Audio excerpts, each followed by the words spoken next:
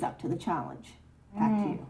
That was quite a hot mic moment for it to be captured, and surely does not reflect well. But at the same time, he is one of the only candidates who has actually expressed publicly what he also says in private as well. To what extent is the figurehead of Donald Trump still hanging over the rest of these candidates at this point?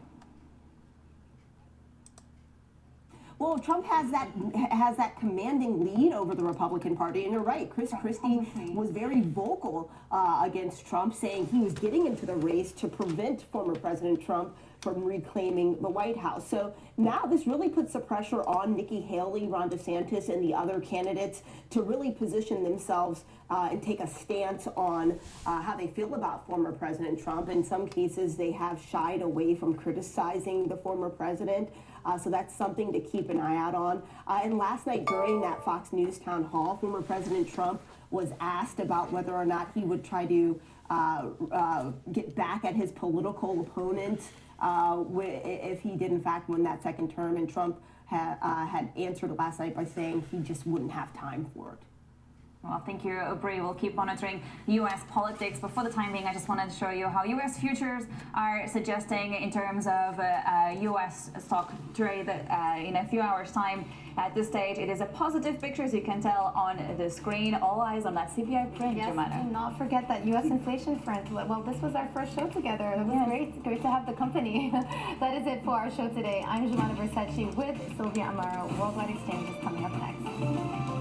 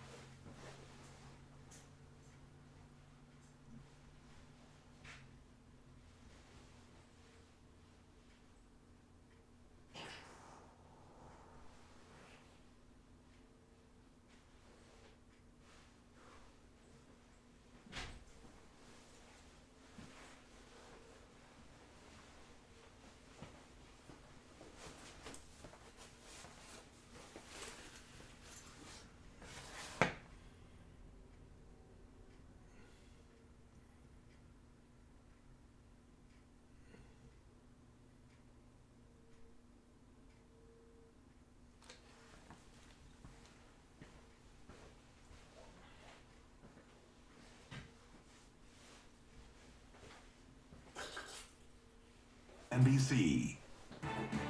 It is 5 a.m. here at CNBC Global Headquarters, and here is your 5 at 5. We start with the SEC approving the first ever spot Bitcoin ETF. Is being called an industry game changer, but will it spark a broader wave of institutional adoption? Also, 7 days and still no solution from Boeing as United and Alaska. They continue to cancel hundreds of flights a day because of their grounded 737 MAX 9 jet fleets. What Boeing CEO David Calhoun told our Phil LeBeau in a CNBC exclusive. Plus, the countdown is on for what could be a major market event, the December CPI report. We speak with Moody's Mark Zandi about that report and the outlook for big Fed rate cuts this year.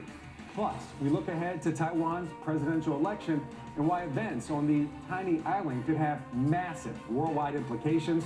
And then later in the show, the big bank risking a fourth quarter loss in the middle of a massive turnaround plan. It's Thursday, January the 11th, 2023. You are watching Worldwide Exchange right here on CNBC.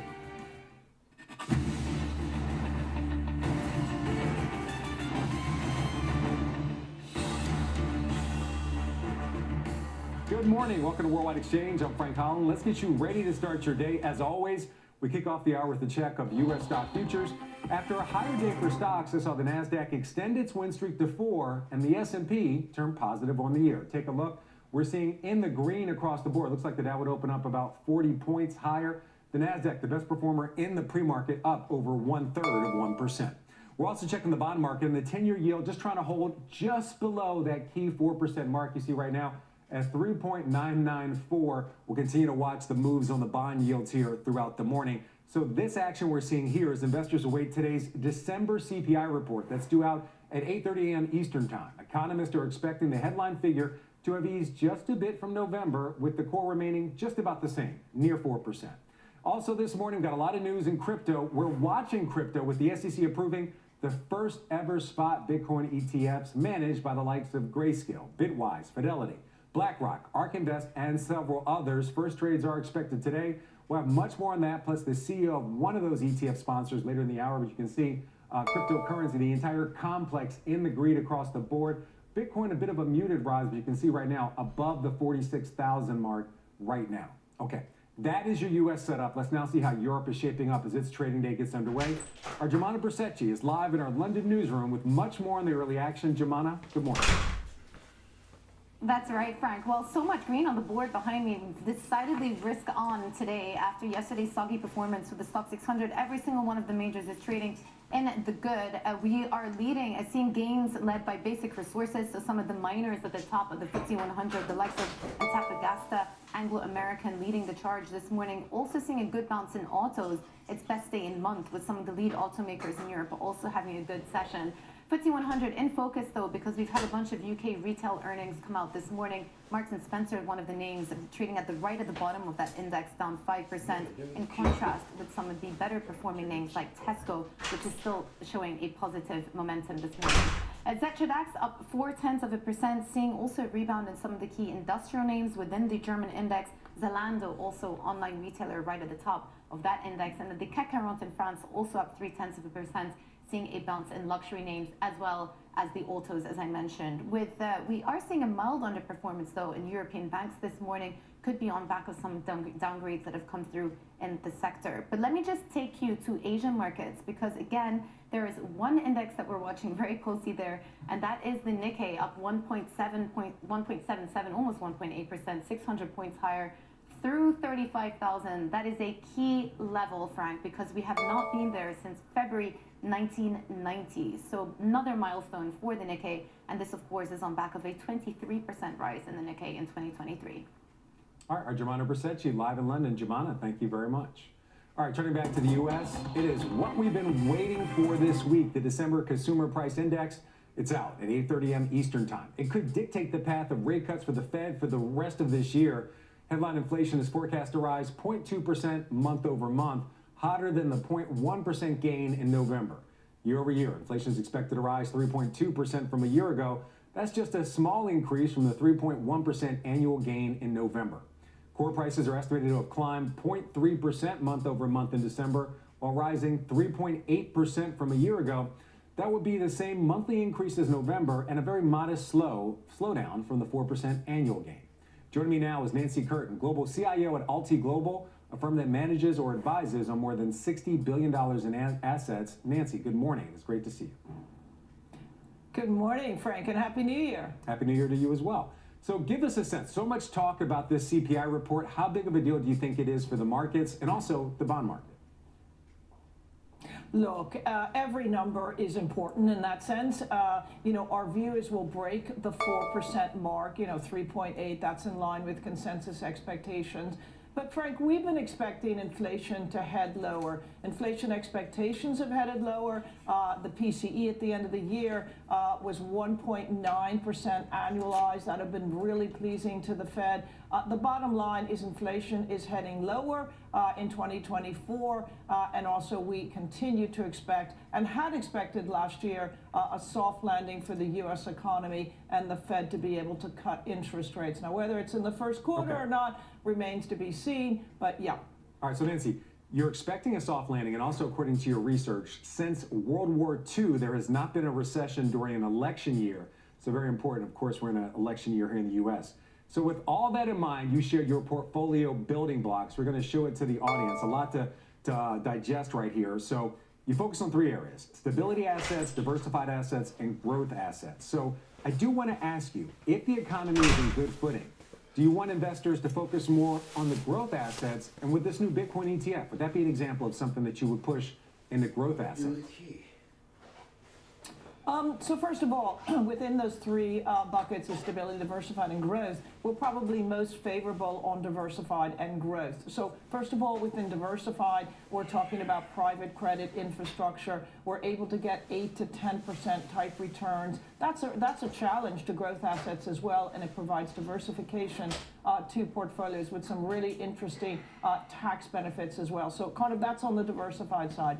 On the growth side, we think earnings and economic recovery will come through this year. That'll be good for growth assets, particularly for things that didn't do as well last year. So we continue to have this broadening in market participation. So that's our expectation. Whereas on the stability side, look, the Fed is going to cut rates, so shorter rates coming down. But Nancy, I have longer to rates ask remain you, pretty if anchored we're on at the path floor. for a soft landing, that's still a strong economy with lower interest rates. Isn't this the time that you think investors should take more risk? I mean, wouldn't the risk be in the growth asset part? Look, if I can make 8 to 10% on things with fixed income type volatility, that's super interesting. But having said that, Frank, we are slightly overweight equities. We've been that way through 2023.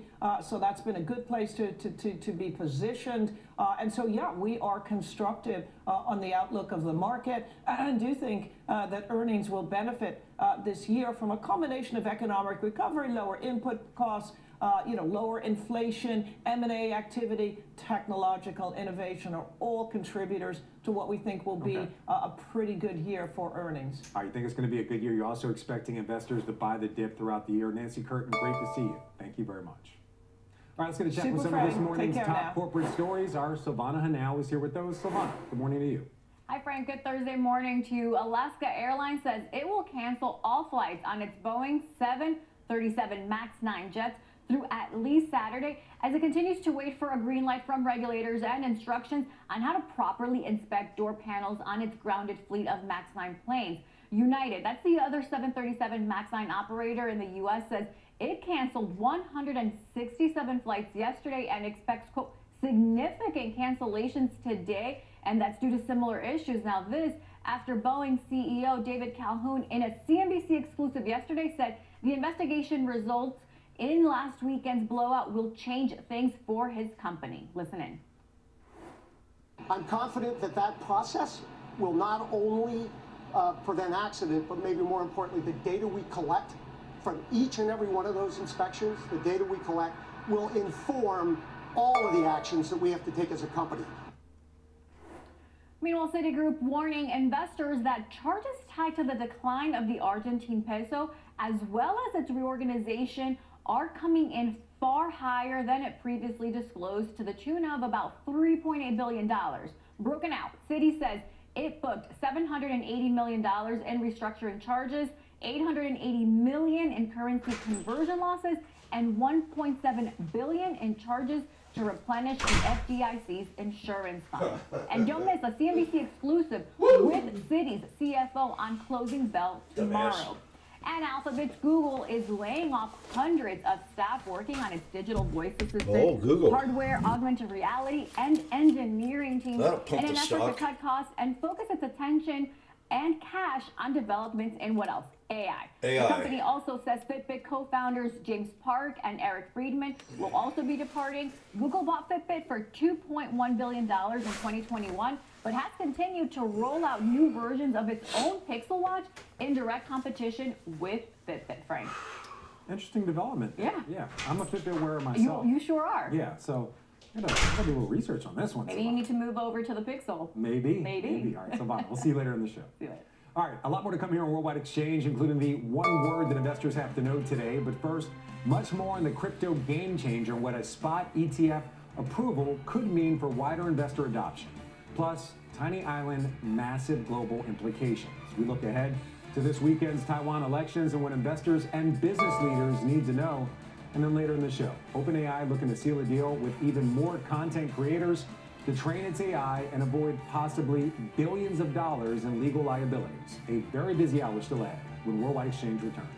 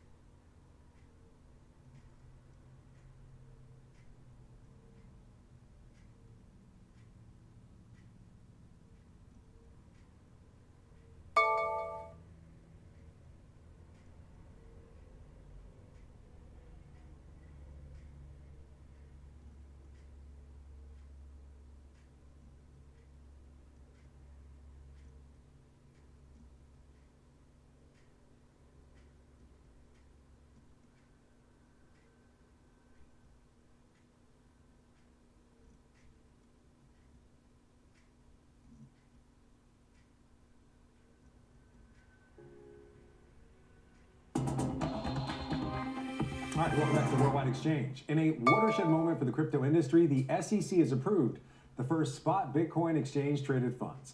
Industry bulls are betting these ETFs will draw in new retail and institutional investors into the crypto market. Watching crypto on the news right now, we're seeing it's green across the board. Right now, Bitcoin fractionally higher. Some of the other coins doing considerably better.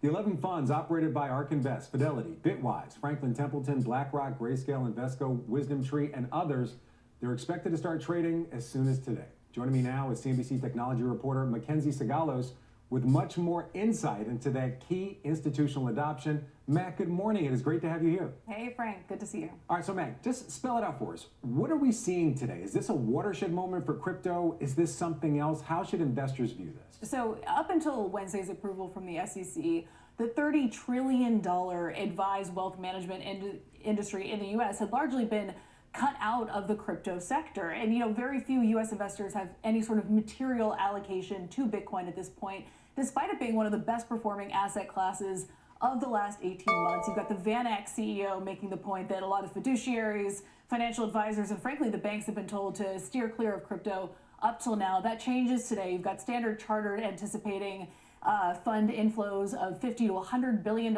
into these spot ETFs in the U.S. by the end of this year. And that's just the primary flows. We're not even looking at the secondary flows here in terms of other publicly listed funds that are now changing their prospectus filings with the SEC so that they can allocate more of their assets under management to Bitcoin. Right.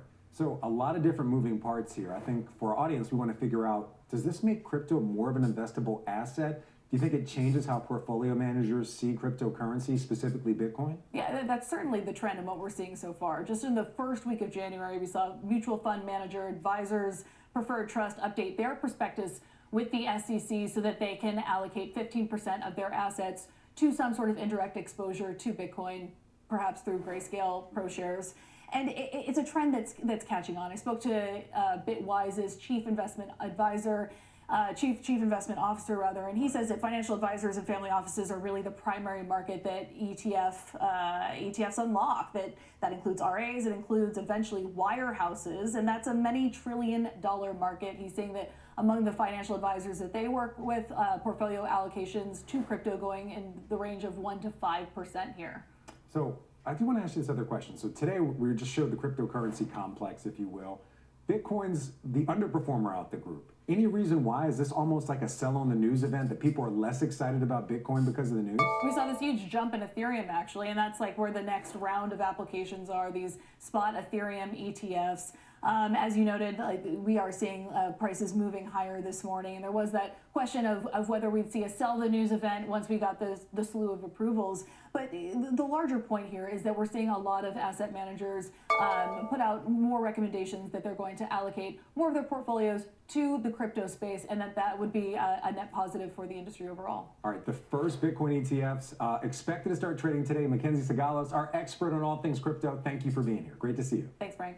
All right, coming up here on Worldwide Exchange, we're going to stay on the crypto beat and a Worldwide Exchange exclusive with the CEO of one of those approved spot Bitcoin ETF sponsors. A lot to talk about there. We're going to be back right after this.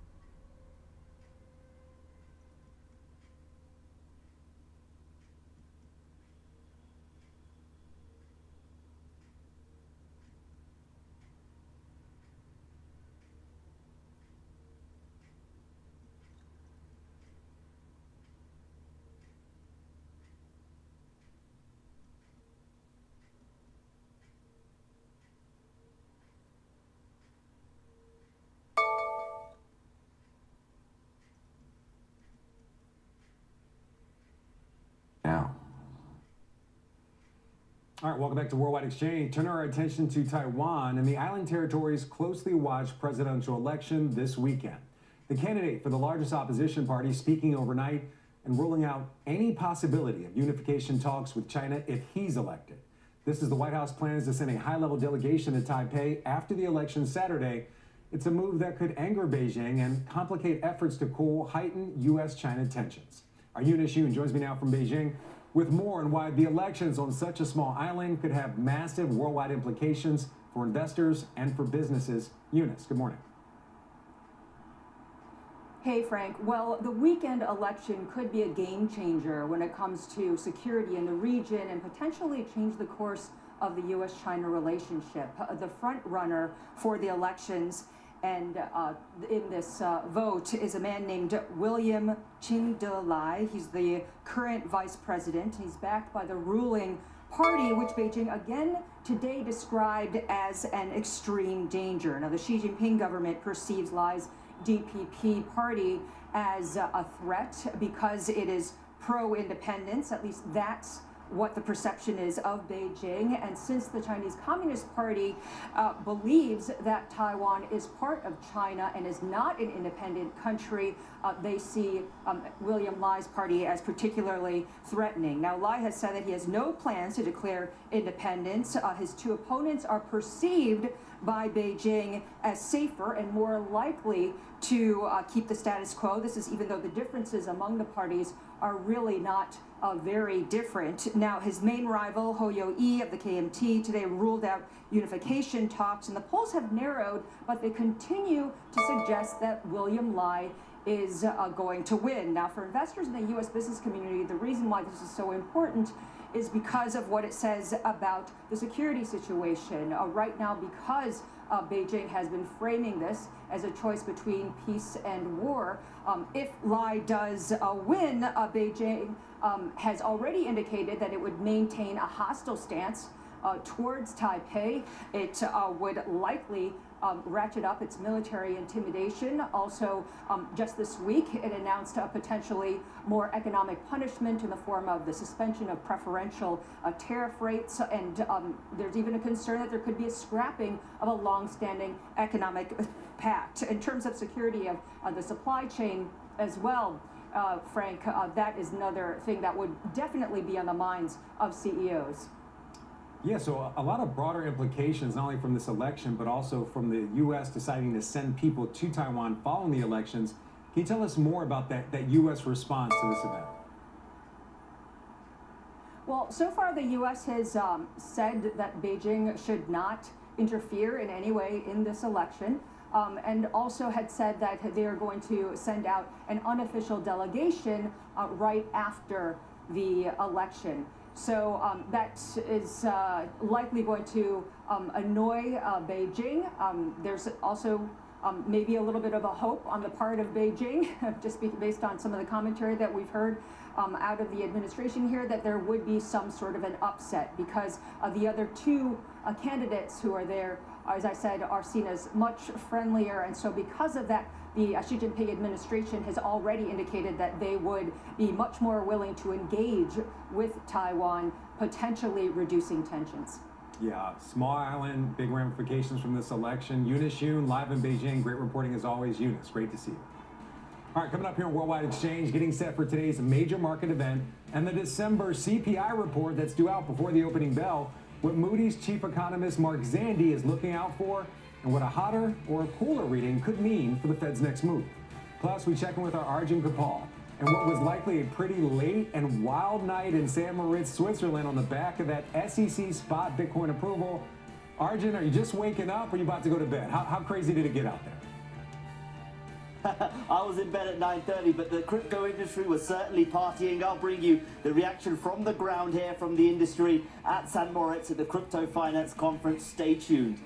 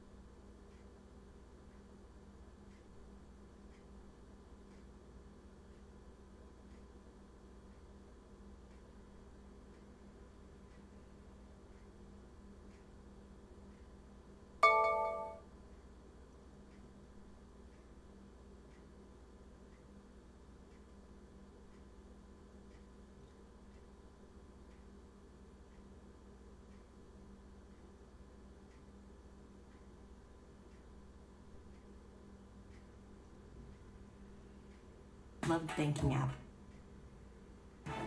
It is just before 5:30 a.m. in the New York City area, and there's a lot more ahead here on Worldwide Exchange. Here is what's still on deck. The market momentum continued to regain its footing with the Dow and the S&P pulling out of the red for the new trading year.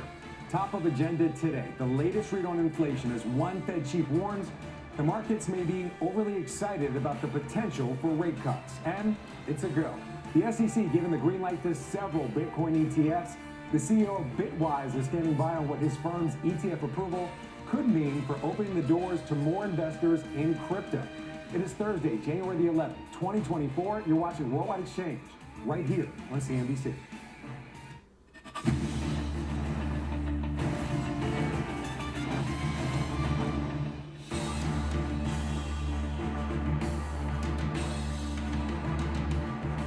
Good morning. Welcome back to Worldwide Exchange. I'm Frank Collin. Let's pick up the half an hour with the check on U.S. stock futures following that higher session yesterday. Take a look right now. You see futures solidly in the green. Looks like the Dow would open up about 35 points higher. The NASDAQ, the best performer in the pre-market, up over 1/3%. We're also checking the bond market and the 10-year yield, trying to hold just below that key 4% mark. Take a look right now at 3.99 even. We'll continue to watch this all morning long. And also, we're watching some breaking news this morning impacting the oil market right now.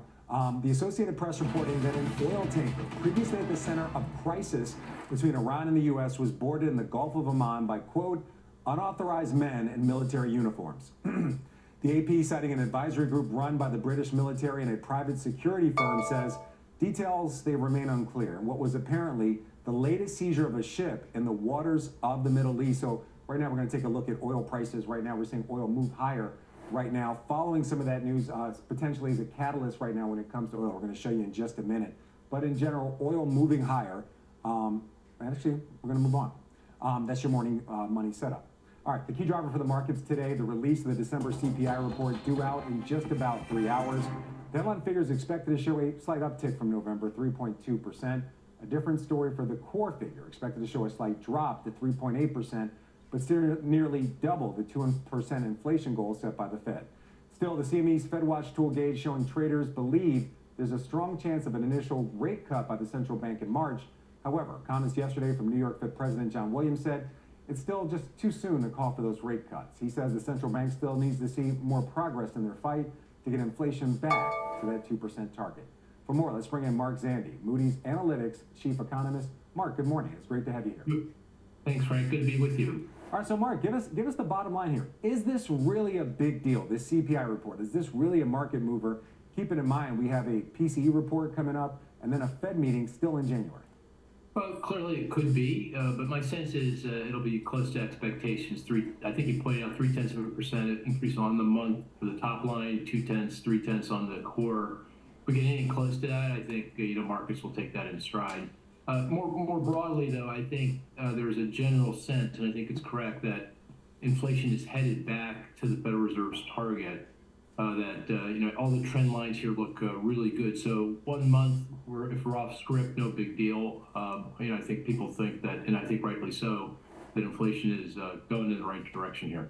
All right, so it sounds like you're saying if it's a little hotter, a little cooler, that's not a big deal. But are there certain data points within here that you think could be a big deal, whether it's shelter inflation or some other data point that you're watching very closely?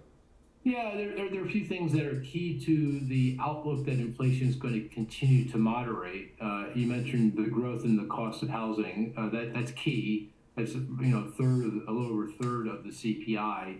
So that has to come in. Everything says that it should. It's tied back to market rents, and rents have been flat to down for more than a year. It takes about a year for the rents to translate through into the CPI, but I would expect that to occur, and we'll see more evidence of that today. So that's something to watch. Also, vehicle prices, that's key, Frank. They went skyward during the pandemic with all the shutdowns and the collapse in production and inventory. Used vehicle prices have come in, but new vehicle prices still remain very elevated, and that's really key also to the outlook for getting inflation back in. So I would watch that as well. Okay. So in your mind, are we on path for a soft landing? When we talk about that soft landing story, how important is this CPI report? And what do you make about those comments from the New York Fed president? Yeah, I think we're on track for a soft landing, meaning no recession. And inflation is key because if inflation doesn't stick to script and remains above target, then the Federal Reserve is not going to be able to cut rates and may even have to raise rates at some point, and that's the fodder for a recession. So, key to a soft landing, critical to the necessary condition for a soft landing is that inflation, moves in the right direction here. I think President Williams is making a really good point. He's saying, look, we've got a ways to go here in getting inflation down. Even if inflation sticks to our script today, core is around 3%, so we need something closer to 2 and 2.5% on the CPI. So we've got a ways to go. So it's a little premature to conclude that we're going to have lots of rate cutting here. I mean, the Fed's forecasting 3. I think we mentioned the markets are 6 rate cuts. That feels overly optimistic. So you're saying the Fed's at 3, the market's at 6. What do you think is the most likely outcome here in 2024? I think closer to the Fed's forecast than the market's forecast. I mean, 3 rate cuts is pretty aggressive, and I think that's probably closer to what we're going to get in 2024. All right, Mark Zandi says, don't fight the Fed. Mark, great to have you here. Thank you very much. Thank you. All right, let's get a check with some of this morning's top corporate stories. Our Silvana Hanau is here with those. Silvana, good morning again. Hey, Frank, good morning again. OpenAI is reportedly in talks with CNN, Fox, and Time to license their news content, including text, videos, and images, to help train its AI systems, making it more relevant and up to date. OpenAI has been battling copyright infringement allegations with companies including the New York Times. Sherry Redstone reportedly launching a formal auction of Paramount Global owner National Amusements. The New York Post says Redstone's bankers, BDT Capital Partners, is now sharing non-disclosure agreements with private equity firms to view National Amusements financials, which currently has a 10% stake in Paramount and controls 77% of its voting shares. The Post adding Redstone prefers to sell all of National Amusements. Now, this follows yesterday's Wall Street Journal report that Skydance Media is discussing an all-cash bid for National Amusements. And a meaningful rebound in the housing market could be underway. KB Home posting lower sales and earnings for its fourth quarter, but it says the recent decline in mortgage rates makes buying a home more attractive, noting it's seen a significant uptick in orders over the first several weeks of the first quarter. Now, the home builder believes it's well positioned to meet buyer demand, signaling home prices could fall from where they stood in the fourth quarter, Frank. Silvana, thank you very much. All right, turning back to our other top story, and in a watershed moment for the crypto industry, the SEC has approved the first spot Bitcoin ETFs. These are ones that industry bulls are betting will draw in new retail and institutional investors into the crypto market. Watching crypto on that news, we're seeing Bitcoin up about 0.75%, but by far the laggard when you look at the crypto complex. You see Ether, actually the best performer this morning, up 5.5%. The 11 funds operated by the likes of ARK Invest, Fidelity, Bitwise, Franklin Templeton, BlackRock, Grayscale, Invesco, Wisdom Tree, and others are expected to start trading as soon as today. Joining us now from the Crypto Finance Conference in St. Moritz, Switzerland, is CNBC Senior Technology Correspondent Arjun Kapal. Arjun? Good morning, Frank. Look, let me give you the view from the ground here. I was in bed at 9:30, so I could be bright and fresh for WEX, but people I've spoken to this morning said the celebration started off a little tame because they weren't sure after the full start from the SEC previously, and then they got a little bit more rowdy as everyone celebrated this ETF because it is a big deal for the crypto industry. 3 things stand out on this news for me. First, as you mentioned, Bitcoin relatively flat. It had a 150% rally last year, and a lot of this on the ETF optimism, and so that's very much priced in. But Ether, the standout performer. Why? There is now expectation from the industry and participants here on the ground that the SEC could next approve an Ethereum ETF as early as May, and that's why you're seeing Ether up. But I want to contrast that with comments from SEC Chair Gary Gensler, which were very strong after the approval. Effectively, he was saying, don't think that because we've approved the Bitcoin ETF, we're going to approve a bunch of other crypto assets. He said it should in no way signal the Commission's willingness to approve listing standards for crypto asset securities. Gensler reinforced the fact that he sees most crypto assets as securities, whereas Bitcoin is a commodity, and he reiterated that Bitcoin is a speculative asset and can be used in illicit activity. So the SEC hasn't turned pro-crypto all of a sudden, so that could be pouring cold water over some of the ATF thoughts about the Ethereum ETF. Now, I just want to give you a view of what this means for the broader crypto industry and prices going forward. I had a chance to catch up with Anthony Scaramucci, the founder of Skybridge Capital. Here's where he thinks Bitcoin's going in the next year. Because of the broader nature of ownership and because of the pushing of the Wall Street sales forces, Bitcoin will go through its all-time high. And remember, we see it as digital gold. And so if you look at the market capitalization of gold at $13 trillion, there's no reason why Bitcoin couldn't be 50 or 60% of that market capitalization. So that implies a 10x price over the next decade. But could Bitcoin be $100,000, which is more or less a double or plus a little bit more than a double by this time next year? I do believe that. Scaramucci's view there very much broadly of the crypto industry that Bitcoin will hit new all-time highs this year and perhaps go further thanks to the ETF and potentially the upcoming halving as well, Frank. All right, Arjun Gopal live in St. Moritz, Switzerland, claiming he went to bed early, but I heard there was a lot of partying going on there. Arjun, great reporting as always. All right, we're going to stick with Bitcoin now. Joining me now in a CNBC exclusive is Hunter Horsley, the CEO of Bitwise and the sponsor of one of those newly approved spot Bitcoin ETFs that start trading today. Hunter, good morning. Great to have you here. Frank, great to be with you. Good morning. So I just want to start off, what do you think? Obviously, you're excited to get into the spot Bitcoin ETF business, but what do you think this means for Bitcoin specifically going forward? Arjun just mentioned he's at a big cryptocurrency conference over in Europe. People believe it's going to hit new all-time highs this year on the back of this new ETF. I think this is probably the most important moment in Bitcoin's history, or at least in the last 10 years. It's a huge unlock for access to the space. We think it's an incredibly important moment. So according to a survey that your company recently did, about 88% of portfolio managers, they've been waiting for an opportunity to add Bitcoin and other cryptocurrencies, and they say an ETF is that opportunity. So once this, now that it's approved and once it starts trading, what kind of adoption are you expecting on the portfolio manager side? Do you believe it's going to be like a certain allocation of a portfolio? What are you hearing? Yeah, we're hearing huge demand. So at Bitwise, we're launching BITB, the lowest cost Bitcoin ETF in America.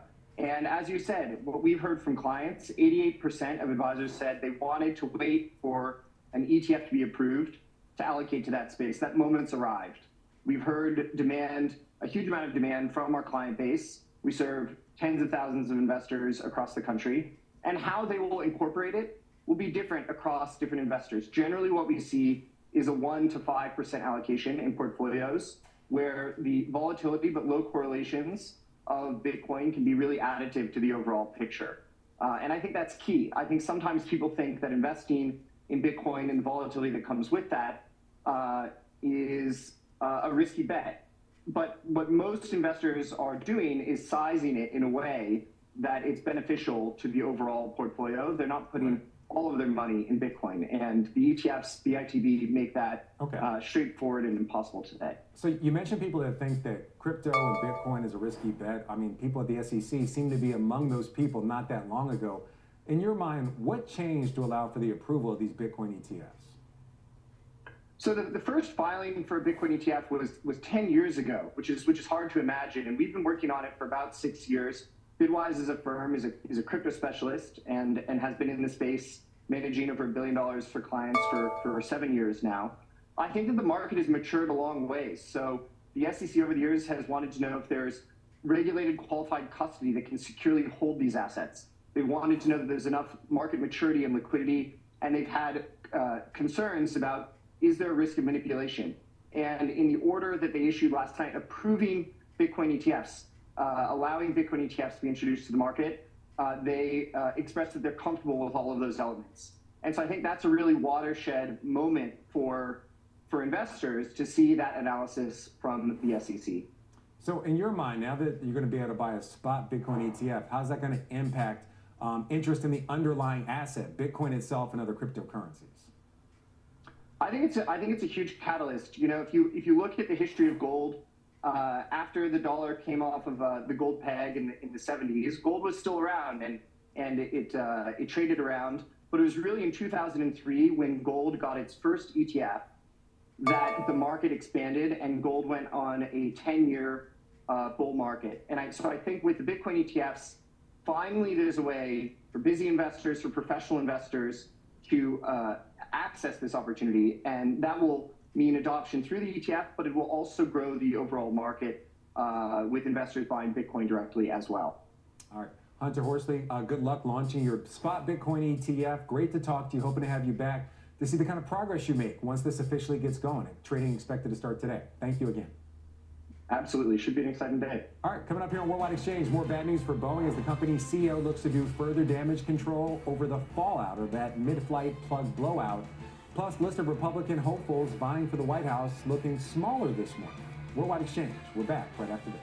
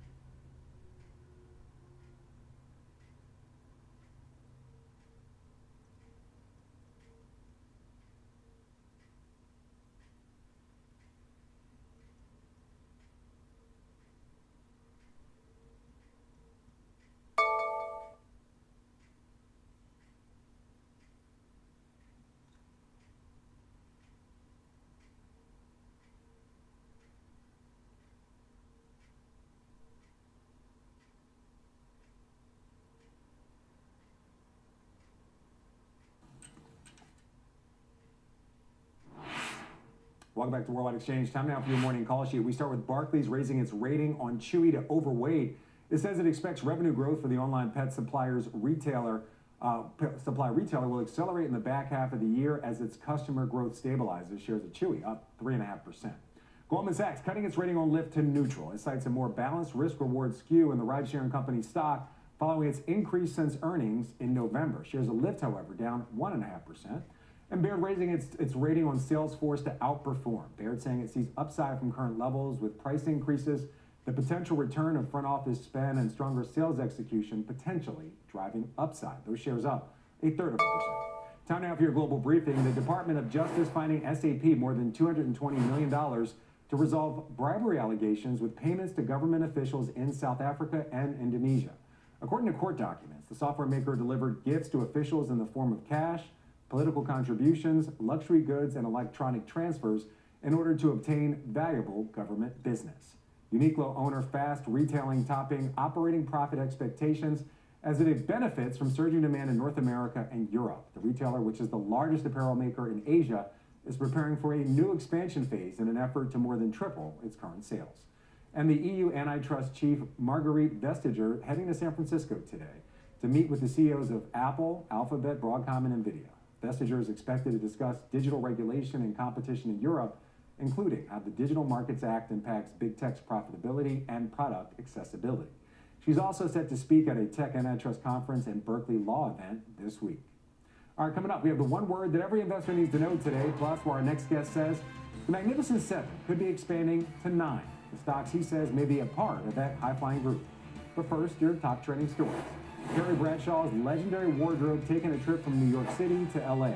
The tutu worn by Bradshaw during the opening credits of HBO's Sex and the City hitting the auction market in L.A. next week for an expected price of between $8,000 and $12,000. An iconic gum is facing its final blow. Ferrara Candy Company announcing it is discontinuing Fruit Stripe gum after a 54-year run due to changing consumer preferences and purchasing patterns. Another farewell, this time for one major name in college football. It's the big one.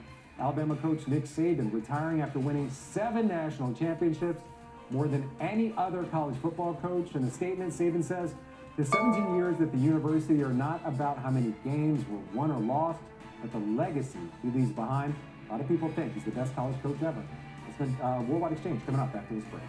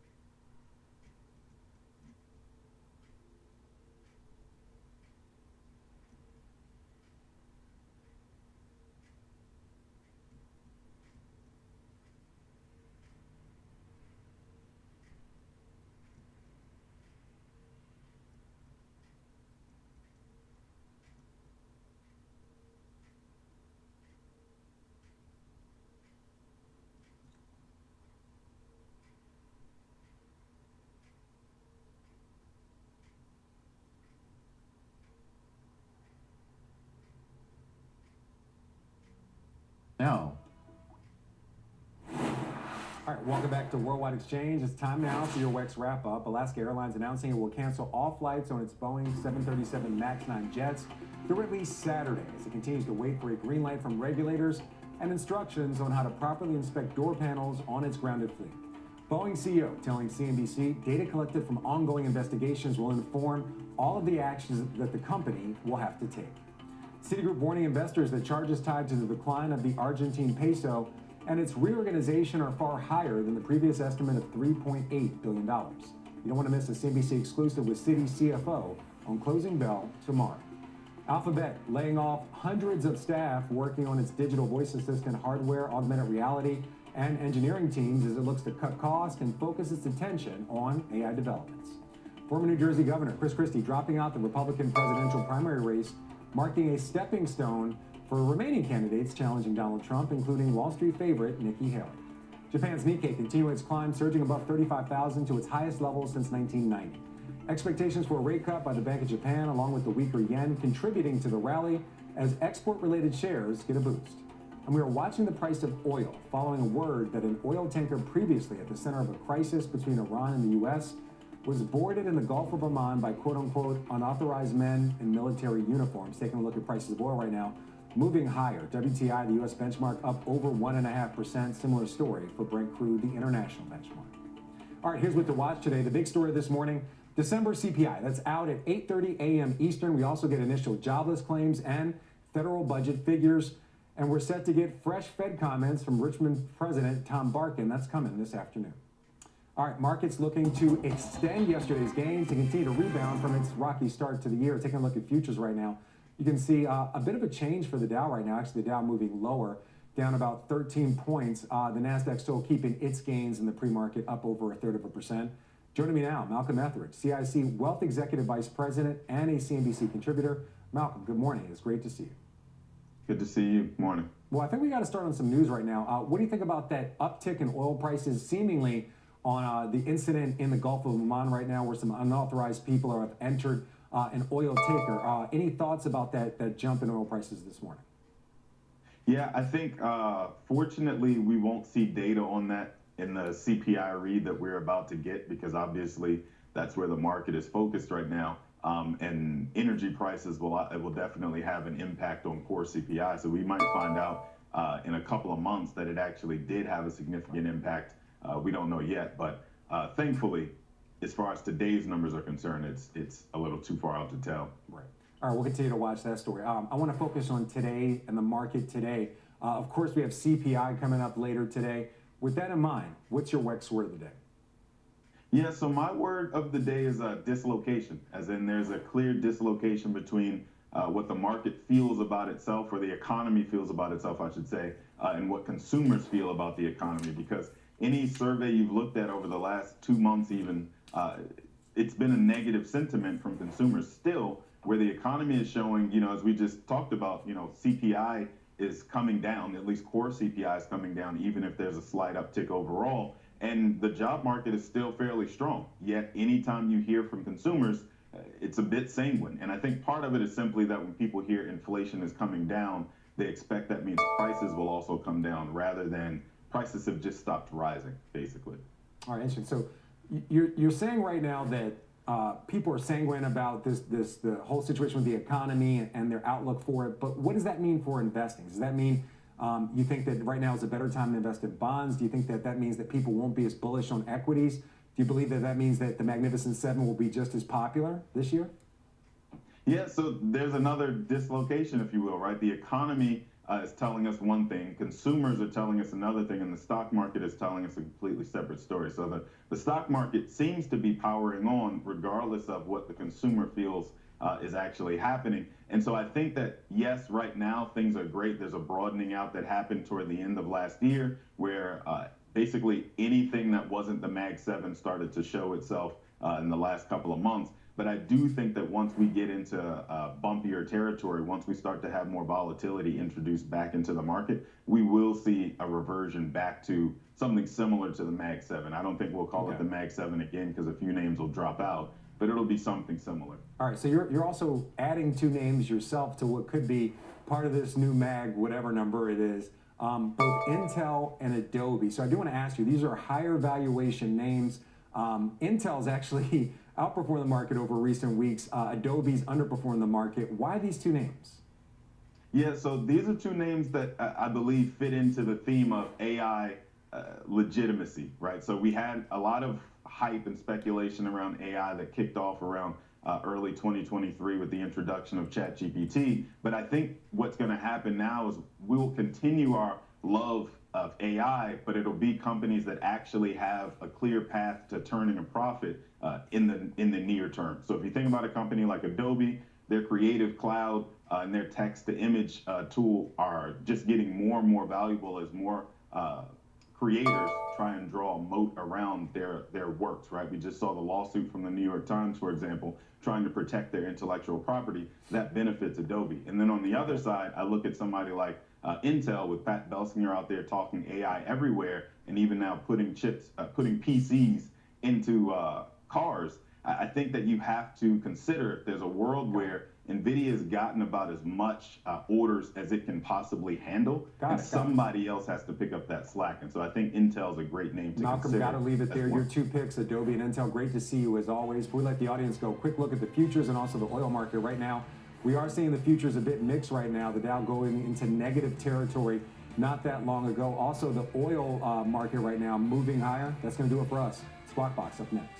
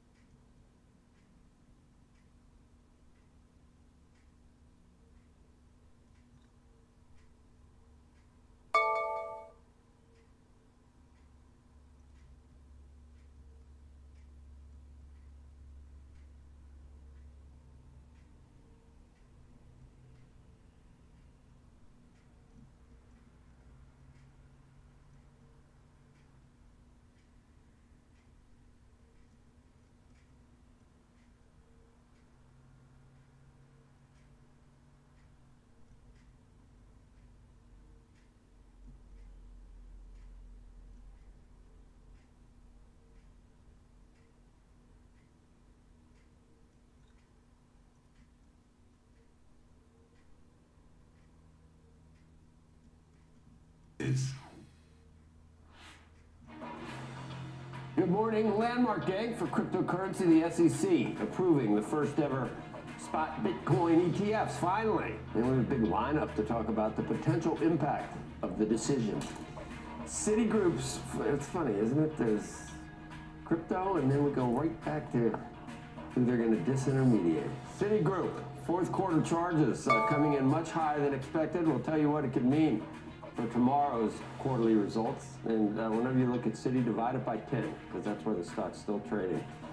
Plus, key inflation data on the way. We'll get December CPI at 8:30 a.m. Eastern, and we'll tell you what it could mean for the Fed and your money. It's Thursday, January 11th, 2024. The first day of the rest of Pompliano's life. Spark Box begins right now.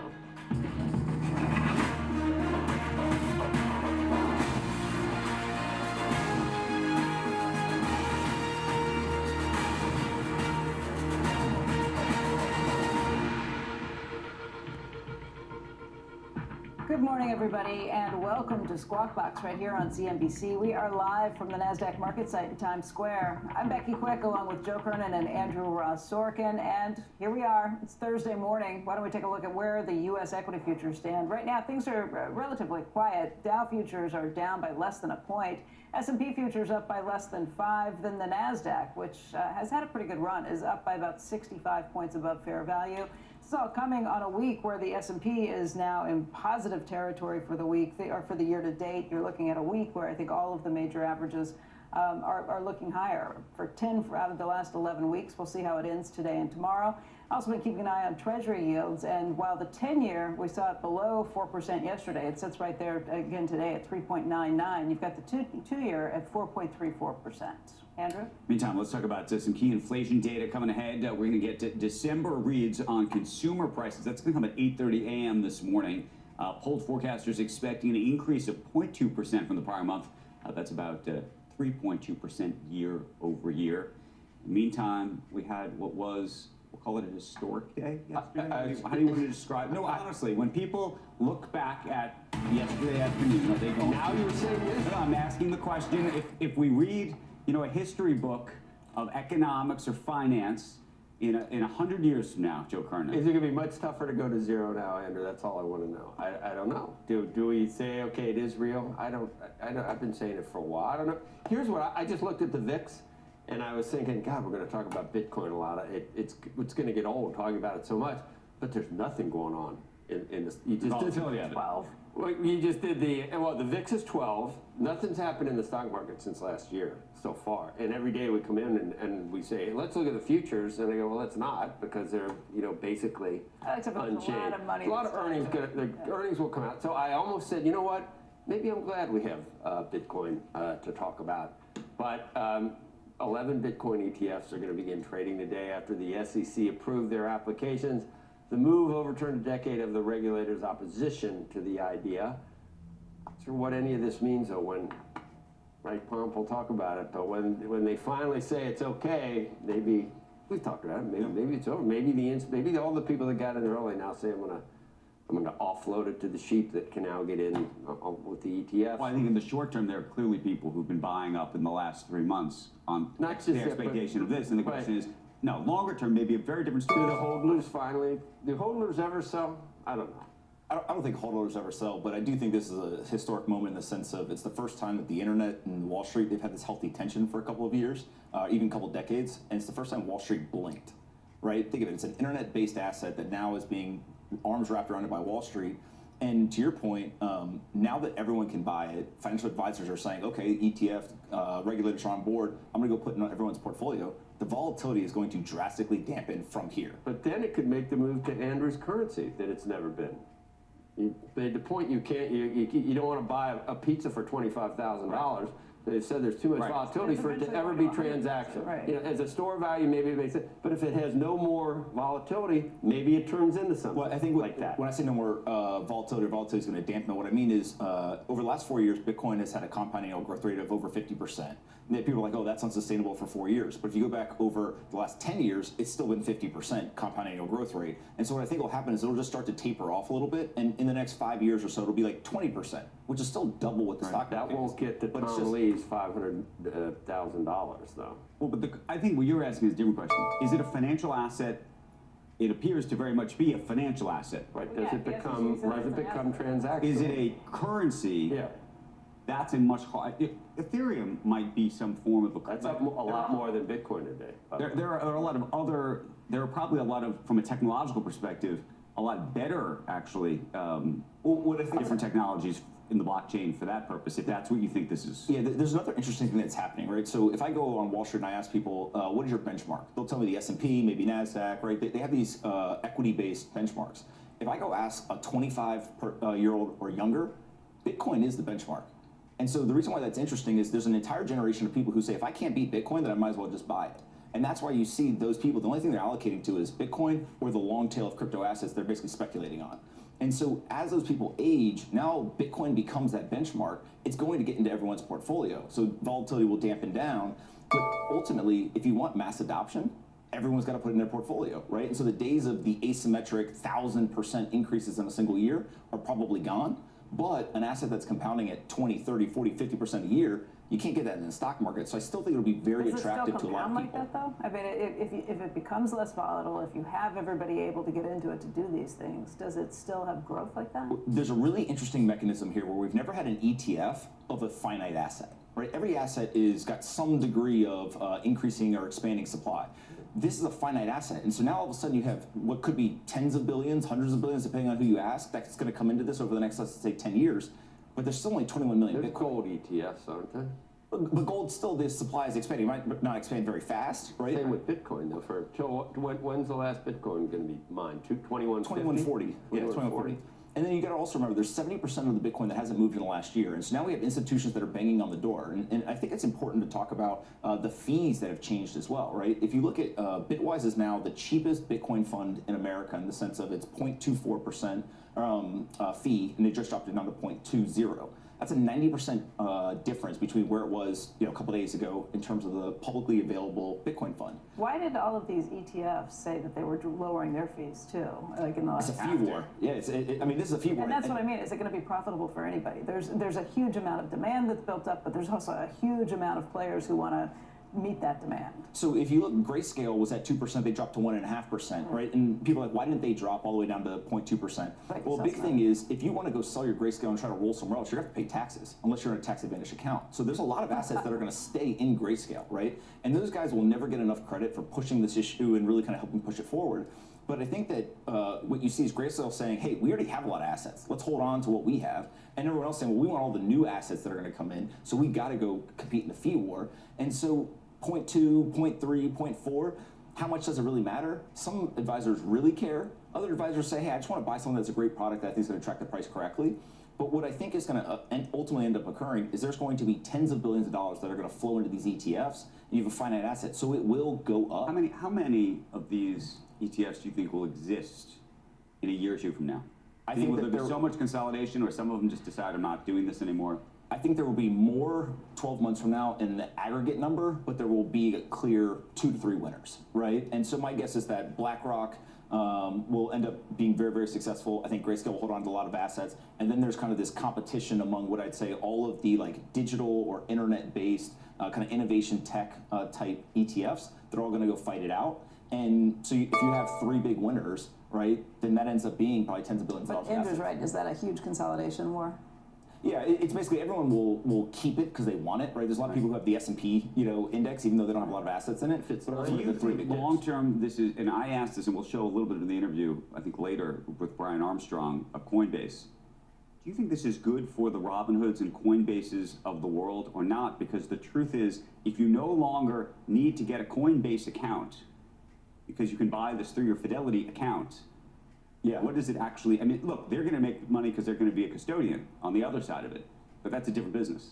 So I've invested in Bitcoin, I've invested in a lot of equities across this thing, and this is an interesting day because I'm an investor in 21 shares, I'm an investor in Coinbase, I'm an investor in Bitwise, and so I'm seeing kind of how each one of them is playing this out.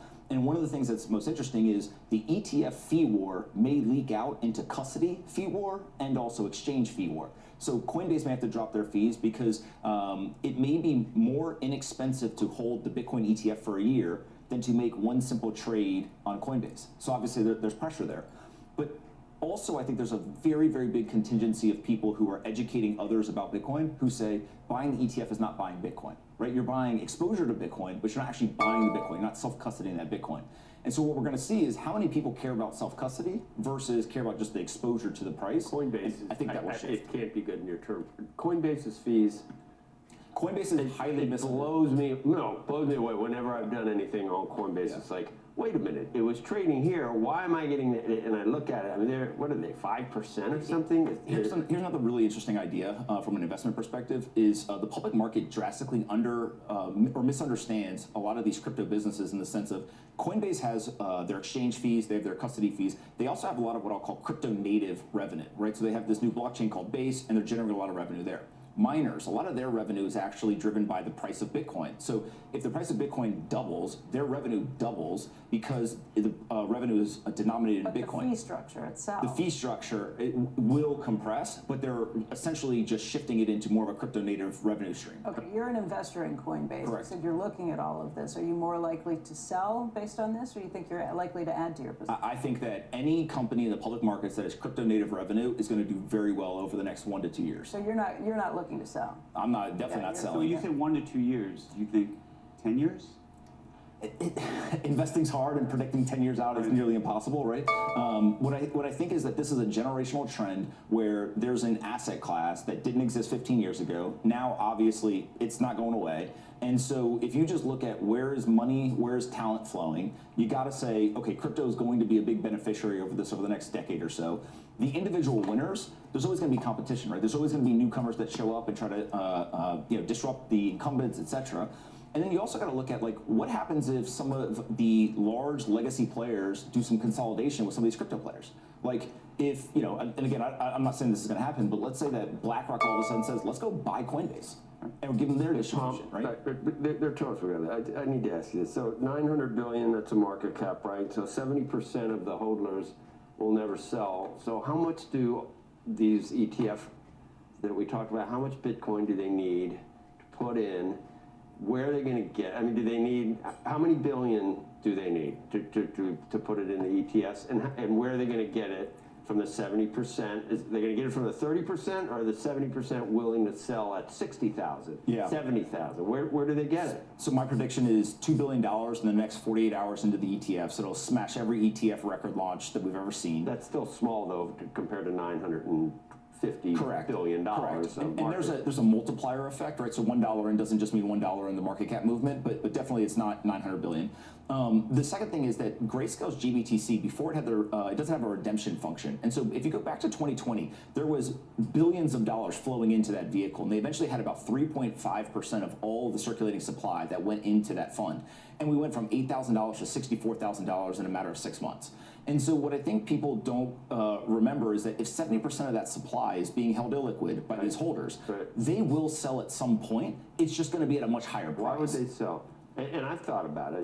I've got a tiny amount, and if it's going to $500,000, I'll never sell. But I look at it and I'm thinking, wow, it'd be nice to get, 46 is not a bad number. There's a lot of people who sold Amazon over the years, right? Many other great investments. But I think we don't know it's an Amazon.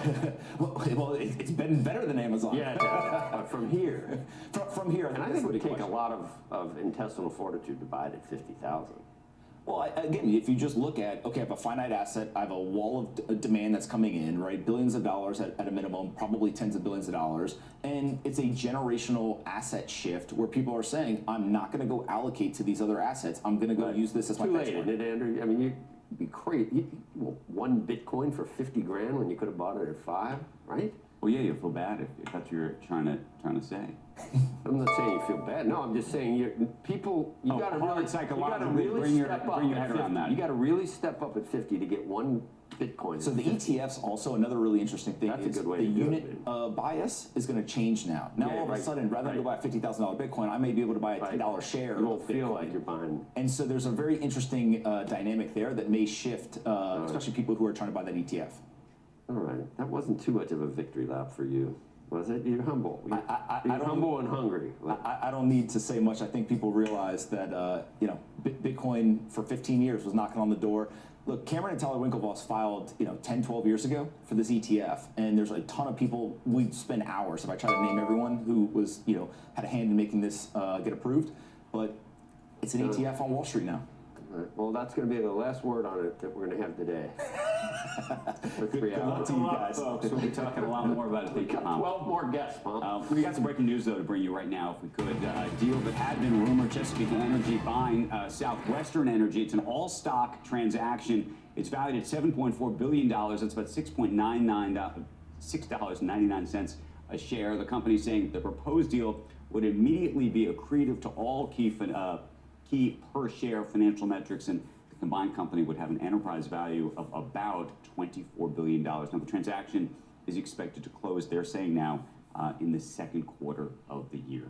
When we come back, a lot more on Squawk, as we said. Buckle up. We'll be talking a lot about the future of crypto, but first, we're going to talk about a potential deal to bring back 3 major tax breaks for business.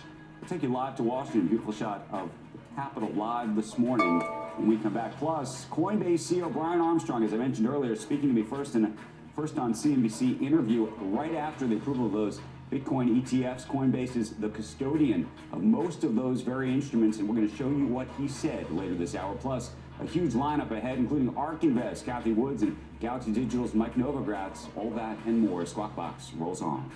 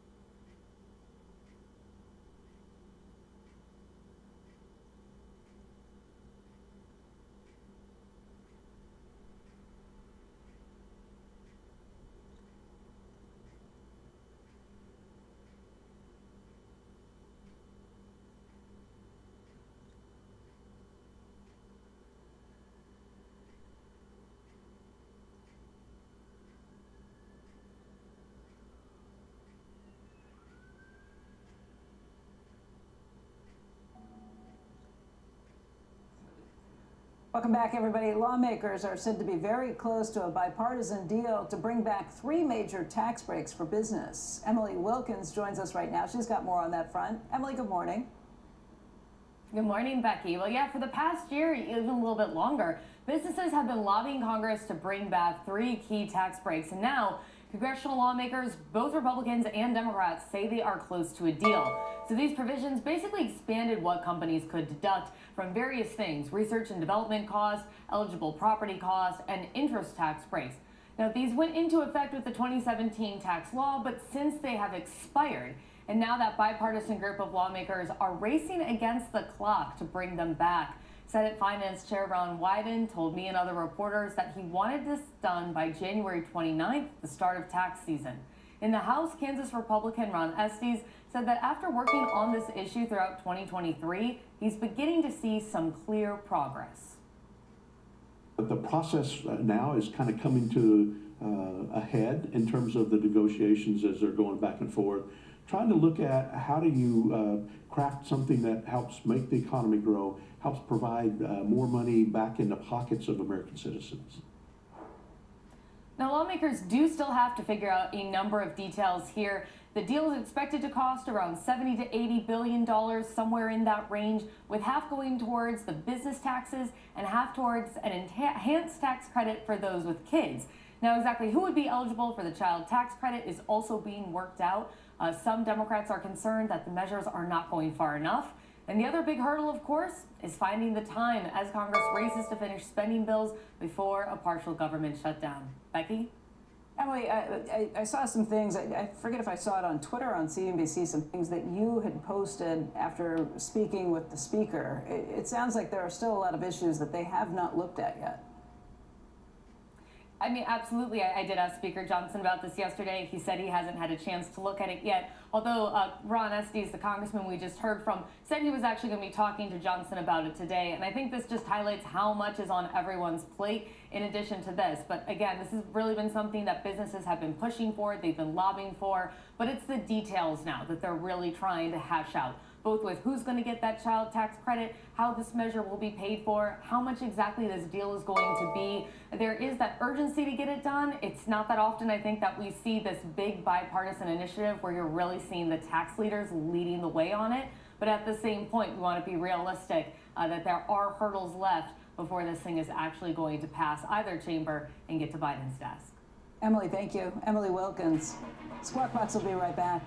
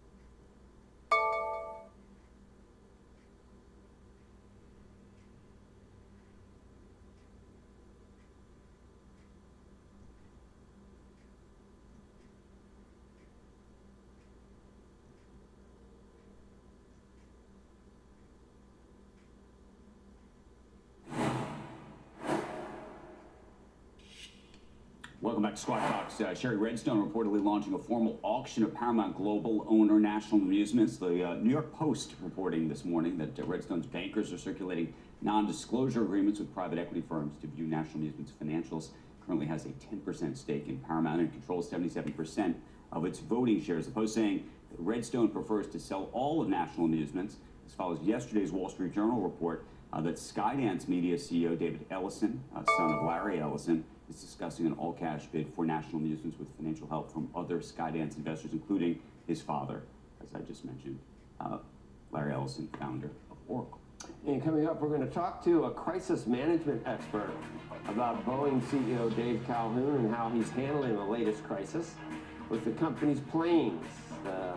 Crisis 7 planes. I don't know. It's hard to keep track.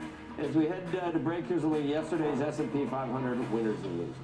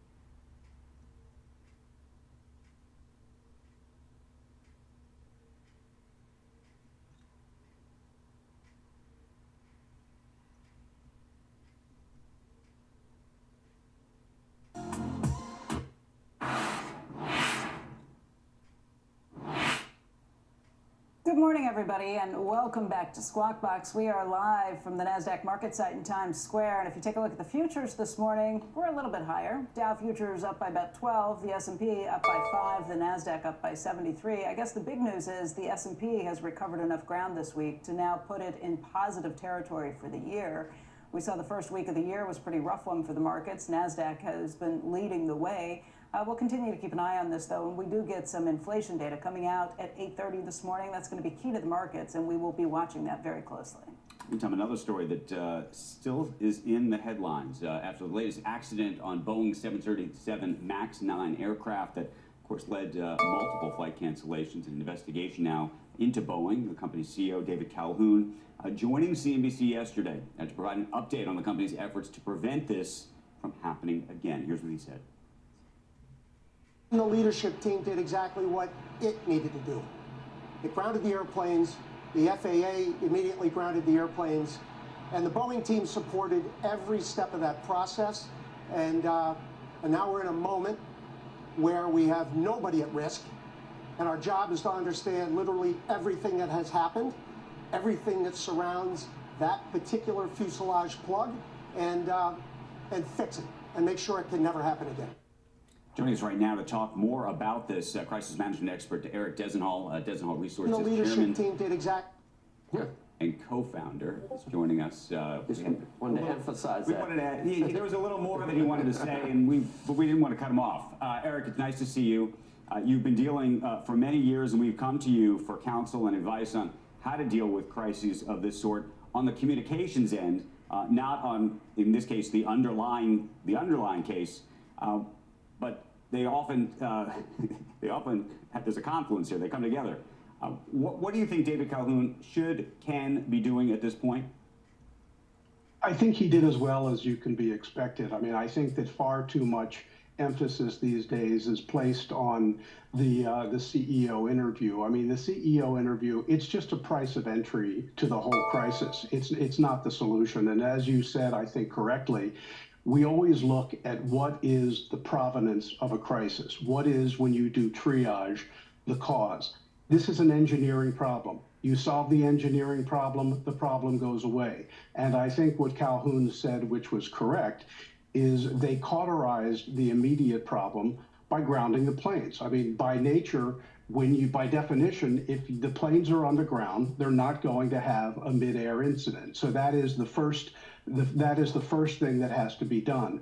I think that what we don't know now, and I am not an engineering expert, is what the fix is. The minute there is a fix and it is understandable to the airlines and explainable to the public, Eric, the problem will recede. I think the question is, what if it's the 10th engineering problem that you're cauterizing under your tenure as CEO, and prior to that you were on the board of the company when the last guy was also presiding over a slew of engineering issues? When does the board say, all right, we've seen what we're going to get here? Well, as I've said on prior interviews about similar subjects, I reject this whole notion that you just throw a virgin in a volcano and the problem goes away. I think that there is far too much emphasis on this death watch. There's a problem. You bring in the CEO to do an interview. The experts declare the CEO's interview to have been botched. People say, when are you going to fire him? The board is watching the interview, says we better fire him, or because people are going to continue to ask the question. I think that is the answer. Fine. No, the interview's fine. But what about one after another of what gets you in the trouble where you have to do the interview in the first place? Could no one have done anything differently? Could no one have run Boeing better over the past 5 years?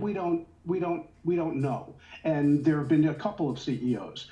And so I think that what you have here is a strategic issue of what are you going to do with this problem child plane? I mean, to me, that is the broader strategic issue, that there keeps being problems with this plane. Eric, speak to this, because, and I think it's where Joe's going, and you can make the argument on both sides, I imagine, but it appears, at least from the outside, that there might be a larger cultural problem at this company, and that unto itself, from just a communications or an image or reputational standpoint, is a real demonstrable conundrum.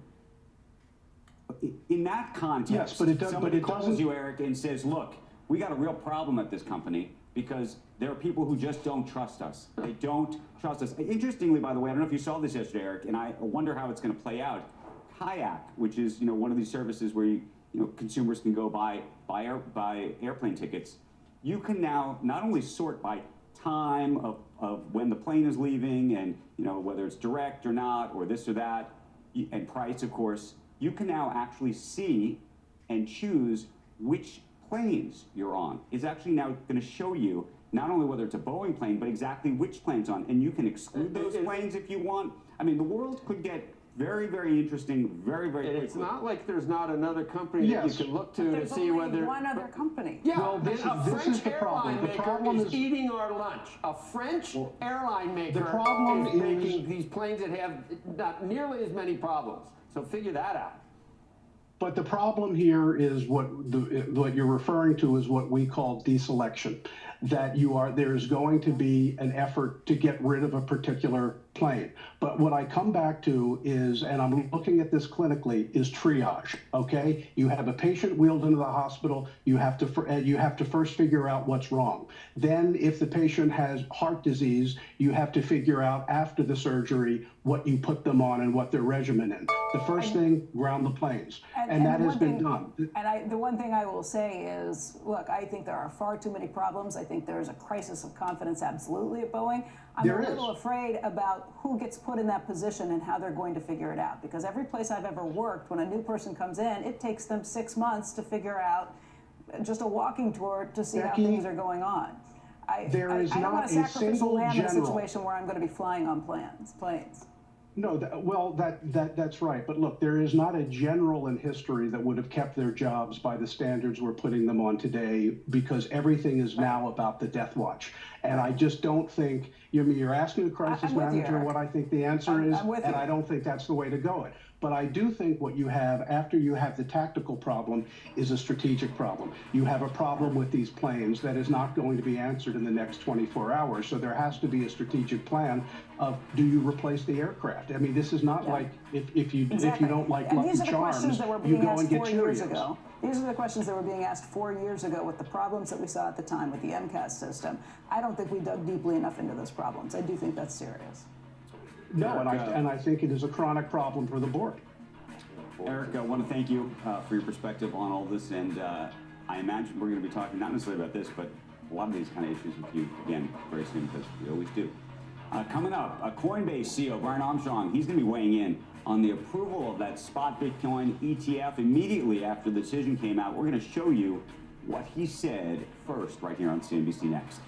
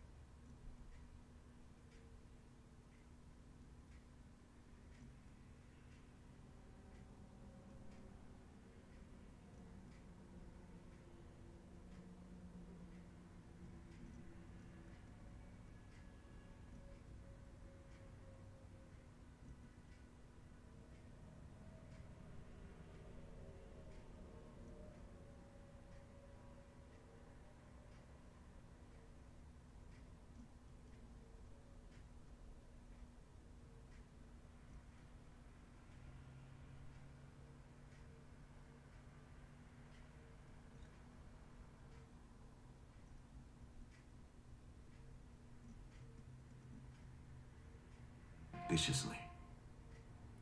Welcome back to Squawk I want to get back to the SEC's approval of that spot Bitcoin ETF. Coinbase is the custodian for most of those instruments, and I spoke with the company CEO Brian Armstrong last night, first on CNBC. This was right after the decision came out, and I asked him about the magnitude of this moment. This is a monumental step for the crypto industry and for Coinbase too. And the reason is that, look, there's 52 million Americans who have been using crypto over the past decade. And I think they've been hungry for some kind of acknowledgement from government and the SEC in particular that this asset class is here to stay. And they finally got that. It took a long time. I want to give a big shout out to Grayscale, which is one of the firms that pursued this in the court to finally get it to fruition. But it finally happened. We had a number of ETFs approved today. And of course, it was a big day for Coinbase too, because we were named as the custodian in 10 out of 13 of these applications. So I think this means that over time, we'll see new pools of capital come into Bitcoin. But more importantly, we had a huge regulatory milestone that showed the legitimizing power of this industry. How much does this impact your business? Well, we're not sharing any kind of projections or revenue numbers, but I can tell you this is very win-win. And the reason is that, yes, we're going to generate revenue as the custodian of 10 out of 13 of these ETFs. And that's great for these new pools of capital that want to come in and get exposure to Bitcoin. But our existing customers and our retail app where we've had all these people come in and get crypto to date, they don't just want exposure to Bitcoin. They also want to use Bitcoin for a variety of things. They want to use the other crypto assets out there for commerce and staking and Web3 and decentralized identity. And so, this is the future of money we're talking about here. There are going to be people who have wanted to get access to the Bitcoin world, to invest in Bitcoin. Historically, the only real way they could do that was to use Coinbase, for example, to buy Bitcoin and hold it. Now they're going to be able to buy a Fidelity ETF or the Grayscale ETF or the BlackRock ETF.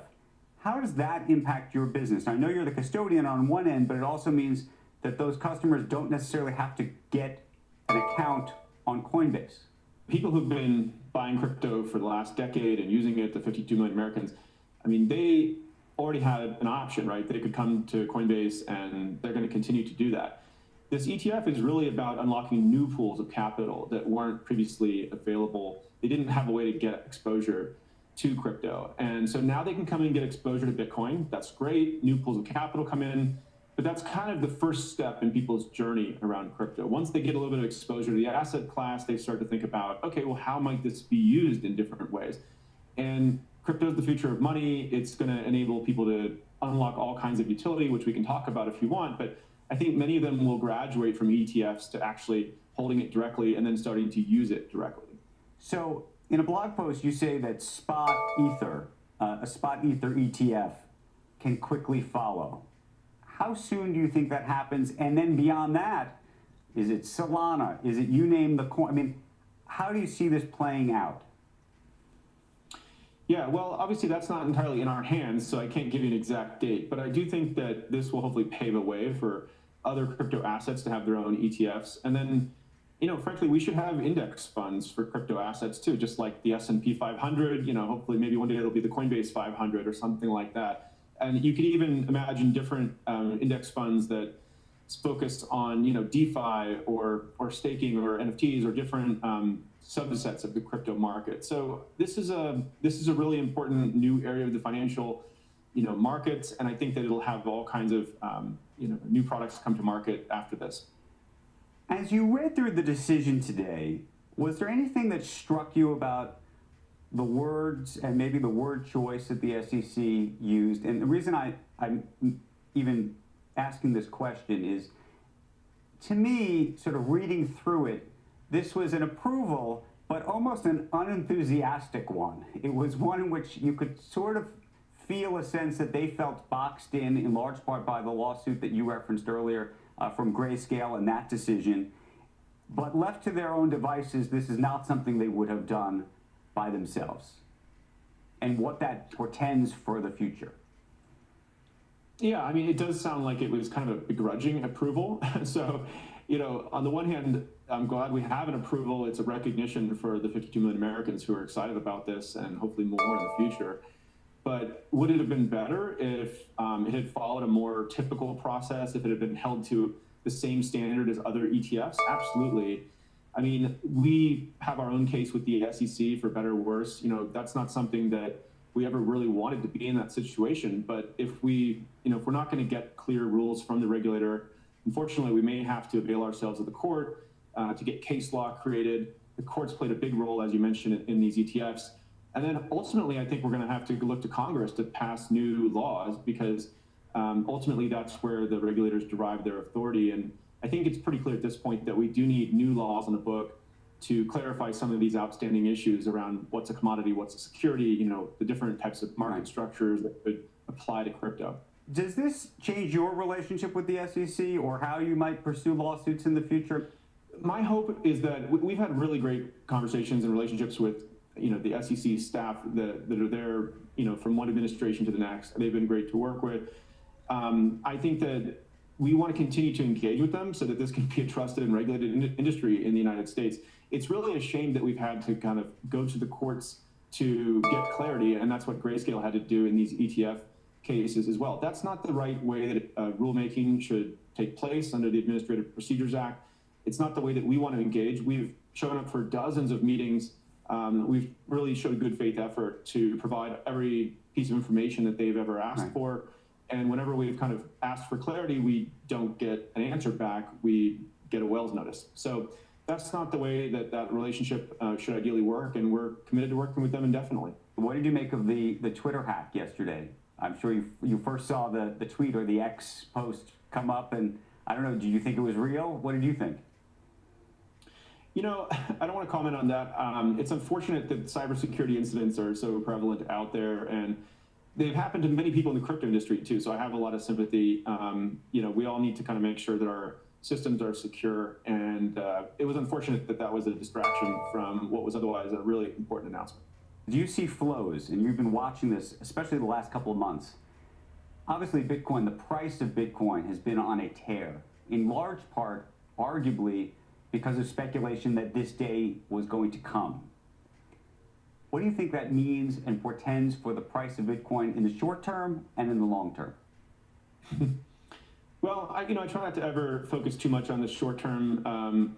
The volumes today I didn't see any major price movements happen, but I think you're right. Over the last 2 to 3 months, the market did move up quite a bit, and probably that was at least in part due to the anticipation of these approvals. So look, I'm optimistic on that. I think these approvals will bring in new pools of capital over the coming many years.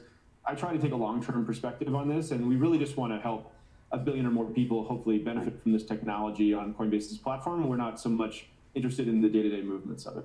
25 years from now, 50 years from now, where is this day going to stand in the historical context of business and money? Maybe right up there with when the first Bitcoin purchase happened, for a piece of pizza, I think for 25,000 Bitcoin or something.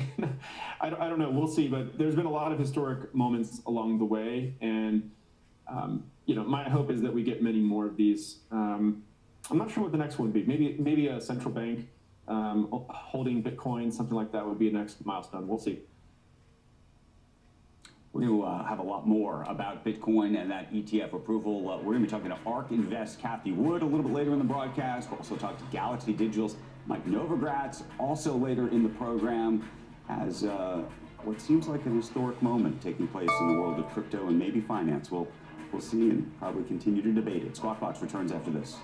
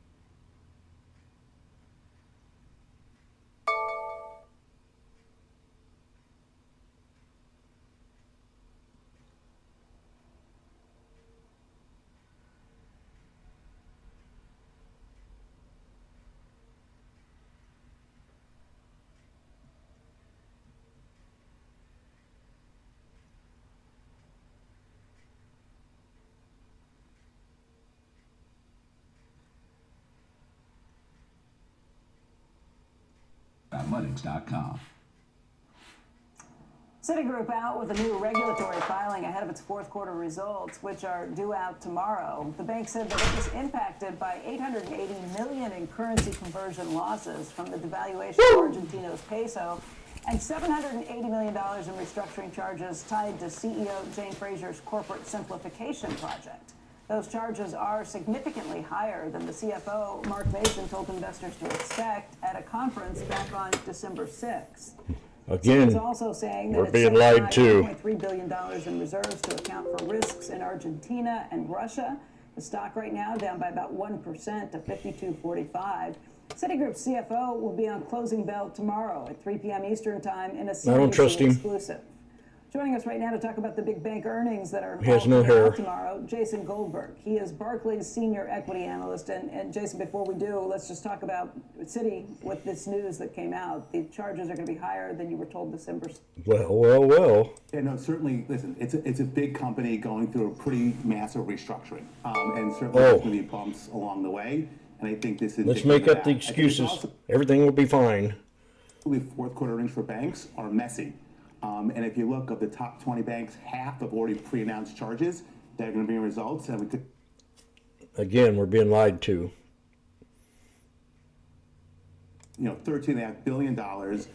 This guy's probably being honest. Is tied to the failures of Silicon Valley and Signature Bank last year. So it's going to be messy.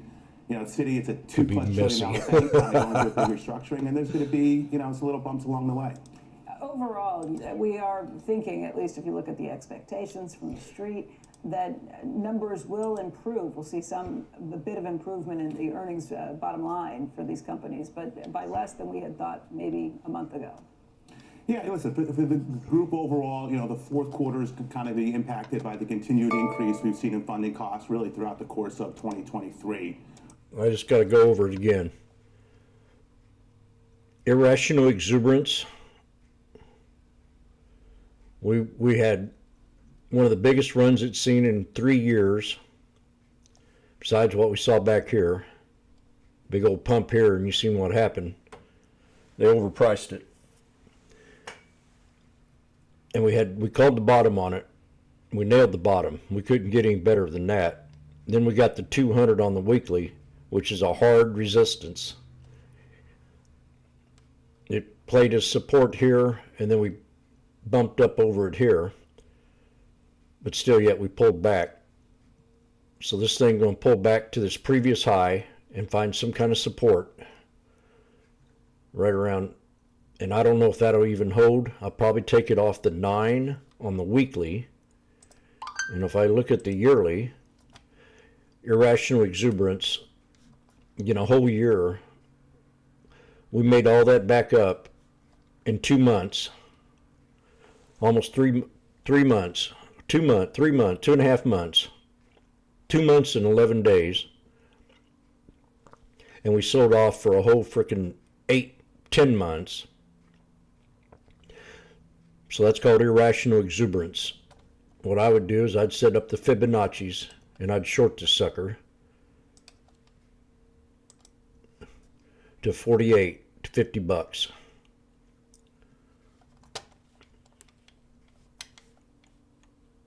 I've been real strong about this irrational exuberance for the last, month and a half, because they didn't price the market tries to predict the future. So they predicted 6 rate cuts, which now is a little bit irrational because that's not what we're hearing yesterday. And we're hearing about all these layoffs. Google laying off a bunch because of AI. They're all laying off because of AI. They realize a computer can do just as good or better as a human.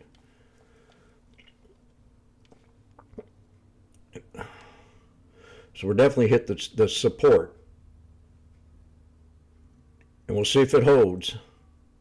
52.60. If not, on the yearly time frame, your next support's going to be right around the $50 level, which I talked about. We could bounce off the 21 and short it to that, because we've had 3 days of irrational exuberance into earnings.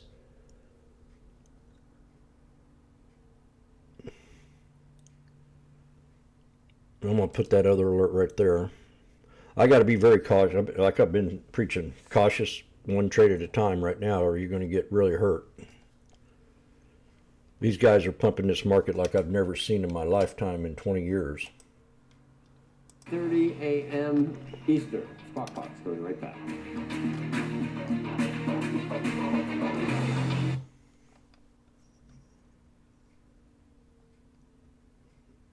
In fact, I'll put my alert right here off the 21.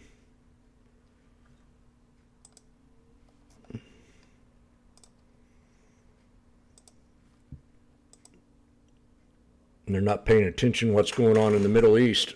We got an oil tanker get bombarded now, which is causing oil to go up today. And they were bashing oil.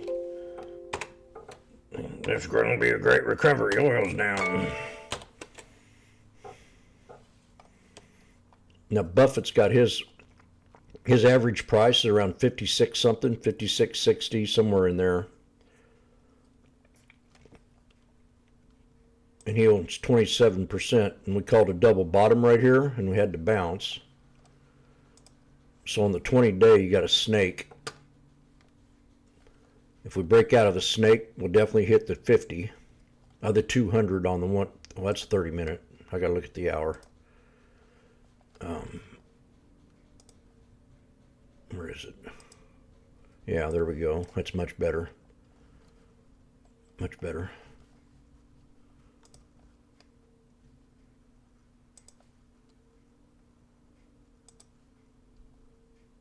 So we're at a 1, 2, 3. Wubbus, Tubus, and a freebie. So if we break out the 65, we'll run up, maybe hit this yin yang right here, right around 58, and pull back, bounce off the 65, and run up to the 200. Right now we have a Ubit, 2 bits, and a freebie. That's dog talk in 1, 2, 3.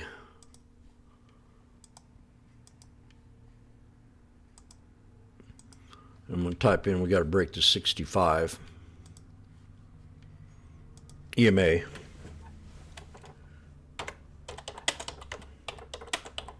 If not, we'll pull back a little bit. We have to break.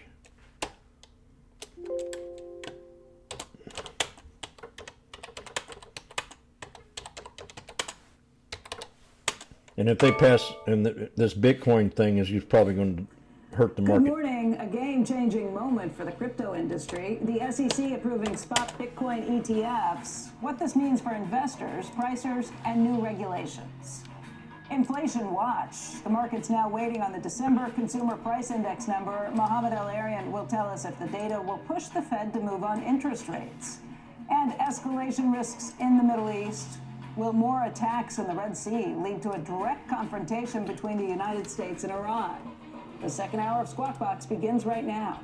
Don't worry, our defense secretary is in the hospital with prostate surgery, and we have our other second in charge in vacation in Puerto Rico, while we have 3 wars going on in the country. So we're just sitting fine with them suckers. Times Square, I'm Ross Sorkin along with Joe Kernan and Becky Quick. Take a look at the futures. We will get to crypto in just a moment. Don't worry, we'll give them another $3 billion.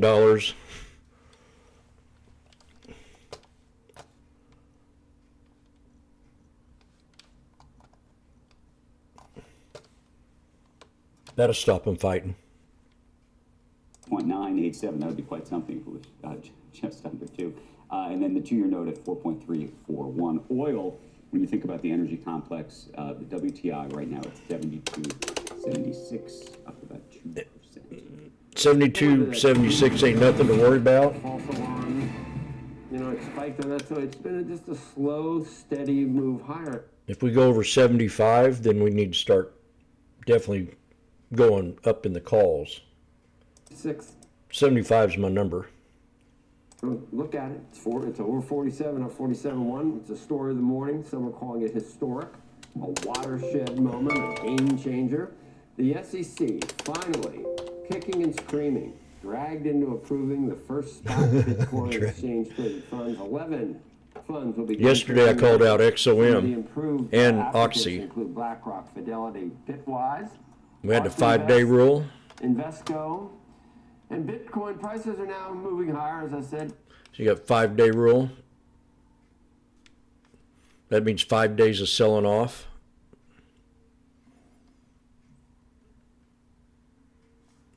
Five days of selling off. 5 days of running up.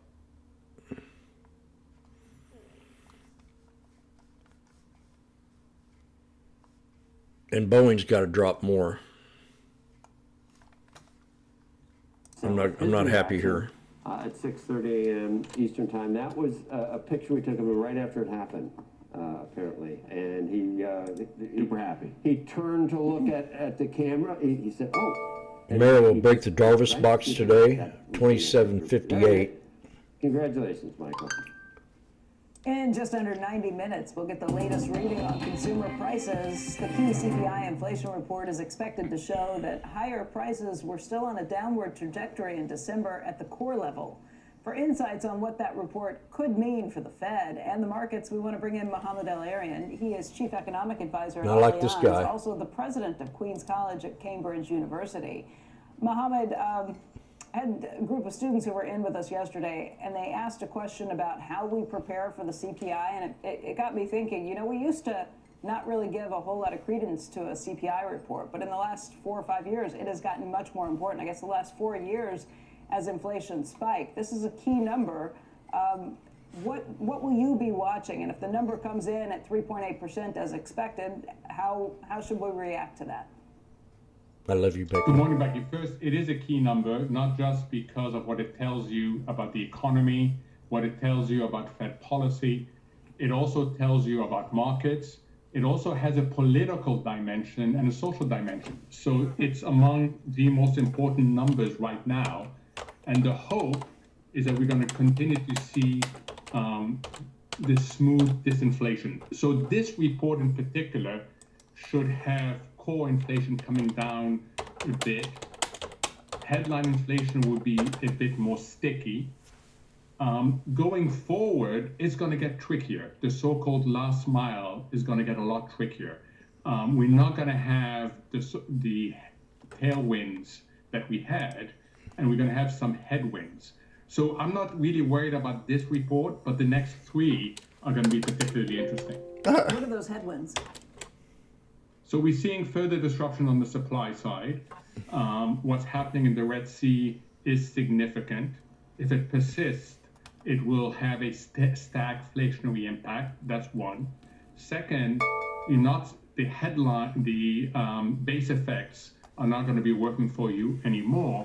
And then third, there's a limit to how much goods disinflation we're going to get. We need to see services disinflation come down. So far, we've benefited because certain goods have been in outright deflation, and that has dragged the averages down.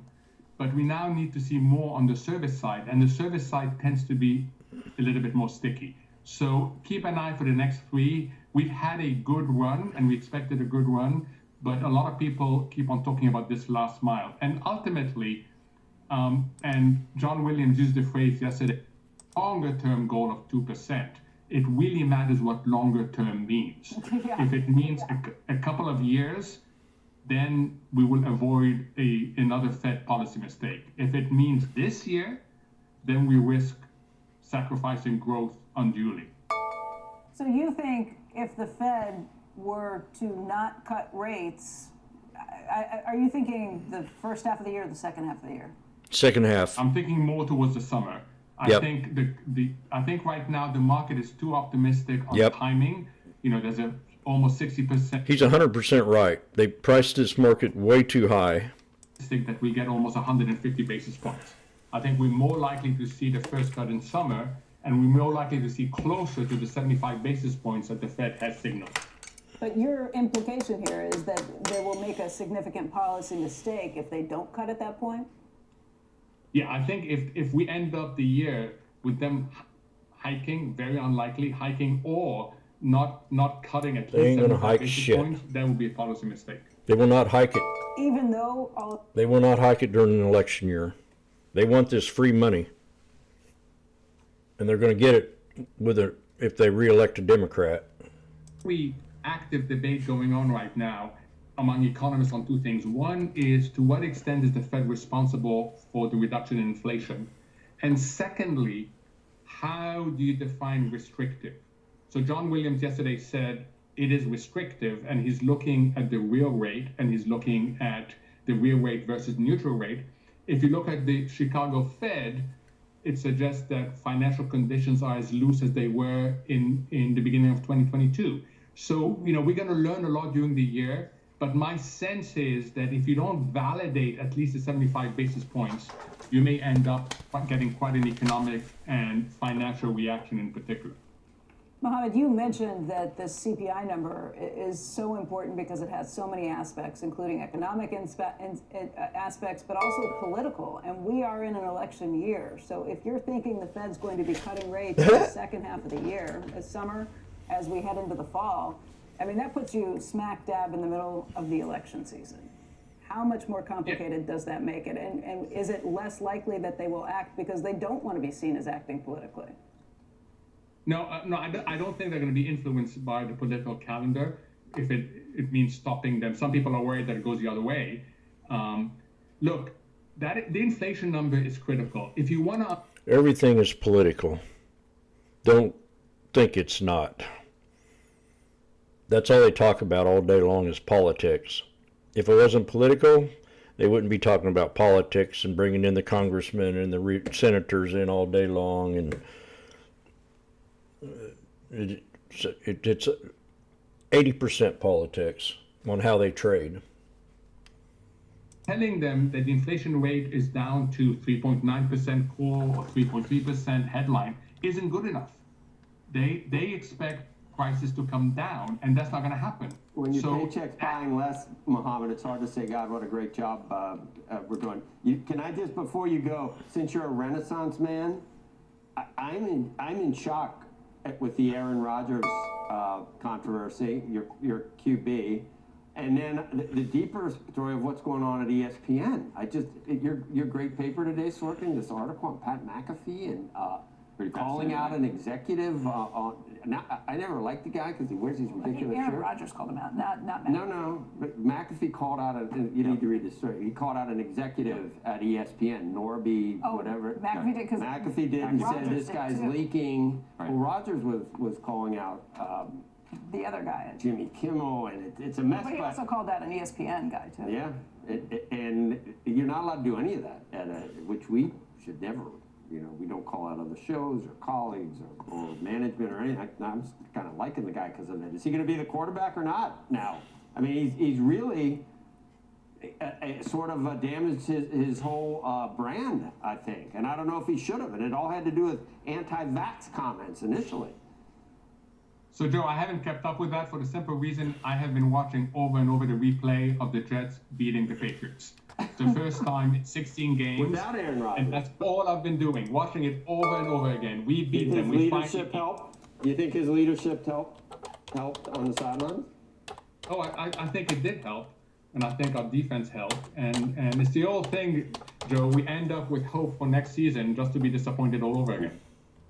I know we're going to run out of time. Can I just ask one little quick question?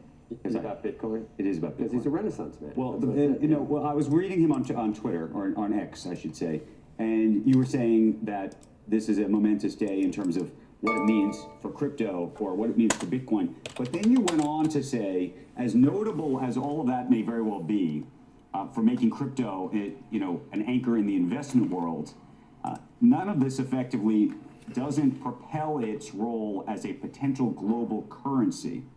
And my question to you about that is, part of what Brian Armstrong was saying is that he thinks, and we'll see, that as you get more and more investors effectively interested in this, that's just going to get more and more people interested in crypto writ large. And if you get a lot more people interested in crypto writ large, eventually maybe it does become a currency. So that distinction is important. Look, I agree with Brian. It's a monumental day. It's a game-changing day. What happened I don't yesterday don't with want the to talk SEC about this. is Come gonna on, man. result in three things that is really meaningful for crypto as an investment. Oh, crypto, yay. Not as a currency, as an investment. One, it will deepen and broaden participation. Two, it will provide legitimacy at a time when a lot of people were worried about scandals. And third, it will give cover for some other regulators to follow suit.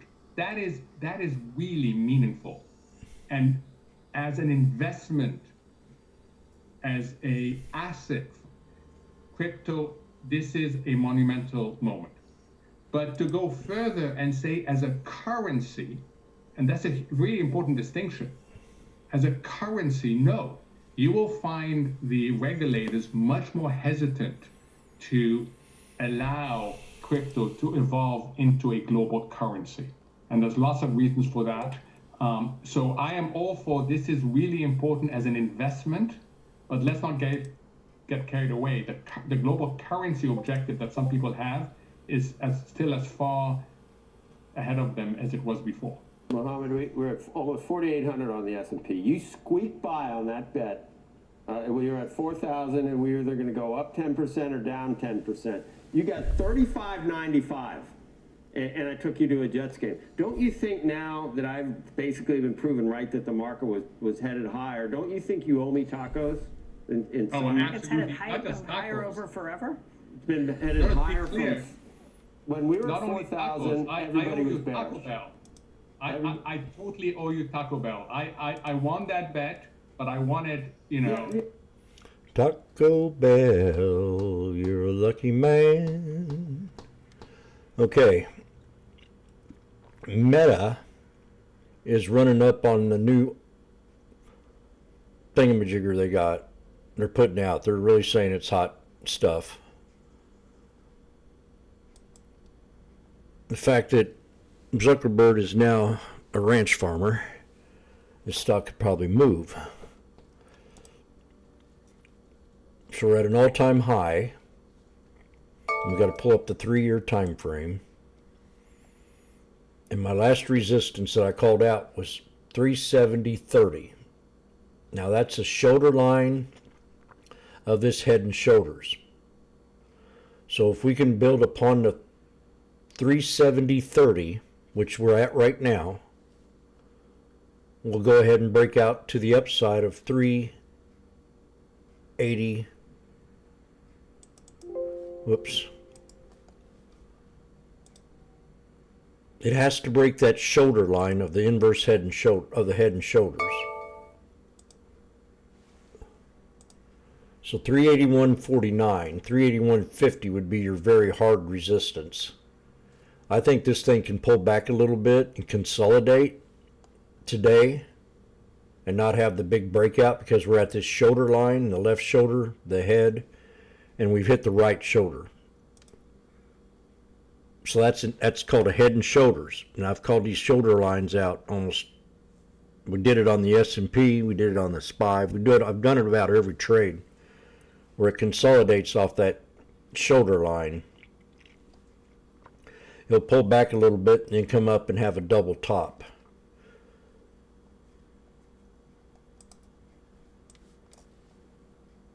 So we're definitely, what's going on here?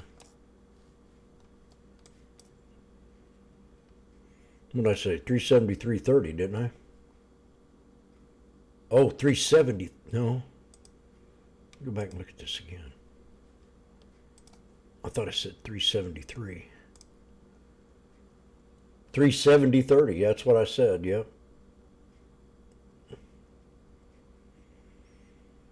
So I think we'll pull back and hit the 370.30 maybe.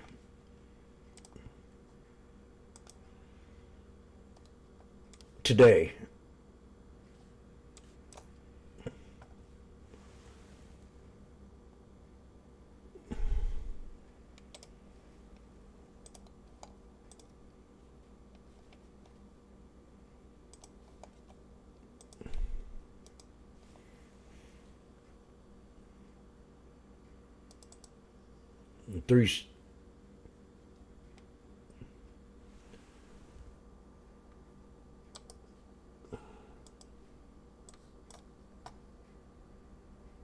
We'll get more precise with it.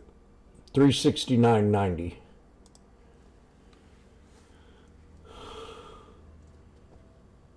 So we're going to pull back to 360,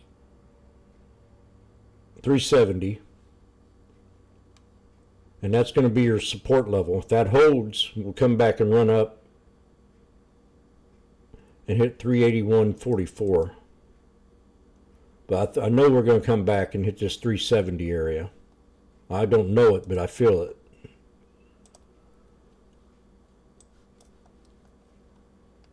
And if that doesn't hold, we'll pull up the 20-day 1 hour, and we'll try to bounce off the 21 SMA. So I'm going to set an alert above that 21. This is Meta.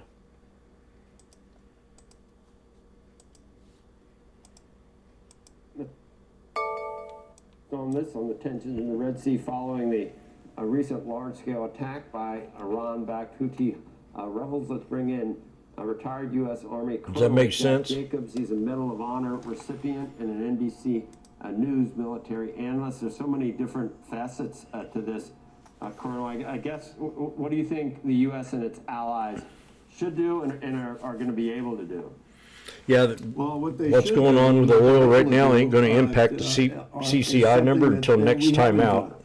And that is to attack. And they should have already had this priced in. In Yemen, we've been real. They should have this. We've been talking about it in the room for the last month about how screwed up the Middle East is, and it's always a bigger catalyst than how they put it on Russia when Russia invaded Ukraine, and then all of a sudden it became a big deal, the oil.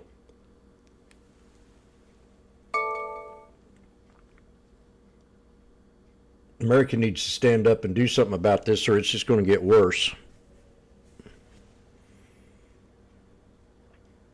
We had Secretary of Defense sick, and we had the second one in charge on vacation in Puerto Rico.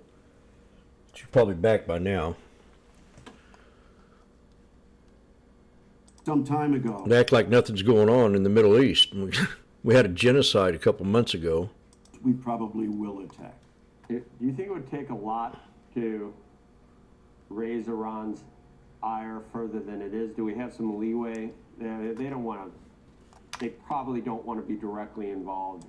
They like their proxies stirring up trouble, but they've got no interest in confronting the United States and its allies. Yeah, they do. Right now. Kill America. No, agreed, and that's exactly why they're using proxies like Houthis, Hezbollah, and so on to do their bidding. They don't have very much interest in engaging the United States. They think we won't attack them on their own ground, and they're probably right about that. And as a result, they continue to arm, to train, and to finance proxies like the Houthis with the understanding that the United States is not going to attack Iran directly. All the while, they're continuing to develop nuclear weapons as long as they can keep the West and international interests away from attacking them directly. They will continue to encourage Houthis and others to attack international interests in that area. So I heard somebody saying recently, well, it's all because of Israel's attack on Gaza. Neither the Houthis nor the Iranians need any excuse to attack Western interests and international interests in the Gulf or in the Red Sea. And the Houthis have been doing it for quite some time, long before Israel attacked Gaza. They're very honest. They say as long as as this continues, we're going to continue. So I don't know what that means that the United States should do. We try to back Israel, but I don't know what's going on behind the scenes. What kind of We have some predictions in 2024 threats landscape. I don't know, intimated something that behind the scenes he's trying to tell Israel to calm down or something. I don't know. Could you figure out what exactly is happening now? They're walking a tightrope. Well, there are a couple of things going on here. Netanyahu's got a real problem here. He's got to satisfy his domestic interest in getting the hostages back but they're not likely to get all of them back if they didn't get any of them back at all. He needs to fulfill his promise that he was going to destroy Hamas, but he can't do that with the international opprobrium on Israel, asking them, demanding that they slow things down. The slower the attack goes on Hamas, the longer it's going to take. The longer it's going to take, the more difficult it becomes, both internationally and domestically for Netanyahu. So it's really a catch-22. And on top of that, Israel has already started to withdraw some of their forces for a couple of reasons, not the least significant of which is that the war itself has had such a deleterious effect on the Israeli economy. It's down 2%. You've got 300,000 Israelis in uniform instead of being in front of computers and behind counters making money and generating results for the economy. They've got to put these people back to work. All these things make it extremely difficult for Netanyahu. All right. Appreciate it, Colonel. Thank you. Anytime. Thanks very much. Carl, let's see some. You watched Fauda, right? Yeah, years ago. See that great actor and singer fighting for Israel. He got hurt. One of the main guys got hurt and airlifted to. I saw the headline. He's doing much better, removing shrapnel. I saw his picture. I go, I know that guy. I mean, I know him well. Getting married on the show. All right, when we come back, we'll get a rundown of this morning's stock movers, including a deal in the energy sector. The Squawk Box will be back in just a moment. Time now for today's Aflac trivia question. What year did baseball's American League adopt the designated hitter rule? The answer? 1956.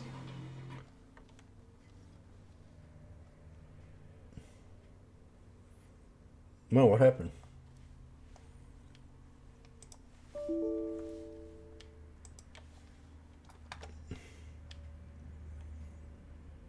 I wonder what did that.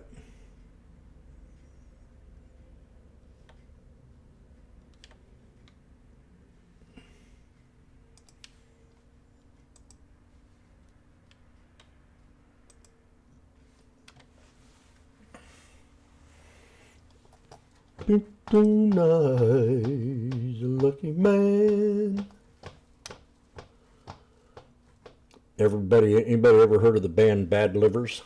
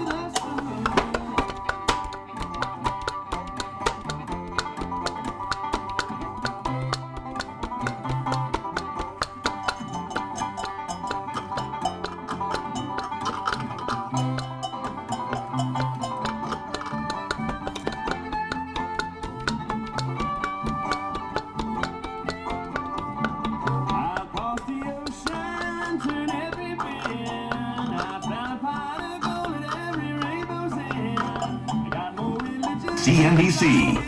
And now the answer to today's Aflac trivia question. What? Damn. Designated hitter rule. The answer? 1973. The idea of adding a player to the lineup to bat for the pitcher had been suggested as early as 1906 by manager Connie Mack. That was way off. See, I was a pitcher. And welcome back to Squawk Box. I'm Dominic Chu. Let's start things off with morning I should have movers known with that. some of the merger chatter from the last week or so. That's now come to fruition. Chesapeake Energy will buy Southwestern Energy in an all-stock deal worth roughly $7.4 billion. It's about $6.69 a share in Chesapeake stock for every Southwestern share out there. The deal combines two of the biggest independent natural gas producers in America. When the deal is done, it would become the biggest, overtaking current number one EQT. Stocks of both companies have been on the move for about a week or so after reports of that deal over that span. So keep an eye on those shares right now moving to the downside. Our next check is on Citigroup, which is one of the big banks that will kick off the earnings season tomorrow morning. Ahead of that big quarterly report, the big bank disclosed a slate of charges it will be set to take as part of the earnings release, including higher than expected amounts because of the drop in value in the Argentine peso and the restructuring costs tied to CEO Jane Fraser's plans to simplify and focus Citigroup. The bank will take a hit of $880 million in currency conversion losses and $780 million in restructuring. That's significantly higher than the couple $100 million a piece or so that CFO Mark Mason guided investors towards at an investor conference held by Goldman Sachs last month. And speaking of the earnings report right now, we'll cap things off with a check on Apple, which is higher by roughly 0.5%, roughly 100,000 shares of volume after a 0.5% gain yesterday. Now, after a slate Now of we're hitting the 200 here. smartphone maker and app services giant has seen over the last couple of weeks, analysts at Goldman Sachs We'll probably get out of this today. as a top tactical or shorter-term trading idea heading into its earnings report on February 1st. That stock remains buy-rated at Goldman and on the firm's U.S. conviction list. So, Andrew, those shares up 0.5% right now. Citi down 1.5%. Andrew, I'll send things back over to you. Okay, coming up, Grayscale's Bitcoin Trust is among those ETFs approved. CEO Michael Sonachan, he's going to join us next on the set with his reaction. And then later, ARK Invest CEO Kathy Wood's going to be with us in the 8 a.m. hour. You don't want to miss that as well. We have Mike Novogratz and so many others as Squawk Box rolls on right after this. I love you, Kathy. You mean so much to me. You remember back in 1960, what was it, 1972, when you took my virginity? I wish you wouldn't have done that. I was only 11 years old.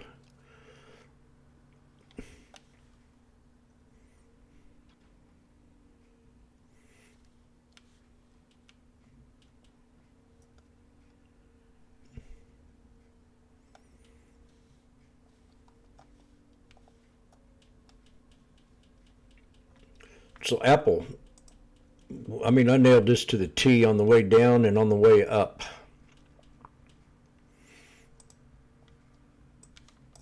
We had a couple good reasons to take this trade. We had a two-headed snake, and we bounced off the 200 SMA on the daily time frame.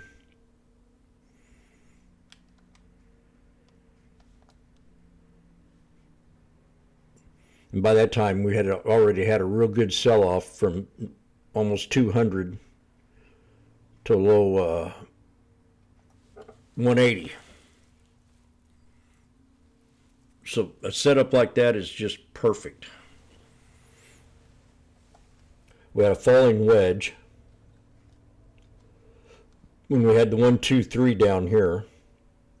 One bis, two bis, and a freebie. Then we broke out. See, perfect. I mean, if it doesn't break out on the third time, comes down and hits the 3 down here, it has to break here or it goes down farther. It's a have-to situation. Then they were pumping this stock, and I said, don't be pumping this stock. And then it got 3 downgrades, and that 200 is very powerful on the daily. So if you ever come around that, just ask Washboardjim, and I'll tell you if it's ready or not.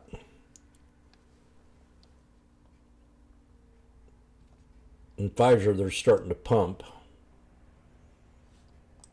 We've had a real long snake for a year on this one, and we almost broke out of the channel.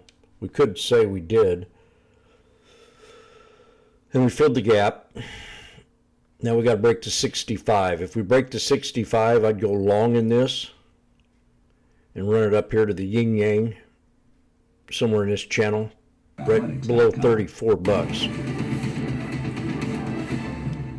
Welcome back to Squawk Box. A watershed moment for the crypto industry happening today. Really happened yesterday. 11 Bitcoin ETFs, though, set to begin trading in just about 2 hours from now. It's a very long road to regulatory approval, particularly for our next guest, whose Grayscale Bitcoin Trust is among those ETFs approved. Happened in large part because of a lawsuit that the company brought. And joining us right now, first on CNBC, is Grayscale CEO Michael Sonnenschein. Good morning to you. Good morning. You were getting a shout out from Brian Armstrong. I don't know if you saw a little bit earlier, because a lot of this would not have happened had you not pursued this in the way you did.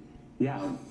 I wanted to ask you just broadly, did you guys celebrate last night? What's going on here? You know, the last couple of hours have just been a complete blur. When we got that phone call yesterday that our 19B4 had been approved and our S3 had been deemed effective, it was almost an out-of-body experience. You knew it was coming.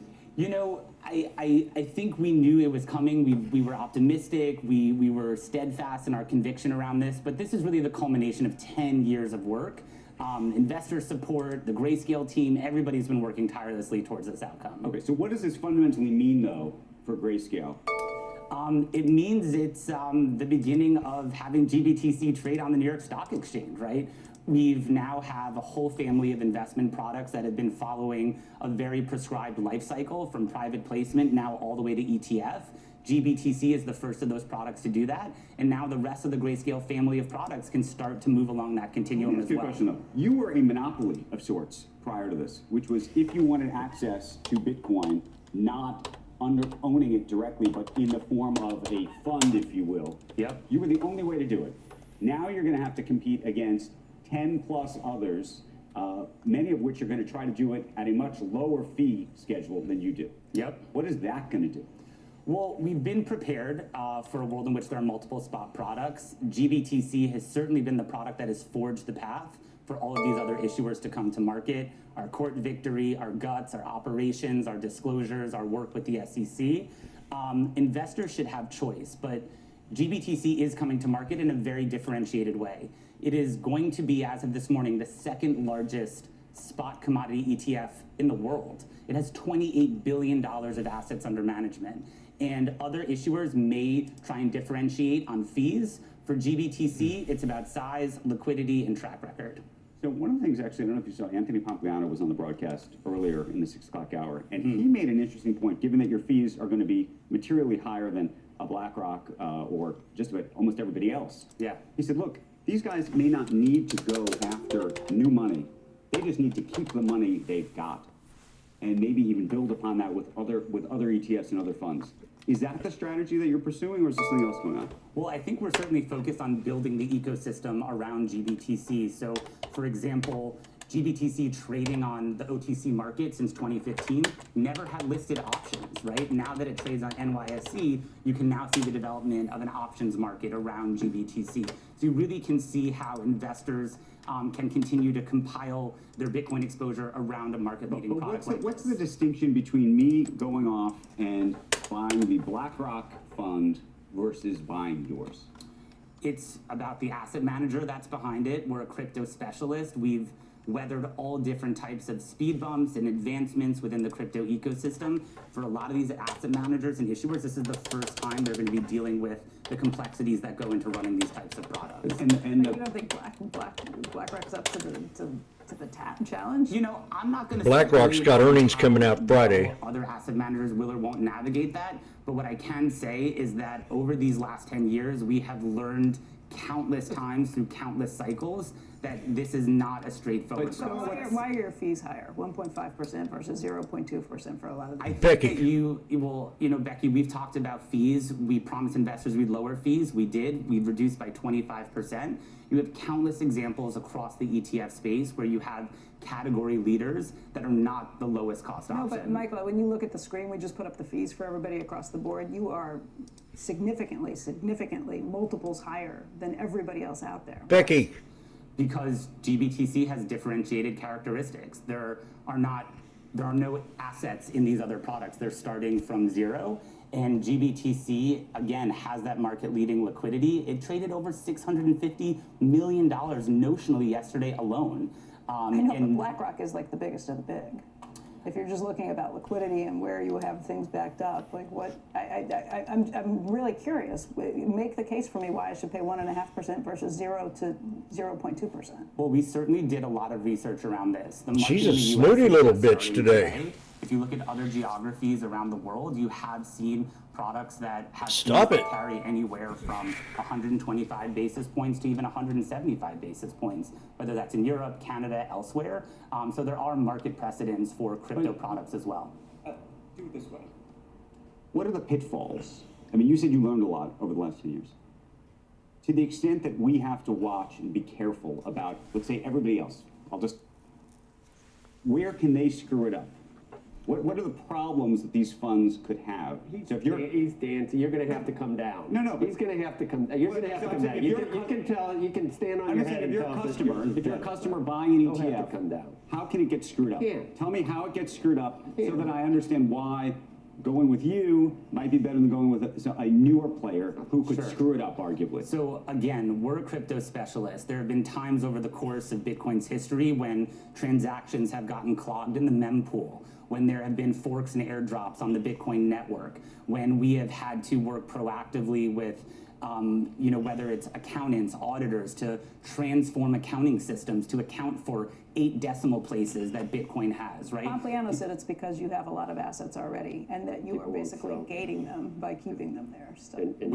We are not gating assets at all. Get off his case. Not illegitimately gating. He Not said that you were getting, just that the concept is that a lot of those people who are already with you may not actually want to leave because of the taxes, and therefore they will stay, arguably, stay longer, and then they'll pay a higher fee. You might as well keep it there for a while. Might as well keep it there. Does that make any sense to you? Sure, and I think a lot of investors will continue to stay with us. They've had a positive experience being in Grayscale, opening this opportunity to them as early as 2015, whether that's a brokerage account, retirement account. Can you speak to the prospect of consolidation?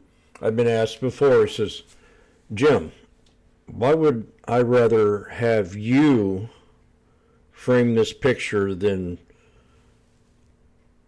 let's say, Hobby Lobby down the street?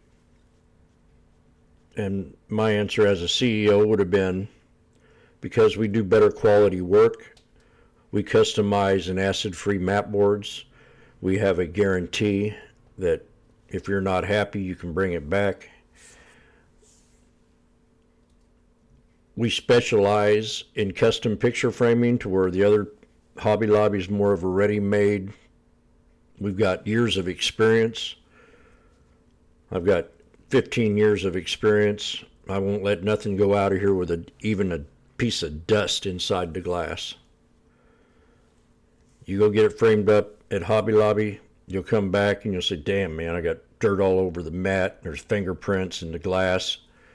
Nothing leaves our building until it's perfect. Just like Boeing. If I was a CEO of Boeing yesterday, I would have said, we're pulling every damn plane off the air. We're going to inspect every one of them because it just not be the hatch, because we have loose boats. It could be other places, and we don't want to take the chance of sacrificing people's lives.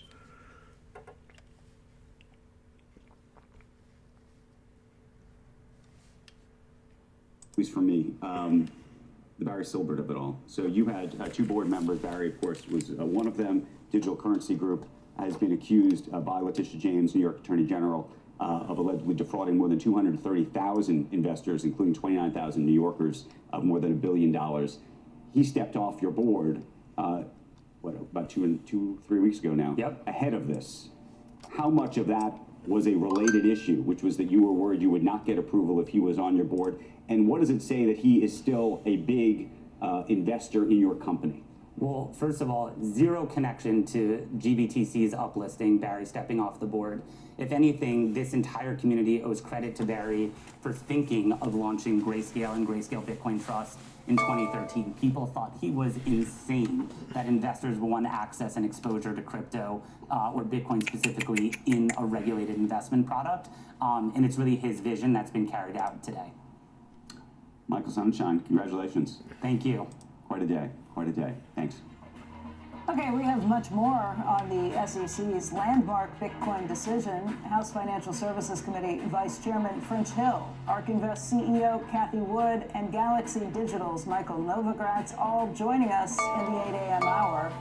But next, all right, well, I'll see you when I get back. Max 9 problems spell doom for the stock.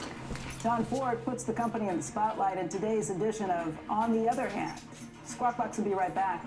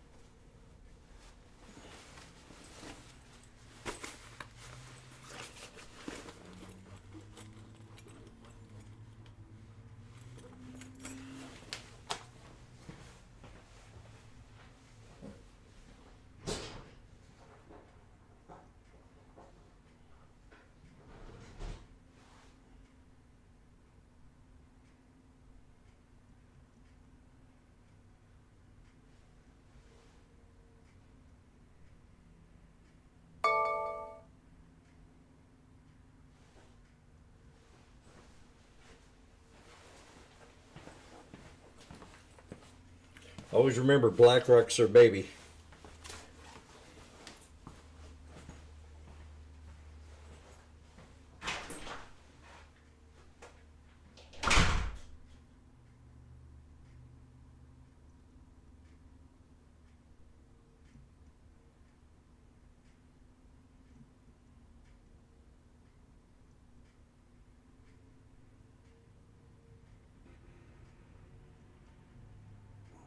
Welcome back, everybody. Boeing is under scrutiny yet again to start 2024 after one of its MAX 9 aircraft had a portion of the plane rip away during a flight last week. So, will Boeing's latest mistake doom the stock?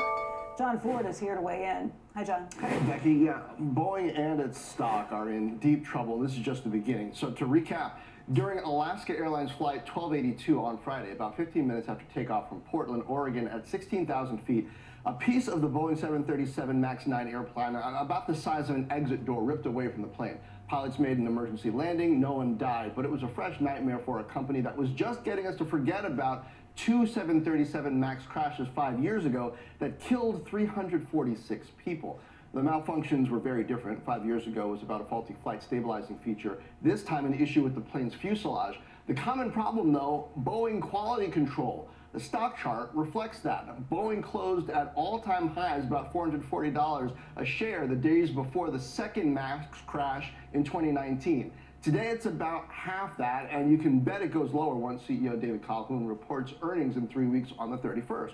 Why? Well, Boeing's major competitor is European giant Airbus, and Airbus has been beating them on aircraft deliveries since the first MAX disaster 5 years ago.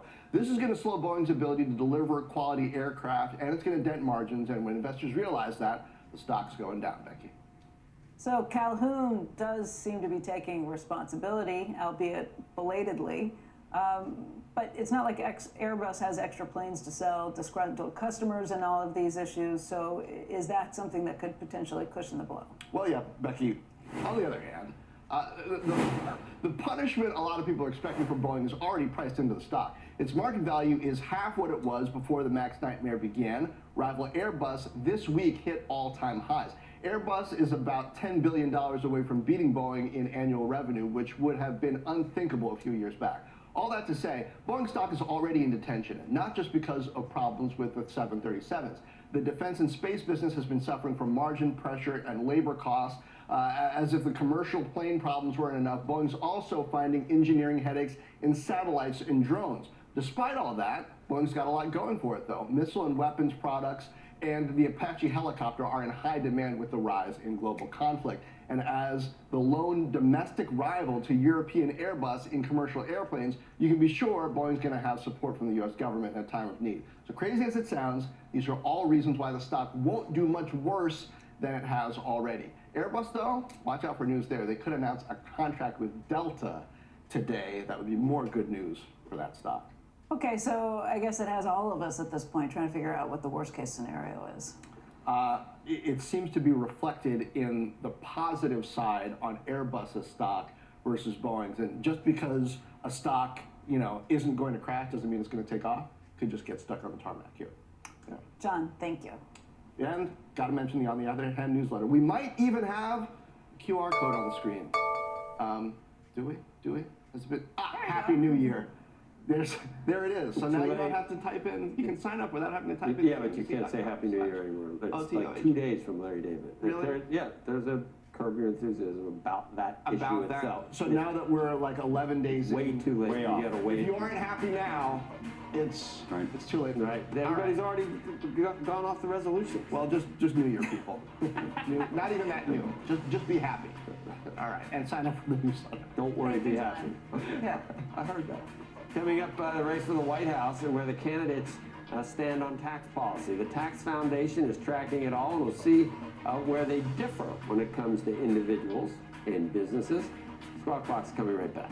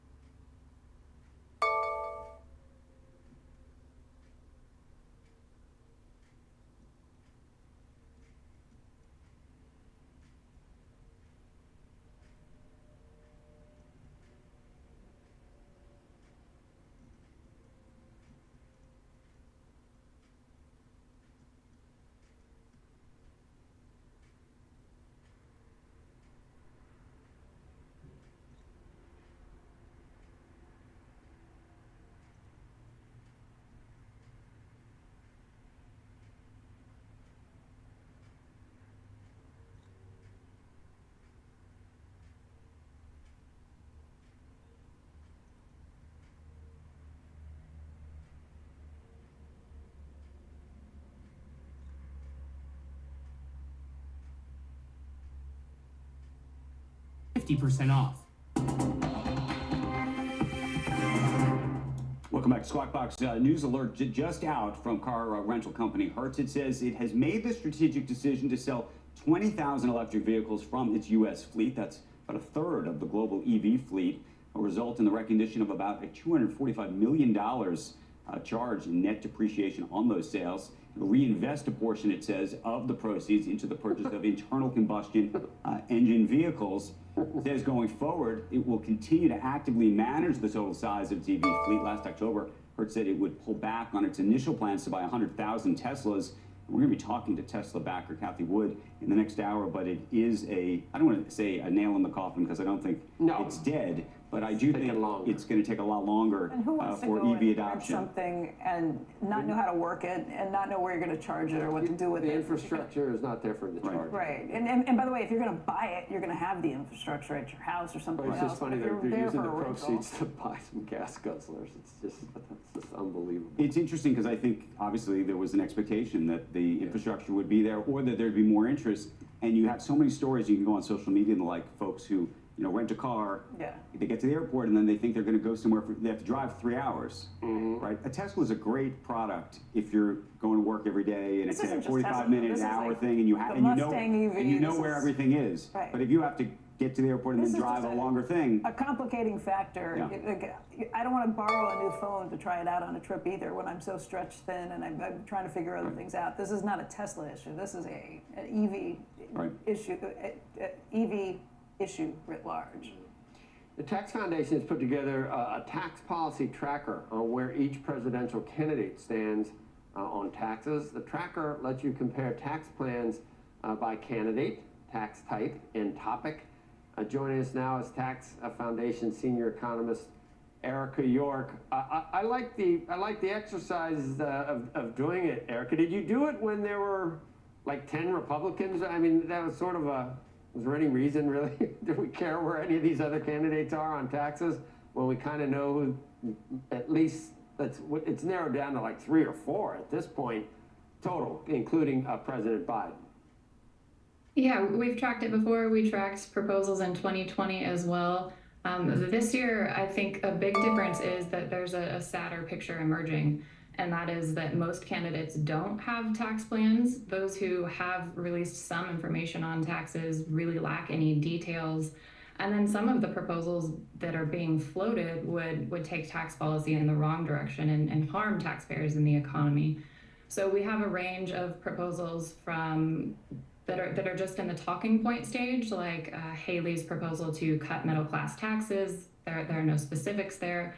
We have proposals that are what I would say detached from economic reality and not realizing the fiscal constraints that the government faces now, like DeSantis's idea he's recently floated of a single rate flat tax that would somehow cut taxes for all taxpayers. And then at the other end of the spectrum, you have proposals that President Biden has outlined in his fiscal year budget that would raise the corporate income tax rate, raise taxes on capital gains. And there's the idea that Trump has floated to impose a universal baseline tariff of 10% on all imports. And so we really have a range from talking points to more harmful policies. And it's not a good direction for tax policy on the campaign trail. Are you strictly nonpartisan? Because just listening to how you characterize things, I know I can go walk right out on the street and say, all right, here's a proposal. Is that good? Is that good for taxpayers or bad for taxpayers? And I'm going to get one person that says, oh yeah, it's really good for taxpayers because let's soak the rich, and I want more benefit. I want more safety net for people that aren't in a position, the same position I'm in. And then you've got other people that think any tax increases would be bad, writ large for people because it would possibly hurt the economy. I mean, how do you do it? Are you nonpartisan? Yeah, so we weigh the revenue, economic, and distributional trade-offs. Ideally, we would have enough details from candidates to actually be able to model their tax plan. And so we could estimate what effect would this have on gross domestic product, on wages and jobs? Who would bear the distributional burden of that change? Would it be lower income taxpayers or higher income taxpayers? And what would it do to federal government revenues? Would it improve fiscal sustainability or would it worsen it? At this point in the campaign cycle, we don't have enough detail to model any of the candidate tax plans, but we can see what direction they would go. Are they pro-growth? Are they economically harmful? Do they add to? I guess my question: tell me the perfect tax plan according to the the tax foundation, Erica. What should we do? What would you do? Yeah, we've actually put forward a proposal that outlines some principles to follow when it comes to tax policy. We've taken a look at what's worked internationally and has been sustainable and pro-growth. You can find it on our website. We call it our Growth and Opportunity Reform Plan. And it would fundamentally change income taxes for businesses, move to a distributed profits tax like that used in Estonia. It would greatly simplify the income tax for individual taxpayers. The system that we modeled it off of in Estonia, it takes the average taxpayer about 3 minutes to file their taxes, which, as we're gearing up for tax filing season here, would sound amazing. We all know it's going to take us longer than 3 minutes to go through that process. And it raises sufficient revenue, and it's pro-growth. So I think there are a number of changes you can make from fundamental tax reform to incremental changes that would improve the tax system. Okay, I guess abolishing the income taxes, that's never going to happen for me. I guess that's not one of the good ones. Okay. I know, I know that's a pipe dream. Thank you, Erica. Thank you. See you. Okay, we've got another big hour ahead in just a moment. Financial Services Vice Chairman, Congressman French Hill, is going to be with us. We're also going to talk to ARK Invest Kathy Wood.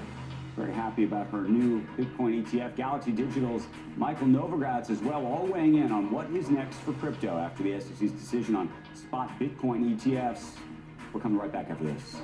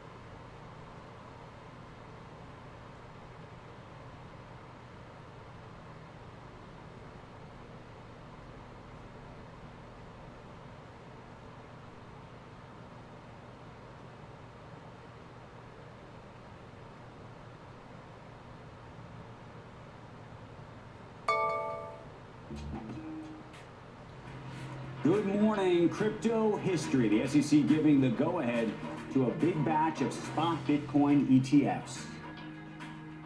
25 years from now, 50 years from now, where is this day going to stand in the historical context of business and money? Maybe right up there with when the first Bitcoin purchase happened, you know, for a piece of pizza, I think for 25,000 Bitcoin. That was CEO of Coinbase, Brian Armstrong, weighing in. In the next 60 minutes, we're going to talk all about the government's big decision the future of crypto regulation, and what it all means for investors. Got a big lineup that you do not want to miss. Final hour of Squawk Box begins right now.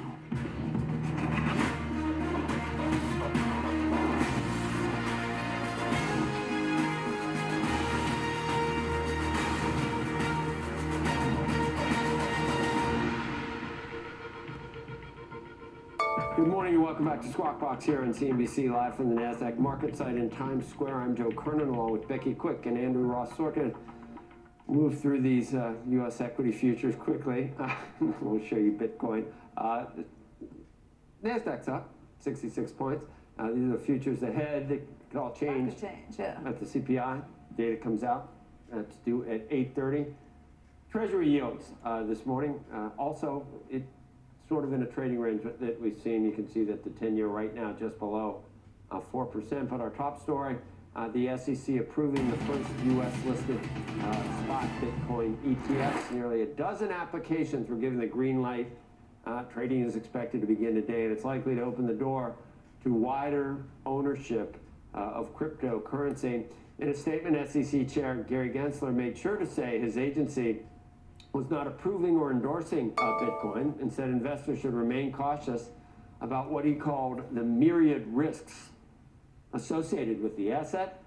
Did we, telling you all about it, did we show you where Bitcoin is this morning? That's what I would have done, probably instead of the different ones. There it is. Bitcoin is up now 47.3, and it's been slowly sort of gaining ground. It didn't jump like it did the other day.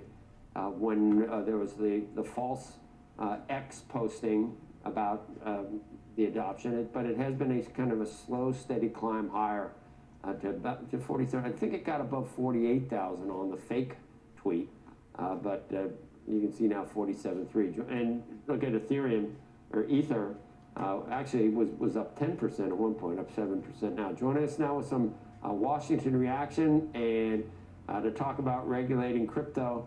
Arkansas Representative French Hill, Vice Chairman of the House Financial Services Committee and the Chair of the Subcommittee on Digital Assets, FinTech, and Inclusion. Would your statement have been similar to the SEC's or to Gary Gensler, sort of, we're going to do this, but buyer beware. We're still not, completely enthralled with it, and you certainly shouldn't just think it's a slam dunk, you're not going to lose your shirt. That's sort of what I got from the SEC statement. Hey, Joe, good to be with you. Well, look, Gary Gensler and the SEC could have done this a long time ago. We've had futures on for Bitcoin on the CME since 2017. We've had a futures ETF since 2021. You've had ETFs in Bitcoin outside the United States working quite well. So I really do agree with Hester Peirce, the commissioner, who said this was an arbitrary and capricious process. And so they were compelled to do this, I think, by losing the federal court case. But the reason they turned it down over and over again is they said there was no direct correlation mathematically between the futures market and the spot market. The court said that was wrong. Math says that was wrong. So I think this is good for individual investors to be able to experience and buy Bitcoin through an ETF and not have to try to buy it directly. So that's a positive. But we need a change in the regulatory posture here in Washington, which is why I've authored legislation, bipartisan legislation, to create a regulatory framework that directs the SEC and directs the CFTC exactly how to regulate crypto assets. And where does that stand, and what are the prospects? I think the prospects are good because we did good bipartisan support in the House. That bill needs to come to the House floor. We're working with the Majority Leader's office and the Speaker's office on trying to find time to schedule that on the House floor. We've also written legislation that would give clarity to what is a stable coin. When you take fiat money and buy a tokenized stable coin, what are the rules about that? How can that be effectively regulated by the bank regulators and others? And that also is pending, and we've made progress on that on a bipartisan basis as well. These two pieces of legislation give the foundation to allow innovators, investors, and consumers to have this safe, sound outlook for investing in digital assets and innovating, but we won't really have that comprehensive view in my mind until we get this legislation passed. Do you think that the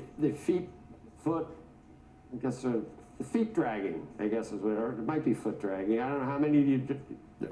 Probably only drag one because the other one you're sort of standing up. But the foot dragging of the SEC, do you think the FTX situation or any of the other sort of debacles that we saw in crypto, which really didn't involve the underlying asset, more it involved some of the companies that were operating globally, where there's really no ground rules. Did that sort of grease the skids for some of the bad behavior? Do you think they should have been involved? Because now they're saying, look, buyer beware, you can do this, but we're not enthralled with it. But maybe they had their eye on the wrong, where the risk really wasn't in the first place. Well, look, members of the House on both sides of the aisle are not impressed with the SEC's oversight of FTX, where we had money lost by individual investors and institutional investors in the United States. Where were they? Where were the cop on the beat there? And so, yes, you're right. If we don't have a framework, we're going to have continued fraud and manipulation in this market, which is why I think the FTX collapse and others that we've witnessed over the last 18 months speak to why we need the regulatory framework. It does two things. It reduces the chance of arbitrary and capricious decisions by the SEC, and it directs them exactly how they should carry on their responsibilities. I think they need that because Chair Gensler doesn't, in my view, appear to be willing to try to do that on his own. So I think legislation's definitely needed. Do you think there's any residual, just a reason to not want to head this way because it disintermediates established sacred cows in the U.S. economy? I think I don't know whether Jamie Dimon has looked closely into this. I don't know whether government agencies would protect the U.S. dollar and its preeminent status. But do you think there's any of that, French, at all? That they like the status quo. There's a lot of people that benefit from the status quo. Well, I think yeah. Go ahead. No, I think you raise a good point, Joe. Look, the status quo is powerful in blockchain, and tokenized payments on a blockchain can be very disruptive. Putting assets on a blockchain can reduce costs, make it more efficient, and make it more reliable, more auditable, more effective, and as I say, lower the agency costs of many different kinds of transactions. JP Morgan itself is experimenting with blockchain and tokenized payments for international settlement purposes. So I think companies of all sizes will benefit from a regulatory framework that lays out the rules of the road for both innovators, consumers, whether you're talking about institutionally or households, and we'll be better off if we get this legislative process put in place on both sides of the Capitol. Can you explain then to me Jamie Dimon's just recent comments should be outlawed? That was a month ago. Said it should be it should be illegal to trade in Bitcoin. Can you explain where does that come from? Well, he may be, I don't know, I haven't talked to him about it personally, but he may be very skeptical about cryptocurrencies and using those at the retail platform or speculating in cryptocurrencies on crypto exchanges.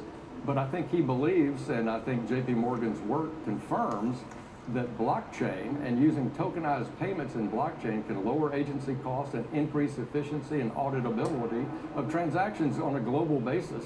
And I think that's in the interest of big companies like JP Morgan Chase, but it's also the heart of what innovators are trying to do to, as you say, disrupt the marketplace and make it more effective and better for the future. I know you got to run, Congressman.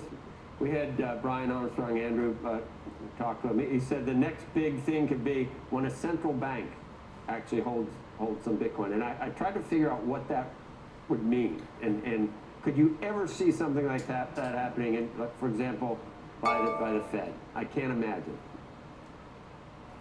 I can't see it in the immediate future. I'd like the Fed to have a smaller balance sheet, not a bigger balance sheet. So, but you know, let's see what happens. I mean, my view is that consumers, innovators, and entrepreneurs will be benefited if we have clear rules of the road and not have arbitrary, capricious decisions like we've seen from the SEC Commission, and also that we have an outlook where people can go innovate and know they're not going to be put in jail or have a Wells notice served on them or force investment in our country offshore to foreign jurisdictions.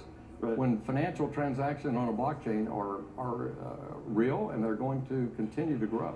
I know, and the agency can change every 4 years, and it can go 180 Right. degrees, which is no way to run And a this is- financial system. And the FSOC, the Financial Stability Oversight Commission, set up in Dodd-Frank, has urged that Congress have legislation to set out these regulatory framework for digital assets and for stablecoins, and that's what we're trying to do. Okay, Congressman, thanks. You bet. Great to be with you, Joe. Okay. So to come this morning, one of the key players responsible for pushing those now approved spot Bitcoin ETFs forward. ARK Invest, Kathy Wood, will join us next. First on Squawk Box. We'll be right back.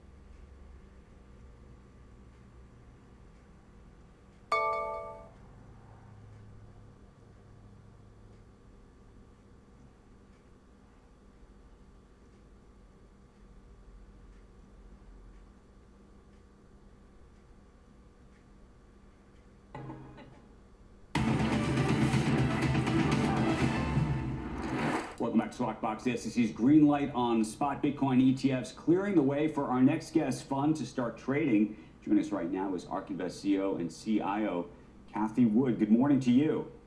Good morning, Andrew. Happy day.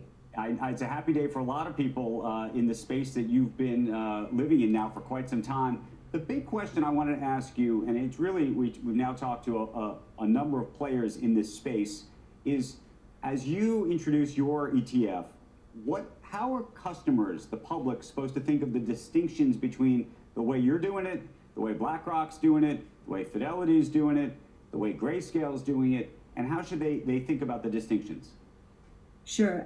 We think ARKB has three competitive advantages. The first is the infrastructure and operations competitive advantage. We are partnered with 21 Shares, which is the largest pure play crypto ETP provider in the world. It has $2.5 billion of assets, 40 funds over 5 years through all kinds of markets and forks and halvings and airdrops. So it's been through it all, battle tested, so our infrastructure is there. And I think it's the only one, we're the only ones with both the crypto and the ETF expertise. Two, our research. We have been researching Bitcoin for 10 years, actually more than that, with Brett Winton, our chief futurist. We are giving our research away. We have been educating the community. So has 21 Shares. And I think we're recognized for our Bitcoin research. And in fact, many people know us for our Tesla position, but Bitcoin actually was more controversial first when we gained exposure to it in 2015, when Bitcoin was only $250. And then there's one more competitive advantage, which I don't think people should underestimate. Our distributor, Resolute, has been a partner since 2016. So that sales force had to learn what Bitcoin was, and they had to study it, and they had to read our research, gain conviction. They know how to hold clients' hands. So we think ARKB has those three very important competitive advantages. Longer term, and we've now asked a similar question to some of the others this morning as well, how many ETFs do you think can win in this space, given the competition among them, the commoditization of it, and the pricing? Sure. Well, I don't know the answer to that. Typically it's just a few. And I do think that the fees make a difference. We have approached this differently from some others. We believe that Bitcoin is a public good. It is what we have here, we believe, is a financial superhighway. It is the layer of the internet that developers did not build in the early 90s because no one ever foresaw commerce or financial services. A public good. And so we're not looking to maximize profits here. 21 basis points. 21 Shares is our partner. Right. 21 million Bitcoin is the number that will, the maximum number that can be printed. Okay, now let's talk pricing, or I shouldn't say pricing, but the price of Bitcoin. You and I have had conversations now over many years where you've talked about Bitcoin being worth something on the order of $500,000, literally in only a couple of years from now. Do you stand by that? How does this ETF change that, speed that up, slow it down? What do you think? Yes, so you'll find in our big ideas, so that's at arc-invest.com, the building blocks for our price forecast. And our base case is in the $600,000 range. Our bull case, and we think the probability of the bull case has increased with this SEC approval. This is a green light. Our bull case is $1.5 million by 2030. You can see the building blocks. You can see how conservative we are in terms of those building blocks. This is a big idea. It is the first global, decentralized, digital, rules-based, critical there, rules-based monetary system in history. It is a very big idea. And let me ask you the separate question, which is, do you believe that for it to get to those type of numbers, it has to become a currency, not just an asset? One of the things that Brian Armstrong was talking about is he thinks that this is just going to create a lot more interest in crypto across the board, and that is what's going to actually propel this, and that even change the dynamic with which Bitcoin is being used, which is currently today as digital gold or something like that, but potentially actually could leapfrog into the currency that people have talked about for many years. Yes, our first paper on this was in 2015. The white paper is still on our site. And we tried to figure out, could Bitcoin serve the three roles of money? Store of value, as you say, most people agree with that one. Means of exchange, unit of account. And the answer to that was yes. We put out a Bitcoin brainstorm with our partner Bitcoin Park in Nashville. And it examines the convergence of artificial intelligence and Bitcoin. And you'll hear his nickname's Roast Beef on that podcast, talk about that convergence and how it's going to redefine the division of labor. It's probably going to put the gig economy on steroids. And it's starting already in the emerging markets, in Africa in particular. So it's very exciting. I don't think people understand how hard at work the developers around the world have been.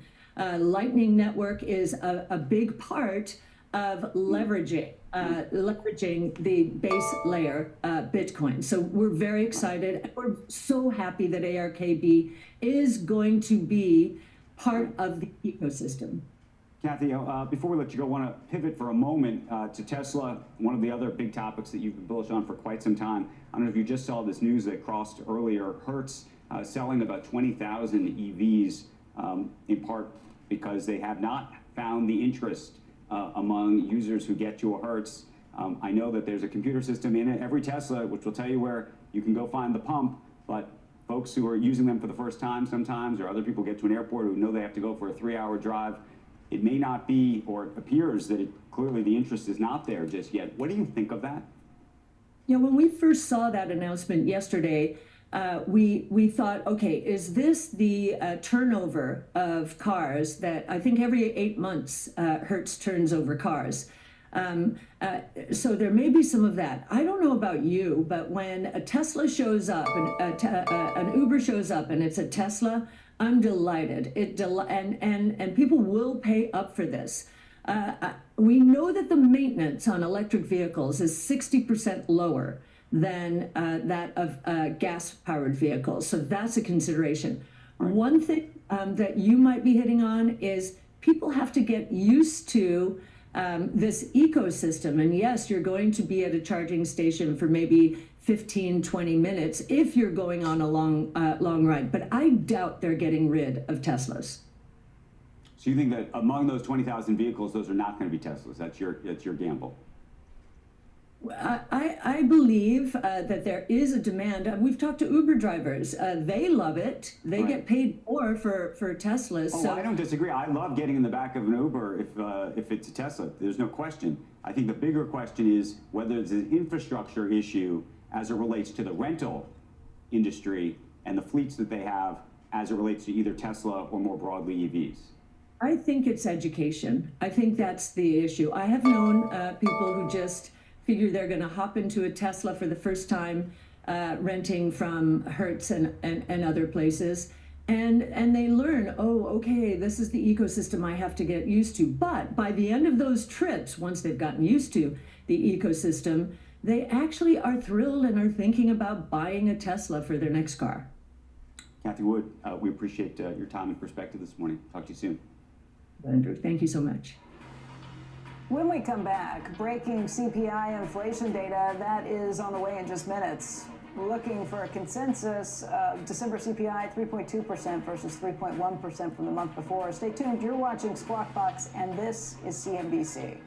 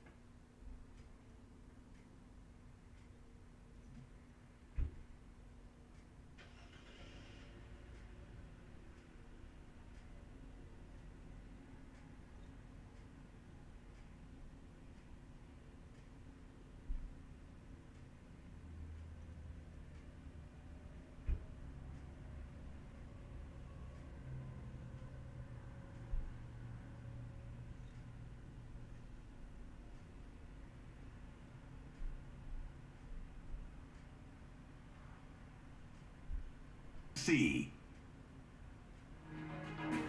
Up next, breaking inflation data. It'll be December CPI and the market reaction. All happen from Squawk Box. Comes right back in like 3 minutes.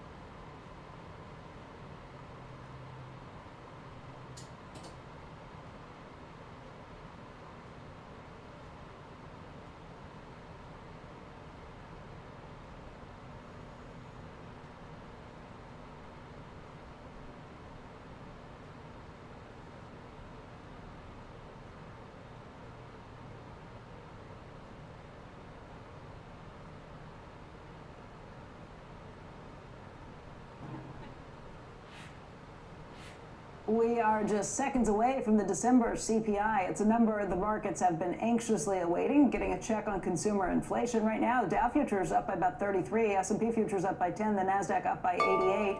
Rick Santelli is standing by. Rick. Yes, our consumer price index read for the month of December by the Bureau of Labor Statistics, expected to be up 0.2%, is up 0.3%. And if you strip out food and energy, it is exactly as expected, which is up 0.3%. Just like in the rear view mirror. That headline number is 0.2 higher than the rear view mirror, which was up 0.1. And the prior month, October, was at 0. That was the lowest since May of 2020. Let's go long here. Year over year CPI expected to be up 3.2, is up 3.4, up 3.4. The best it's been was 3.0 in June of last year. That was the best since March of 2021. And finally, there is progress. My favorite, the CPI core, year over year, which has not been below 4% since May of 2021. I can now take that out of my repertoire of what I say on CPI day, because 3.9%, 3.9%, which is the best since 3.8 in May of 2021. Now, here's something I normally don't discuss. If we look at the index itself, the non-seasonally adjusted actual index, it came out at 306.746. Why is that interesting to me? Because the all-time forever high was in September at 307.8, very close. But here's something, if you take core CPI, the actual index which is seasonally adjusted, the read there is 313.216. That probably doesn't mean anything to you. It means something to me. That's the highest it's ever been. It's ever been. Now remember, Bureau of Labor Statistics brings out this number. Go to their website. When did COVID start? March of 2020? Okay, this is a decent number. That means Nov was the most updated we had prior to about 2 minutes ago. If you go to their website and you look at their CPI inflation calculator and you put in Feb of 2020, what you'll find is it takes $1.19 of Nov $23 to buy what bought $1 pre-COVID. Do it if you don't believe me. Now, let's do initial and continuing claims. Initial claims, 202,000. That's the best since the second week in October of last year. And finally, on continuing claims, 1,834,000. 1,834,000 is the lowest level since the last week in October. And we see interest rates shooting up. It's all on the CPI data being hotter than expected. You know those annualizations? Well, 0.3 changes that math just a bit. Becky and the panel, back to you. Okay, here we go. Rick, stay with us. Joining us right now for more on that new inflation data, Wendy Edelberg, Senior Fellow in Economic Studies at the Brookings Institution, Joel Griffith, who is Research Fellow at the Heritage Foundation, and of course our very own Steve Leisman. Steve, let's start with you. Why don't you pick apart these numbers? Well, just a topical comment first, Becky, which is that I think this is something the Fed has tried to prepare the markets for. The idea that, yes, there is improvement in inflation, and as John Williams, the New York Fed president, said yesterday, it has been significant. There's still no doubt about that, even despite these numbers. But the trajectory for getting from here to there is not a straight line. The data can be both noisy and it can bounce around quite a bit. There are some interesting numbers here that not all of which don't make a lot of sense to me, but one thing that we see here is that in December, there's some reversal of some of the declines we had in prior months. The first thing I will say is we did not get any help on the owner's equivalent rent part. That was up 0.5%, continuing the same level as last month, and kind of defying what we're seeing out in some of the market-based metrics of what's happening in rents. Bottom line, the CPI has not picked up the decline in housing. We saw new vehicles up 0.3%, used up 0.5%, airline fares up 1%, and actually the energy sector added to inflation as well. I'll leave it there except to tell you that these are all categories essentially that have been on the decline, and at least for the month of December, they reversed themselves. This is the sort of thing, I think, and the sort of report which gives the Fed patience, and is part of the reason why the Fed has said, you know, don't get ahead of yourselves, market. There's still a lot of stuff that has to work out here. Wendy, let me ask you, when do you anticipate that the Fed is likely to cut rates? I think it's going to have to be when the Fed looks at expected outcomes and says, if we don't cut rates, we are going to undershoot our inflation target and persistently undershoot, like not just a 1 month thing. So it has to be that they get to a point where they think monetary policy is so tight that if they don't cut, they will overshoot on their inflation target. And I don't think we're anywhere near that. Like, I think what these numbers say today is that the Fed's doing the right thing and they just need to stand pat. How about you, Joel? Well, let's be honest here. The Federal Reserve has been overshooting its inflation target for close to 3 years now. And we still see, even with the Federal Reserve nearly declaring victory, inflation still at 1.5 times the target. And this has translated into a $4,000 real income decline by families. I think it's very interesting to look at credit card balances. Those balances have increased by almost $4,000 per family over the past 3 years. And compounded with the interest rates, we see credit card default rates the highest since 2012 and added interest costs of close to $1,600 per year. We are in a big mess here. Middle-class families are feeling it the worst. Hey, Steve, earlier today we had Mohamed El-Arian on, and he was talking about these 3 huge headwinds that you have in reaching the last mile, or whatever you want to call it, of this higher inflation. One is issues like the Red Sea, where you're seeing input costs that are going to be going up because of problems along the supply chain. Second is the change in the base. It's going to be tougher, the headline comparisons from here on out, because you're talking about lower numbers relative to what you had been talking about the 12 months before that. And the third would be this idea that we've seen goods deflation if you want to continue to see inflation come down, you're going to have to see services inflation come down, and he's not sure how likely that is. How about you? I'm a little more optimistic on that third element there, and actually on the other two. I kind of believe in, I guess, capitalism and the ability of the market to provide supply. I think there's this thing going on that I'm working on, which is supply-ophobia, Becky, is that everybody's afraid because we had all these supply chain issues from the pandemic, that if you have growth, that the supply chain won't be able to meet that growth and will cause inflation. It's not the way the economy used to work, and I think there's still some going back. There is a constraint when it comes to labor, but somehow we have found the workers to power the growth that we've had this year. So I'm a little more optimistic of the ability of industry, of the ability of business to meet supply if there is more growth. On the service side, I do still think we have in our future this decline in housing costs, because I'm looking at this data out there from Zillow and others that shows rents declining. And I also think that you have had some attenuation in wage gains, and that should enable those on the service side to eventually begin to reduce. So I think there's a path. I think we're on that path. That path is downward. It perhaps is slower from now because of what Mohammed talked about. Some of the better numbers or the higher numbers dropping out. The base effects aren't as strong. But I just think it's bumpy, and I have feared from the very beginning, from the moment that the market started pricing in on that Wednesday 6 rate cuts, that the market had gone too far, that the data does not behave the way the market wants it to behave. Hey, Rick, the people looking at the economy angle of this are kind of in agreement that they don't think cuts are coming as soon. What do you think, just as someone who's watching the markets and trying to figure out the market's anticipation? You know, the Federal Reserve had an interpretation of the data.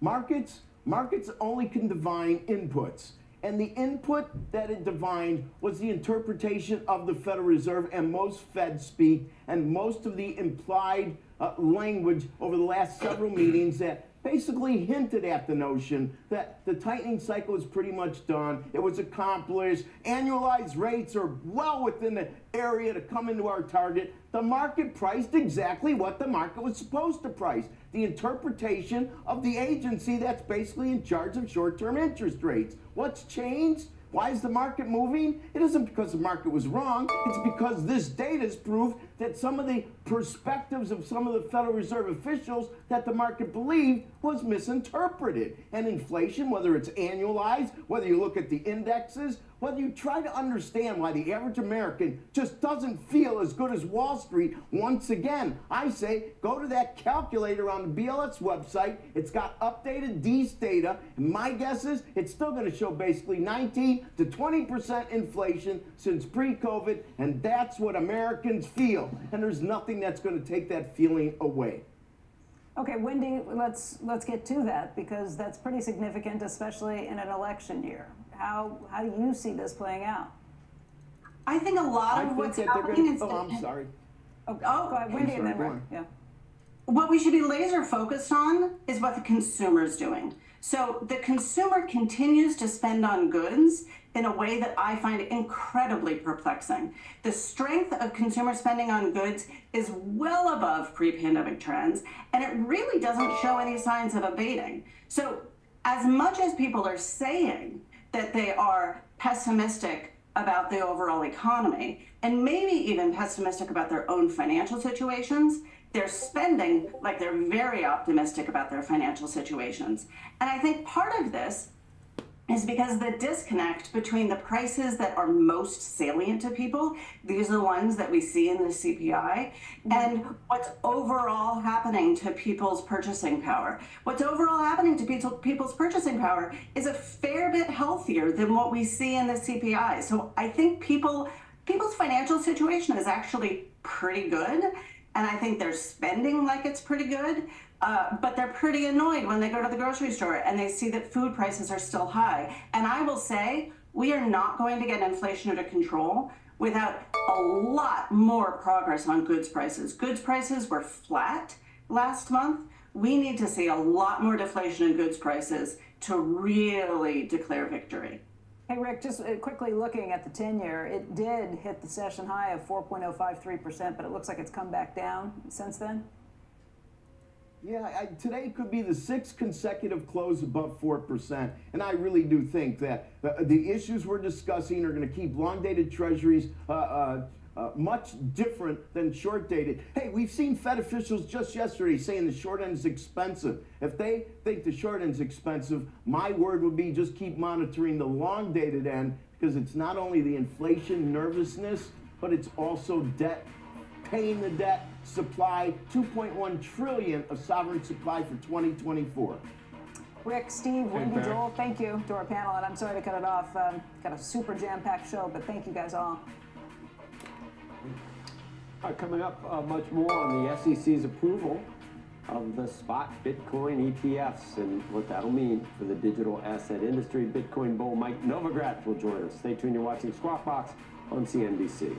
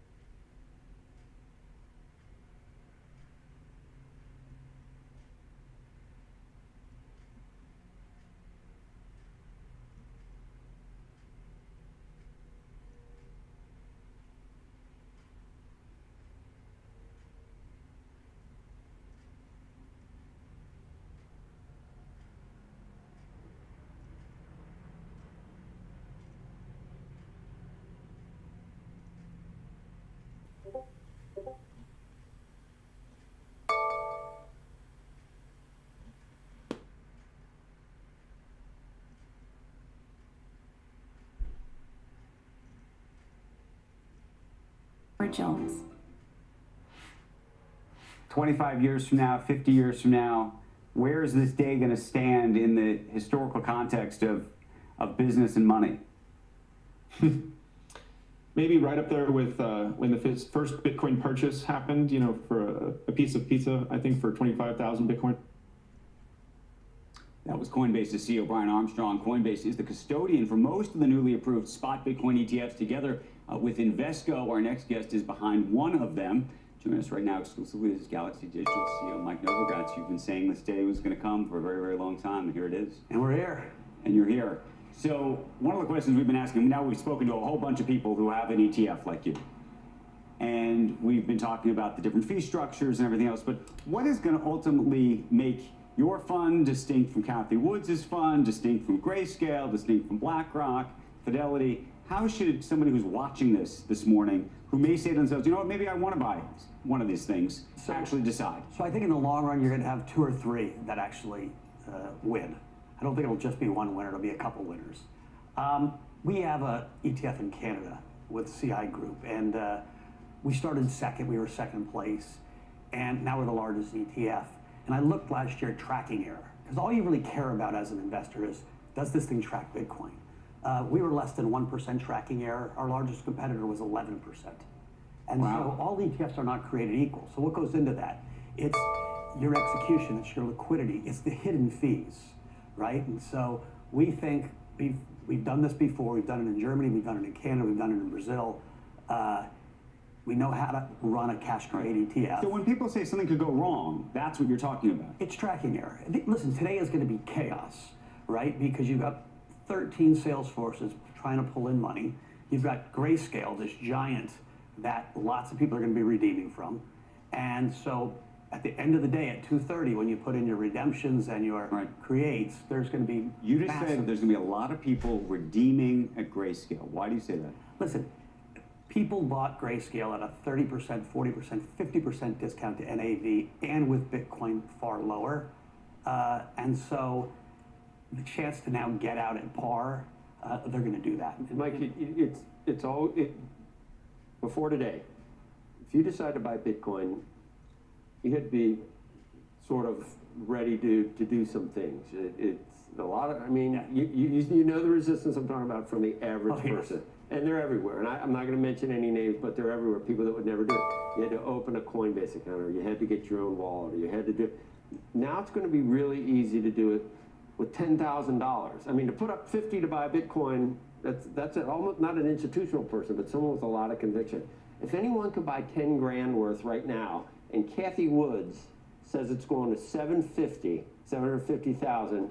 So people are going to put 10 grand in and have 150,000 in a couple of years. That's too easy. I think you could make a case that the people that had the nerve to do it and step out and not be part of the pack that just were anti-Bitcoin, they've already made their money. Now not everyone else is going to get rich now. It's too late. Listen, the earliest adopters always get richest, and so in that. You think it's going to 750? You can buy it now.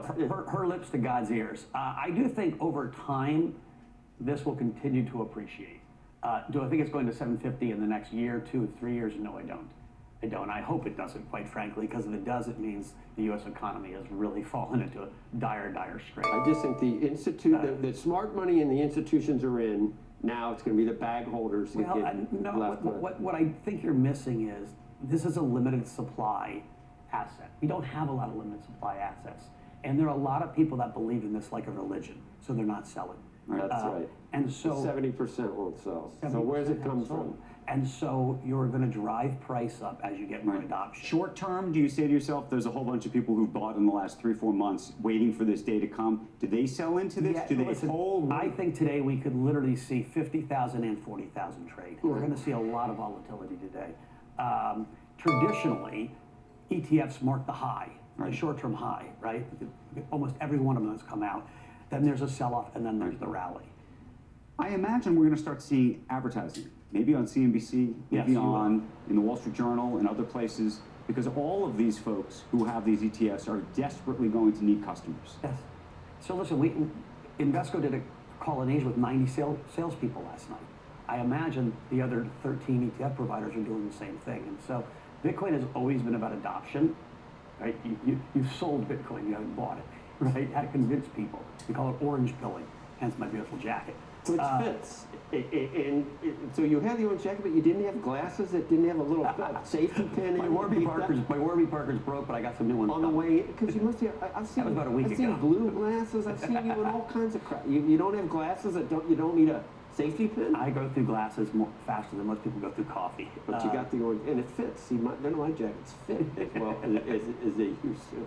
Can you speak to the idea of consolidation among these players? One of the things we were thinking about even around Grayscale, is that a company that ultimately, given their fee structure and the like, and given how many customers they have, that could actually be a valuable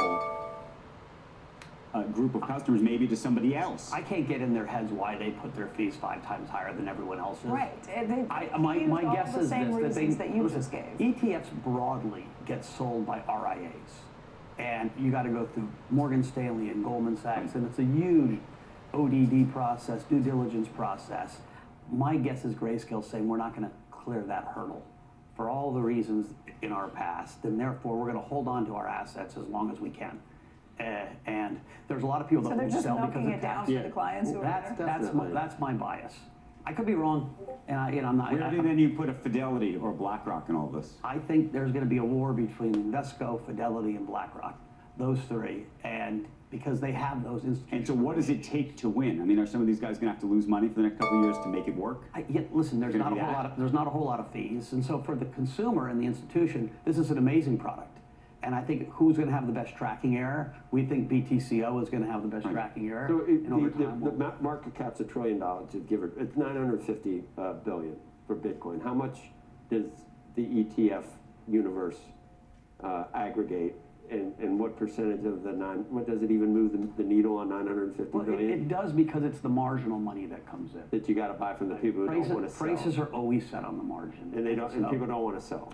And people don't want to sell. Listen, Europe in the first 3 days of this week issued $108 billion of bonds. 3 days. It was even Wednesday afternoon, it was $108 billion of bonds. Governments around the world are issuing too much debt. They're printing too much money, and that's why Bitcoin is going up. So when we step back, this is a historic day because the U.S. government, kicking and screaming, Mr. Gensler, I don't think really wanted to do this. Yeah, why? Said you can now buy Bitcoin. Which gets me to the next question. If you read through the decision, he is the most reluctant approver you could, begrudging approver you could find. What does that mean about Ethereum, an Ethereum ETF or Solana ETF, and do they all require a lawsuit? Meaning, is it all going to only happen because someone's going to sue over Ethereum and somebody's going to sue over Solana? Gary Gensler will not be the head of the SEC forever. There's 11 months left of Biden's term. There's going to be an election. Someone's going to win. Someone's going to lose. Even if the Democrats win, there's not certainty. You think Gary Gensler's not in that job if Biden wins again? I don't think so. I think you have a change of... Since you're talking politics, you just hosted a fundraiser for Dean Phillips. I did. What do you think his chances are? I don't think his chances are great, but they're not zero. But I tell you what... So what was that about then? If you, I mean, you like to bet on winners, I think. It was about me saying... It was about me saying and wanting to meet these people that we have to do better than an 82-year-old candidate and a guy with more indictments than I have Bitcoin. Like that, you know, we have Trump, Biden. That's embarrassing. Everywhere I travel, people are like, I can't believe that's the best If that's the setup, though, where do you land? I pledged I'm never voting for anyone over 76 again, and so I will vote for the... I probably wouldn't vote at that point.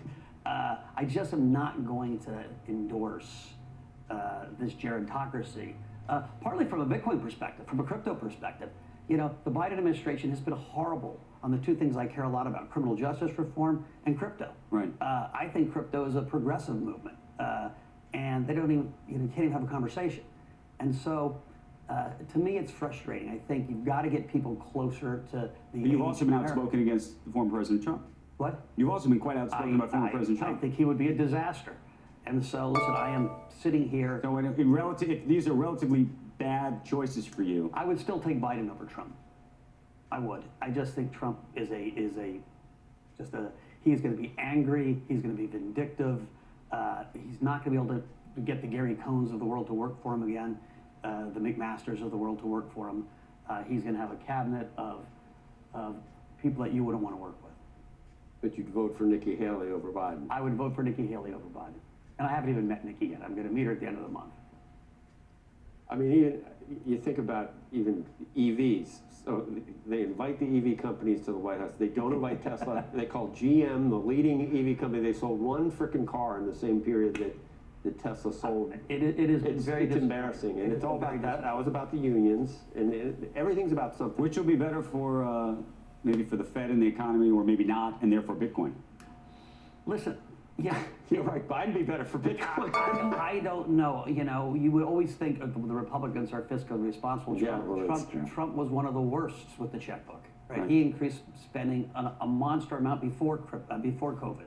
Biden has done no better, and so I have no faith in either of those two to really balance the budget. We need a Simpson-Bowles amendment. We need something. I don't see it happening. We have populism on both sides, and therefore I stay long gold, silver, and Bitcoin. Would you be happy if Dean Phillips was your president? I would. He's a lovely guy. He is smart. He's thoughtful. He's got integrity. You're all going to get free ice cream from him, or what? Free ice cream and free vodka. Right. I forgot about that. Mike Novogratz, thank you. Thank you. Coming in this morning. Appreciate it. We've got a lot more coming up in the last 5 minutes of the show. Don't go anywhere. Squawk Box returns after this.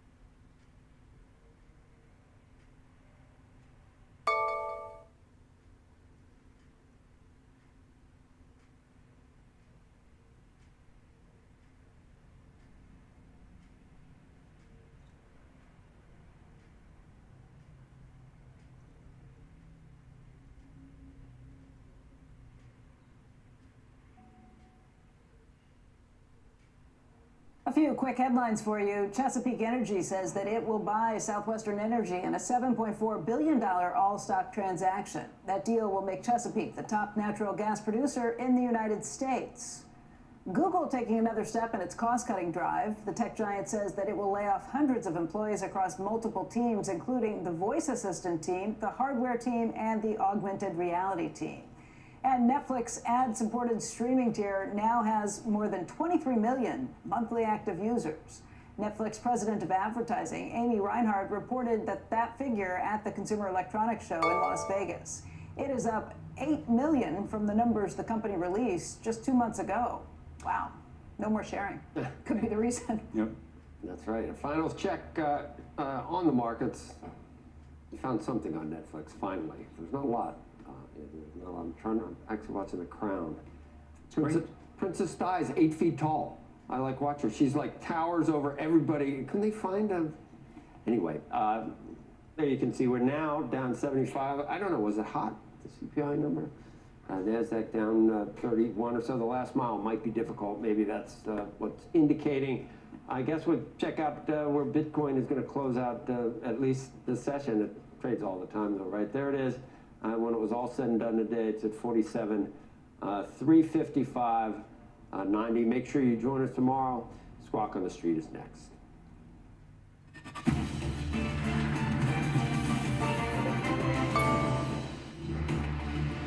Good Thursday morning. Welcome to Squawk on the Street. I'm Carl Quintanilla with Jim Cramer at Post 9 of the New York Stock Exchange. David Faber has the morning off. Futures are lower as investors take stock of December CPI. A bit hot on headline, although the first three handle on annual core in almost 3 years. 10-year does touch 405. Our roadmap begins with inflation picking up in December, what that means for the Fed and rate policy ahead.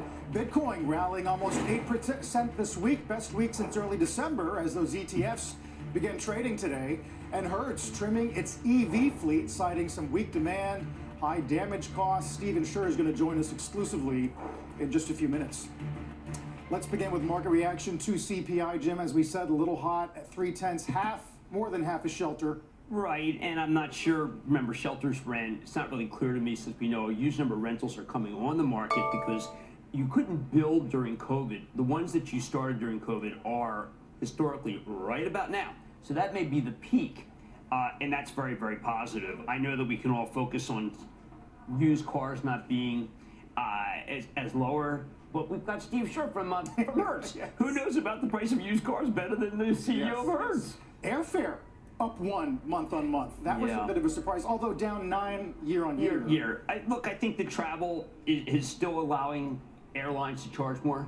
I also think that one of the reasons why the Justice Department tries to block these mergers is because, I'm not saying there's collusion, but there's a lot of companies that seem to have the same prices on routes.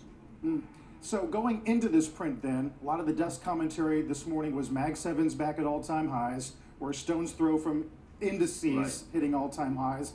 That it would take a lot for this to really derail the Fed pivot thread. Right. Although, does it affect March odds? What do you think?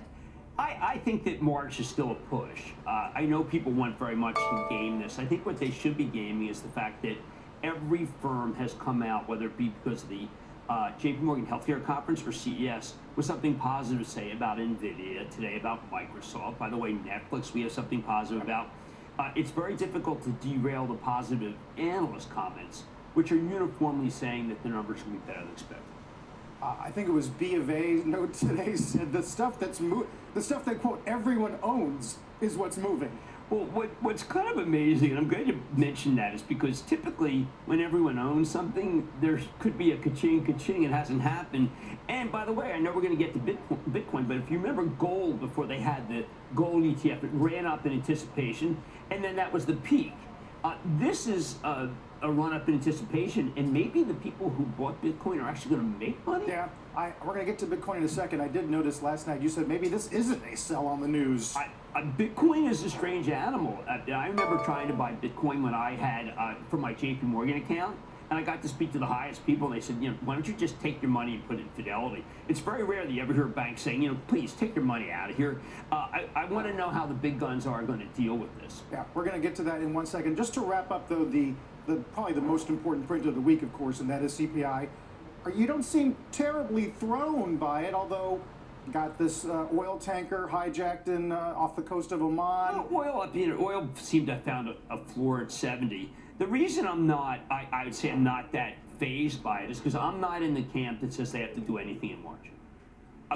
You never were there. No, because Jay Powell has said over and over again the biggest policy making could do is flip-flop, is to cut and then realize they're not done.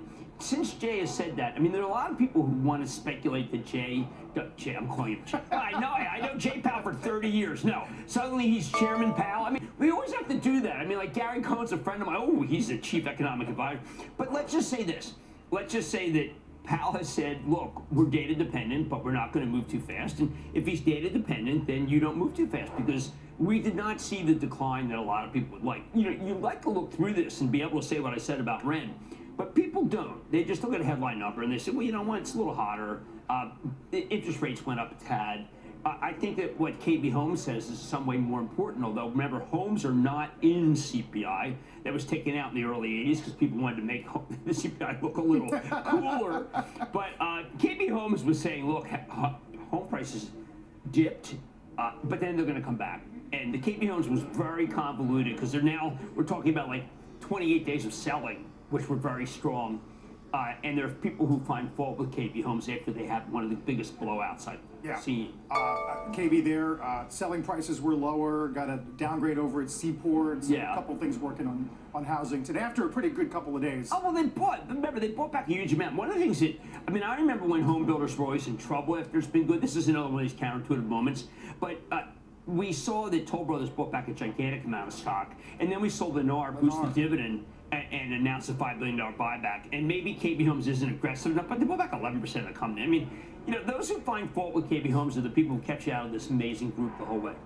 We'll keep our eye on the fallout from CPI and the 10-year at 406. Let's get to Bitcoin. As Jim said, the SEC is making it official. Regulator approves spot Bitcoin ETFs, including some which are slated to begin trading today. The landmark decision gives investors better access to the largest cryptocurrency. Applications were approved for several issuers, including BlackRock, Fidelity, Grayscale was just on Squawk. But the chair of the SEC, Gary Gensler, did say in a statement that the decision is neither an approval nor an endorsement of Bitcoin itself. Look, I think that Gary, no, the guy knew it. I think the chairman, first name basis with everything. Chairman Gensler, I think wanted everything to have a little better decorum. I don't think he liked the way it was just a train coming in and it couldn't be stopped. But there's just such broad support for it that even though he felt that there were a particular decision which said that these are securities, he was overridden by events. Even the CFTC in the end kind of was not against this. There was a belief that this would be done offshore if it was not done here, so why not have it here? Probably better regulated. In the end, I'm saying it's a win because the people want it. I mean, I've got access to more retail investors than most people because I speak to them every day. Yep. Everyone wanted this because people didn't want to be in a situation where they had their money in some bank that just disappeared overnight. So here's a 22-month high on the coin itself. It needs to be held, right? Yes. So Kathy Woods on Squawk a few moments ago saying her base case for 2030 is $600K, and a bull case is $1.5 million. Well, I mean, look, I wish I could get away with saying that stuff. I was once investigated on air because I said that Google was too low at 88. And they called me in and said, what, are you kidding? Of course, they did a 10-for-1 split, so it was really 8. It was a pretty good call by me. So I think you can always say that people are promotional. But I would say this. There is an odd love affair with something that flew in the face of what Jamie Dimon said, who's the most respected banker in America, and what the late Charlie Munger said. So the opponents of this, I think, were now being viewed as fuddy-duddies. And you don't want to be that. You want to be relevant, and the customers wanted these, and the customer is right, Jamie Dimon. I mean, one of the moments in my discussion with JP Morgan was that I've been with you guys for 30 years, the customer's right. And they were like, well, then take your business elsewhere. That did not, the customer's so right, go to Fidelity. Yes. So your point is the market is speaking. Right. I mean, you want to override events, fine. You want to be a Luddite? You want to go smash the loom? Be my guest. I say, listen, let's accept the loom. Are you going to tell subscribers and your retail followers to make this a piece? Yeah, we do have an annual meeting coming up, and I'm going to tell people if they want to, here's the best way, and I'm not going to certainly not fight it. I'm not going to do what Gensler said. I endorse the idea that there's this, because those who had their money in the National Bank of Sam Bankman-Fried are kind of like Jesse James robbed them. There's no Jesse James when it comes to the ETF. Yes. We mentioned Kathy Wood on Squawk talking about some very long-term price targets for ARK at least. Here's what she said. We believe that Bitcoin is a public good. It is what we have here, we believe, is a financial superhighway. It is the layer of the internet that developers did not build in the early 90s because no one ever foresaw commerce or financial services. A public good, and so we're not looking to maximize profits here. Well, that's the idea of currency in the HOV lane. Let me tell you what I think the SEC really didn't like. If you look, we have all these other coins, and they were convinced that a lot of these coins are just phony and based on nothing. But now it's just game one for everything. You notice that Robinhood it has become the bank of choice for a lot of the cryptos, of which the SEC would tell you are based on nothing. And I think people are fine with Bitcoin. I think they're fine with Ethereum. But when you start going down the chain to the Belichick coin that will probably be issued at noon today, I just say, listen, let's be a little more circumspect. Right. Are you prepared for or willing to watch the market get enthusiastic about at least this bucket? It matters tremendously. I think there are very few sellers of anything right now. It's almost as if everyone's sold NVIDIA and they've already sold Microsoft. And the institutions, I think now, maybe they have to catch up and own this, because if you're JP Morgan, they're not telling people to go to Fidelity anymore. Look, I want to see what Larry Fink has to say about it tomorrow from BlackRock, because Larry is of the people.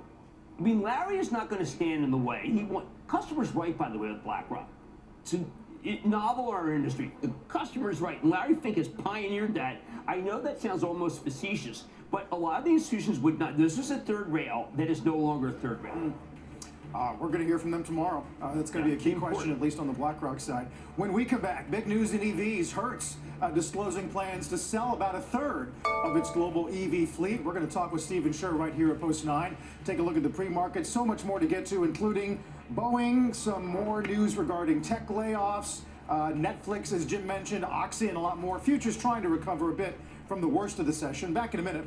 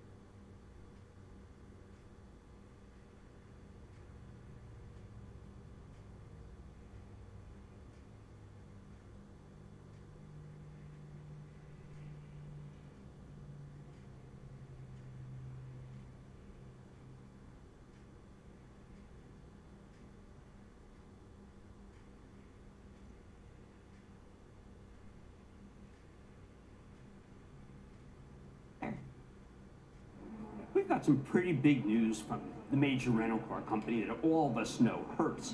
They're announcing this morning it will cut 1/3 of its electric vehicle fleet over the year. CEO Steve Church joins us right now to discuss the company's decision. Steve, well, first of all, welcome to Squawk on the Street. Thank you, Jim. Good to be here. Thank you. Good to see you. All right, Steve. I know you as one thing and one thing only. The man who just knows to tell the truth and nothing but the truth about financials from the days when you were at Goldman. This seems like a very positive for Hertz, for numbers, but definitely an asterisk for the adoption of EVs in this country. Well, I think, look, we took a bold move and are making a strategic adjustment to our fleet to take 20,000 electric vehicles out of the fleet. It's really to respond to the reality, which is we're trying to bring supply in line with demand, and we're addressing a cost issue that happens to be related to the EVs in the context of damage and damage costs. That's what it is.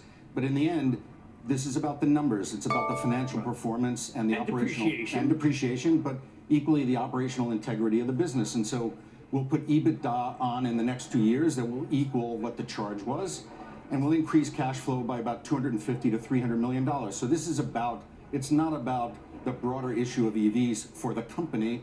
It's about financial performance and operational integrity and adjusting ourselves in the way in which I think the business needs to be run. No, I think that one of the things that you were spot on was that, look, Tesla's the largest in the country, and you wanted your fleet to reflect Tesla. At the same time, unlike what Kathy Wood said earlier, you were explaining that there is depreciation. These do not go up in value after you buy them. No, I mean, look, the reality here is that we're experiencing the consequence of a material price decline in Teslas, but in EVs more generally. So at the beginning of this year, when Tesla took down the price of their cars, residual price falls, depreciation goes up. That's obviously a cost to the business. We need to face that reality. Tesla did what they did for reasons that are presumably good for their company, but we just need to adjust to the reality of what the cost input is of this car. And so we've made this move to really put ourselves back, on track. It's interesting to note, Jim, that demand for our product is real and is sustaining. What we put in our 8K as an indication of what happened in the fourth quarter, demand was there. Revenue was in line with what expectations were on a seasonal basis. The issue I'm addressing is one of our cost base and the influence that EVs have had on that cost. And there are certain circumstances like price decline, like residual decline and depreciation that's out of our control, but you need to react to it, and we're reacting to it. So that's interesting. It's different from demand or behavioral friction when someone comes to the counter, because originally the thinking was this will be a nice way for people to experiment. Did that happen, or did it not? It did happen, and it is happening. It's just not happening at a level of demand that justifies us maintaining a fleet of this size at this moment in time. Carl, the one thing I would say is that at some point, the reality of EVs and Teslas being the best-selling car will at some point render them the best rental car. It's not yet. So we may have been ahead of ourselves in the context of how quickly that will happen, but that will happen. And I think, in the end, we're in the business of giving consumers choice. We're including in that choice electric vehicles. And there is a significant component of our customer set that are still paying us a premium for these. It's not at the level of demand that we anticipated. And I think a smart company is one that's agile, makes an adjustment, takes away the distraction, financial and operational, and moves on. I do think, apropos of what Carl's saying, there must be something wrong with EVs in the sense that maybe they're hard to repair, maybe people don't necessarily know how to drive them, maybe there are accidents because people, or they wreck the cars because they don't know how to do it. Well, look, we do two things when we rent you a car. A, we make sure you can pay for it, and B, we presume you can drive it. And we ask for your license on the latter. The reality on EVs is that there are millions of Americans, in fact, millions of consumers around the world who are knowledgeable, experienced in EVs, and they ride them well. There are those that experiment, and their knowledge of how to drive this car, which is a little different than a combustion engine car, may be part of the issue. I would point out that our joint venture and the demand we have with Uber is proving very successful and has grown, as I talked about on our third quarter call, by as much as 50%. And they are taking up even part EV and ICE vehicle. And when we talk about how much time this strategy will take to play out, bear in mind a lot of cities in this country are going to require rideshare companies like Uber, like Lyft, to be all electric by 2030. So we may be a little early, but the early growth with them is working well, and we will have ample supply to continue to feed that business. There is some misinterpretation, maybe because people are not as good about what depreciation means as you are. This, to me, is something, when I remember that you had a problem with this last quarter, you're dealing with the problem. Cash flow is going to go up, not down. That's right. This is going to influence the stock positively, not negatively. Well, I would hope so, but as you and I have talked about many times, it's not for me to predict where the stock is going to go. What I want to do is produce financial results for our shareholders that are worthy of a higher valuation than where the company is. And I think addressing the cost element in the context of a healthy demand layer is what we're doing. It's what this adjustment in fleet is about. And I think it will prove to be a net positive for the company as we go forward. Can I get you just a little more broadly? We just got CPI. We were talking about airfares. Sure. How is overall demand holding up? Was corporate continuing its comeback or not? You know, we continue to see demand rather strong. We saw it through the holiday. We're seeing it in the opening of January. And it's across the board. It's in leisure. It remains in corporate. Don't forget, we have a big inbound business. So this is where Europeans, Asians, South Americans travel to the U.S. and rent from us. The airlines are continuing to show strong, particularly those with international routes. And again, we're growing up different business lines in the context of rideshare, which will continue to grow, you know, as we feed that business. I have to believe, Stephen, that one of the things people don't get about business is if you're working from home and you want to go see a client, the best way to do it is to rent a car. We don't want a situation where you don't ever go see clients again just because you're working from home. No, I mean, look, the reality of the business world is one in which there's no substitute for personal interaction. And we're seeing that gradually come back in the context of business travel. Bear in mind, on the rental car side, you know, we are the tail on this, meaning the decision to go on a business trip or take your family on a vacation is not determined on whether the rental car is $5 higher or lower. It's determined largely on the airfare and the hotel. And so, you know, we've seen a relatively stable price environment, a little softer relative to where it was in COVID, but sustainable and well above pre-COVID levels. And there's no particular incentive to see price soften across the industry because it doesn't drive demand to the industry writ large. And market share has been relatively stable among the majors in rental car, you know, for the last year or more. Well, look, I want to thank you for coming in and telling it straight. This was a bold move to try to have fleet be like mirror the country.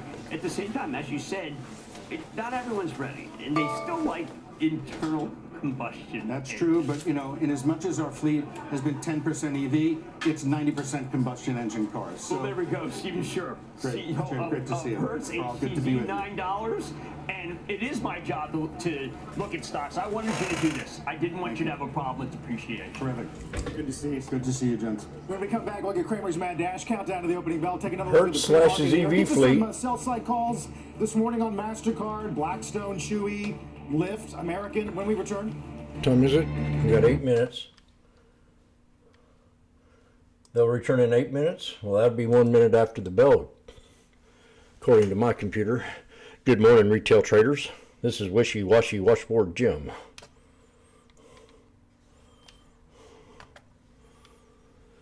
Oh boy. Looked like we had a double bottom.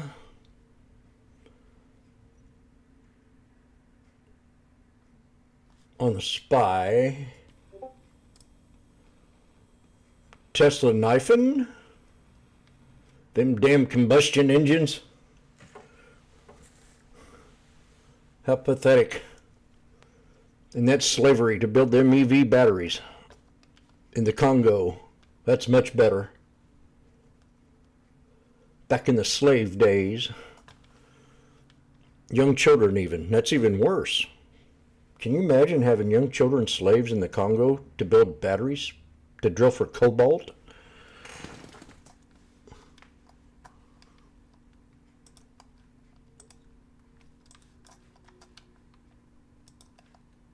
Let me see where that number is.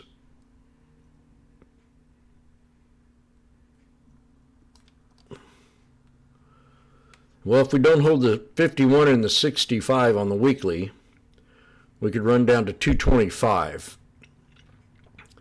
Now, I do believe we have a bull flag here, and it wouldn't hurt to pull back one more time, even get back to 200 on Tesla, but we're going to just have to see if that happens or not. Coin, we've got to watch Mara. And Mara's trying to break a Darvis box yesterday, and we've turned into a symmetrical flag on the daily. Now we got a long leg doji with the upper shadow being a little bit heavier. And that's on the daily.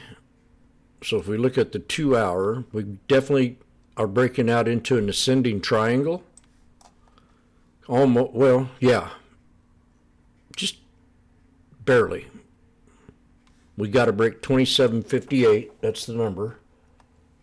If we do that, I think we'll end up at the cup and handle up here, just under 30 bucks. But it's got to break out of this Darvis box.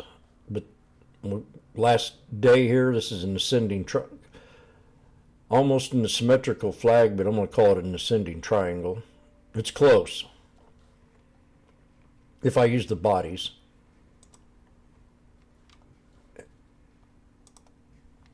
IWM double bottom, got a double bottom on the QQQ. Seems like the market doesn't never want to give up with these bulls yet. There is a delay on YouTube, people.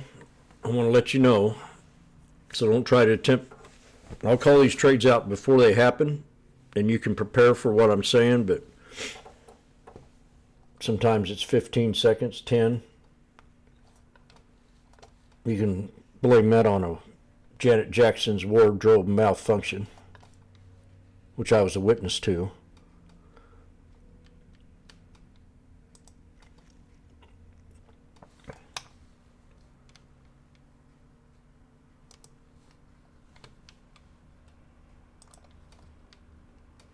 I did an update on AMC Part 3. Now that we broke down below 5, I'm kind of leery of just scalping it and day trading it, not for a swing until we break 5. And we got kids pumping this stock, so you got to be careful.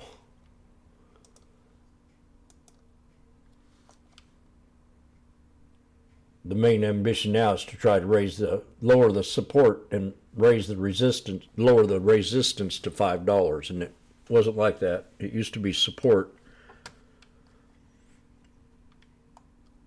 So when you fail a support level, it now becomes resistance. Nile I was looking at this morning. Got an RSI crossover.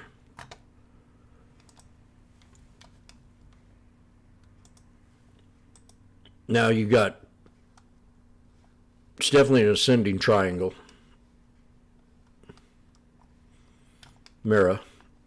Now that I pull it up on the 1 minute.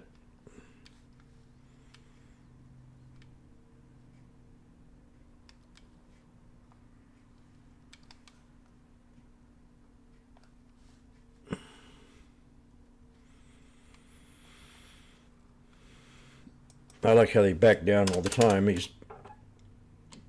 One thing about CNBC, they never admit to their wrongs. They always make excuses.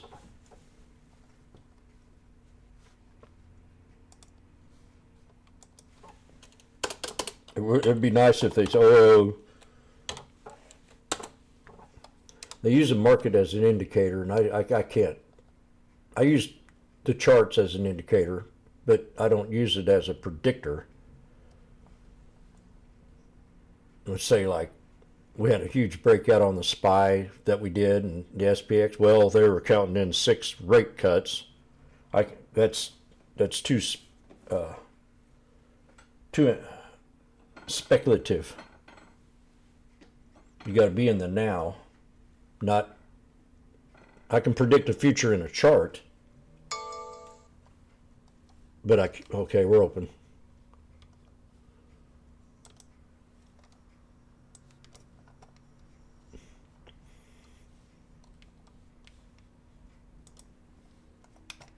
Chewy.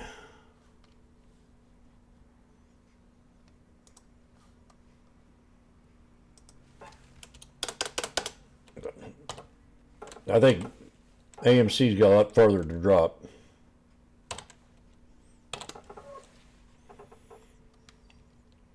Until they come out with some pump news like a split or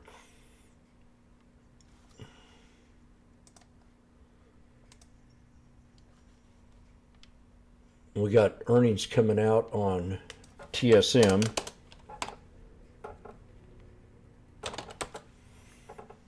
China.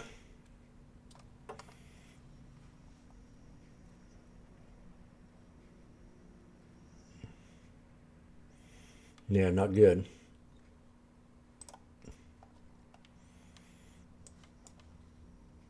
So we're coming down to a head and shoulders on the IWM.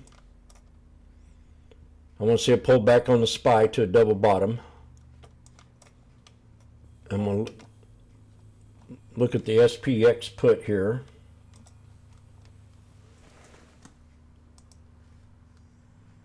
Apple, I'm up 225 now. This has been a swing, and I'm going to get rid of it today because it's, what, Thursday? Yeah, I got to get rid of it. I don't want to hold it into Friday. We should have hit the 200 on the 1 hour.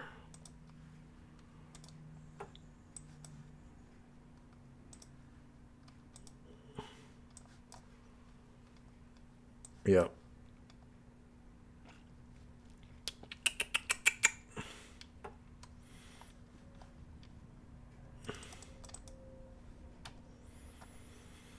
One, two, three, boom.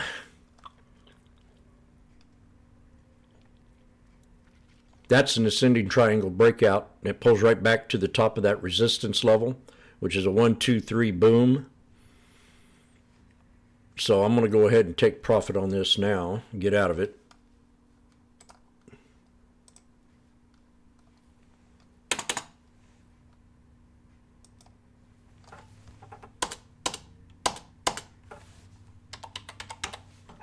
Out at 225.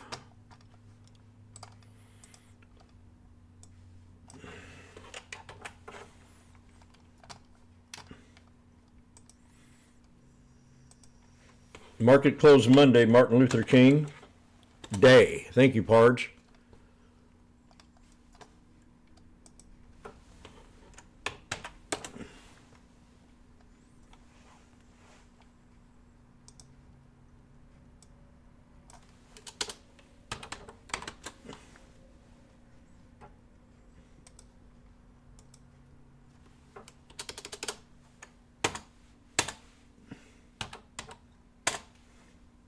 Ah.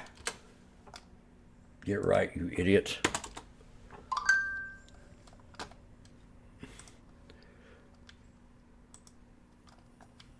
Okay, we've got Meta. We've got a tweezer bottom on Meta, so if that holds, exit idea will be the 200 at 371. But we have a big fence to break. So we could come back and double bottom, pre-market low, and watch it here. Watch Meta. I'm out of Apple.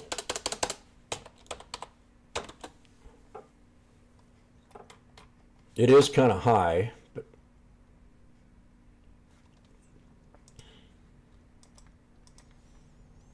Science faces additional complaint. Okay, Meta faces additional complaint from Digital Rights Group. Who in the heck are you?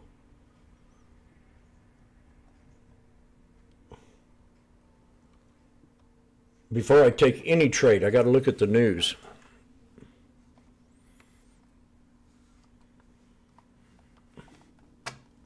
Next week for Meta, with 375 strike. We got a hammer.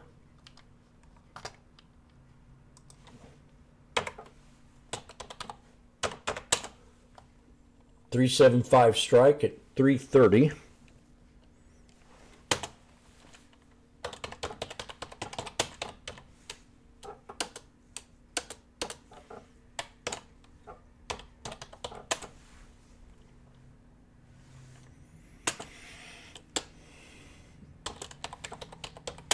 I've never heard of this here watch group. What are they going to do? How in the heck did it even make the news?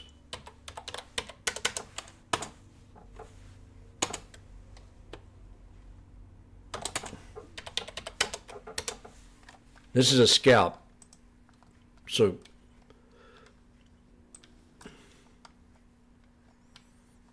we've got a lot of resistance up ahead of us. We're below the 9, so come on.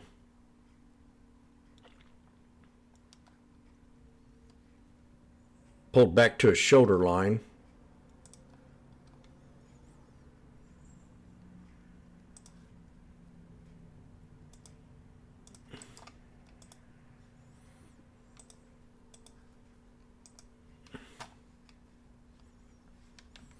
Thought I heard Kramer say something about selling in NVIDIA.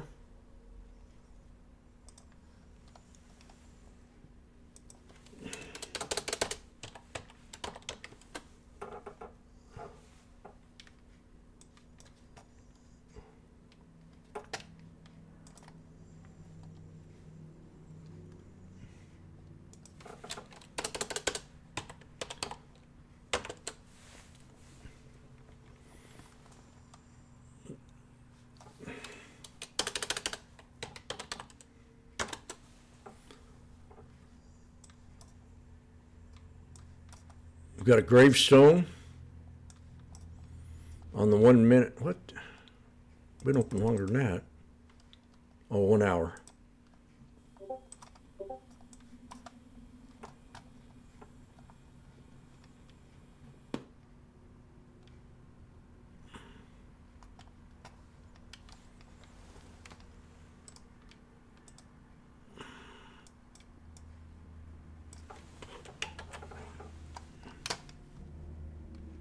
Now Tesla, yep. I should have looked at that first on that knife.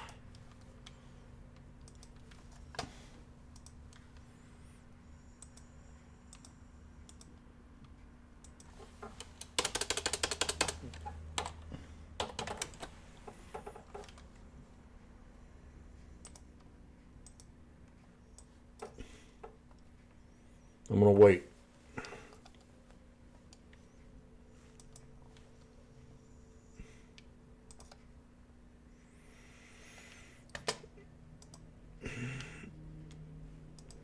Oh, Meta just knifed on me.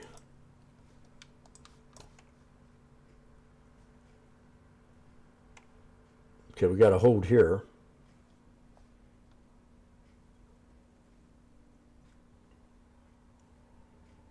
If I don't hold this here support line, I'm out.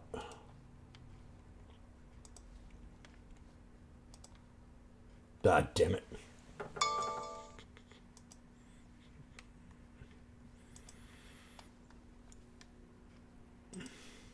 Too late.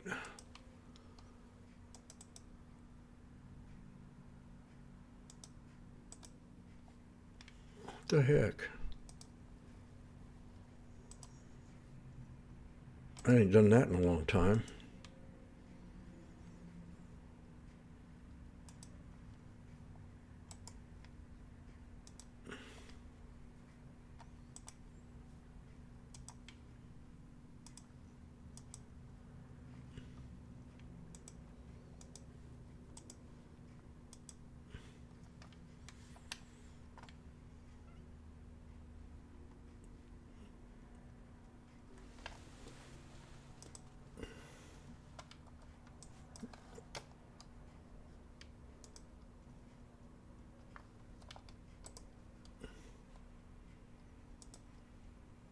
I should have got out of that sucker.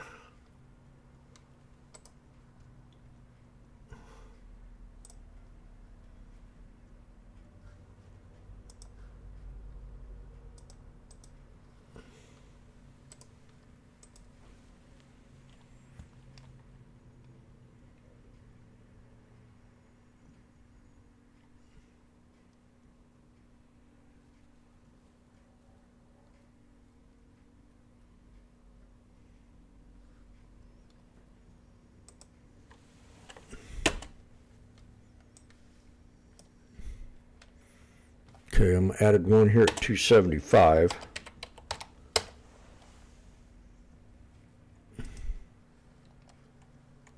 See if we got it right. 275 and 330.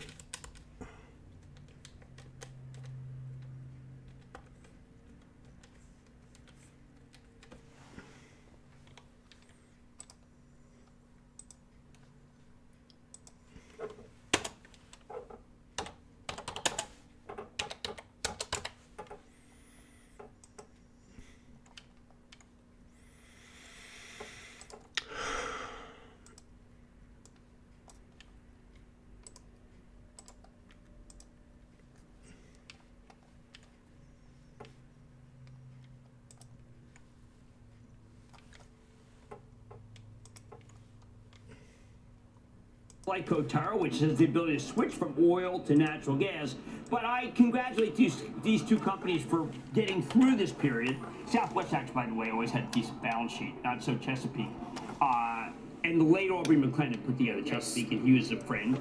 And I think that was a company that was kind of a gunslinger company. I remember going to Utica in Ohio with Aubrey. He said, "You're going to see the greatest spud ever." And it turned out I saw nothing because there was no oil. It was natural gas.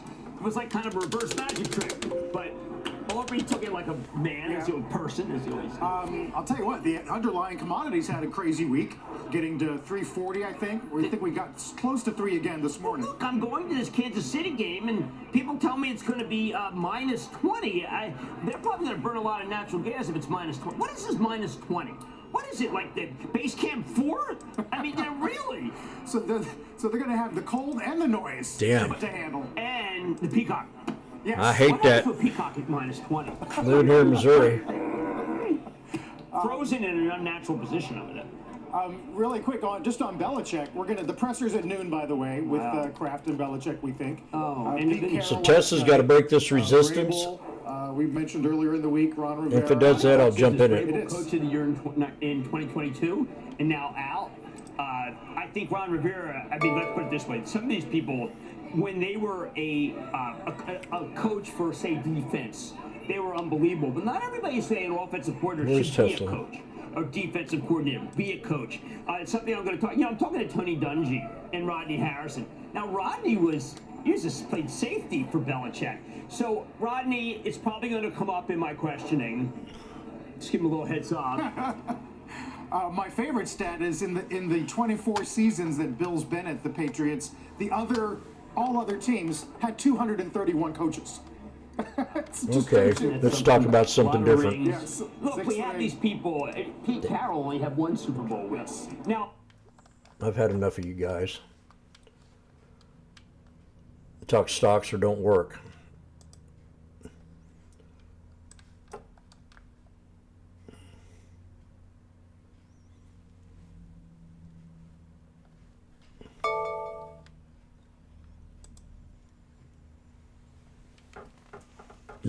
Oh, there we go. We're respecting the 9 here if we can get one body above this candle here.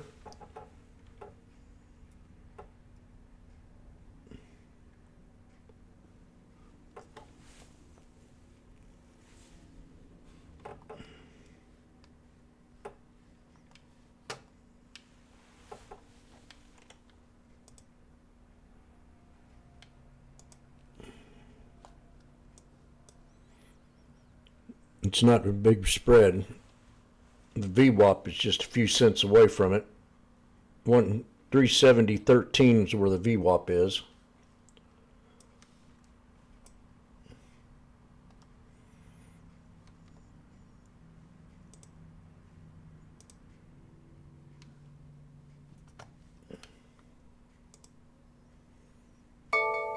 We had a double top on the SPX. I mean on the QQQ.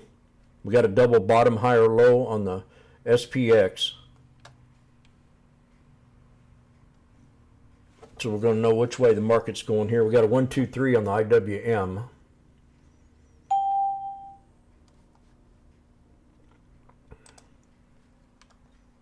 Tesla's pulling back. Pull up the 5-minute. We're still in the snake. We got a triple. Okay, we got a tweezer bottom on the 5-minute.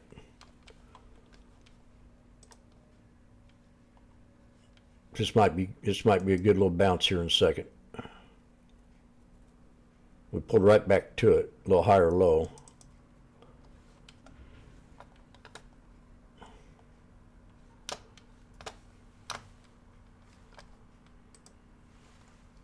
What you got there? Tesla, bad news from Hertz selling their electric this morning, huh?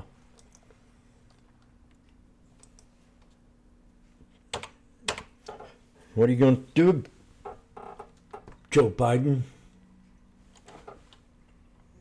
How many billions have you spent on that wasted money there for the EV car sector?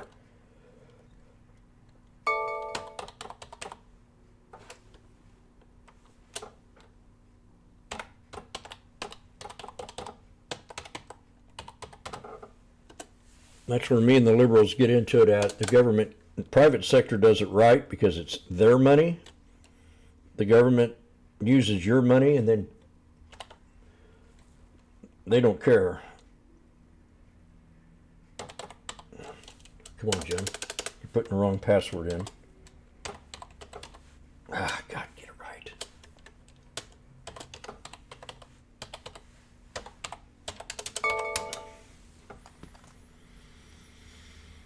Okay, I'm in Meta, and I'm going to be in Tesla here, maybe.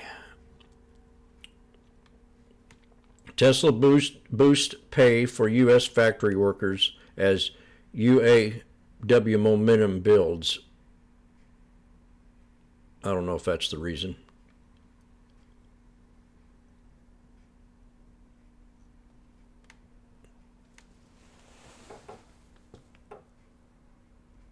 I don't think that's the reason why pay increases came in.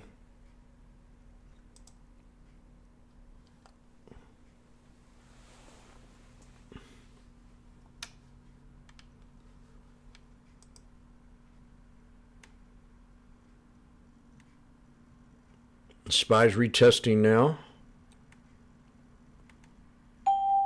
We got an inverse head and shoulders off the 200 on the SPX, off the 200. Let's do that one.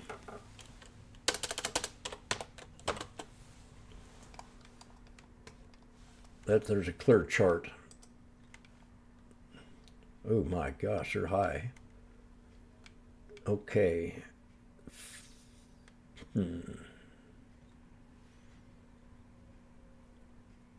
4805.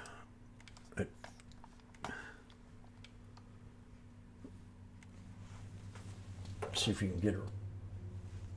Hold. I got to hold right here. We can't move.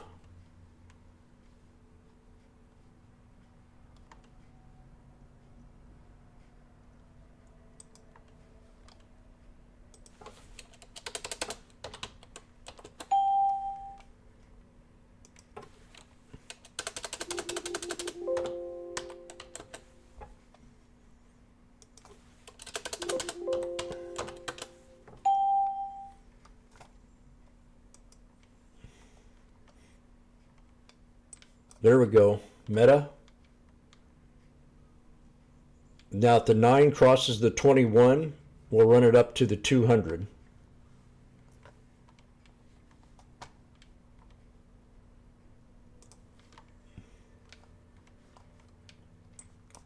That's got to break the VWAP for it to be bullish. If it breaks the VWAP, take it to the 200.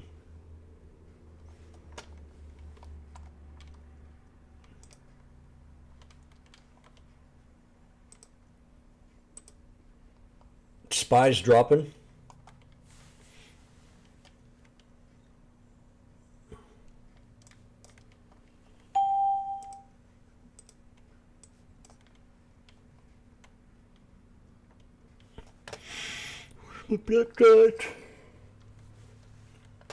Man, I'm kind of iffy. I'm going to get out of this trade. I don't feel comfortable at all.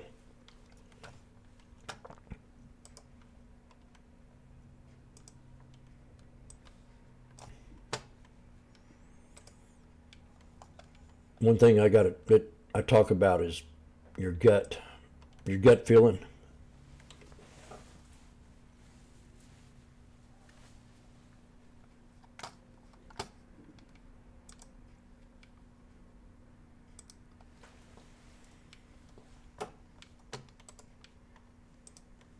So I'm out of this, out of Meta, and probably a big mistake because we're probably getting ready to squeeze.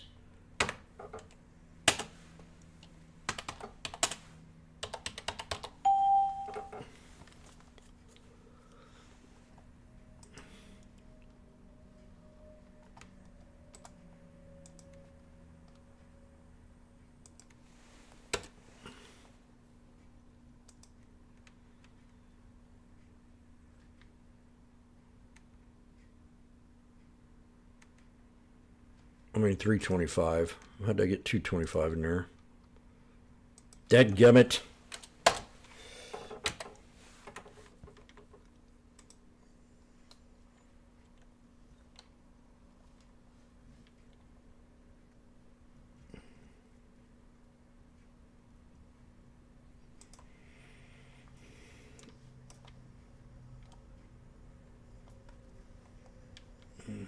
I'll take the SPX in its place. The 4805. Now that the, well, we're going to move it up one notch to the 4800. Man, I can't believe I did that.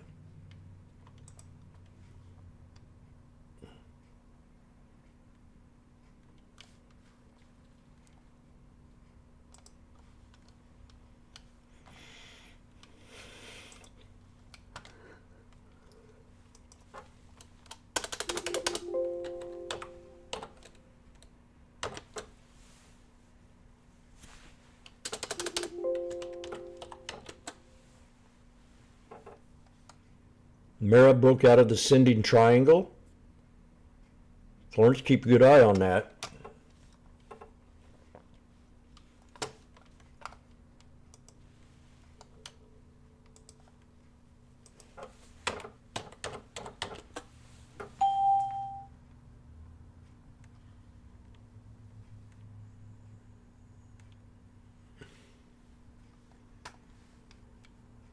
Watch your mirror. Good job, Mike. Keeping us in touch with Mira.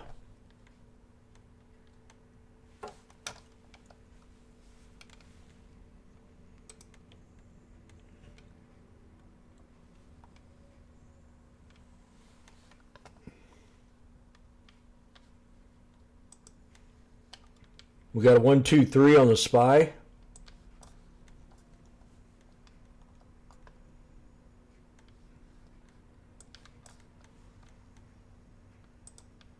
Watch it right here. We definitely got a 1, 2, 3 with a higher low.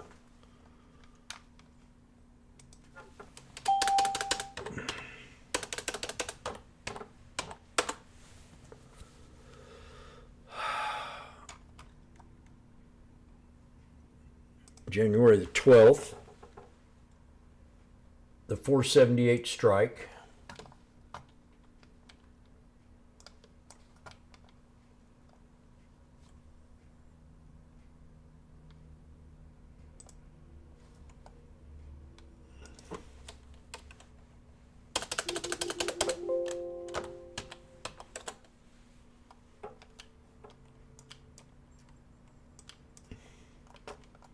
We're setting up. It's one Tibus and a freebie, and we got tweezer bottoms for 5 minutes. We break the 9 and I'm in this trade. Not until then.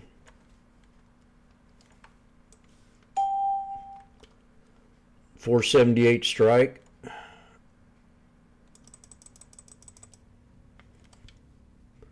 $10 contracts. But we got to break the 9.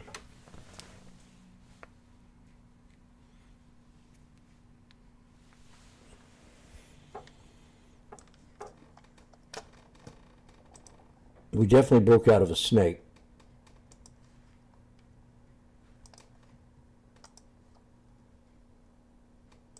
Okay, we got a hammer.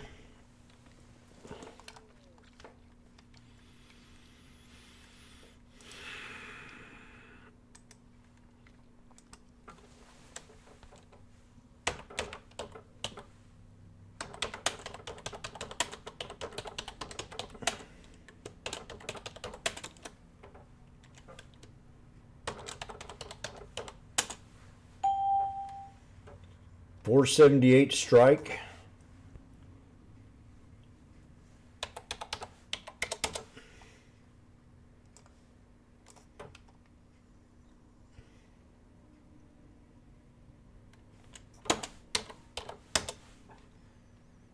$0.90.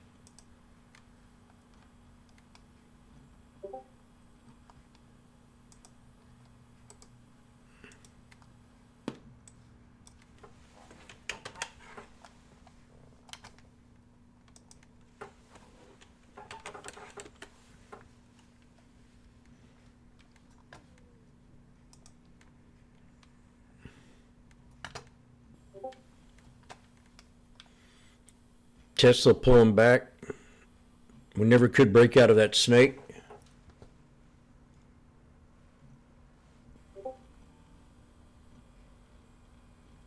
Targets the 200 SMA on the SPY.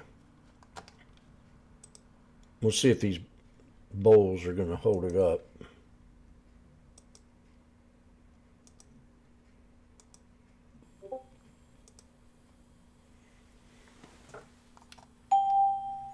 Well, that's Meta. Damn it. What the heck are you doing?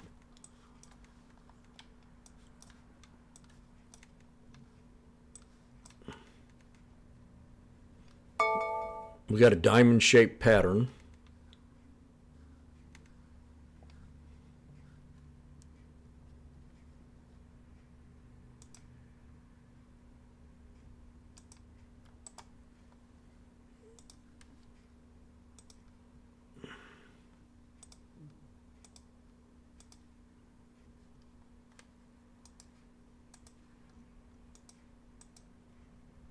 Oh, I thought I had that.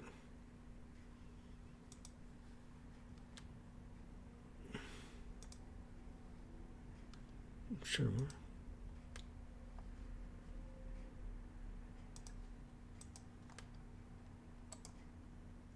Oh, it's the left.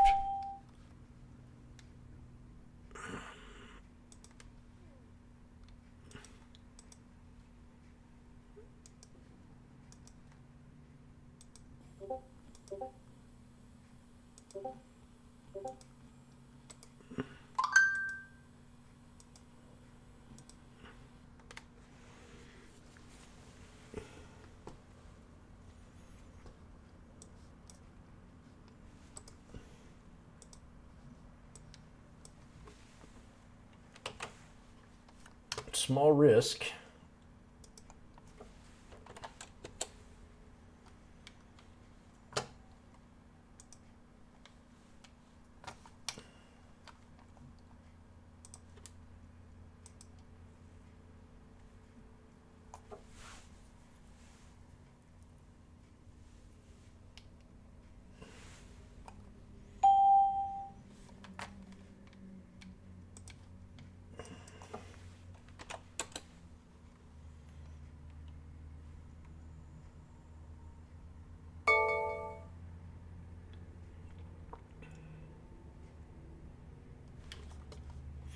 Okay, Tesla's nearing the double bottom. We're going to retest Tesla right now.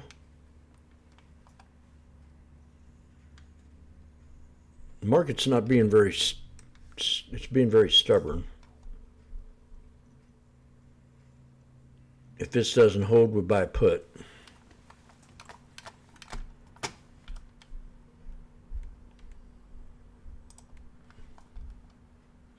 SPX moved up.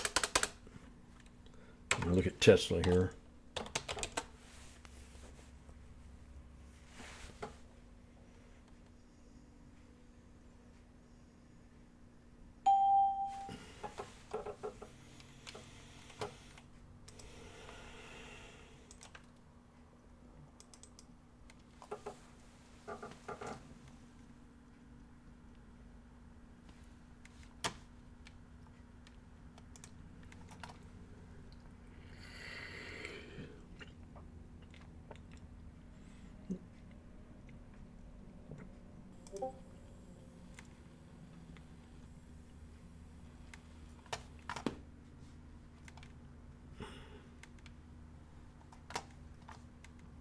Yeah, that ain't gonna work.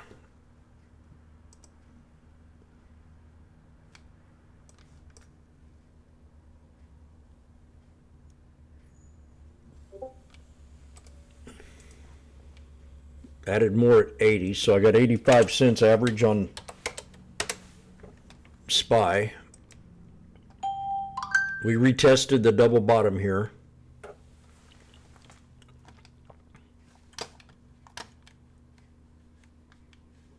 That'll be all I add. I ain't gonna add any more.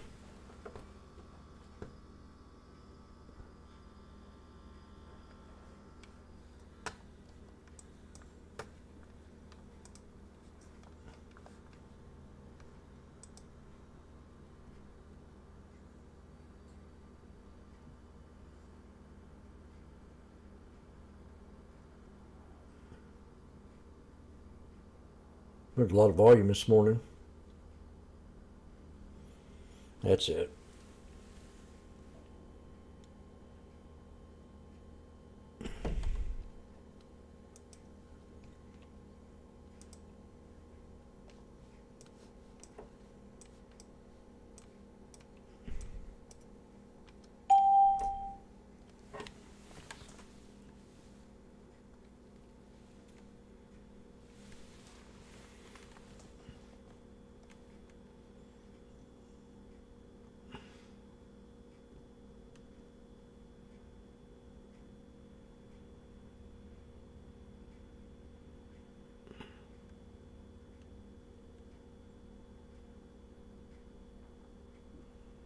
Jimmy's not off to a good start.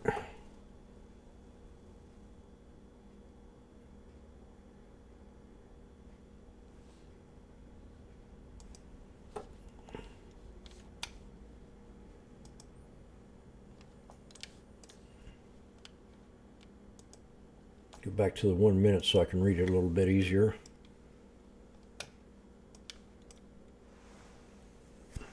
Still good here.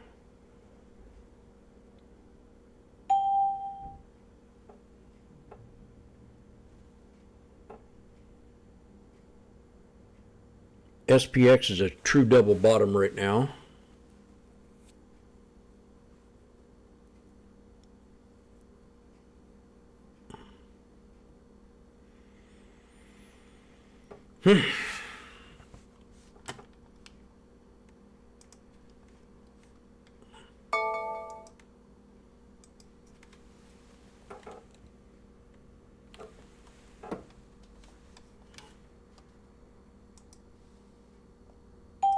And that's why those prices remain hot.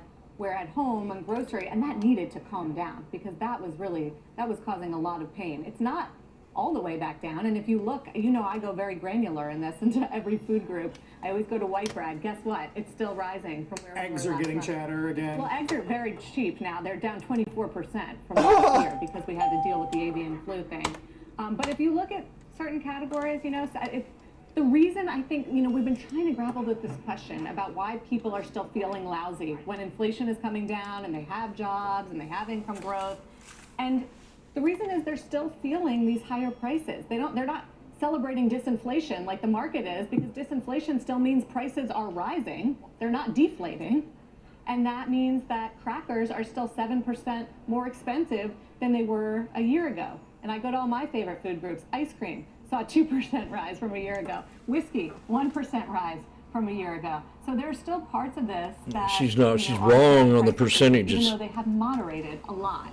Just the little bit of a disconnect between the Wall Street sort of Fed took a loss on the SPY. And ordinary Americans. You know, University of Michigan consumer sentiment is still relatively low compared to the fundamentals in this economy. And that gets a lot of attention because, first of all, it could have political implications. And second of all, you know, we wonder if it's going to ultimately have an economic effect if people don't have a lot of confidence. And I think that the fact that we do still see inflation is part of the story. Yeah, I mean, I'm not sure if we want to see outright deflation as a general practice. It's not a good sign about any economy. Luckily, we have fuel oil down 14 year on year. Utilities are lower year on year. We know gasoline has been a boon to the consumer. Used cars continue to chip in. The airfare I thought was interesting. Higher, up a month, 1% month on month that's been a pretty good contributor to inflation, disinflation, that thesis in the last. Now they feel sorry for the consumer. Oh my. Reality has hit the fan. So what I got to do now is try to recover $350.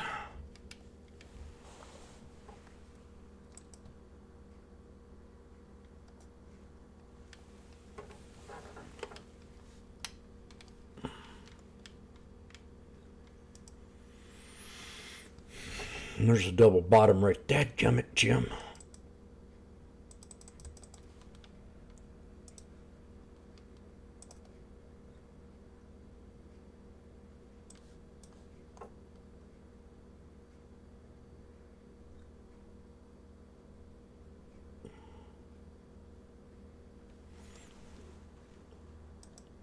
Where's Tesla?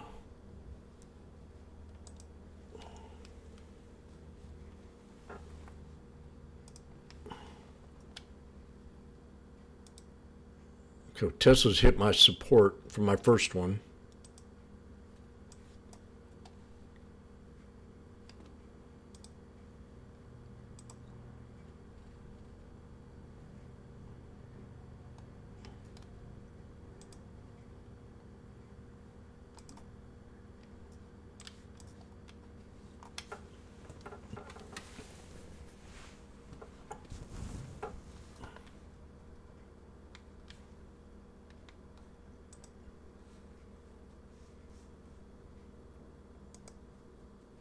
Season and beyond, we believe there is upside to our full year estimate as further decline. See, I don't agree with their numbers at all. I think a lot of these numbers they come up with, especially under this regime, are fake. I've never been able to trust Wall Street's numbers, never. So that's why I have to rely mostly on the charts. They're going to start feeling sobby and stuff like that. Idiosyncratic strength there going to be able to keep insulating us from just a further routine pullback after we came into the year so hot. So I think there's, we've had back and forth depending on the day here. Wasn't surprising to me that the bond market took the inflation number in stride. So we got a gap. Days that you've had enough accumulated evidence and confidence. I'd say it's coming down to 223.74. Expectations probably doesn't change for the Tesla. Entire game. I don't think a March cut, yes or no, is make or break for either market, but it does it narrows the path to the benign outcome.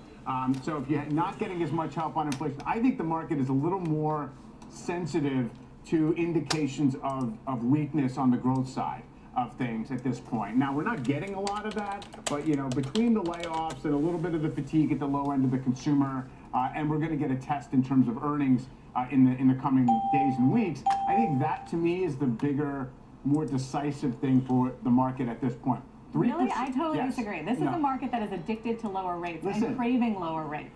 So where are rates now versus where we were at the at the lows? We were 5% at the 10-year, and now we're 4%. In the short term, that's right. So it's not addicted to lower rates from the Fed necessarily. Right. I think it's let's make sure yields don't go to the moon. And just because the S&P is 4750 and the Fed funds future says we're getting a ton of cuts this year, doesn't mean we're at 4750 because the Fed funds futures has a view expressed at this point. So I think that good news is always ultimately good news and vice versa for the economy and the markets. So I think that's the fix we're in right now because we're not getting a lot of encouragement either way. Market still seems like it's in one of these routine payback phases from a really hot finish to 2023. 3% CPI is obviously far from target, but it's also totally compatible with the market being able to deal with that, the stock market being able to deal with that historically. And, I did see some of the work this morning reaction to the CPI. If you translate it into PCE terms, it's not as scary. Morgan Stanley basically saying, if you look at how the PCE counts things with shelter and some nuances in healthcare, it still gets you in the direction that we need to go. I think the market's willing to say we more or less have the inflation story in hand, and then the burden of proof is on the higher for longer inflation camp. whereas we still want to make sure the economy is going to continue to grow, or at least muddle through. Yeah, and separate from the last 30 minutes notwithstanding, a lot of the desk commentary this morning talked about long-only demand, M&A last 10 days, debt being absorbed pretty well with yields not moving that much. That's exactly what it is. So if you looked at, is the market trying to tell us we should be a little more frightened about the macro? Credit spreads say no. The volatility index says probably not. Hoopla over a Bitcoin ETF, I don't know. Maybe we take that as some kind of a sentiment tell. But at this point, I don't think it's too decisive. I'm still green for the day because of Apple, but that's only because of Apple. The small caps relative to the NASDAQ has totally rolled over. It's given up half of the outperformance we got from the lows. They had 10 of these contracts. So that's kind of telling you that the market. But we got 3 black crows. A little more defensive, at least in the very short term, while we absorb what's probably a routine pullback. So you still think the bigger risk to the market is weaker economic data than stickier inflation? I don't think a bull market ends because the economy is better than we thought and the Fed just can't cut as quickly. That to me is not the formula. After we've had no IPOs for 2 years, after we've kind of had a reset in stocks. She's very argumentative. I think that's the premise that's in place, and I think there's going to take a lot. I thought she didn't have enough sense to know that the market had counted in 6 rate cuts. On the Fed funds, we're all in trouble, but I think we're a long way from that. Yeah. Mike, we'll talk in a little bit. Mike Santoli. Let's get some more perspective on the CPI print, what it means for any rate cuts. Former PIMCO chief economist Paul McCulley's with us, now an adjunct professor at Georgetown. Paul, great to have you back. Good morning. Good morning. Was this a troublesome print? No, I don't think so. It was a noisy print. We got another disappointment on homeowners equivalent rent. Still not telling us what the real world is telling us. But in general, I think it's just noisy, and the underlying disinflationary trend is very much intact. And I do think that rents are going to come down as the year progresses. And the most important thing is the pivot. Nobody, I've never lived in a place. I've rented most of my life because I got property like an hour out of town and I just can't keep driving back and forth. I make enough to where I can, where I don't have to. But rent, not one time in my life has anybody ever lowered rent. You know what I'm saying? Not one time in my whole, they've stopped the rise of rent, but they've never, ever, nobody's never lowered rent in the 40 years that I've been renting. 45 years I've been renting. I moved out of high school. I moved out a home when I was a senior in high school.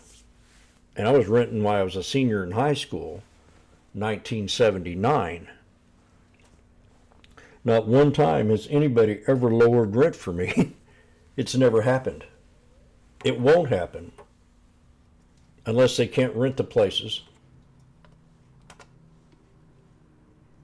So he's full of crap.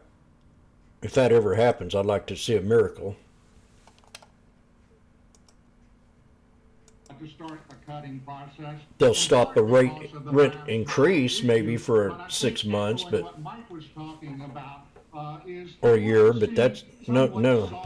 Economic growth and softer labor conditions, and the economy is still strong.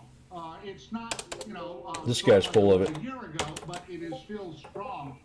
So I think they will disappoint, if you will, the market probably all year long. Who is this guy? Where the market is pricing because of the last mile issue, but also I think they want to see softer growth, softer labor conditions, and in fact, President Williams essentially said that yesterday because his forecast for growth this year is about 1.25, which implies they need to see weakness in growth and employment in Okay, Mara has broke out of the snake.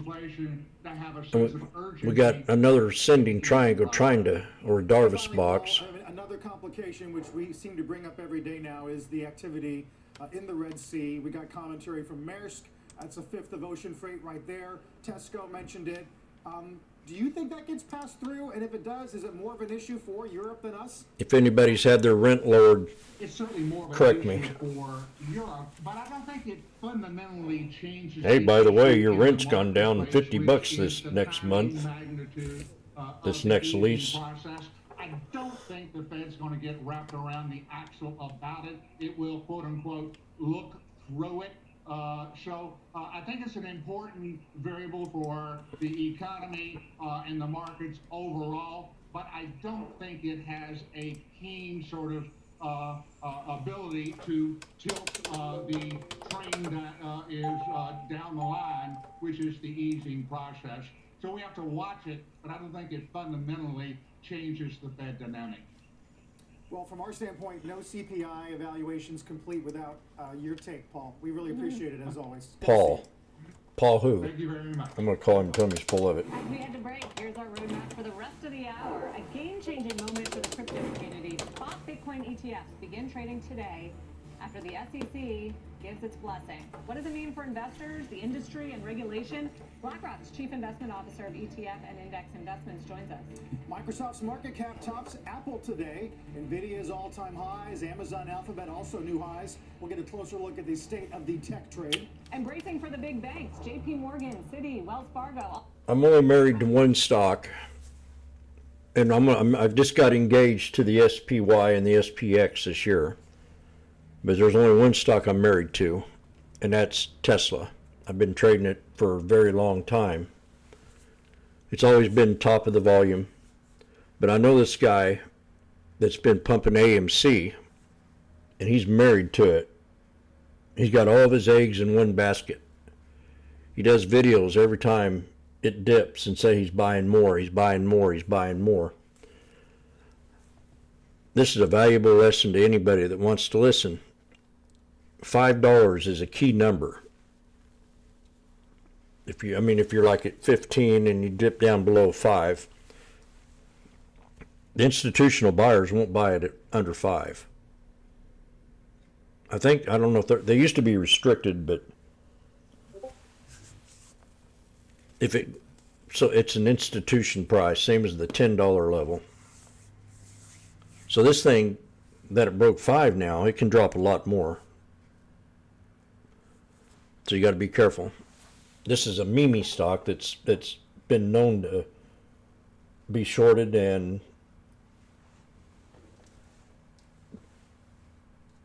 run up and then drop real fast. So you got to remember the reputation of these stocks. Like GME, I haven't even looked at GME in 3 weeks.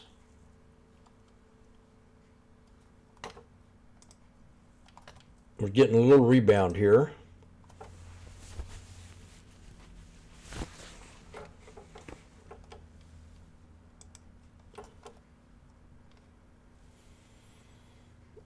SPY dropped 37. I wish I'd have saw that.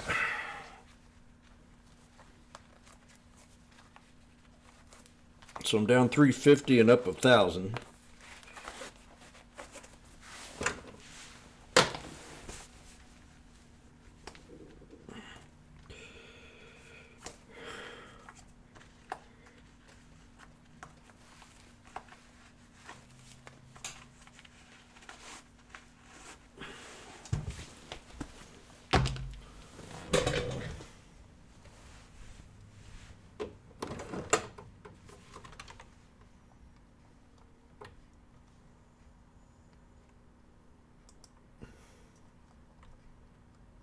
Tesla's back at resistance.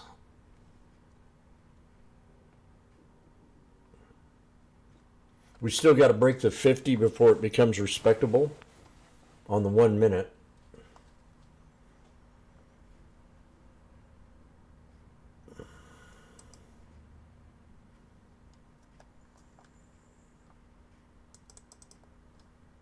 IWM's took a beating.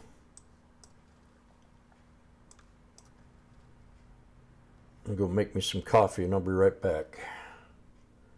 I don't like the fact that we're going to be 20 degrees this Sunday. Below.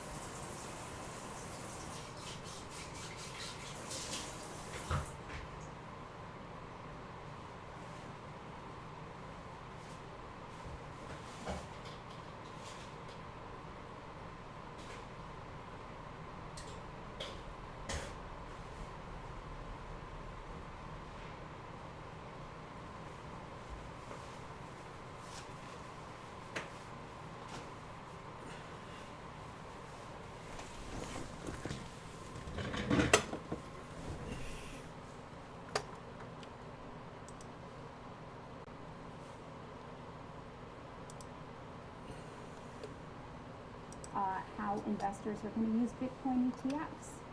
Yeah, I think the important thing here is the first 45 minutes is very impressive trading. The next big question all the viewers want to know is, and the investors want to know, is when do big institutions, do they change their position? Do, for example, large financial advisors change their position? Gary Gensler, the head of the SEC, admitted defeat yesterday and changed his position, but then also said we want to remind everybody that anybody recommending these products have certain fiduciary obligations. He referenced regulation best interest there. Do you think institutions are going to more widely adopt this product now that it's in this particular format? Bob, I think this is going to be a really important journey of education for investors of all types, including institutions. Now we know, and the reason this has happened is that investors, all types of investors, have really wanted access to Bitcoin through an ETF wrapper. There are other wrappers that they might want for different reasons, and so I really think this is going to be a watch this space, but this of course wouldn't have happened. Today wouldn't have happened without investors. This will be a tough day for me today. Bitcoin through ETFs. Who are you marketing this ETF towards, and what are you saying about the risks? We're talking about The Bears will eat this bad. Why Lucy Group shares are sliding today. As I just said, this journey of education, talking about the characteristics of the wrapper, the convenience of the wrapper, and of course, to your point, it's our expectation that investors will look not just at the wrapper, but also at the underlying, as they do for ETFs of all types, and consider the volatility and the volatility characteristics in figuring out what's the right fit for this alongside any other ETFs that they have in their portfolio. But interestingly, Get my watch list out. one of the things we know from investors is they want to see their full portfolio of risk, and they want to see it in one place. And so one of the things the ETF wrappers should do is help them more effectively manage risk by having that sort of transparency and visibility across their investments in their traditional brokerage accounts. Finally, Samara, with so many products, price is a big issue here. You're at 12 basis points. There's several at 0 for the next 6 months. Do you see further price reductions? It seems like investors are really benefiting from so many competitors that are out there. Bob, as you said at the beginning, investors are going to look first and foremost for performance. Boeing's at a double bottom. How well the ETFs track is going to be market quality. And those are going to be the most important things that drive how well these do, and what is delivered to investors. What the hell? Samara Cohen, thanks very much for joining us. Appreciate it very much. Thanks for having me. Early on, look, almost 18 million shares for iShares. Grayscale, 15 million. Fidelity, 6 million. ARC, 2 million. There's already some winners and losers in terms of investor choice. That's volume. I'm looking at who's buying this stuff right now at the open. Obviously, Grayscale has advantage because they were trading before in the form of slightly different form. But there's already some real clear money going in here, and I think iShares, they should be very, very happy with this. You think that's and about, the spread's fairly tight. You think it's about fees or marketing or something else? I think BlackRock is big, and I think they have a very effective, very well-known name out there. I think they're a natural thing to go to. Grayscale's 1.5%. That's a big difference. 12 basis points versus 1.5%. That's a big difference. There's a lot of sticky money at Grayscale right now, and they're relying on that. I wouldn't be surprised if something changed on that particular Why are case they all scale. moving in different directions right now? Shouldn't they be tracking Bitcoin higher? I'm going to give this a day to see what happens. The answer is, in theory, yes, they should be. This one is down 1.5%. Bitcoin's up 2.5%. I want to ask about particular trading patterns. I'm going to give it a day, and the answer is yes. The public wants to see that these things should be tracking reasonably close. Bitcoin futures and Bitcoin track reasonably close. It's not a perfect track, but they track reasonably well together. And if there was some weird divergences that happened, I think investors should ask questions about that. Glad you're on the case, Bob. I'll be watching. It's a great day. Yep, Bob Pisani. We'll check in with you later. After the break, Chamber of Commerce CEO Suzanne Clark. Well, they really put that guy of American business, on a pedestal this morning. And more as this year gets Why underway. you charge so She's much? Optimistic here.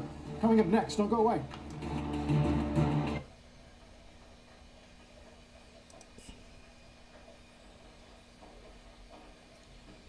That's Grayscale.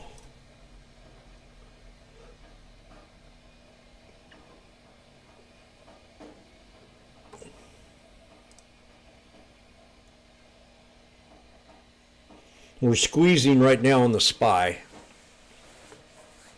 We'll know something here any second if it breaks the 21. And I'll scalp it to the upside.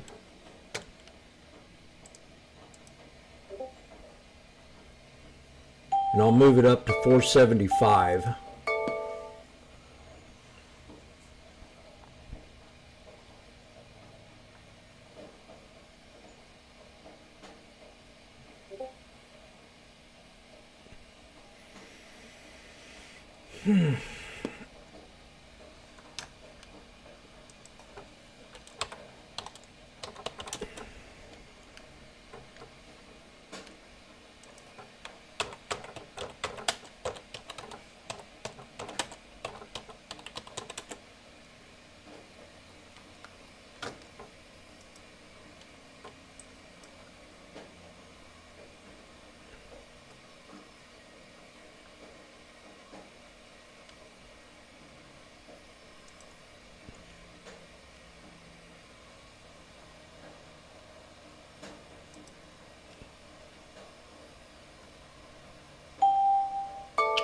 Any second, we're going to find out.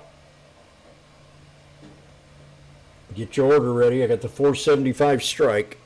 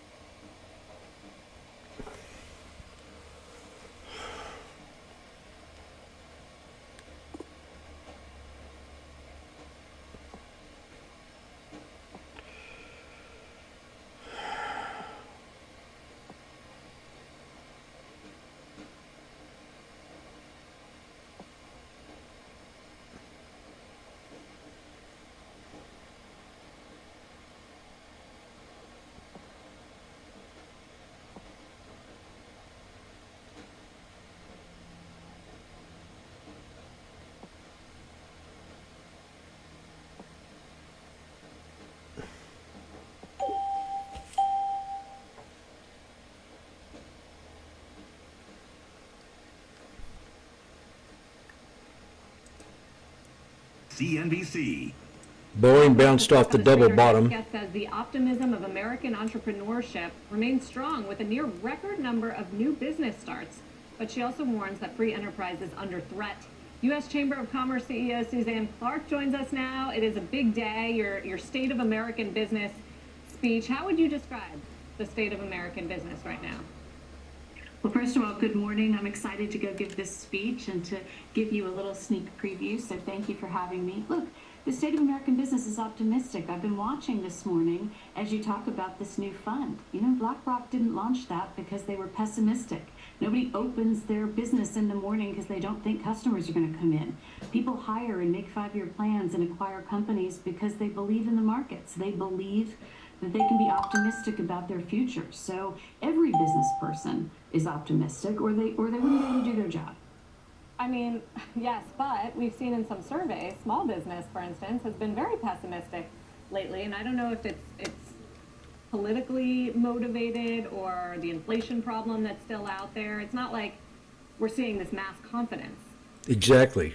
This woman's It's nuts. interesting, Sarah, because I think what we hear from small businesses all the time is they can be optimistic about their business. Interview me, I'll tell you a different story. Customers and hire and grow, but they are worried about the overall economy. In particular, right now, what our small businesses are telling us is they're continuing to worry about wage growth, the employee shortage, the pressure on labor, and what that means about their, being forced to continually keep up with these wage increases.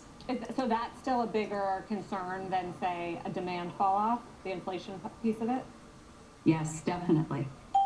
So why do you say under threat? What are you worried about specifically? Yeah, I'm worried about a couple of things. I'm worried about academia. I'm worried about think tanks. I'm worried about a couple of really well-funded foundations that are coming out against capitalism. I worry about a small group of people on the left, a small group of people on the right who don't talk about being pro-business anymore or pro-growth. I mean, what's the opposite of free markets? Is that really what people are for? And we're seeing it in this administration. We're seeing a real ideological driven agenda in these regulatory agencies that's not about the economy. It's not about American business or American security. It's about advancing political agendas through these really How dare her say that on CNBC? It's a problem. Although some would argue, I mean, if you're talking about industrial... One minute she says we're ambitious, and the other minute it's the government that gets in our way. If you're a small business, The intent is to bring security to technology and our supply chain. Does that make sense? Look, what I'm talking about is some of the overreach that we're seeing in the competition in the markets, at some of the financial regulations, things that we've had to challenge in courts. It's not that there isn't a role for government in protecting national security. There isn't a role for government in setting conditions where markets can work and companies can be successful. It's the concern that when that slips into political agendas, we have to call it for what it is. Is there something specific you're referring to? Yeah, I mean, I think what we're really seeing is all the work we're having to do in regulatory litigation, all the work we're having to do to figure out what the real goal of something that's delegated to an agency is. And when that authority is overreached, when they're moving into places they do not have the authority to work, that we have to challenge them in court and constrain their impact on markets and on business when they don't have the authority to do it. We just saw it, for example, in our suit with the SEC about the buyback rule, right? That the idea that they're going to regulate competition, that they're going to force companies to have to say to their competitors and in the market how they want to allocate capital. No one gave them the authority to do that, and it's why we challenged and it's why we won. In this administration, are your legal fights up from where they were in previous administrations? Yes. By yes, how much? I don't know the percentage, but I would tell you that even just the briefs that we have to file, let alone the party litigation, has just been skyrocketing. And it's in part because we aren't seeing Congress step up and do their job. And that leaves the agencies with this wide berth. And so we end up having to take fights to the courts instead of having these things settled in the Congress in a bipartisan, lasting way, so the business has the certainty that it really wants and needs to continue to grow and to continue to hire. Like, you know, we saw this with today might be a day where you just want to kind of kick back. The road, we had filed a brief for this. We want clarity. We want to understand what the rules of the road are, so there's certainty, and we can provide products and services in the way that the American markets want. So are you hoping for a change? Are you hoping for a Republican administration to take over? Yes. We've seen some some of the nominees, not exactly very friendly to business. I'm thinking of DeSantis. I'm thinking of President Trump. I mean, they've had picked plenty of fights with business. You know, it's so interesting because I'm asked a lot, who does the business community want to be president? And President Trump was the best president I've ever had besides when I was in business with Reagan. And Bush was not bad. Obama about slaughtered me. Clinton was okay, but I got audited twice during his administration when I had my frame shop. But I was able to buy a frame shop and make $100,000 a year. And I did that during, and the best one that I've had has been Trump. By many means. And she said that Trump wasn't friendly to small business. That's bull malarkey. Obama about killed me without health care. Boeing's turned around, and we got resistance on Boeing right here. Biden's, you already know inflation's took 30% of my profit with Biden.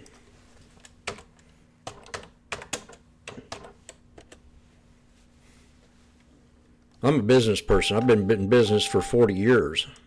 Most of my working career, from selling Kool-Aid to running a paper route to washing people's cars to pulling nails out of I had a side business when I was in high school. I pulled nails out of lumber.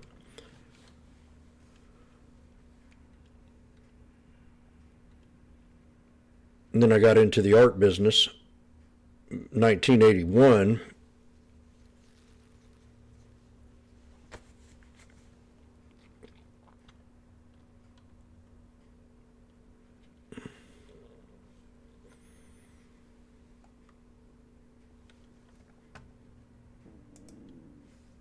I'm glad she's gone. They're going to drive me batty. It seemed like the only time it really hurts when government got in the way. Owning a business, it changes every 4 to 8 years. It depends on who's the president, who comes in and deregulates and regulates, and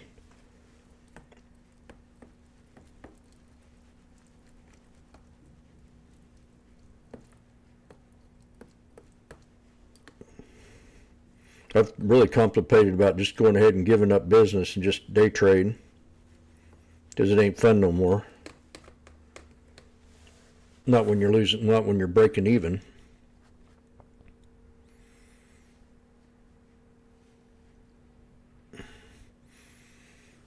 The best thing I did, I think I turned my business into a sole proprietorship, into a LLC. That saved me 15% in taxes during the Obama years. I had to do something, because I was taxed at 49%.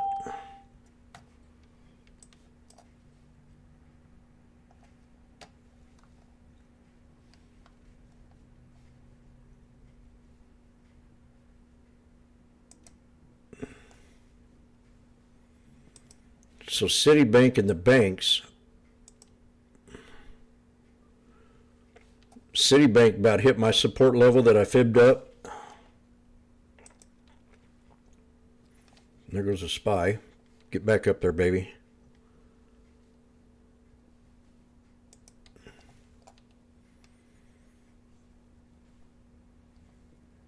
I should have jumped on that when it dropped. Dropped to like 143.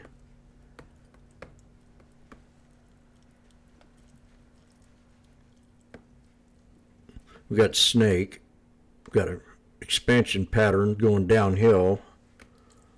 A wet.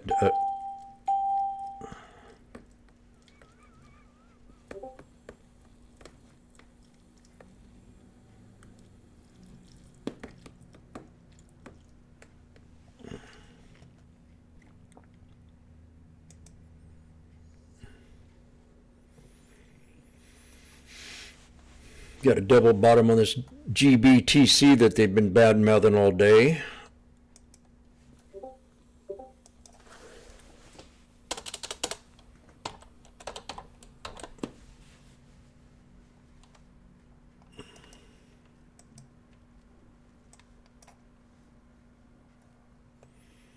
See, BlackRock, she was talking about BlackRock. They're the one that's trying to change society through manipulation, turning everything into woke. That, I forgot what they call that thing they said. BlackRock's big money, and that's got earnings coming out. I didn't think about that. It could be a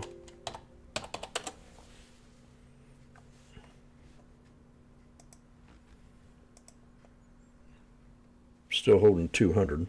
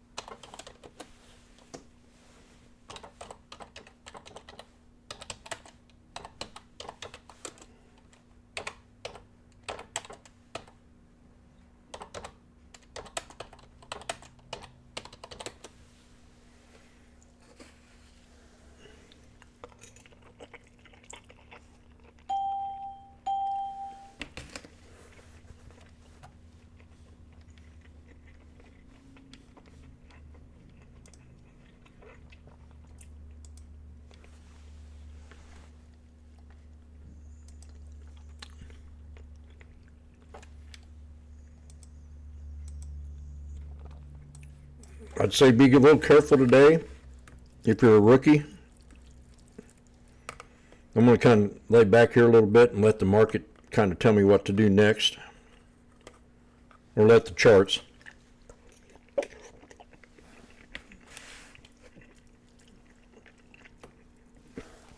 CNBC is kind of confusing me right now.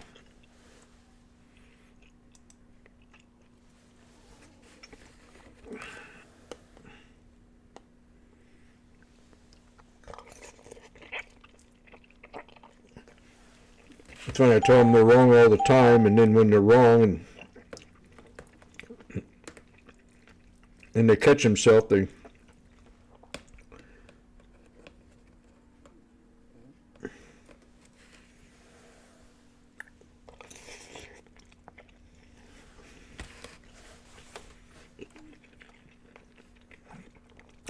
someone said in the room here just like this week, they had a real good day. And this is a lesson I've taught a lot of people, is when you have a real good day, you just want to kind of not go in at full thrust the next day. You want to take your time, and you want to keep that profit. You don't want to overtrade.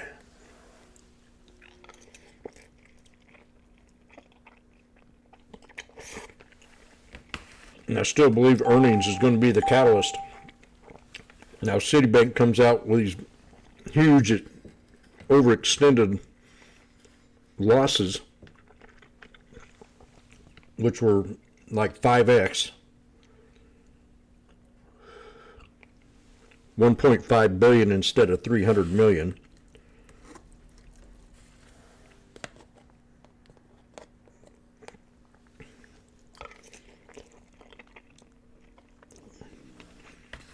JP Morgan is probably the only one that's going to be able to get out of that.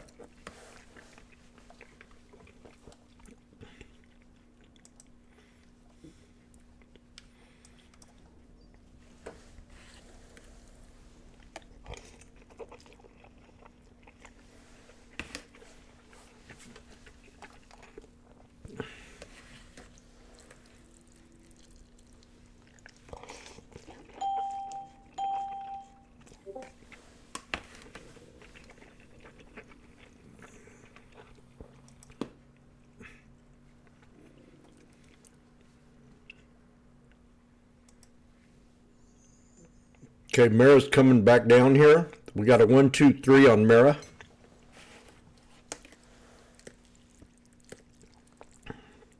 There's an old saying, sell into the news.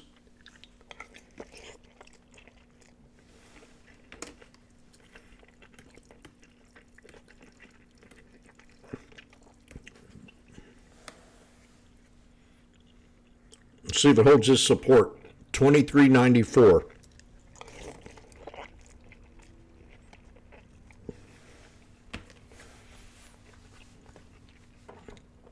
Maybe 95, 98. Let's make it 24 bucks. It has to hold that support right now. That'd be a 1, 2, 3.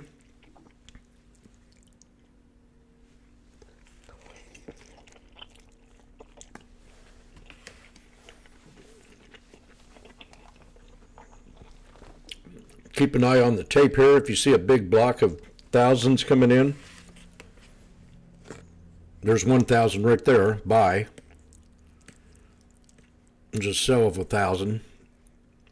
Watch that tape. If it stalls and holds the triple bottom and then starts to move up on volume, right now they're showing blocks. Just by the way the tape's moving, it's not a, it's boom, second, two, boom, second, 2 second, boom, 1 second, 2 second, boom, 1 second.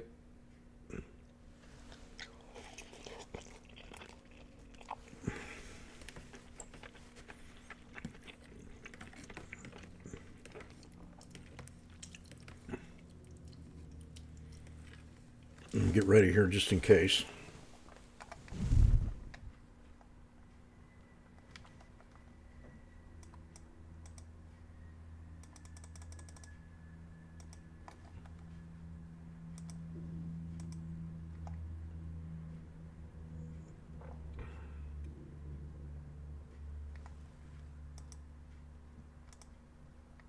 Okay, get ready. What do you think, Mike?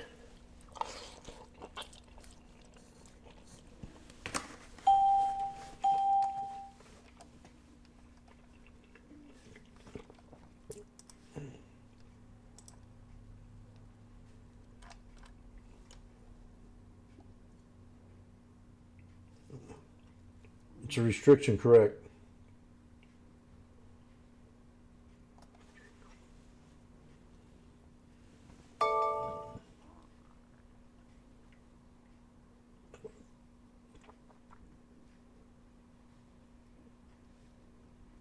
Very good.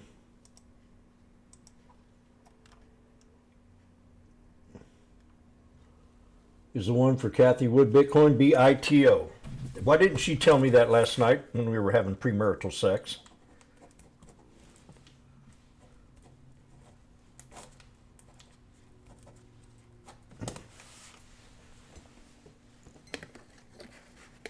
Well, it didn't hold. It didn't hold and we had a big slam there, so we're at the bottom of the Darvis box.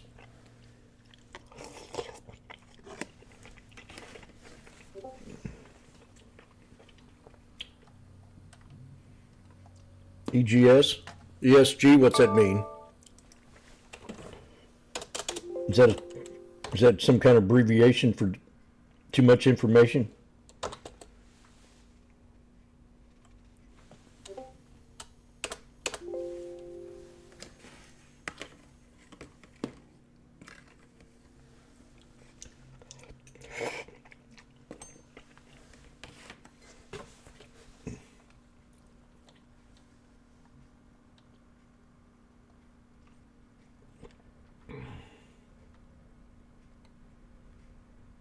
Oh yeah, ESG, yes.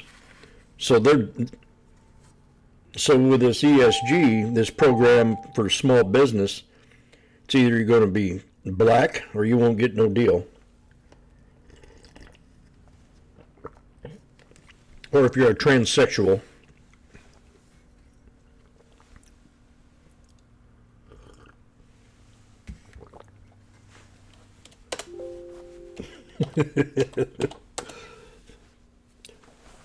The very first person I ever got in business with was a black guy. His name was Rick Stone.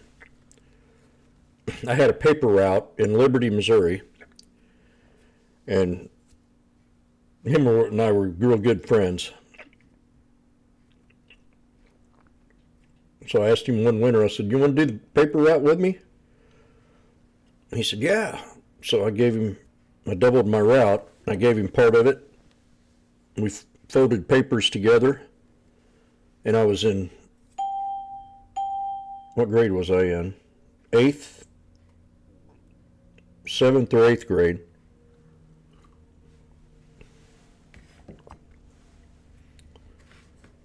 And my dad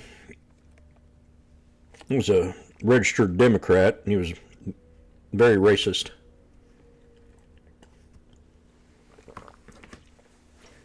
So I took him home one day, and my dad just couldn't take it. So after he left, my dad grabbed me and threw me up against the wall and said, "Don't ever bring another N-word in here ever again."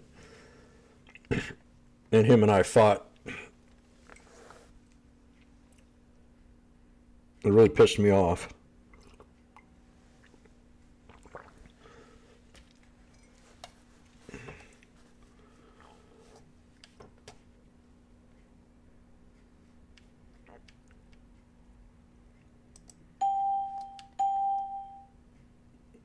I need to find that guy.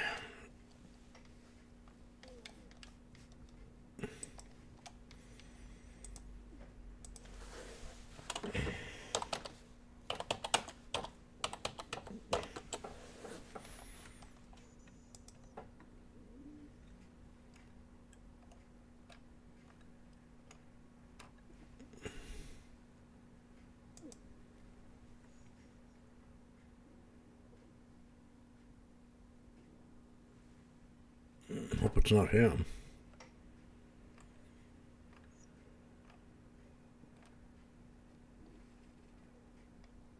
He's a blues singer. Could be him.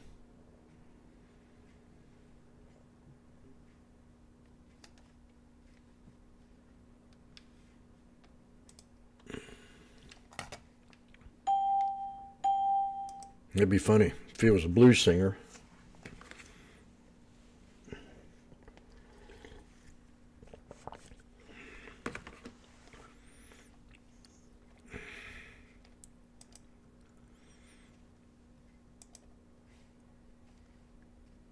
assessment and restructuring charges that will impact billions in the firm's fourth quarter numbers.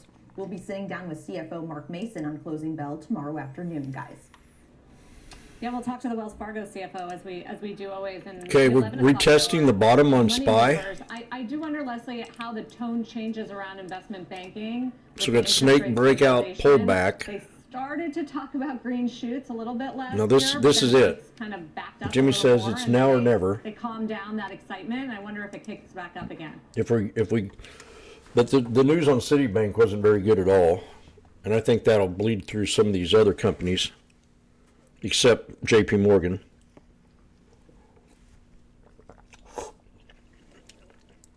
I had no clue that they were doing this restructuring stuff.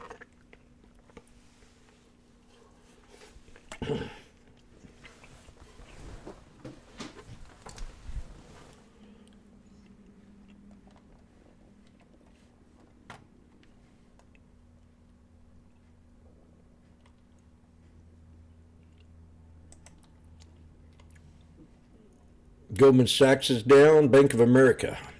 There we go. I have a target for Bank of America.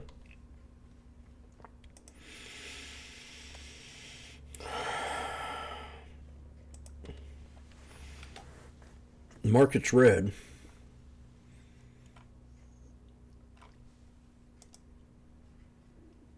Boeing bounced up off my support.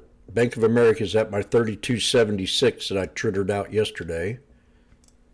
And that's a 5-minute. We had 3 black crows, long leg doji, breakout, and we didn't break the trend. It has to break out of the trend. So it's still bearish.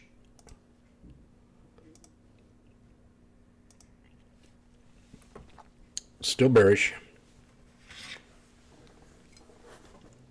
And where did I get that from?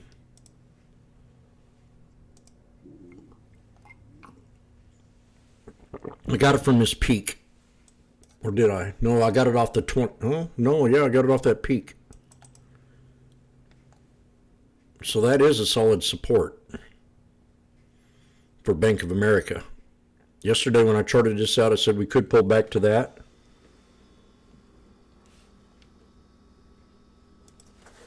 So IWM.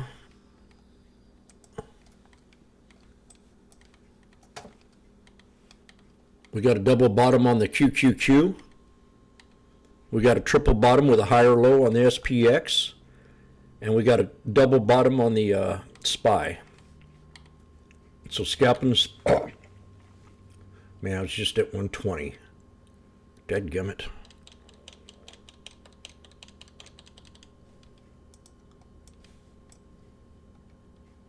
I was watching this one right here.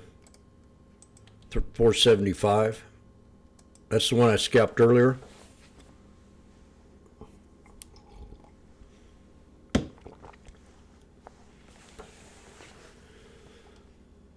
$475. 475 calls have 39,000 contracts. The 477 and 878 have about 44 apiece. I want to get closer to the money in case we pull back more. I won't lose as much. Where's my...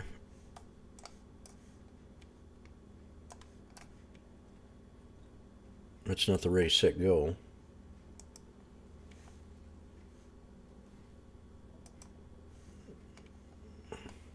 Ready, set, go says go.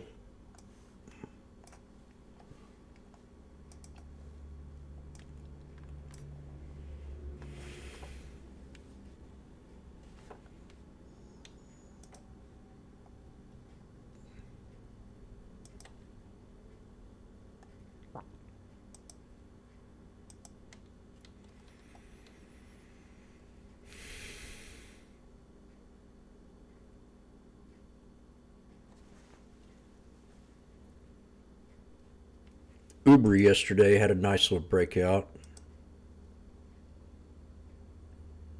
I'm going to set an alert for Bank of America at 3304 to trigger. for resistance to break. BAC.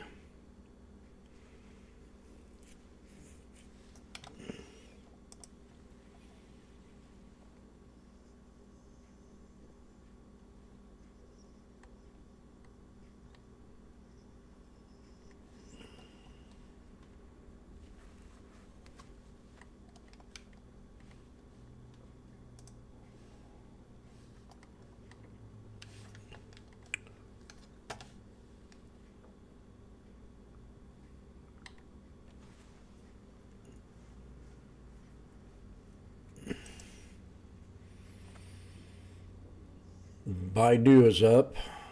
CRM was in the, they were talking about CRM yesterday. Humana and UNH. UNH got earnings coming out Friday. We got an ascending triangle.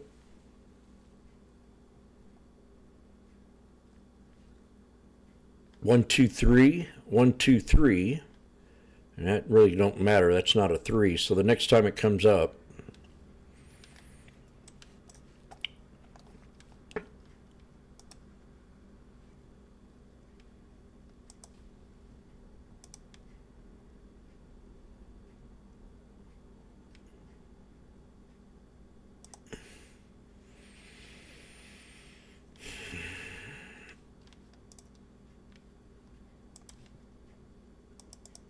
remember,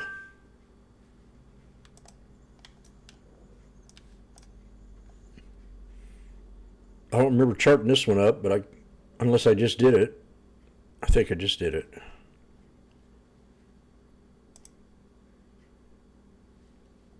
Let's put this on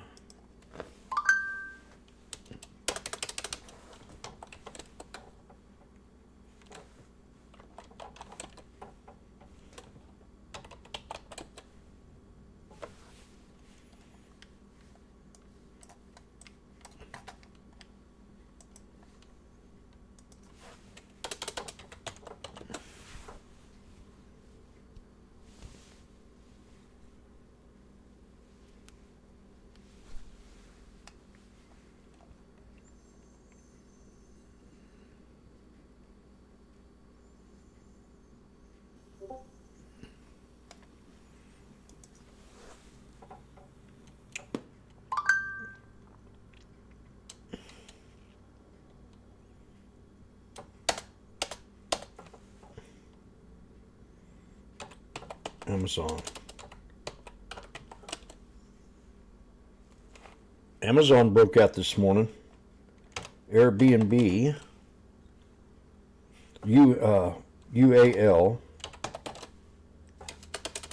United Airlines,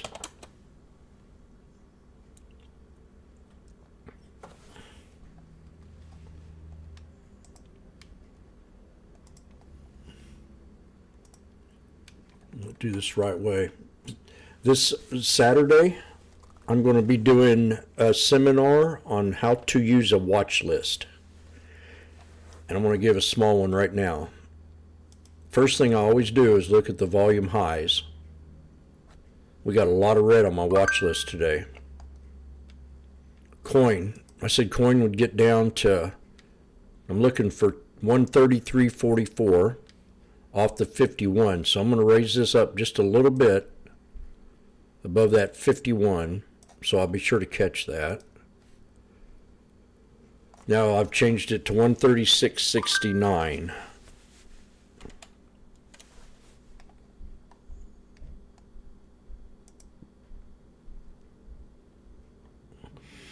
Google's been in the news. Had a hard resistance at 144.76. Netflix is up today.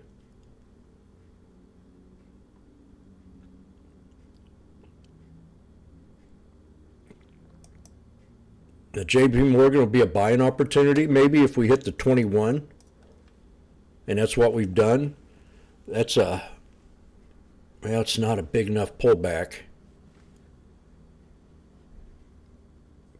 I think I also said 160.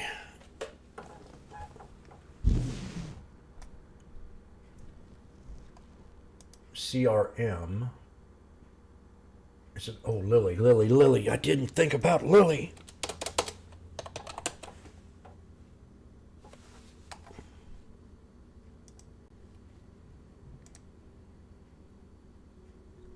Wow. Lilly's the strong, that and NVIDIA are the two biggest pumps right now.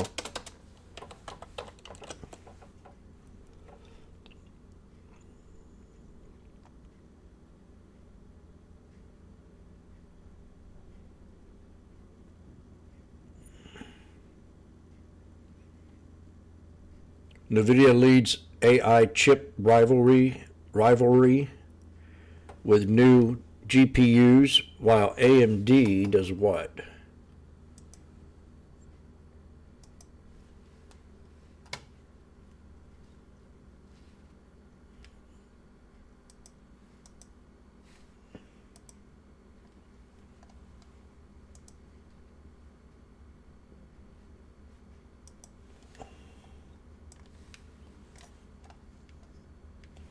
AMD and Intel, sophisticated players in the chip making industry. They had Intel in the news this morning.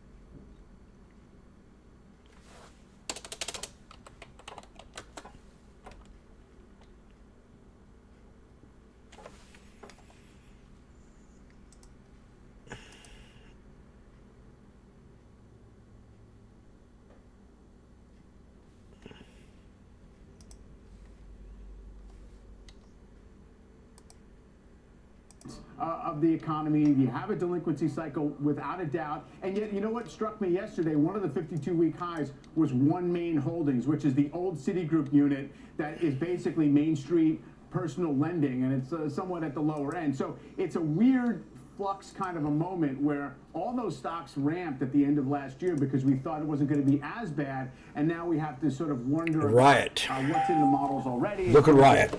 Weakness. I did note that Citi report said that the bottom 10% of income households are responsible for 20% of overall spending. So it's material, but it's not. Riot's hit my support level. Thank you. 1388. Down now 0.6%. For more on the December CPI report and how it'll affect the trajectory. Honey, I love you. Did I ever tell you that?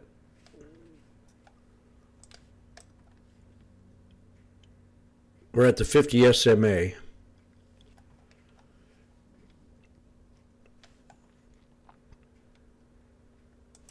gotta go back and look at my video. Called these supports. Mirror's at the 21. And it's not holding it up.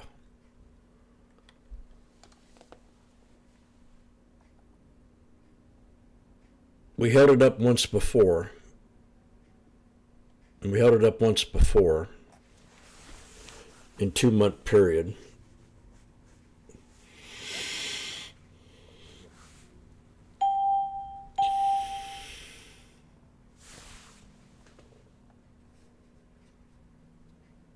Second half of the year, I think Mayor's at a double bottom. Is feasible. The biggest mistake the Fed can make, and they've said this, and they've said it many times, is to cut too quickly.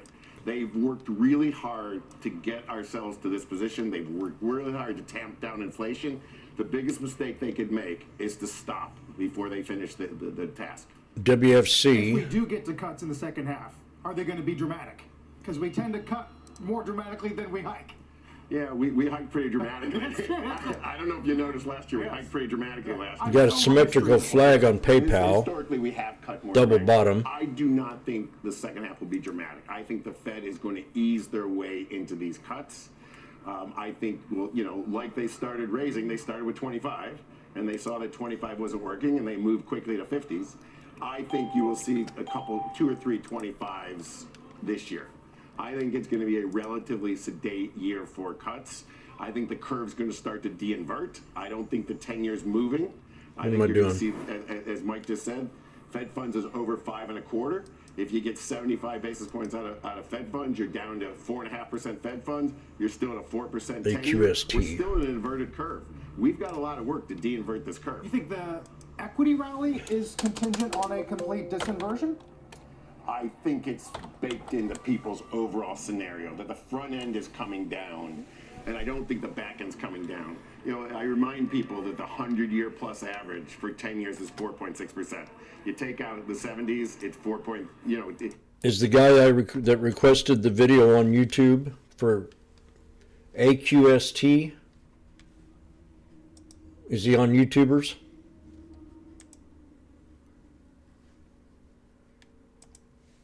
Anybody in here?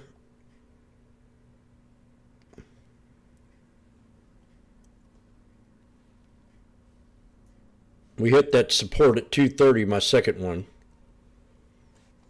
We got one more to go.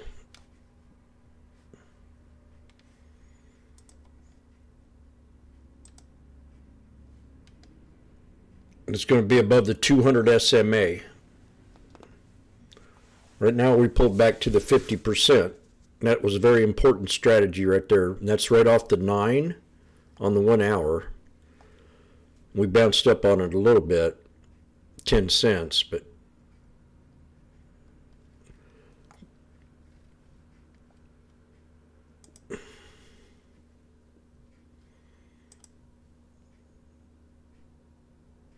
we're at a double bottom higher low on the SPX.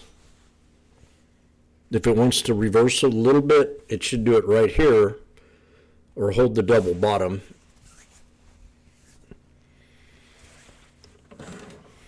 I'm going to have to take out of here pretty soon.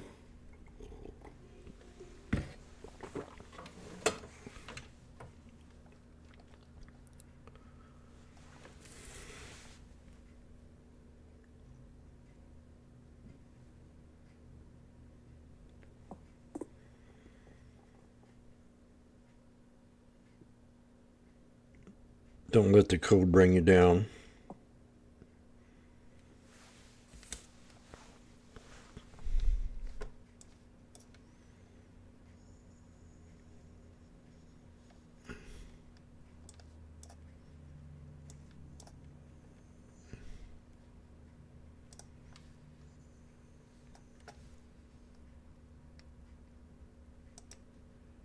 Not be politically sensible, but I know you can change retirement ages for people that aren't alive today. So you could change retirement age for people born in 2025. You know, I think you could change their retirement age. And when you're doing a 70-year actuarial table, those things start mattering relatively quickly. So there's things that you could change in the Social Security system. You could change what income is subject to Social Security withholding. People don't like that. There's lots of ways. Watch SPX right here. But you realistically have to look at where we're going. The SPY is at 122, the 475 strike. 10,000 people turn 65 in the United States every day. What do you think of the Iowa town halls? You know, I think we're sort of getting what we typically expect. You know, the week before an election with two candidates without the main candidate on the stage. I think the two candidates are doing the best they can to try and differentiate themselves from the other candidate, knowing that there's a third candidate that they really want to be talking at instead of talking at each other. I do wonder, though, who you think has the winning argument on the economy. I mean, they go after President Biden on inflation. And, you know, I was trying to show sentiment is low, even though inflation is coming down and jobs are right, because inflation is still higher. She's such a nut. What people forget in inflation is we look at inflation year. So we keep compounding on the number. And I think it was pointed out on the show earlier this morning. If you look at the compound effect, pre-COVID to today, we're 20% higher. Yeah. So that's what, you know, when people talk about what's hitting the Biden administration and why people are so dissatisfied, they're looking at what they buy, whether it's goods or services.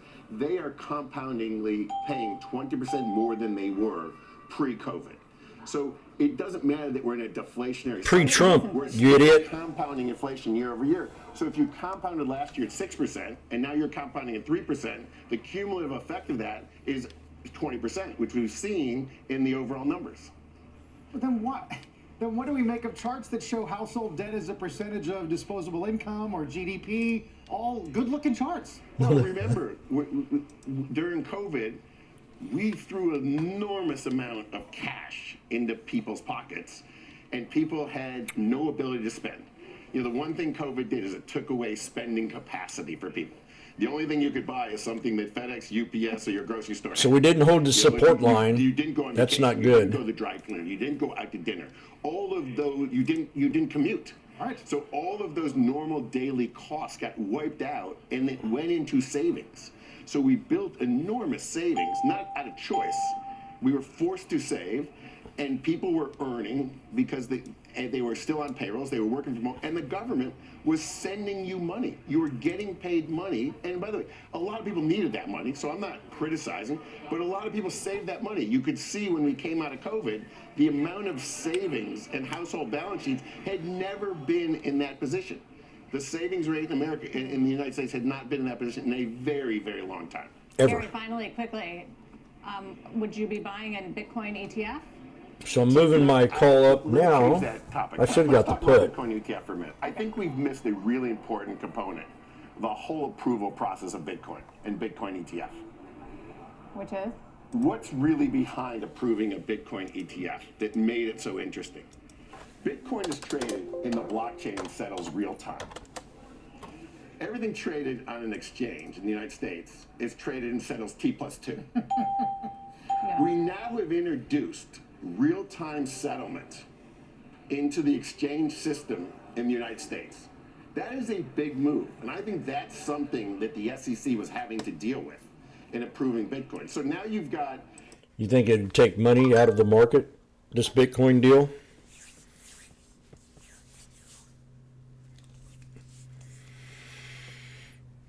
I've learned a lot of times when something like this is triggered, I'm just talking about sectors, and I'm gonna call Bitcoin a sector, just like when I called cannabis a sector, or I called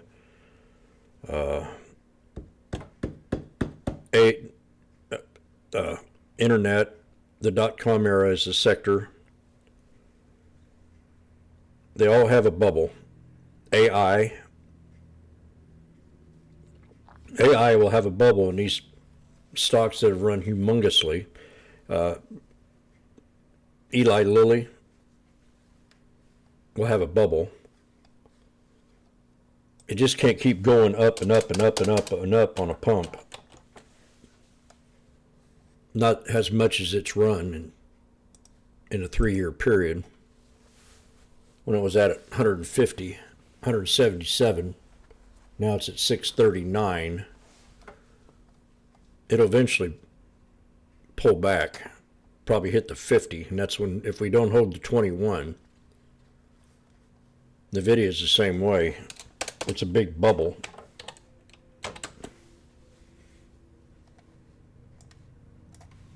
Especially this big old candle here. From 108 all the way to 553. 500% increase in a year.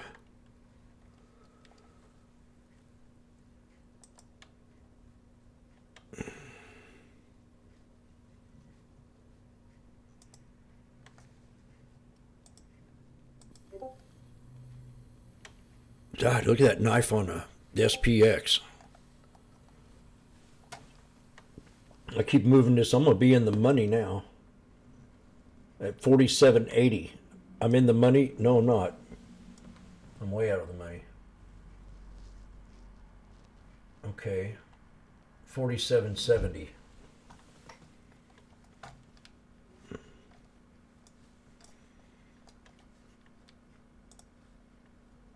Where's my little chart?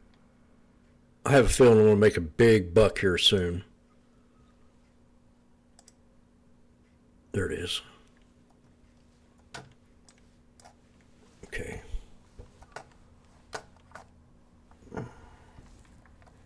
See, I got out of Apple right up here. What's that call at now?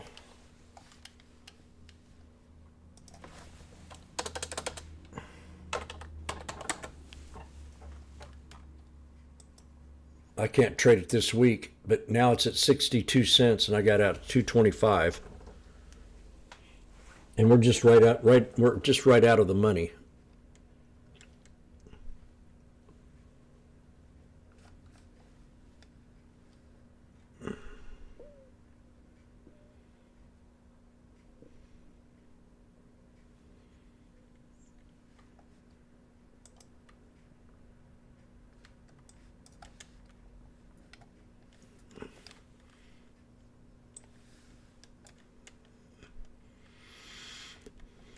Right now I'm looking at the 47.70 strike with 18,000 contracts for the SPX.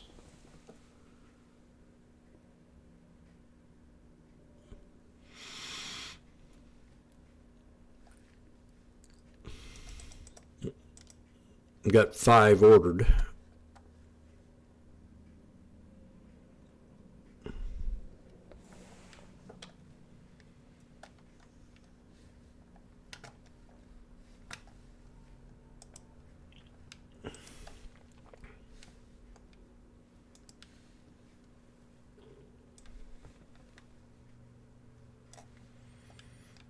So I'm going to grab some here.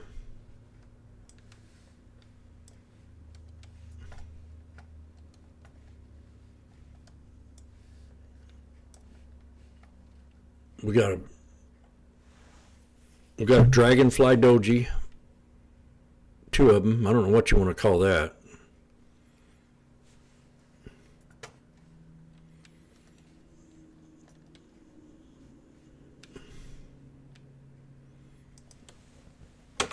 Go for it.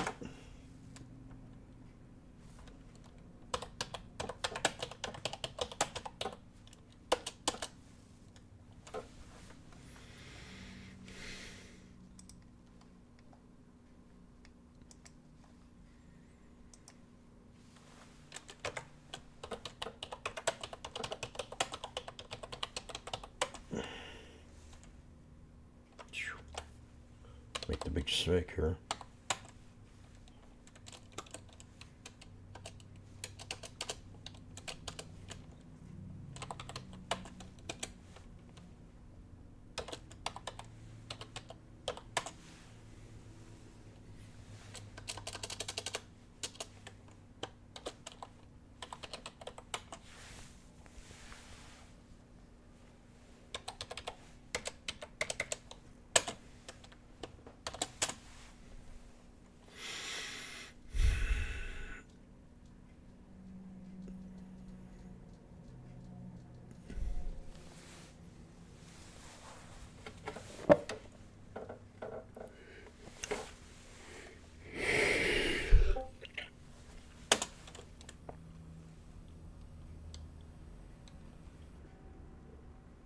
Come on, give it to me.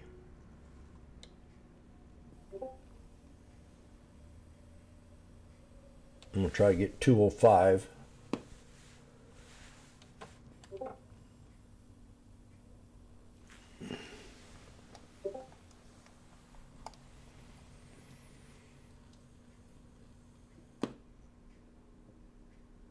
There we go.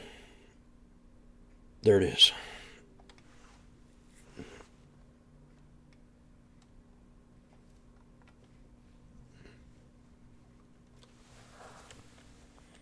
This is a risky trade, so $2.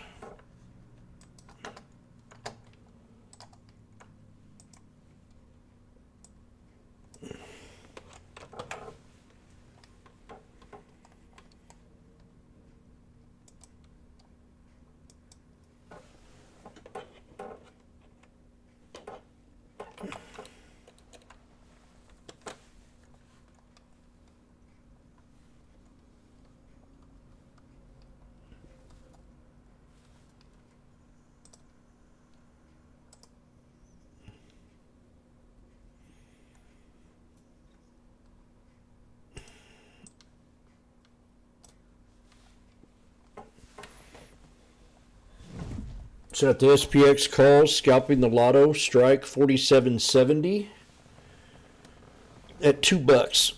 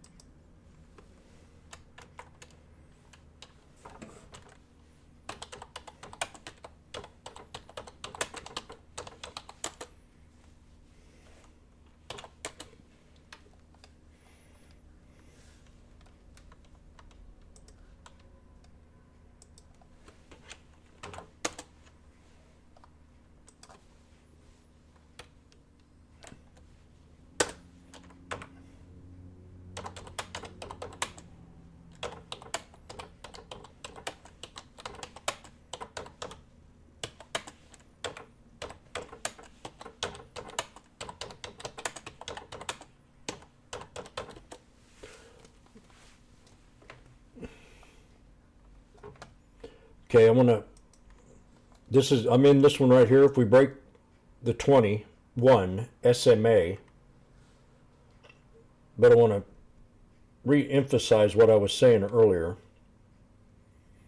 that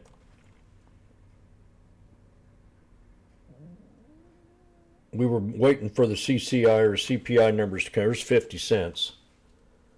Now I'm up 50 times 5. The 9 is getting ready to squeeze the 21. If the 9 crosses the 21, we get out at the 51. It's going to tell us here any minute, any second. It'd be a good idea if you're in the trade to take your profit now because it's been such a rough day.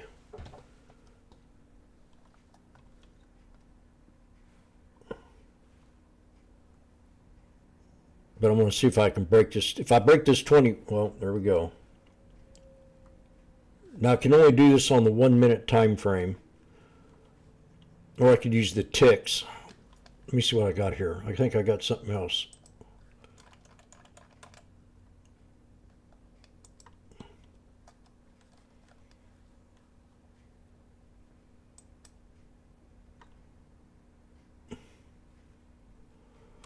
This is the tick.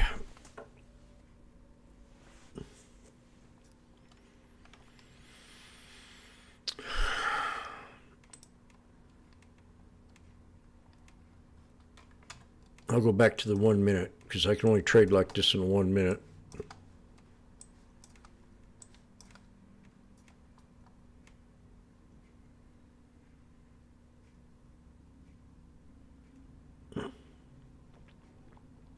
Now that I'm under the 9, I'm a little bearish. So if we bounce right above it one more time and show respect of the 9, we'll break the 21.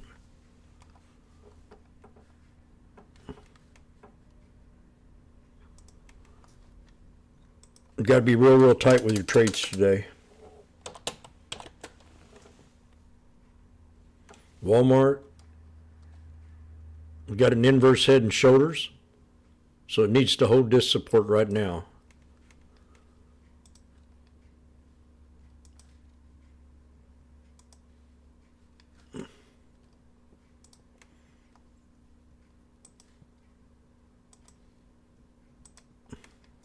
You got left shoulder, head, right shoulder, right shoulder. So it needs to hold this support and resistance.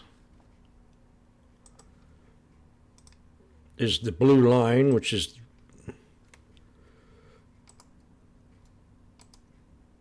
what is that?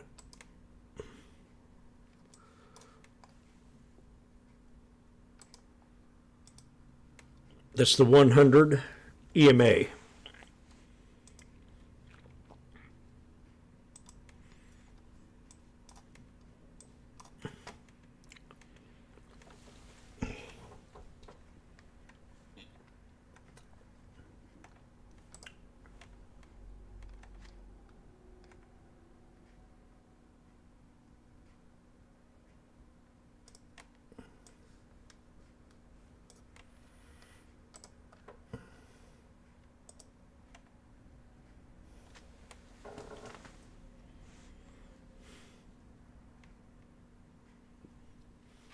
It says we're finished, so I'm going to take profit here.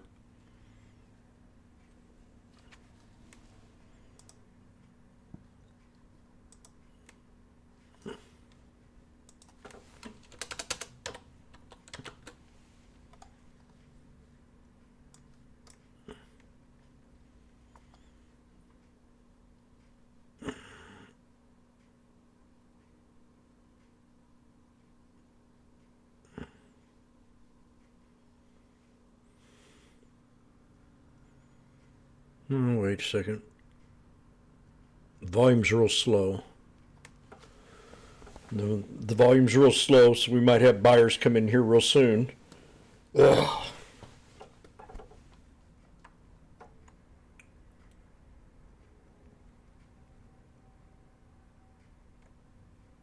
Oh, that's Airbnb. What are you doing, you dumbass?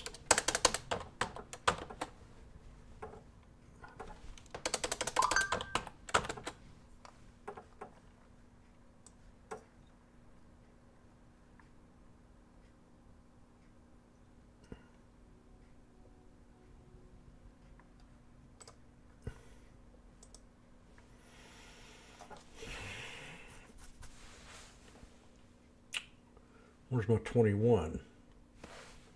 Oh, that's on this other thing.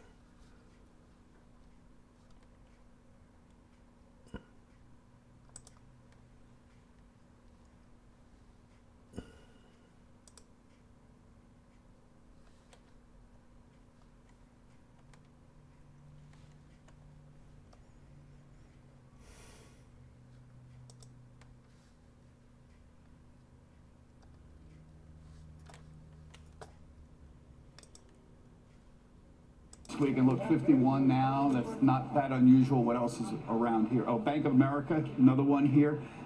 That Bank of America was 34 last Friday. Here you see it's 32 and change. So this is fairly predictable. We'll see what happens tomorrow. Of course, JP Morgan as well. Not a lot of stuff moving that's positive on the day. Some of the refiners, the oil stocks are doing well. There's Valero, that's up. You get some other names out there. Marathon Petroleum, that's moving to the upside. Oil's, remember, holding in pretty well around $74. Elsewhere, tech, big cap tech, all started positive on the day and turned negative. We had new highs right at the open. Amazon, Alphabet was a new high, Netflix was a new high. All of them turned negative. There's a few that are out there still. Salesforce here. Within 10 cents, I hit my support on the SPY. Up today, that's a new high, 2-year high for that. That's been holding up pretty well. Some of the software as a service names have been holding up pretty well. Here, ServiceNow. This is still up fractionally. This is an historic high, 720. Look at that. Bill McDermott, regular here on CNBC. I'm sure he's very happy, the CEO for that company. That's a new high. But elsewhere, a lot of companies have hit new highs either today, yesterday, last couple days, and just couldn't hold up. The card companies were doing very well. MasterCard was a new high. That was talked about yesterday. New high, that went negative. We had a small smattering MasterCard. of consumer discretionary stocks. Also, Home Depot was at a new high earlier. But again, that was also alert sort of by the here, fat cats. Still, the market, it's good for the market still to be very sensitive. Home Depot's good for a recession. The CPI wasn't, delighted. And high rent. For people who are hoping for a clear glide path for consistently lower inflation numbers. Guys, back to you. Got a black dot. Time now for a news update. Pippa Stevens has that for us. Hi, Pippa. Hey, Sarah. A new report suggests U.S. military aid to Ukraine has not been properly tracked. The Pentagon says more than $1 billion worth of missiles, drones, and night vision devices were missing or unaccounted for. The report raised the possibility they were diverted or stolen. The New York Times first reported the Pentagon's conclusions, which come as Congress weighs sending another aid package to Kyiv. South Africa presented its genocide case against Israel today to the International Court of Justice. The country highlighted civilian deaths in Gaza as Israel wages war with Hamas and asked the court to order Israel to end the violence. Israel will deliver its response tomorrow. And a group of Jewish students are accusing Harvard University of discrimination, saying it allowed a culture of anti-Semitism on campus. The lawsuit comes just over a week after Harvard's president resigned following a host of plagiarism claims and criticism over her congressional testimony about anti-Semitic incidents on campus. Harvard has not yet responded to the claims. Carl, back to you. Pippa, thanks. Pippa Stevens. Bank earnings, as you know, are kicking off tomorrow with B of A, JP Morgan, Wells Fargo, and Citi. We are going to get you ready for all of those reports. The KBE more than doubling the S&P's gains over the last few months. We'll see what tomorrow brings us. We'll talk more about it after the break.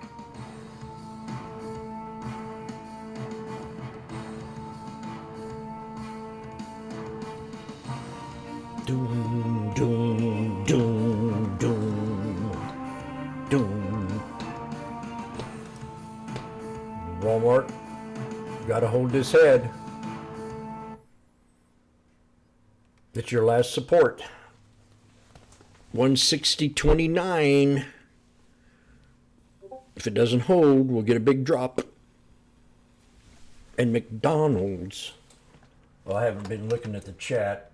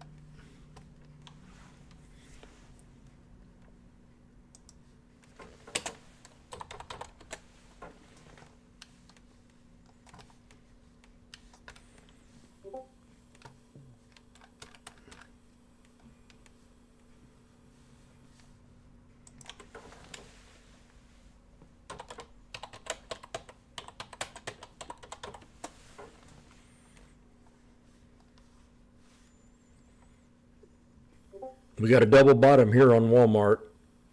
If you're trading Walmart,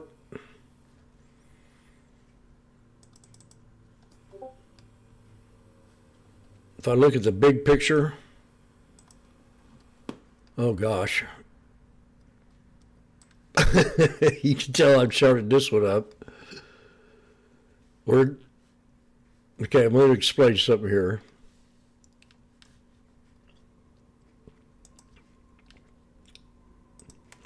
So I'm going to clean this up so you can see it better.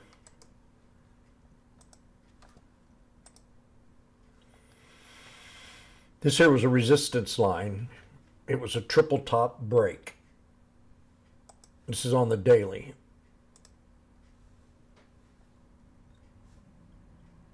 So you got Wubis, Tubis, and a 3B breakout. Anytime you break out of a triple top, you can bet your bottom dollar that it will pull back to that old resistance level and it will now become support. 9 out of 10 times. 9 out of 10 times. It will do that. 8 out of 10. I'll give you a little bit of credit. I'm still in the SPX here. So a triple top break. Once it breaks, it's almost mandatory to take something off the table because they will pull back and hit that triple top and try to bounce off that triple top again. It depends on market conditions. Right now, Jimmy's been talking about being way overbought for the last 3 weeks, 2 weeks. Now we're working on week 3. So you pull up the SPY.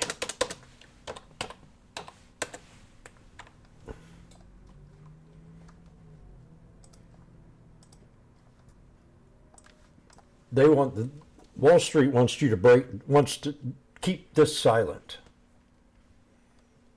They don't want to talk about this.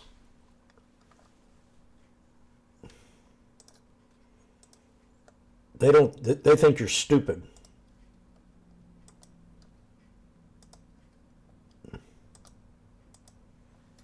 One, two, three, a triple top.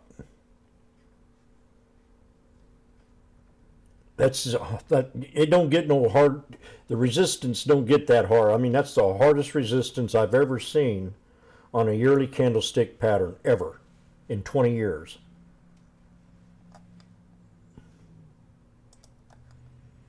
I've never seen anything like it. These people on CNBC know that too, but they're not telling you that.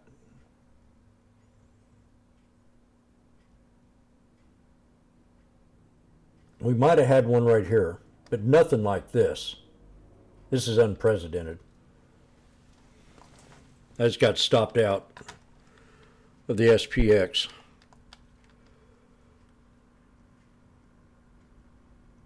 I'm a master of the triple top.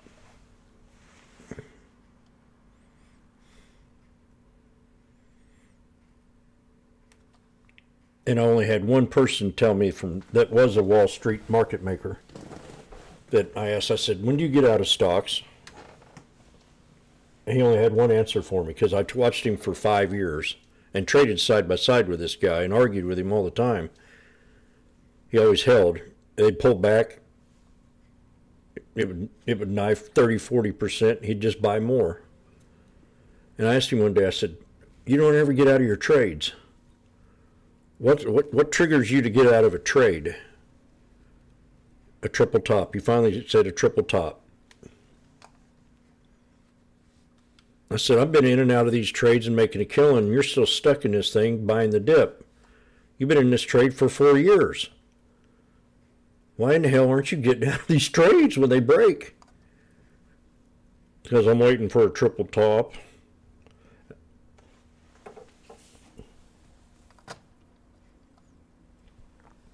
But he'd have 300,000 in it, and then he'd add another 50,000, and if it dipped, he'd add another 50,000, and he did that with Intel. And I told him, I said, man, you're at a resistance level, guy. Get out of this trade.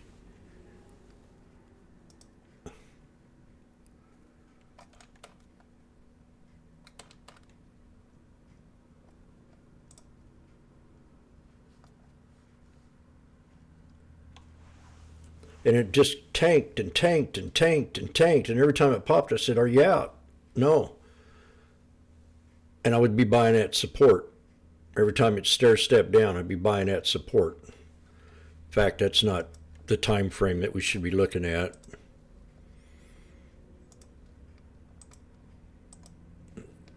This in here. This channel in here. I started trading with him back in 2007 or 17. And every time it peaked, I said, are you out? No. And then it dipped back down to my support. I'd say, I'm back in. And he'd be back up there. So, are you out? No. I'm getting back in. I'm out. Double top. Are you in the trade still? Yeah, man, Intel's going to go to the moon. I'm out. Triple top. Boom. It did have a little bounce. So I'm back in. Are you out? No. I'm back in. Are you out? No. I'm back in. And then finally we had the knife. And I know he loaded up down here. And so after 5 or 6 years, he probably finally is banking right now.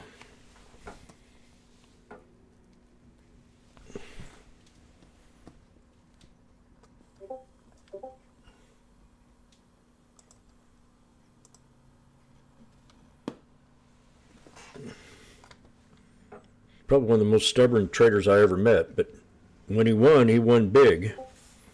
He just kept adding on, and that's what these guys did to us in 2022.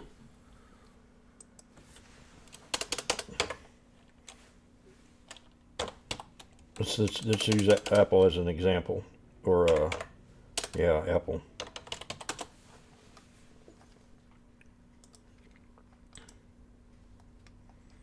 They kept saying, buy the dip, buy the dip, buy the dip. The fat cats were. So they bought the dip, but they have the money. They have the millions. And every time bring that average down, and that's how I learned to cost average down, but I do it at a smaller level. If I'm stuck in a day trade or a weak scalp or a weak swing. But eventually, if they held on to their trade a year and a half later, they did all that buying into it, bam.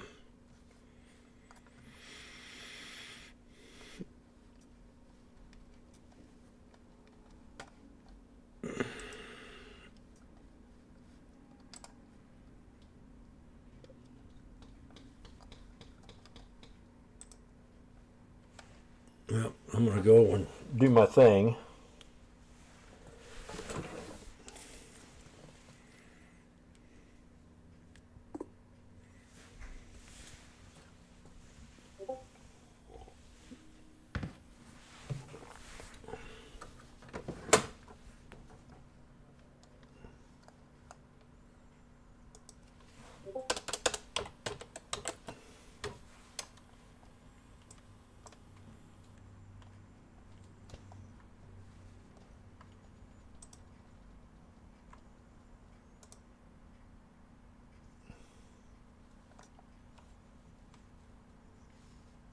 I wonder where that come from. Oh, this is on that. I don't want that on here. So far, I'm still green for the day. Tesla hit my support down here.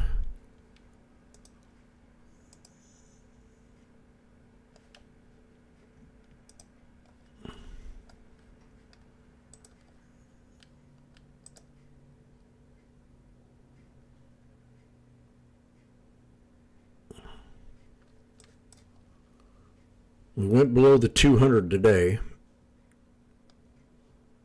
so we got more room to drop. I'll do a video on Tesla tonight, or I might do one now before I head out of here.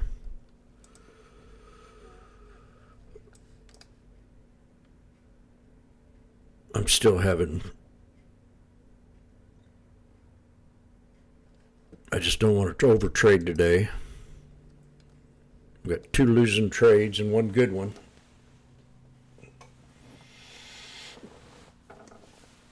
If I keep it up, I'll lose everything that I won this morning on that Apple.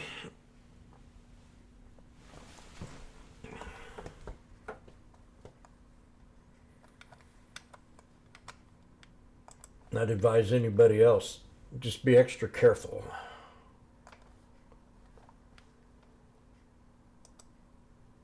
We got big earnings tomorrow, but the first one out of the gate, Citibank, they don't sound too good. And the CPI number or whatever it is. And that's not even counting what's going on in the Middle East right now. It could get a lot worse if we go in, they went after an oil tanker today. I think they did.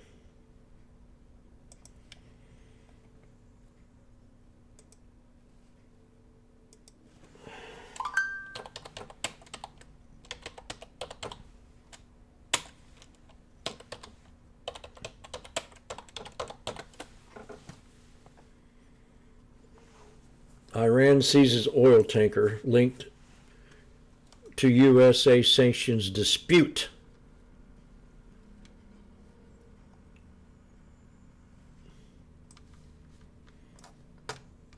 Don't worry. Secretary of Defense is in the hospital, and the one under that is vacationing in Puerto Rico.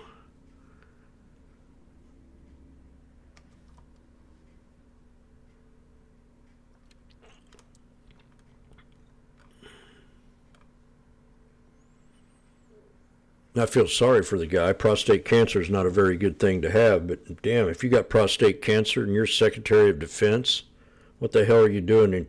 Why haven't you resigned yet?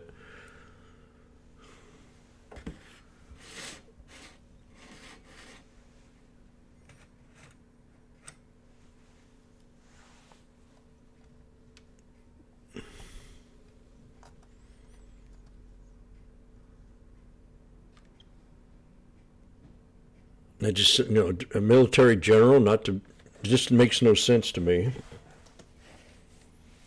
If you're not able to be in combat, you shouldn't be up on the...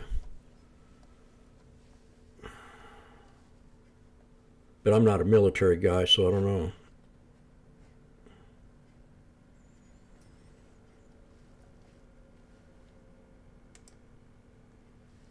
Oh, there's my babe. Let's see what she's got to say. She'll lighten me up a little bit.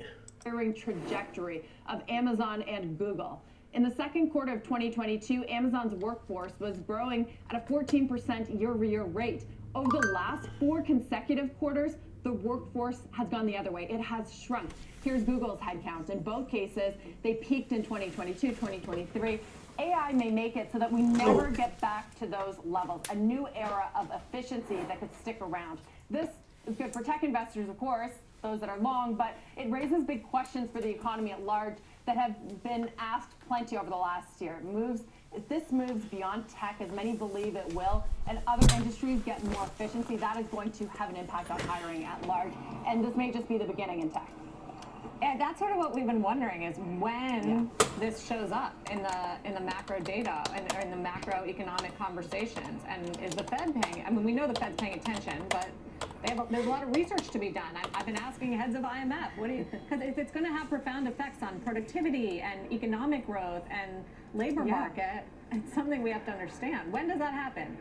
I mean, and this is an indication that it's happening right now. We've had this conversation ever since we started talking about artificial intelligence before generative AI, but we didn't know when that inflection point would be happening. And this may be what we're actually seeing now, and it is showing up in the macro data. Russian boxer fights a robot. Last year showed that IT hiring is down by thousands. So they got robots. Soon you'll be seeing, remember the Rock'em Sock'em robot game?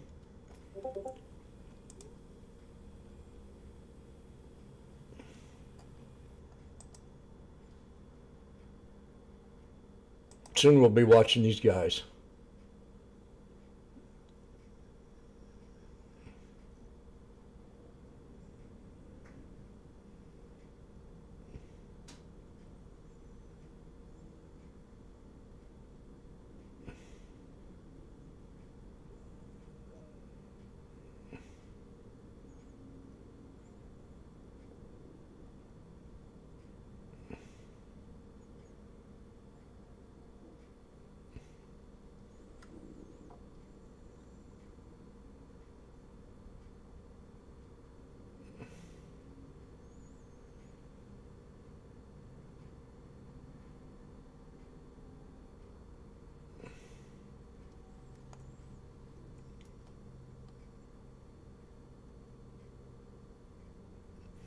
It used to be a company that you could wear. Oh, that's got to be fake.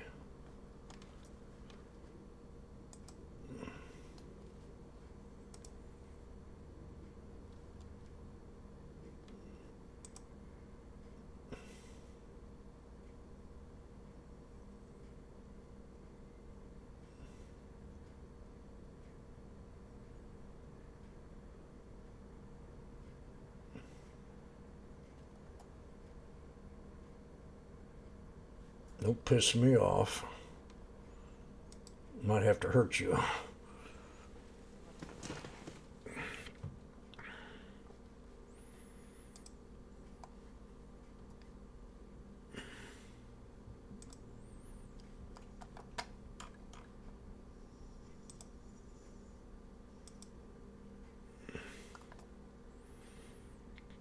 Okay, Jimmy's going to make an announcement.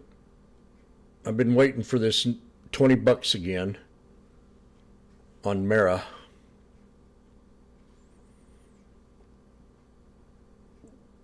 Let me go back and watch it. I got watch list. Let me see. I think I already have it saved.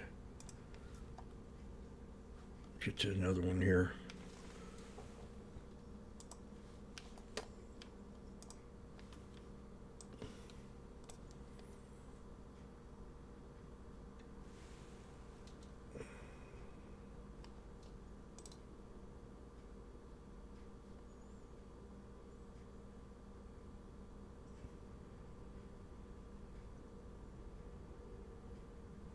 Don't try to beat the market today, whatever you do.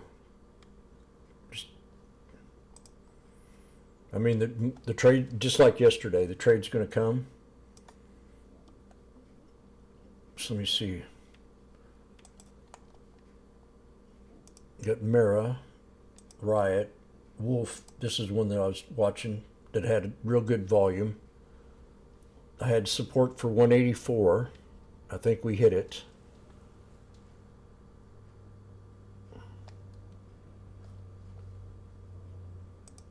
CLSK.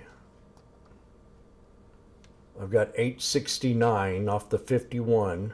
I did a video on this. 50% pullback on all these. Coin, I'm still going to wait for my number.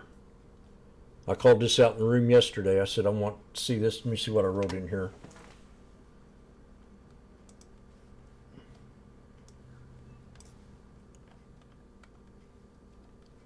Okay, where are we?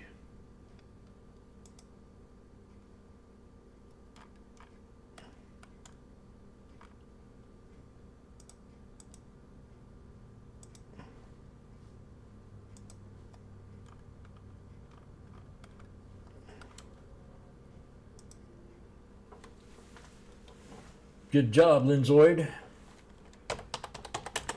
Make them short and sweet. Coin, I said between 130 and 133. So that's that 50% pullback. Hood. I don't remember writing support on this one. Hut, H-U-T. We're at the 50. PayPal.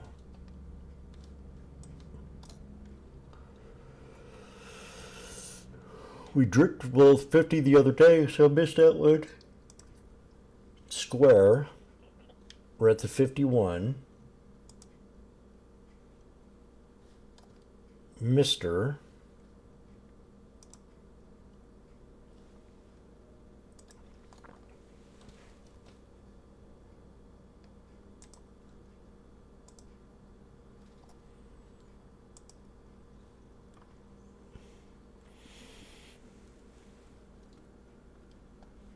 I have so much confidence in my videos that I do.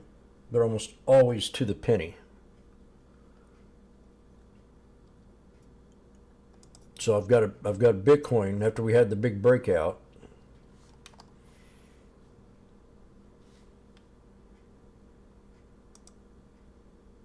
Valuations are attractive enough that it makes sense to start moving into there. You also like biotech, and I am just curious. Right now, crypto's had a huge breakout, and I like to trade the stocks, or at least watch the stocks as they go. And we started the big pullback on Friday, and I don't think it's over with yet. So we're going to start off with Mara. I'm going to come in here with the Fibonacci setup, go at the high, and bring it down to the previous low, right there. And I'm looking at a 50% pullback. I'm looking within this range in here into getting into these trades. And if you notice that 50% pullback, we'll put a price line in here. So I'm going to make this pretty simple, pretty fast. Somewhere in here, right on the body of that candle, takes you right to that 50% pullback. So somewhere around 1928, a little under 20, I think we'll start to register up. We got the 21 SMA right here as a moving average to hold it up. And that's the 21 SMA. The next one we're going to talk about will be Riot. Riot also had a good pullback to the 21. I think this can pull back easily to the 51 EMA right here and land on this here shoulder line of this here head and shoulders. And we're going to draw that price line all the way across. Somewhere right in there.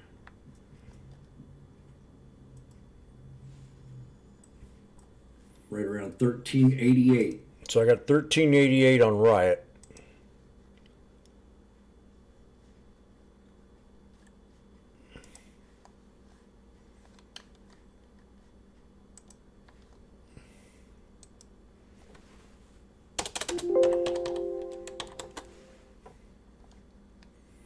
$13.88.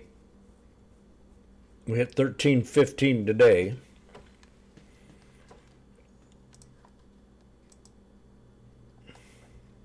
That's the 50 SMA. So that's pretty much what I said earlier.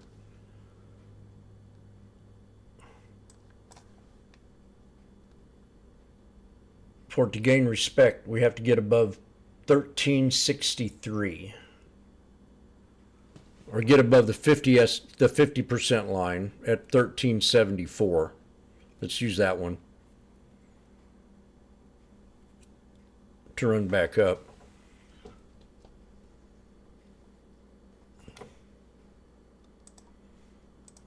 So what we're going to do here is we're going to put a Fibonacci on it, and we're going to see how off we were right here. We'll go up to the very top of this here Fibonacci, bring it on down to the bottom, takes you right to that 50% pullback, which was that previous high. And look at the number. 2 for 2. Let's go for number 1373. FULF. FULF. We've got a head and shoulders right here. We're going to run a trend line all the way across, see if that brings us to resistance levels. We'll take the body of that candle right there and run it up to the body of that. And sure enough, we broke that resistance out. So I think she's going to pull back to the 9 and probably land right here on the 21. Let's go ahead and set up the Fibonacci on it.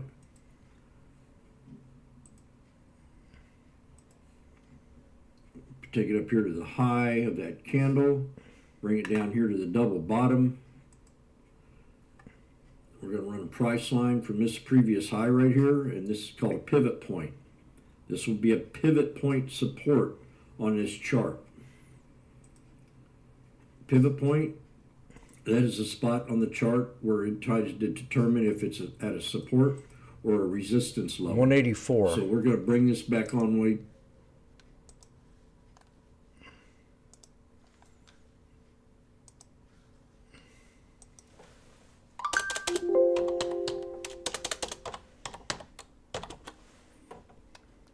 $184, right to the penny, right to the penny.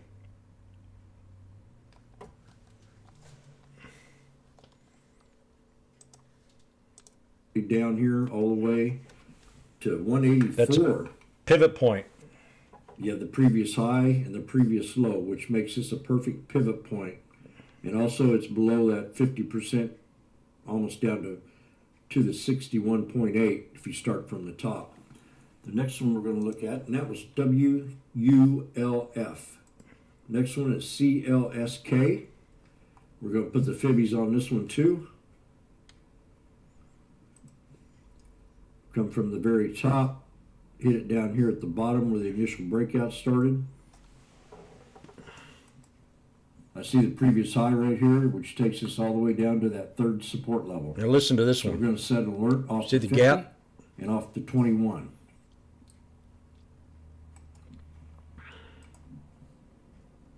Set it at the mark below at 1030, and the next one will be right here off the 50.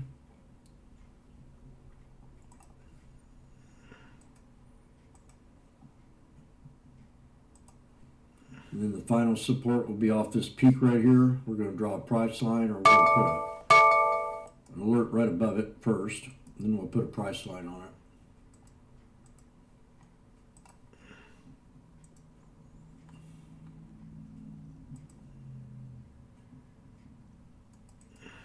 No lower than 751. That's a pretty good cut. That's about 751 on CLSK.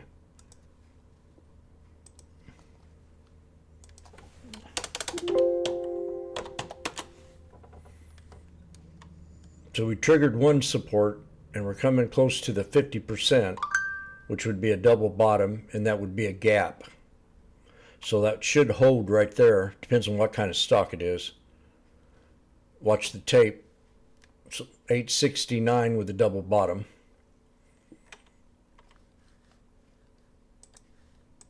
About a 14, a little under 50% pullback. So our three supports have been set for CLSK. We could be getting a reversal. I do believe we can get down in here into the gap and hold this support up at 896. This is real solid support right here. 896. 869. 869. At the 50%. I didn't see that gap until just now. I think that could hold. That'll be a very strong buy with a 1, 2, 3, boom. 869. Coin. So final decision was 869 on CLS. We're getting very close to it.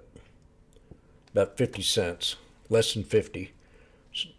So right in 869 on CLSK.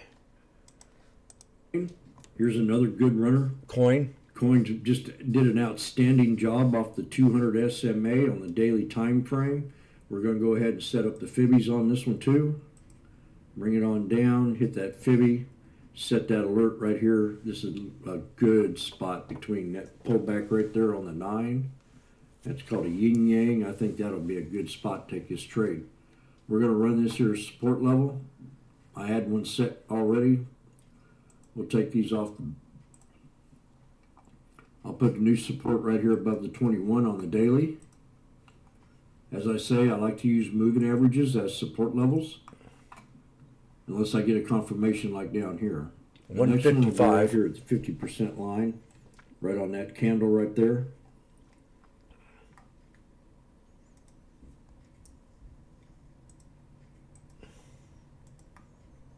And then the low will be the previous high right here. And we'll set it right there off this here pullback right here, which set them just off the fibbies right now. And I'll keep you close on watch come Monday. And I'll go ahead and put a price line in here for a solid support. Just in case I'm in a different time frame, I'll know exactly where I want to take this trade. Right now it's at 110.15, very low support, very low. I mean, this coin, it can hold the 9 as it's done all the way up through here and be an easy bounce back up to scalp it back to 180. Somewhere around that 179.67 will be the resist. Notice that. That's right on the sign.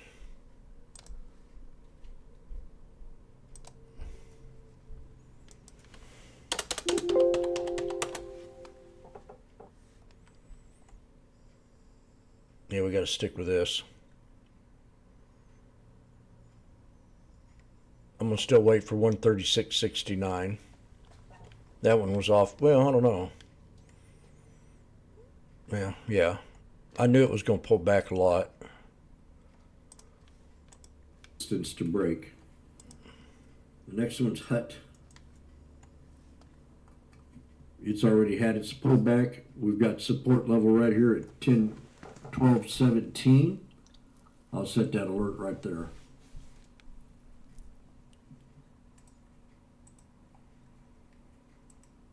That'll be off this here triple top. It's a pretty good spot. That's Hut. 12.21. PayPal.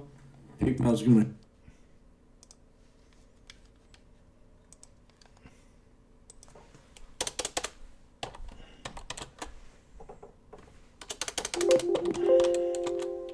damn it. So that one broke support. Created a new one here.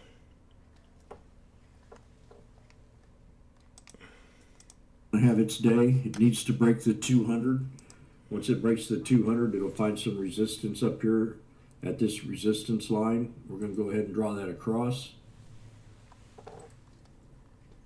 Take the body of that candle right there, run it to the body of that one. and that's going to be your resistance level right around 74. We've got to break the 200, run it to the 300. These are all SMAs, and then take it up to the triple top. That's PayPal. Support level will be the 50, and I'm going to bring this down. Well, I'm going to leave that there. Now, 50. No, I was right. Here off the 50 SMA on the daily time frame. Damn, I was right. Be surprised how many times these pull back and hit the moving averages and bounce back up. That 50 SMA is a very important one, and also the 200 to break. That's a hard resistance, as you can see right here, and as you can see right here. So this will be the third trip past the 200 SMA. And if that does do it, you got a clearance of at least 68.76 all the way to the 300. Hood. Another good one here. Nailed that one to the penny. Hit the 50 SMA. Boom.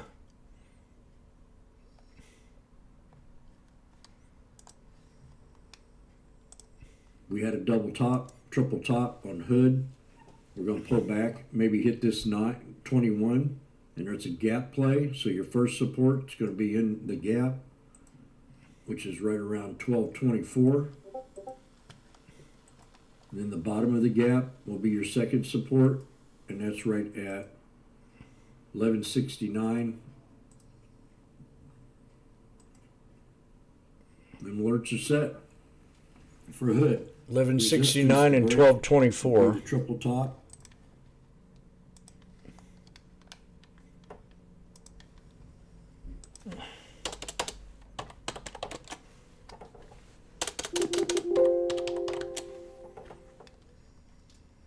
$11.79. Boom. $11.79.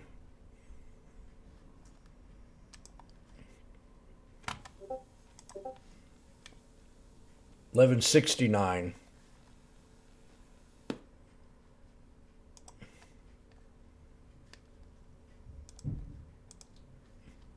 $11.63. This video was done after the breakout 9 days ago. I'm telling you, these videos, if you go back and watch them, you can learn so much. If you don't have a strategy, I do this every day. I go back and I watch, I know I did a good video, so I want to go back and watch what I called out, and I do that a lot. I watch them. Once I do it, I watch it, and then I'll watch it again to try to put it in my mind, because my accuracy is a lot better when I'm not got a lot of noise around me. I can really get into it.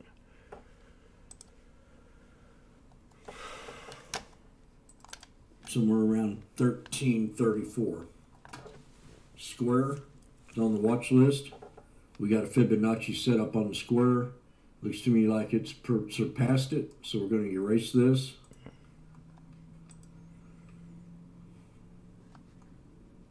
We got a gap up.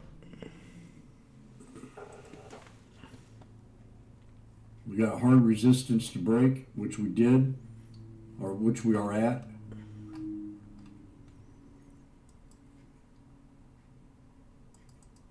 And that number's 80.66 for square. If we hold the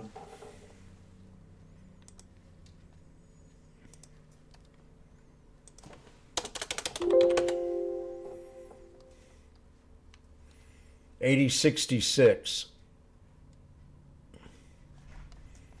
We had 80.29.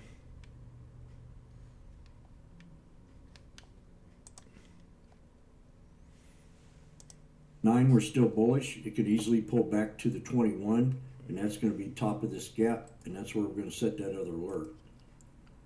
Gaps. That's right here on this gap right here. 73.31.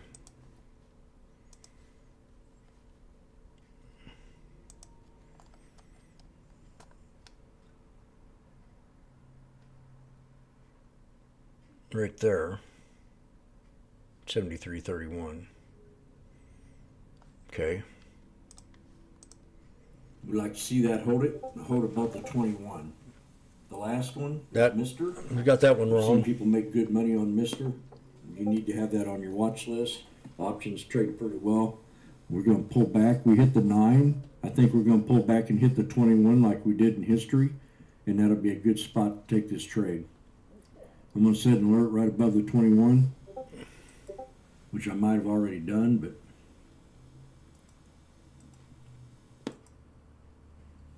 okay, that's it. What is it? Just to take us to the 21.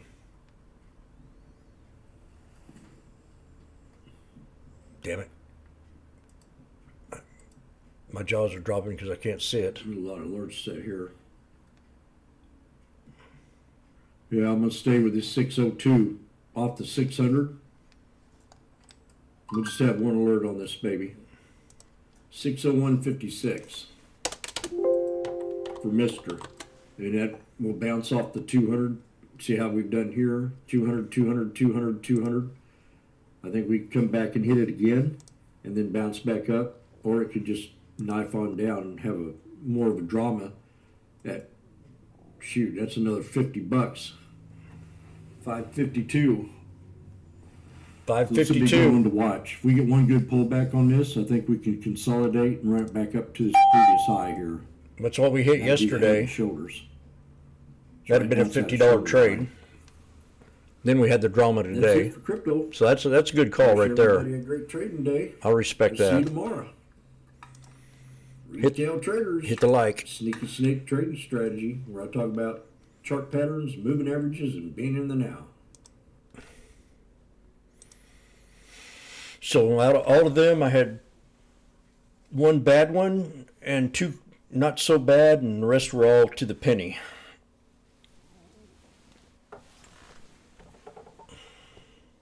This would have been a good trade yesterday if I'd have paid attention to it. But I had other things on my mind.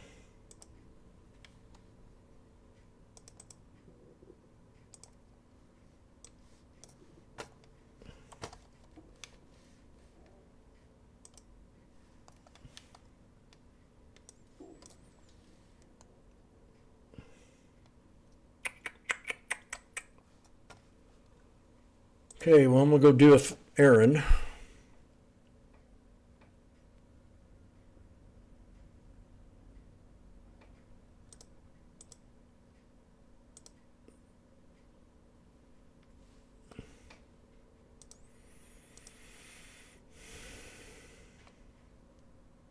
And would not categorize that just as one or nothing, but I think you have to be a little bit picky when sifting through.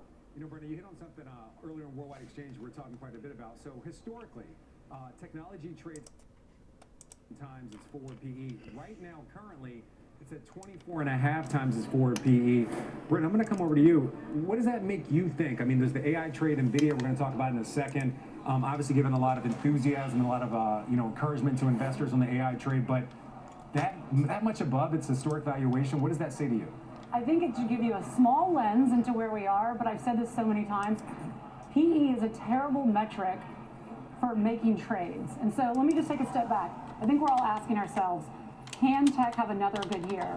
And actually, last year was a great year. The NASDAQ composite was up 43. The Qs were up more than that. But if you look at the NASDAQ over rolling 2-year returns, the actual average return for 2 years is 25%. Right now, over the last 2 years, the NASDAQ is negative, and the NASDAQ 100 is only up 4%. So if history with any guide, if you take the 2-year lens, tech is actually pretty cheap. So I don't think we're entering that 98, 99 phase, and I still think there's room to run, especially as these companies are getting more excited about AI, implementing AI, and so I think there's room for multiple expansion. All right, multiple expansion room. Bryn says, Jim, I'm going to come over to you. Today, Apple named a top pick by Goldman Sachs, reiterated the price target of $227, saying they see potential for upward earnings revisions to drive the upside. Would you shut up? kind of mildly disagree, but let me put it in this I context disagree that all of these big analyst notes time. on Apple in the first 2 weeks of the year seem to be a little hollow to me. They seem to be lacking specificity. They seem to be lacking data. I mean, sure, Apple Specificity. could go up. If the markets go up, it's 6% of the S&P 500. Just passive index investing is going to generate flows into Apple. By the way, they buy back a lot of shares. But in terms of a catalyst up or down, I find it hard to find one. And I know last week there were a lot of downgrades saying that the iPhone market is slowing. I mean, tell me something. Well, no, hang on. I know you want to go there. So, and I've listened to you on it. But I let me just went there. I said I don't know what the catalyst is. It's in 6 weeks. Wait. Let me just finish. Josh, you legitimately have that much faith in those goggles? He does. It's He the does. start of You something. You go ahead. I'm just saying, I'm not saying it will be the catalyst, but you said I don't even know what a catalyst could be. OMG, it's the first new major product launch since 2016. Sometimes Josh gets too, he does the same thing. When you know you're right or you think you're right, you got to change the way you say it, the way you present it, like with authority.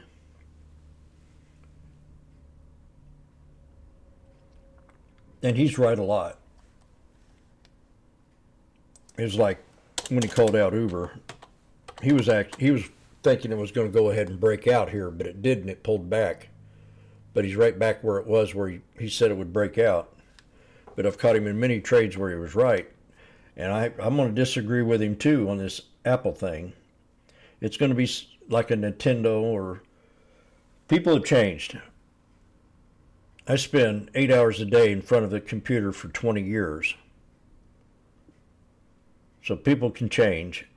I used to fish and travel and do other things outside. But since I started trading, I spend 8 hours a day behind this desk for 20 years every day. I quit playing my music. I quit going to band scrambles. And, well, I could have made a living playing music. But everybody around me wanted to party, and I couldn't party because I have epilepsy, and I'd end up having seizure or something. So I had to get away from that crowd. And this was the only thing I could find that would keep me drug-free and alcohol-free. Unless I joined a Bible band.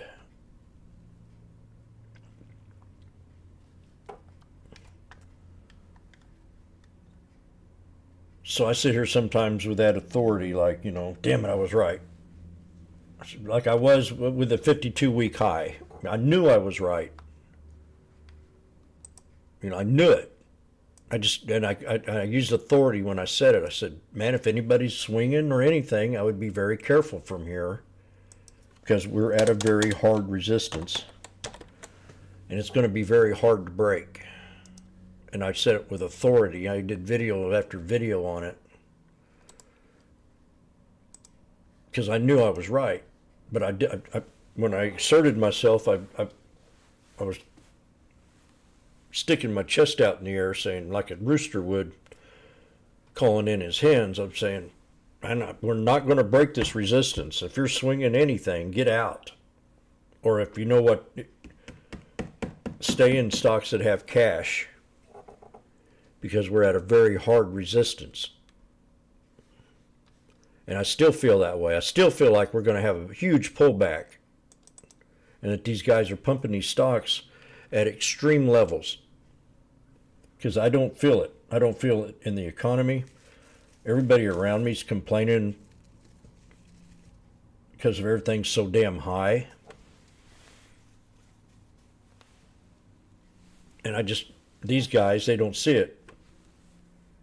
They're finally bringing out the common people. They're wondering why. Well, why does everybody's sentiment so poor on the economy?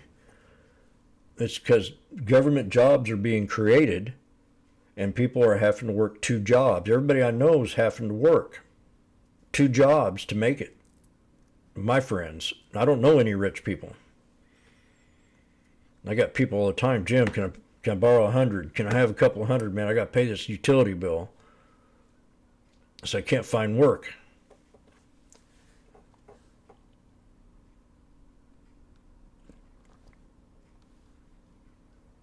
And it's just the opposite of what these guys, you know. And then finally they're bringing in, why is the sediment so poor? It's because they live in a bubble. None of them mentioned the 52-week high, double top. I mean, the all-time double top high. We're going to be back down here at 460. And it's really not that much of a dip. If you think about it, it's not that much of a dip. And it could fall down to this neckline and then really bounce off that 450 and be then come up for the third time and break the triple top.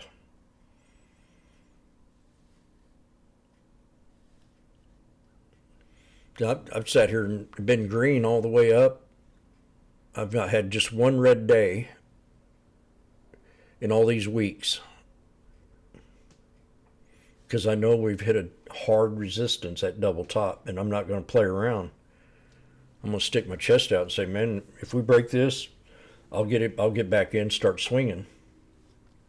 But I ain't going to do it until we break it. And I do believe we can pull back and hit that support level right there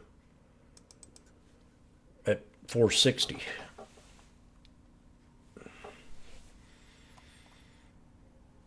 But it's all about what we hear tomorrow. And we heard just one bank today, Citibank. I mean, that's a big loss. 5 times more than what they anticipated. At 1.5 billion.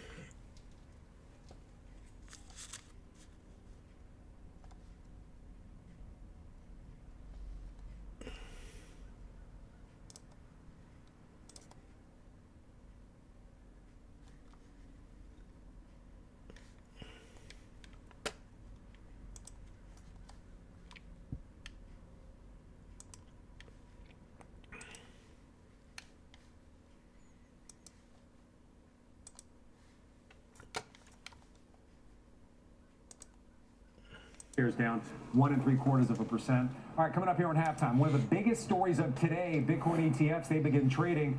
The Bitwise Bitcoin ETF, that's one of them. It's moving lower in its debut. Bitwise CIO Matt Hogan joins us next. Halftime, back in just 2 minutes.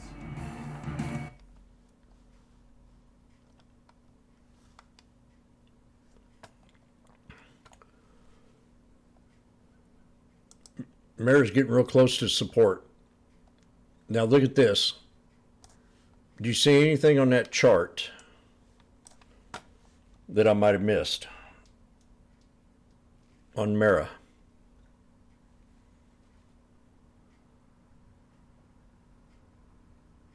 I see it. It's called a gap. So if I draw a price line on the body of that candle, support, support, support. Almost to the penny.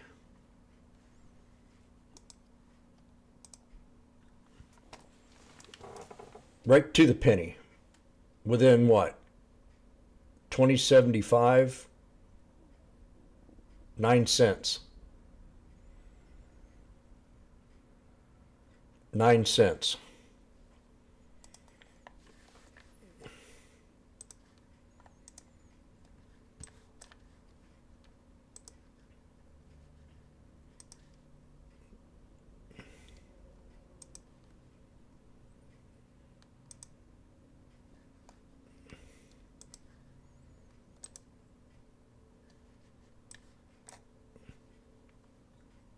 That's pretty dang close.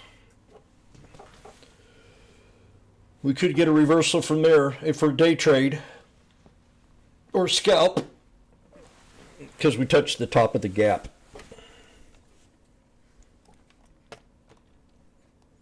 But I got to go do something real fast, so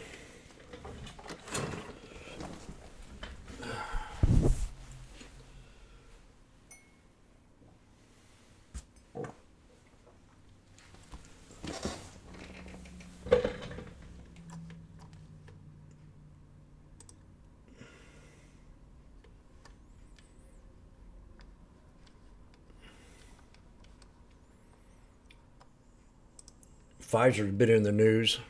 We could have us a buy on Pfizer tomorrow. All right, welcome back to halftime. Bitcoin ETFs are now trading. You can see several of them are in the red. That includes the Bitwise ETF. Let's get to Bob Pisani with the Bitwise CIO. Bob, over to you. And Matt Hogan's here, an old friend of mine, known him for many years. It finally happened. How many years? 11 years we've been waiting for this since the Winklevoss twins. Bitwise, here it is, folks, trading right here, the Bitwise Bitcoin ETF. Your thoughts on the trading, specifically. Tell us how the volumes, how's the demand, how's the spread? Yeah, we're really excited to bring the lowest cost Bitcoin ETF to market. Expense ratio of just 20 basis points on Bit. Now, wouldn't this, the old thing, selling the news, wouldn't that be funny if all this hype, we hit the resistance, and now we're going to pull back and correct 5 or 6% on the Bitcoin? Or are we going to double top to 75,000?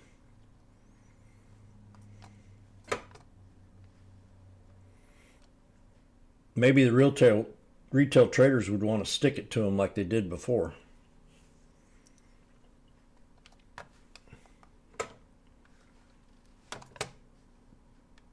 And you could explain this to us.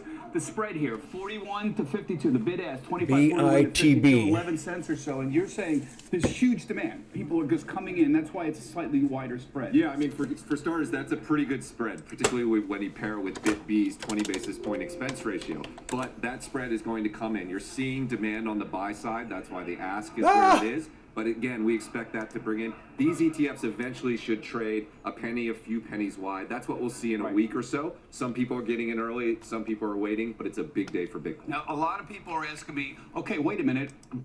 Some people are waiting. It's, for one, it's a speculative trade still. It's not guaranteed.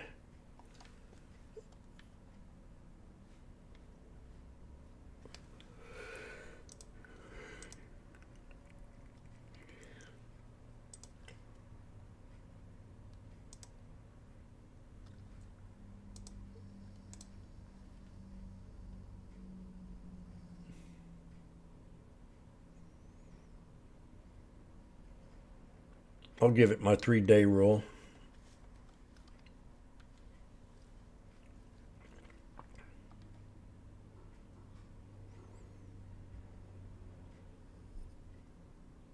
Yeah, I'll give it my 3-day rule. Well, I'm going to go do my thing.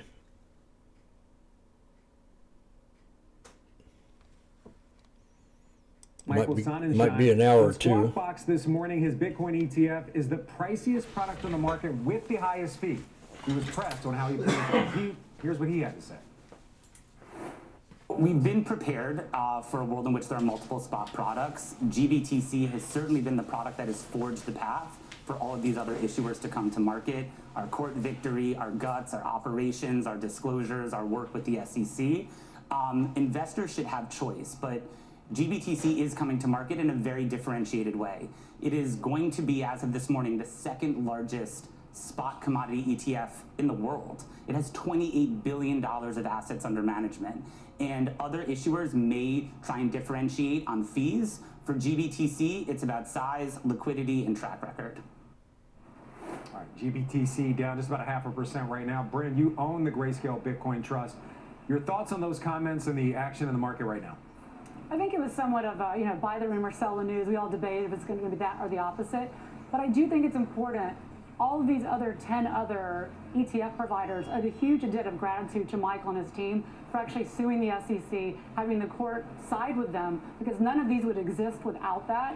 And I believe there's about $28 billion in GBTC that was in the trust that's now converted. And so I think it was at 2%, now it's at 1.5%. So I think there's a lot of embedded capital gains. So for the short term, those assets I think will be very sticky. Longer term, we all know what happens to fees. In our business, they get compressed. So a year and a half, 2 years from now, I would think there's no way it's still at 1.5%. But they've just been a visionary in the space, and so I think that's why they're going to keep their fees there as long as they can. Also, they're making like $2 million a day. So you wouldn't be in a rush to cut fees either. If anybody's in a trade that they're stuck in, just private message me and I'll do a video. I'll do a video tonight on trades that people are stuck in and try to find a support where I think it's going to go to. where you could cost average in if you haven't got out yet. So, like I said, if you're stuck in a trade, give me one or two of your tickers that you want me to look at, and I'll put it in a video tonight, and you can go back and watch the video and look where I think it's going to pull back to, or where I think it's going to stop at, or where I think it's going to break out, or where I think a good exit idea is. To know that, okay, I got in Bank of America at $34, and it's down at 32. I'll tell you where I think the final support is, and then I'll tell you where the hard resistance is. So it'll be a hard support and a hard resistance.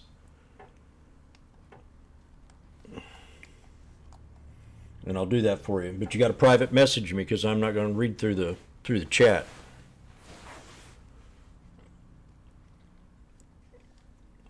We're going to kind of consolidate it here to the right on this here stock. So maybe at the end of the day, they're going to probably come up a little bit on it. But I'm not going to trade these until I'm confident enough. Like I did in that video, when they pull back to that low support that I mentioned, the previous high, I might be jumping in a few of them.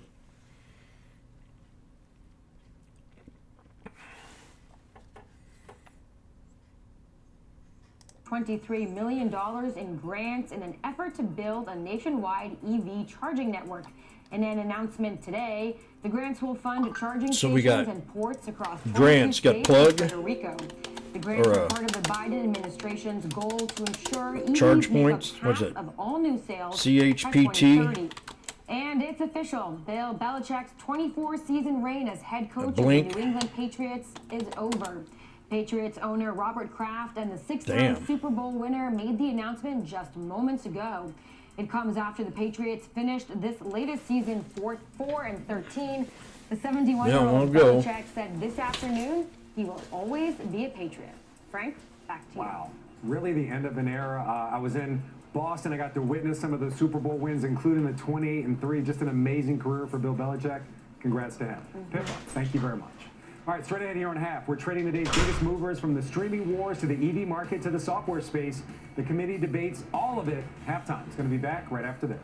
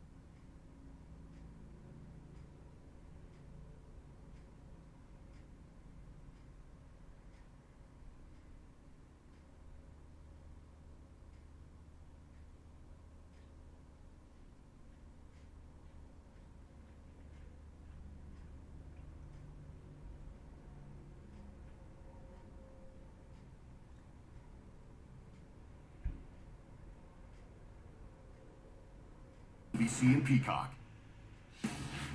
All right, welcome back to halftime. Let's get to some stocks on the move. 2 calls on Disney today. Wells Fargo is reiterating its overweight rating, while MoffettNathanson says buy it. Brenda, you own Disney.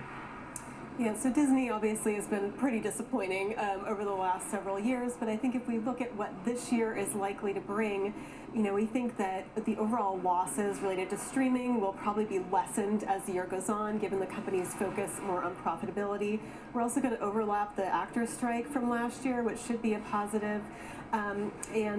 So we think there are some reasons to be constructive about the stock. We're sticking with it because of the strong media franchise that's just second to none, and expect to have and hope that investors will revisit the name, just given what we think is likely to be some improvement in overall sentiment this year. I'll also add to, lastly, that if we look at the environment we've been in over the last several years, there's been so many pandemic distortions in the way that people consume media and entertainment, and I think Disney really got caught up in that on the negative side over the last year.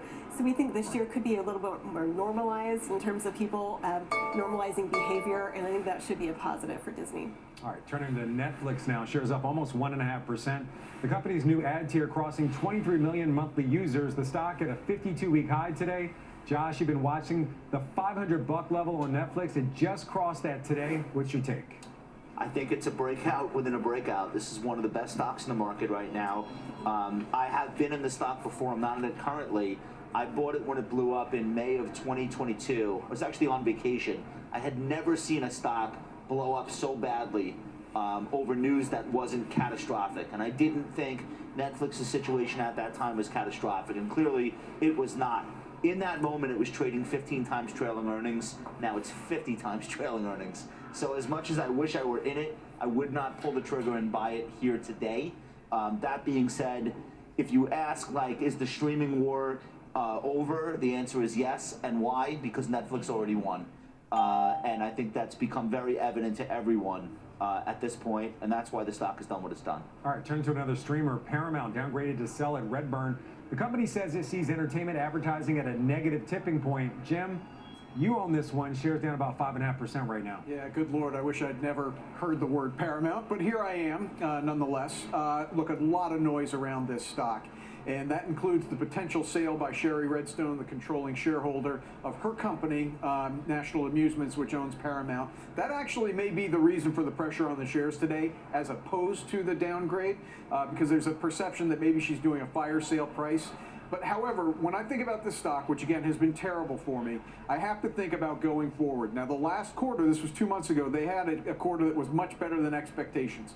I don't know if that's the aberration or if they've actually turned things around. I am going to wait until the fourth quarter is reported, which should be about 3 weeks from now. And I'm going to see if, and this is the most important thing, if their peak losses call in the streaming business is accurate, and if they're still growing subscribers, because the way out of this mess for them is the streaming subscriber business. So I'm going to wait for one more quarter and see what the earnings come in as. All right, turning to shares of Hertz. They are lower. If the company said it's going to sell about a third of its EV fleet, it will reinvest some of that money into gas-powered vehicles. Brent, you're the one flagging this story today. Give us a sense. What do you make of this pretty sharp reversal? I mean, you can't make this up. When the government shoves down policy that the consumer does not want and then gives all these subsidies to companies, this is what happens. I have said for a long time, there are 2 cars in the U.S. that Americans want to buy, Tesla and Rivian, that are EVs. Everybody else is trying to play catch up. And so what's happening is, I think this is ultimately very positive for Tesla, because as the economy slows, we'll go through the cycle. I guarantee you that the other big U.S. automakers will stop spending here, and ultimately the U.S. globally is only 9%. I could see in 4 or 5 years that Tesla makes up the majority of the, and Rivian as well, makes up the majority of that space. Yeah. So it's negative for Tesla today, but it's very long-term bullish, as I think the other big companies are going to pull back because U.S. consumers do not want these cars en masse. All right, big call on Tesla, but Hertz down about 4% right now. All right, coming up, more contrarian ideas for 2024. Brenda says there are opportunities in one underperforming area of the market. She's going to tell us all about it coming up next on Halftime. Stay with us.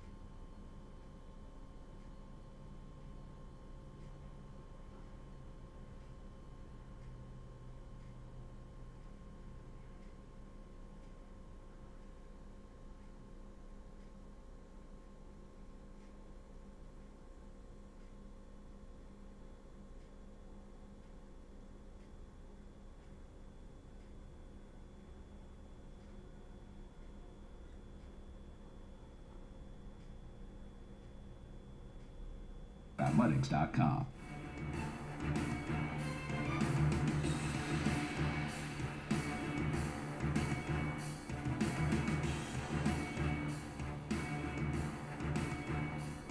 As you can see, the Dow off of its lows of earlier today. Welcome back to Halftime. We're continuing our series on the committee's top contrarian ideas for 2024. Brenda, it's your turn, and you're saying bet on REITs. Give us the reason why. REITs. Yes, so REITs have been a real underperformer, or especially last year until the fourth quarter, I'll say. But when we look at the relative yield that they provide, it's pretty uninspiring. Around 4%. Versus 5% in a money market fund, but we think that's likely to change. There's also been a lot of concern, certainly about commercial office space, but that commercial office space is actually a pretty small part of the overall investable universe for REITs. And then, of course, we have just rates in general, where many of these are levered companies, and they have to refinance at much higher rates. But when we look out going forward with rates coming down, we think there's a more compelling a story here for not only the return and yield that they provide, but also for a better outlook in terms of fundamentals, with rates coming down, with the economy still remaining relatively healthy. Sentiment, again, as I mentioned, has been really negative over a very small piece of the overall market here. So we think there is opportunity in this part of the market. So you're saying it's more than a dividend of 4%. You're saying it's beyond that. I think it's beyond that. If we look at sentiment over the last year, it was not only the high interest rate environment, but also real legitimate concerns over commercial real estate, particularly in office. But that office space, if you look at the broad REIT universe, is only about 4%. So it's pretty tiny. It's not the REIT universe overall, but I think it's all been wrapped up with that concern. All right, Brenda's contrarian pick, ticker VNQ. Coming up next here on Halftime, Mike Santoli joins us with his midday word. And later, we're going beyond the banks. The setup on the two other key names reporting this week. Much more Halftime coming up right after this.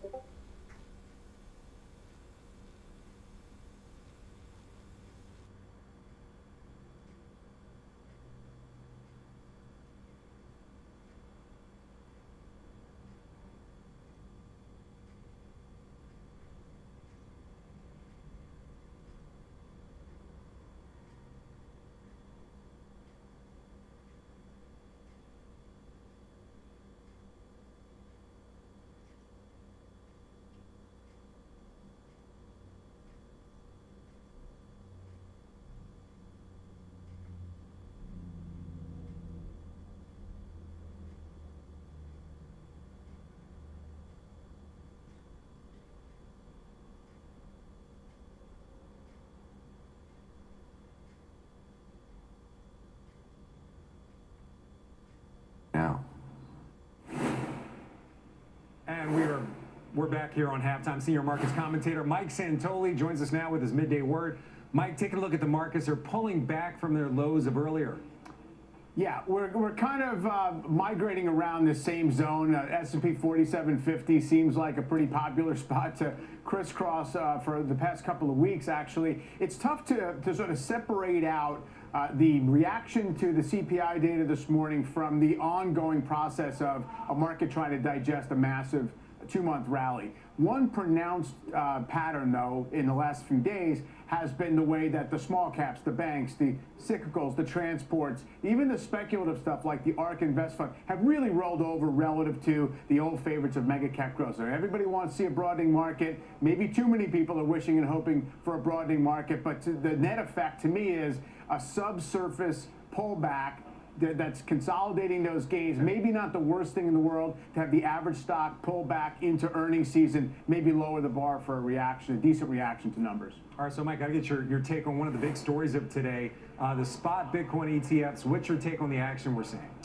I mean, to some degree, there was just such a buildup and just sort of a pile up at the starting gate that I'm not surprised you saw a burst of enthusiasm and then a recognition that maybe nothing much has changed. I don't see the real reason why new vehicles for owning something that wasn't terribly hard to own should be decisive in terms of the price curve longer term. I know you guys were talking about it. I remember when the gold and the oil ETFs came around. I remember when the VIX futures ETFs came around. So it doesn't necessarily mean it's all of a sudden a dawn of a new age for the asset class, but we'll see. Down 3,000 from the morning high in Bitcoin, right? You know, Josh is saying you're hating, Mike. I just think you're giving your midday word and your keen insights, but Josh is calling you a hater. Mike Santoni with his midday word. I'm sitting it out, put it that way. Yeah. Mike, thank you very much. I don't think you're hating at all. All right, coming up here on halftime, the earnings set up beyond the banks. Delta and United Health also on deck. How the committee is positioned. That is coming up on halftime. Stay with us.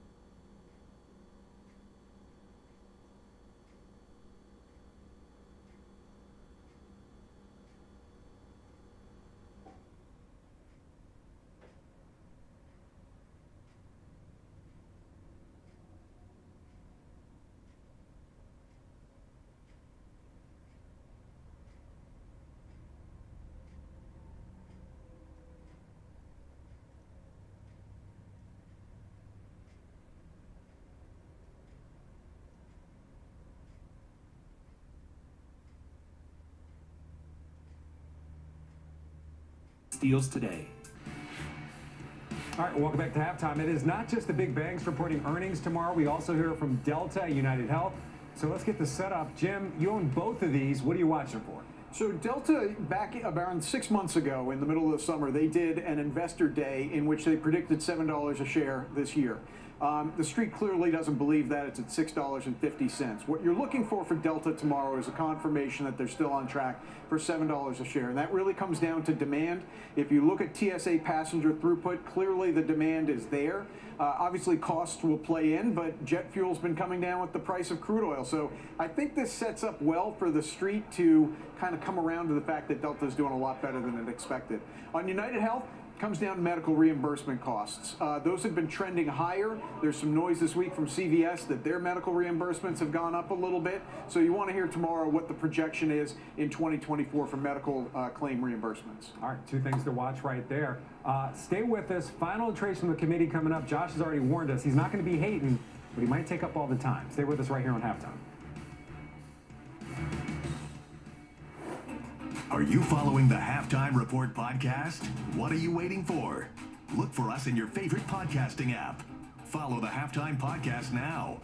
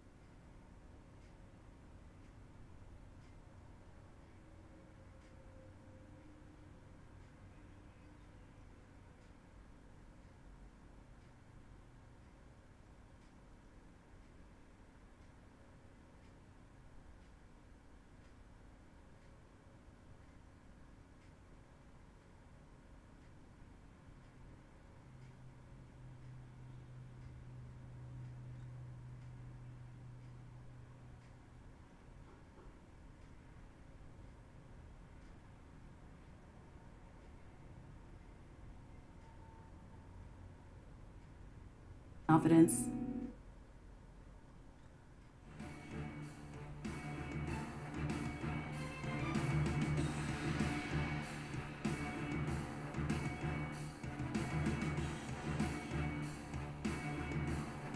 As you can see, markets are off their lows. Welcome back to halftime. Time now for final trades. We're going to start things off with Josh. You're up first. Ladies and gentlemen, if you see a tear in my eye, it's because earlier today before the program, shares of Uber took out an all-time record high price above the February 2021 high. Pretty historic moment for this company. Goldman Sachs this morning came out, raised their target to 78. So the streak continues. I remain long the stock. Still love it. Frank, back to you. All right, victory lap over. Bryn, you're up next. Uranium had a strong year in 2023. I think it'll be another strong year. There's a renaissance in nuclear energy. URNM owns both the physical as well as the miners. Brenda. Abbott Labs. This story has really been muddied up by COVID tests and fears over Ozempic, but the underlying business is strong, and I think that's going to be a focus this year. Jim. Vertex also sets an all-time high. This is a very good pharmaceutical biotech play. All right, as we mentioned, the markets are off their lows of earlier. Right now, the Dow down about 150 points. The NASDAQ, the hardest hit out the group, down almost 0.75%. That's going to do it for us here on Halftime.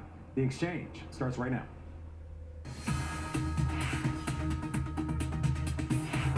Thank you, Frank, and welcome to The Exchange. I'm Kelly Evans. Here's what's ahead.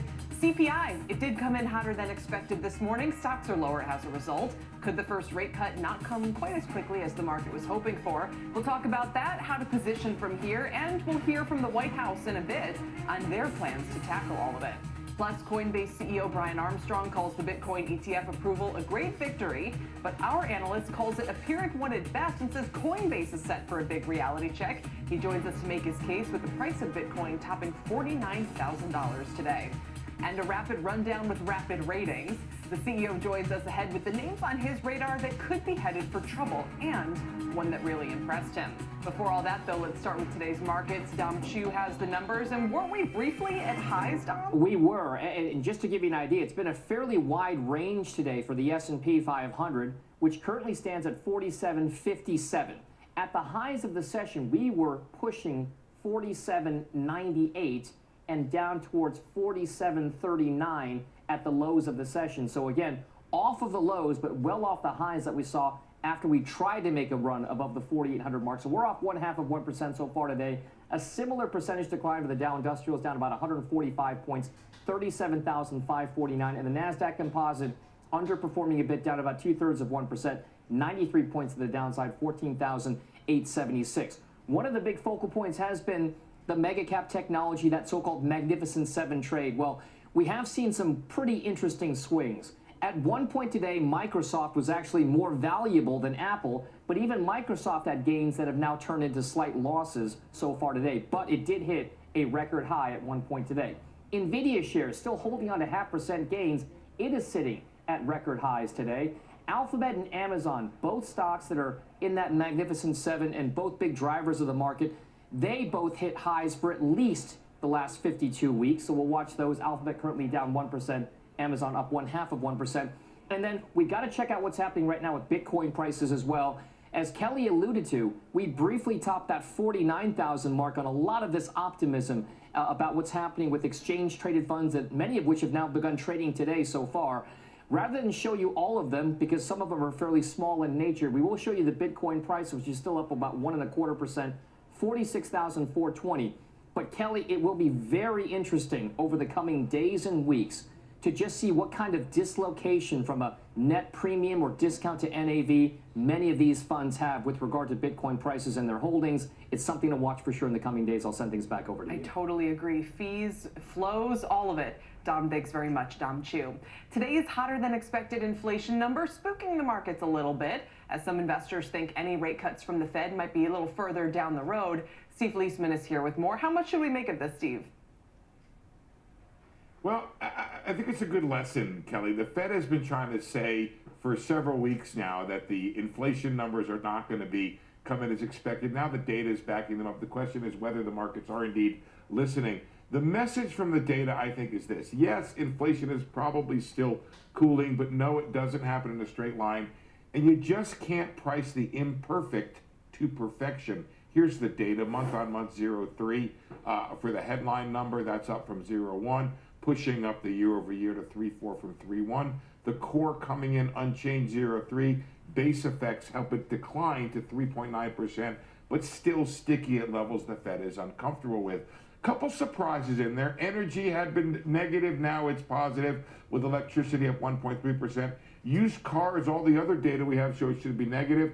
And there's that shelter component, just won't go down, even though the other data we have, if you're bullish on inflation, that's your ace in the hole right there. And airline fares also reversing a series of declines, up 1%. Trouble for the Fed is that inflation progress looks to have stalled, certainly on the headline, which you can see there, it's gone a bit sideways. That's your blue line there. But also in the core, that's the orange line, where the downward slope is no longer as steep as it has been. Mike Ferroli from JP Morgan writing, with all the key data now in hand, it's hard to see how the January FOMC meeting would result in guidance to ease at the subsequent meeting in March. But the market still continues to price a 67% probability of a rate cut come March, just unwilling to give up that ghost for the moment. It's down just from 71% before the numbers. The next great hope for the inflation dove comes tomorrow. Get the producer price index. It has been more muted. suggested little price pressure from the wholesalers. That should help flatter the Fed's preferred indicator, the PCE price index. But Kelly, we got to wait till January 26th for that one. All right. Steve, stay with us, if you will. Busy little while here. We've got a 30-year bond auction. Rick Santelli tracking that action at the CME. We've had some squishy auction results so far this year. Rick, how'd this one go? You know, it's squishy in an average sort of way. So this is a reopened 30. The original issue was created in November. We've added to it now for the second time. 21 billion reopened 30-year bonds. The yield, 4.229. Pretty much right on top of the when issued market at 4.23%. And if you look at all the metrics, they're basically very close to 10 auction average. So close to 10 auction average, and it priced right where it's supposed to. There's your plus. I gave it a C plus. Charlie plus, a little better than average, but as you pointed out, if we compare this to some of the auctions in Europe or some of the auctions specifically in the UK, Spain, Europe in general, we can't keep up with it. Their bid to covers are off the charts. The demand is soaring. Seems as though Europe is really convinced that, you know, probably they're in a recession. Germany is, and they're going to keep easing. Here, well, let's look at it this way. You see an intraday chart, yields move down a bit. They seem to agree with the C+. You look at a 1 month chart, well, 1 month chart, Kelly, we're at basically 1 month highs. Should we close 30-year bonds here? But maybe the most interesting thing of all, I talked this morning at great length on the CPI about the expensive situation on the long end of the market. Well, look what's happening today. You have 2-year note yields down about 4 basis points. You have the rest of the yields on the long end a little bit higher. We've seen steepening the yield curve, 2s versus 10s, under 30 basis points. This is what all the traders were telling me mid-December. That the big trade is going to be watch long-dated treasury yields buck the trend of lower rates. And so far, that seems to be the case. Rick, I appreciate it. Rick Santelli. Let's talk about this a little bit more with our next guest, one of whom sees a March rate cut in the cards, maybe both, which could be significant for markets at any way. Let's bring in Guy Labat. He's Chief Fixed Income Strategist at Janney Montgomery Scott, and Michael Landsberg is CIO at Landsberg Bennett Private Wealth Management. Welcome to both of you. Guy, and again, we're seeing pushback from Fed officials like Mester even now, but where are you? You think March or no? I find it pretty unlikely. Right, as Steve and as Rick mentioned a moment ago, there's a pretty high probability of a March rate cut priced in, but I like to think about that probability more as a small probability of something large and somewhat random going wrong, and a high probability of nothing happening.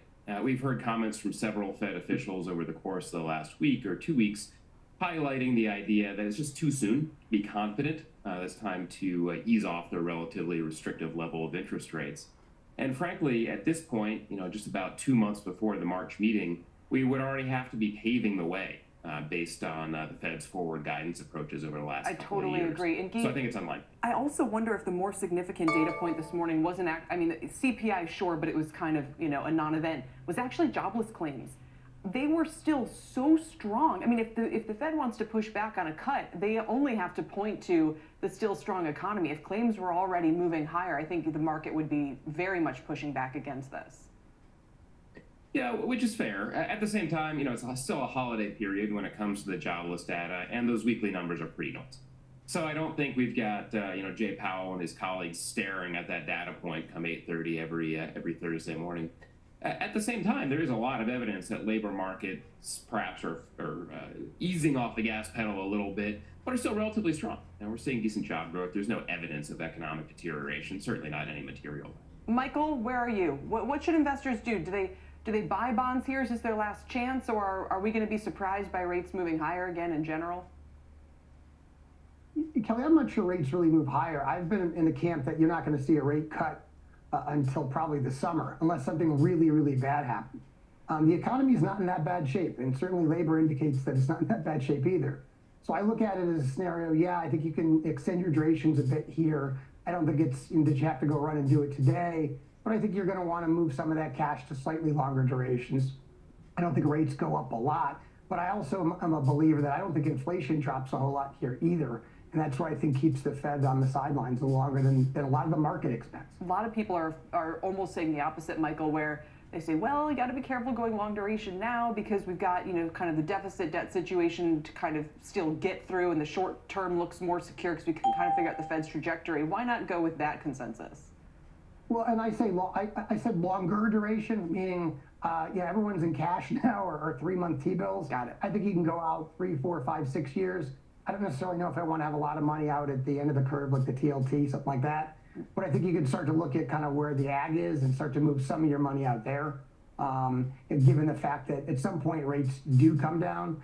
But again, I don't think it happens right away because I think the Fed's going to be on hold. I think Powell's a student of history, remembers that the Fed back in the 80s wasn't aggressive enough as it needed to be on inflation. Then we had a big inflation problem after. So I think if anything, they're going to wait until they see some real data that inflation's been beaten and maybe there's some deterioration in the economy for a rationale to really cut rates. And Guy, meanwhile, you think March could be significant for quantitative easing purposes. You think they're going to end the program that soon? Yeah, so I think it's certainly going to pave the way to end the program as soon as March.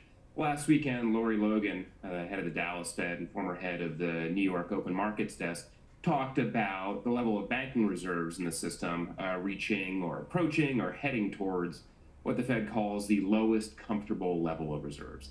And this isn't a big deal. It's not a big problem. However, as the Fed shrinks the balance sheet, among other things, banking reserves in the system decline. And at some point, the Fed is going to have to stop doing that in order to ensure there's sufficient reserves. Our best guess, and it's frankly a very simplistic analysis because nobody knows with much confidence, our best guess is that the economy will hit the lowest comfortable level of reserves sometime between April and May of this year. Now, in March, if the Fed slows the pace at QT, they could make sure that staves off a little bit further and there's no short-term accidents in money markets. So that seems like an attractive thing for policymakers to do. It looks from the outside like they're easing, but in reality, it's just a technical adjustment. But more and more people, Michael, are saying, wouldn't it be convenient, hey, we don't want a banking crisis, but also it would help us be able to still buy some treasuries and maybe keep that long end from spiking like we were talking about? Yeah, absolutely. I think the market has wanted to see the Fed cut rates because they want that juice back. And, unlike Europe, which I think is definitely in a recession, we're kind of teetering. And so I think, again, the Fed's going to be more slower. Obviously, what he's talking about with the Treasury is a little bit different. They're going to do some different things because they've got a couple different arrows in their quiver. But I think when you look at it, I think the Fed is itself on hold. I think growth's going to be hard to find. And in the parts of the stock market that growth can be found, you're going to have to pay for those. And there's some areas that I think are going to continue to do well. But growth is going to be harder and harder to find as we all slow globally.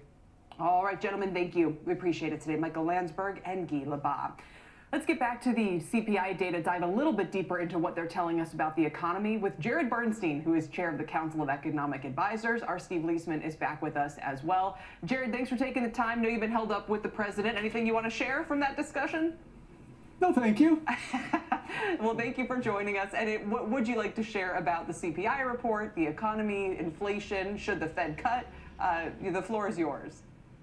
Yeah, well, thank you. And I will tell you one thing we talked about with the president was this idea that you weren't going to get inflation down as much as has occurred. You wouldn't get as much disinflation as we've seen without considerably higher unemployment. As you and Steve well know, many economists were arguing that had to be the case, while in fact we've seen quite persistent disinflation in CPI core, headline, PCE, very much so, without giving up really much of anything on the unemployment rate. Now look, from the president's perspective, he's happy to hear me talk about macroeconomics, but he really wants to know, how is this sitting with families like the one he grew up in? So the important point, I think, for him and for working American families is that this combination of lower inflation while maintaining tight job markets is delivering real wage gains. We've seen that persistently. It's been a trend, not a blip. We saw it in this morning's data with real wages up about 1% year over year, higher than their pre-pandemic level. The challenge, Jared, actually seems to lie, and this is kind of fascinating because you could see maybe some political rhetoric about it. I don't know. Number one category for inflation over the past year, car insurance up 20%, transportation inflation up 10%, car repair inflation up 7%, rent, homeowners still in there. Are we going to see the president going after flow? Well, he has been really emphatic that the most important two words when it comes to our economic agenda as we head into 24, lower costs. Certainly maintain the gains we've had, build on the progress, but continue to punch at some of those costs, some of which you mentioned, others of which have come down nicely. I mean, obviously gas is critical, and gas was north of $5 a gallon in June of 22. This morning it was $3.08 a gallon, below $3 in 30 states. If you look at dairy, if you look at eggs, which by the way did tick up more avian flu in December, but they're down 25% over the past year. Dairy's down, milk, bread, airfares, TVs, used cars over the last year, although they ticked up again in December. So we need to continue putting downward pressure on costs, not just inflation, but costs. That also taps into his junk fee agenda. And also, look, if you're a corporation and your input costs are coming down because of the savings that we've seen, you need to pass those along to consumer. He'll continue to talk about that as well. Steve? But Jared, you know the question I'm going to ask you, which is, wouldn't the president help his own case, his own cause, help the cause of American families if there was some dialing back in spending from the fiscal side? I know you guys have an ambitious agenda. It's an ambitious business agenda in terms of reshoring some production here in the United States, especially high tech, but also in terms of workers' wages. Doesn't that create some of the inflationary pressure that we're concerned about and that you really want to see dissipate? Well, let me say two things about that. First of all, there is a very important double benefit in the space that you're talking about from lowering health care costs. These are actions that this president has legislated. Lowering the cost of insulin, lowering the cost of prescription drugs, lowering the cost of health care coverage. It's not an accident that something like 20 million people and counting joined the exchanges this year, and that helps lower their insurance costs. And that is a plus for the budget in the sense you meant it, but it's also really important for family budgets. So both the fiscal budget and family budgets are helped when we lower healthcare costs. Now look, what you're talking about is a little broader. And look, I think if you look at measures of fiscal impulse, look at the Brookings measure, for example, fiscal impulse has been flat, negative. I don't think it's been particularly strong. So I do think that macroeconomically, at least, that's the key indicator there. Jared, where would we... Oh, go ahead, Steve. Yeah, go ahead. I was going to see if I could have Jared put his economic hat on. Jared, when it comes to growth in this country and whether or not growth is inflationary, supply is the big worry a lot of people have. Kelly and I talked about it yesterday.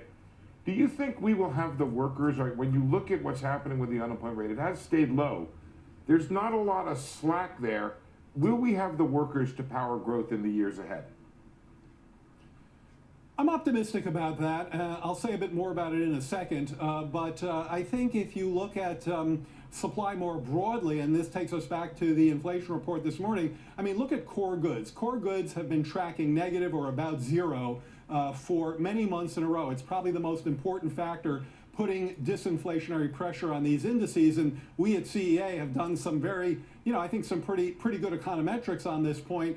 We find that 80% of the disinflation relates to supply disruption, supply improvement, supply normalization, and that includes labor supply, either on its own or interacted with demand. So we've seen real improvements in that space. Now, as far as growth in the future, one of the things that you're kind of implicitly asking is there more capacity there for the labor force to build? And there, I think, if you look at men in particular, there's been a long-term downward trajectory of labor force participation rates for prime-age guys.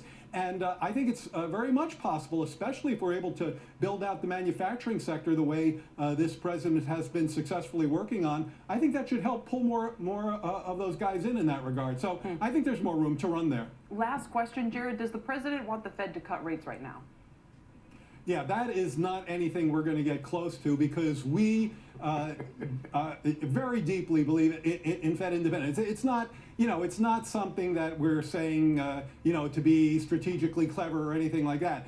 We come from a perspective that looks at the history of countries where the independence of the central bank has been compromised, and those economies have been brought to their knees time and time again. So in great distinction from our predecessor in the White House, we deeply respect Fed independence. Well, to give the former president, you know, he did call for rate cuts before the Fed actually did them. I guess to put it differently, does this White House economic team think that we should be having rate cuts right now? Yeah, that's not putting it very differently. So we're just not going to get into the Fed's knitting. Look, we obviously track rates very closely. Mortgage rates, the fact that mortgage rates have come down about a point is very helpful. I'd like to see them come down further because I think there's a potential there to unlock some housing supply. So let's track that as time goes on. But when it comes to the Fed, we're just going to stay way out of their knitting. Jared, that's what's called by Kelly taking one for the team when she asks the question she knows you're not going to answer. I guess I have just one more sorry, is there time for one more question there? Go I ahead, just want Steve. to ask. Yep. Yeah. Jared, when it comes to making a deal on the budget, are you optimistic here that we'll be able to keep the government from being shut down? What is your latest read of what's happening right now in Congress and in terms of the back and forth with the administration? I'm optimistic. I don't want to get into ongoing negotiations. Let's give them the space that they need. I think when you see members agreeing on the top lines for the 12 appropriations bill, that takes the probability of a shutdown way down. But it's not over till it's over. We're watching it very closely. We have very able negotiators who are working really hard. I don't think they've had a weekend or a vacation for a while. So they're extremely dedicated to avoiding any kind of an own goal kick in this space. We have, as I think we've discussed in this interview, we have some very nice underlying economic trends going, real wage gains, lower inflation, tight labor market. Even some of our consumer sentiment measures are showing some improvement in December, pretty strong, good to see. Let's not kick the ball in our own goal at a time like this. Jared Bernstein, thank you for joining us. Steve, thank you so much as well. Our Steve Leisman, senior economics correspondent. Coming up, are Bitcoin ETFs a crypto game changer or a painful reality check? That's what my next guest warns, saying the fundamentals for companies like Coinbase could suffer as a result. Plus, Red Sea tensions are rising after the biggest attack on merchant vessels to date. Now, Maersk's CEO says the disruption could hit global economic growth and might not be resolved for months. We'll look at the fallout with one shipping expert. And as we head to break, here's a look at the markets after the S&P briefly traded above its record closing high. It's down 0.4% right now. Similar for the NASDAQ. Pretty similar for the Dow, actually. It's down 100, so we're off session lows as well. And we're back right after this. This is The Exchange on CNBC.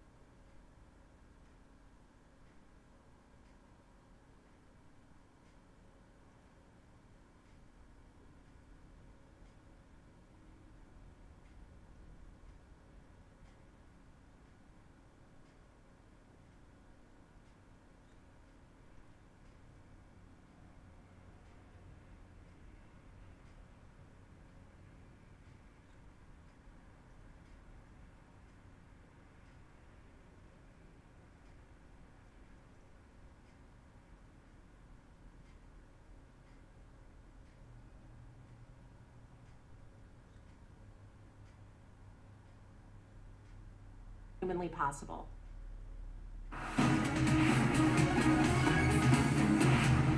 Welcome back to the exchange. The SEC's Bitcoin ETF approval pushing Bitcoin prices to their best week in more than a month. But is it good for trading platforms like Coinbase? Here's what CEO Brian Armstrong said on Squawk Box this morning. It finally happened. We had a number of ETFs approved today. And of course, it was a big day for Coinbase too, because we were named as the custodian in 10 out of 13 of these applications. So I think this means that over time, we'll see new pools of capital come into Bitcoin. But more importantly, we had a huge regulatory milestone that showed the legitimizing power of this industry. And it has been a big day for Coinbase. As you can see here, the shares are down about 5.5%, and in fact are trading well off their 52-week high that we saw just at the end of December. My next guest says the balloon has popped. Joining me now is Dan Dolev, who's from Mizuho, I should say. You've been warning us about Coinbase for some time, Dan. Welcome. And what do you think is going on here? So this is the day, this is sort of the reality check that we've all been, waiting for. If you actually look at the fundamentals, this is not a good thing for Coinbase. This is a bad thing for Coinbase, right? They were basically about to, cannibalize their most profitable business. But he seems happy. He seems like he's taking a victory lap. He says, we're going to be the custodian. I thought that was an interesting choice of words for a lot of these funds. So they are the custodian, and it's a very, it's a very good point. He's right about this, but the fees that they get for AUM, so they get about 5 basis points, we estimate, to be the custodian. That's trading off 250 basis points. That's 2.5% for spot Bitcoin trading. So they're giving up a really profitable business to get into like a non-profitable business. And just to be clear, so for those people, there's plenty of them out there who have bought their Bitcoin on Coinbase in the past. They're basically charging 2.5% to do so. Yeah, they're trying to buy, to sell, and now there's an alternative. Now you can do it anywhere. You can do it somewhere else. What you say raises an important point, not to take this off, I'll bring it back to Coinbase, but a lot of people have said, because there's been the celebration for those who are going to offer these products, obviously, that they're finally approved, but can they actually make money? You already have 11 different options to pick from. As you said, do you think that they can offer low management fees for these ETFs or ETPs for something that Coinbase was charging 2.5% on transactions for previously? So I think that now the massive price contraction or deflation in Bitcoin trading, the era of that era has ushered today. I think that's what's going to exactly end up happening. We've always been warning about price compression in crypto trading. Today marks the day when this is really starting, and that's why the stock is trading down. Why is it so much more expensive, if I could put it that way, to trade Bitcoin than it is to trade other stocks, for instance? On spot? On these exchanges, on spot, yes. On the spot? Yeah. It's like, it's because they can't. Because they were the only name in town, right? So you have FTX, which doesn't exist anymore. You've got, Binance, which, is in trouble. So they're really the only, up until now, Coinbase was the only name in town, the only kind of legitimate way in America to trade Bitcoin. So they were able to raise prices, which they did earlier last year, and they could. Going forward, they're not going to be able to do that. This is why this moment is so important, because, that's why it's not a good day for Coinbase, because pricing is coming down. And we've talked about this before, and I've said, well, what about those, let's call them Bitcoin purists, or maybe a lot of the people who hold it now who might say, you know what, I'm just going to leave it on Coinbase. They're the trusted name. It gives me this feeling of self-custody, even if that's not maybe exactly what's going on. That's part of the appeal of Bitcoin. It's kind of its decentralized nature and not owning an ETF to own it by proxy. Can't Coinbase do okay if people just continue to hold it on their platform? And that's a great question. They only make money when you trade in and out. So if you just sit there and say, I'm not touching it, I think it's a 10-year thing, they hold it for you, but they don't make money. They make money when there's volatility. And this is exactly what's going away starting today. And we've already seen the shares reset since the end of December. How much further downside do you think there could be? I have a $54 price target, so I see, is ample a good word? I see ample downside from here, a lot of downside. And would you extend that, even though they're probably the pure play, would you extend that to any other parts of the fintech world that have previously benefited from kind of the fees they can charge for crypto trading? Actually, I see the opposite for Robinhood. For example, we talk a lot about Robinhood. So Robinhood can actually benefit from trading the ETF, right? So a lot of people are going to come to Robinhood to trade those ETF. So what's better, to be the custodian or the guy that benefits from actually trading the ETF? That's why there's beneficiaries of that trend as well. It's a great point. My guess, quick final question then. If Yeah, of I'm course. Brian Armstrong, do I say, hey, we're going to allow crypto ETF trading on our platform too? They should. They should. Dan, thanks for joining us today. We appreciate it. Dan Dolev from Mizuho. Meantime, a major player in the AI space is on Capitol Hill today. Emily Wilkins brings us those details. Emily? Hey, Kelly. So as we speak, Speaker Mike Johnson and OpenAI Sam Altman are meeting together. This is obviously not the first time that the two have met. Sam Altman has been a pretty constant presence on Capitol Hill. And he told me today, right before the meeting, I just caught up with him for a minute, and he said that he's here to answer some questions that Johnson and other lawmakers might have. And the big topic has been election integrity. Despite the fact that there's a lot of stuff that's stalled in Congress, the elections are coming, and there has been a lot of concerns for lawmakers as far as what role AI might play in spreading misinformation or disinformation. Now, I asked Altman if there was any specific bill that he was hoping that Congress would pass. He said he didn't have one in mind. And he and Johnson have a relationship that goes back a bit. Remember when Altman was here last May, he met with a lot of lawmakers, but it was at a dinner that Johnson hosted in his capacity then as vice chair for the Republican conference. So Johnson's been on AI. It's been something that is a priority for him. You haven't seen it too much in his speakership just because there's so much else to get done.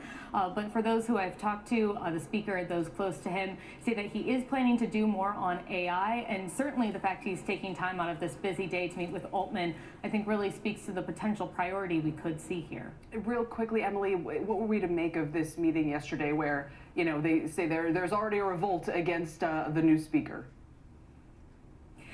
Things are getting very complicated here, Kelly. I mean, the fact that you saw what should be a very normal, very process-oriented piece of a vote go down is not a good sign for Johnson at all. And now he just met with some of his hardline members who say that they are now renegotiating and reopening that overall spending for the federal government. I mean, this was an agreement that Johnson struck with the Senate, with the White House, and to go back on it now really does not spell out good things for avoiding a partial shutdown next week. We're still following this. It's still developing it. We have to see where it goes. But I think right now there's a bit of heightened concern in the Capitol to think that this deal that was in place over the weekend now might no longer be a thing. All right, Emily, thank you very much. Our Emily Wilkins reporting. And a quick news alert to bring you. A well-known face here at CNBC, CalSTR's Chief Investment Officer Christopher Ailman has announced that he will be retiring. The board of CalSTR says he will remain in his role through June as they begin a search for his successor. Again, he's been in that position for a long time and has been a frequent guest. Chris Ailman stepping down from CalSTR's. Coming up, Rapid Ratings rounded up some of the names with the riskiest financials in the market. And there's one global shipper that stands out above the rest. The name and how the crisis in the Red Sea could exacerbate its problems. That's ahead.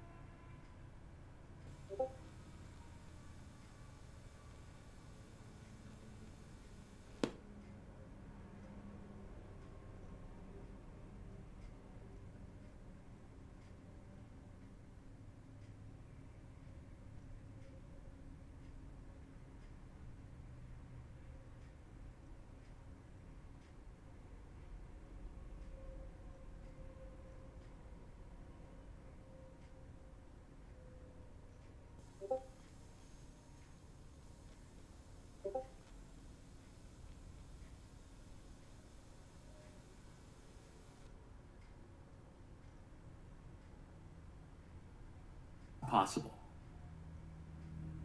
Welcome back to The Exchange, everybody. I'm Tyler Matheson with your CNBC News update. The court is now on lunch break in those closing arguments in the Trump civil fraud case in New York.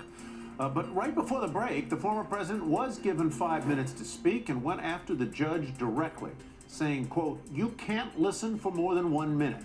This prompted the judge to ask Trump's lawyer to, quote, "control your client." Trump said that he did nothing wrong before ultimately being cut off by the judge. Trump said that he should be paid back for everything he had gone through. This incident should not ever have happened, and it cannot happen again, said the FAA this afternoon as it announced an investigation into Boeing after a door plug broke off that Alaska Airlines plane mid-flight last week. The agency said it was Boeing's responsibility to meet the high safety standard required of its manufacturing process.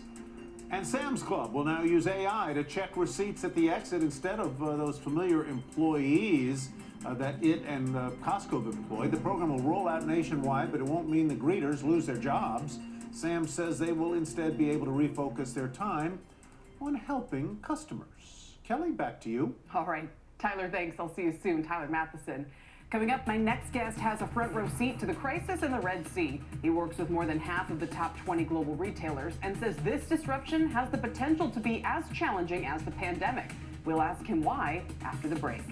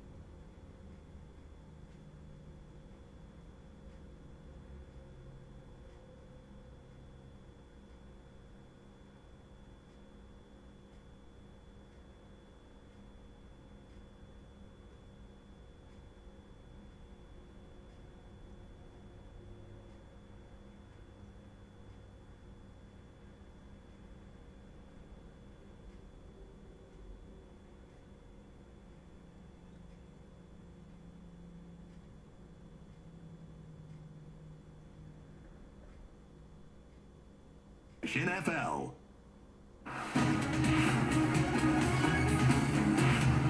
Welcome back. Iran seizing an American oil tanker off the coast of Oman today, extending the Red Sea shipping disruptions beyond commercial cargo, and it's just the latest in a series of conflicts that have pushed up global shipping prices. They've nearly doubled to almost $3,100 since late November, according to UK-based Drewry Shipping. And with no real end in sight to these conflicts, which could now stretch on longer than previously thought, my next guest thinks supply chain challenges will persist and is telling his clients to build up inventories in the U.S. and Europe where they can. For more, let's bring in Jonathan Kohlhauer. He's Managing Director of Global Operations and Supply Chain Practice at UST. Jonathan, welcome. How bad is it? I think you're right. It is quite a bit of a situation. Part of it is because of the uncertainty. There are so many things that we don't know. How long is this going to last? Whether we're going to get any relief from the Panama Canal. So I think that it's just got lots of challenges to it. How realistic is it, though, to ask people to build up supplies here? A lot of this still affecting cargoes, for instance, going from Asia to where? Yeah, Asia to North America, Asia to Europe. It's interesting because not long after the pandemic, when product became available again, we saw a real spike in inventories. Retail inventories were up about 28%, 6 months, kind of after everything opened up. So hopefully that's going to give retailers some relief. But quite frankly, they're looking for their summer peak season inventory to come in, and we just want to make sure that doesn't fall behind. Yeah, it seems like this could get worse.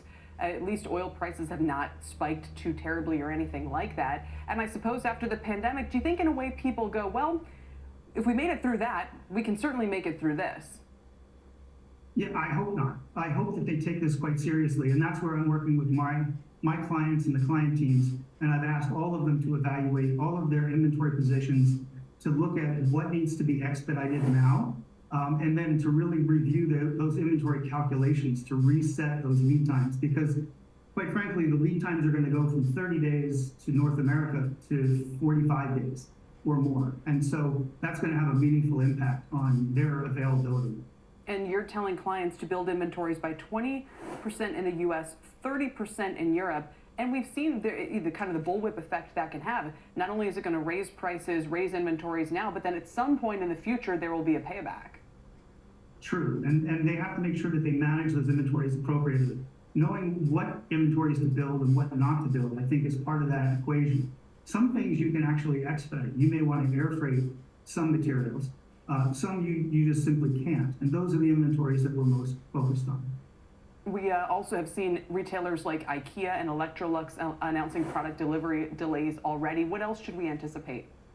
Well, I think anything that is being sourced from Asia, I think, even if it's not just consumer goods like apparel or footwear, I think that components are absolutely critical. When you're building a product and it relies on a component that's coming, out of Asia, that can be a constraint and a bottleneck on the whole production cycle. And that's pretty much everything. I mean, if for all the intent of shifting the supply chain coming out of COVID, wouldn't you say we're still largely reliant on it? I mean, I can even think of big name companies, Apple, for instance. We haven't, to my knowledge, heard anything on that front, but we really should be hearing from pretty much everybody who has an Asia-based supply chain. It's true, and certainly we're seeing some movement around Southeast Asia with manufacturers and contract manufacturers. But it's slow. That takes time, and that's where we are spending quite a bit of our time with our clients and understanding how do you build that resilience in your supply chain. And I guess finally, how much worse could this get given what has happened, as we said recently, and the comments Maersk and others are making? Well, I think it has some potential to get worse. Not to think of the worst case scenario, but as governments add, warships into the Red Sea, such as, France announced this morning that they were adding, ships to escort cargo ships. The more traffic and more congestion you get, the more chance you have of bumping into each other. So that's something that concerns me. All right, Jonathan, thanks so much for joining us, putting some numbers to it, and giving us the seriousness of the situation. We appreciate it. Thank you. Jonathan Kohlhauer. Coming up, this name bet big on EVs just 2 years ago, and today they're making a big U-turn from that strategy. The name and what's behind the decision next. Plus, Boeing shares are down 15% since December. The company has lost more than $100 billion of market cap since 2019, and those aren't the only red flags our guest sees. What he is watching that doesn't bode well for the plane maker. We're back in 2.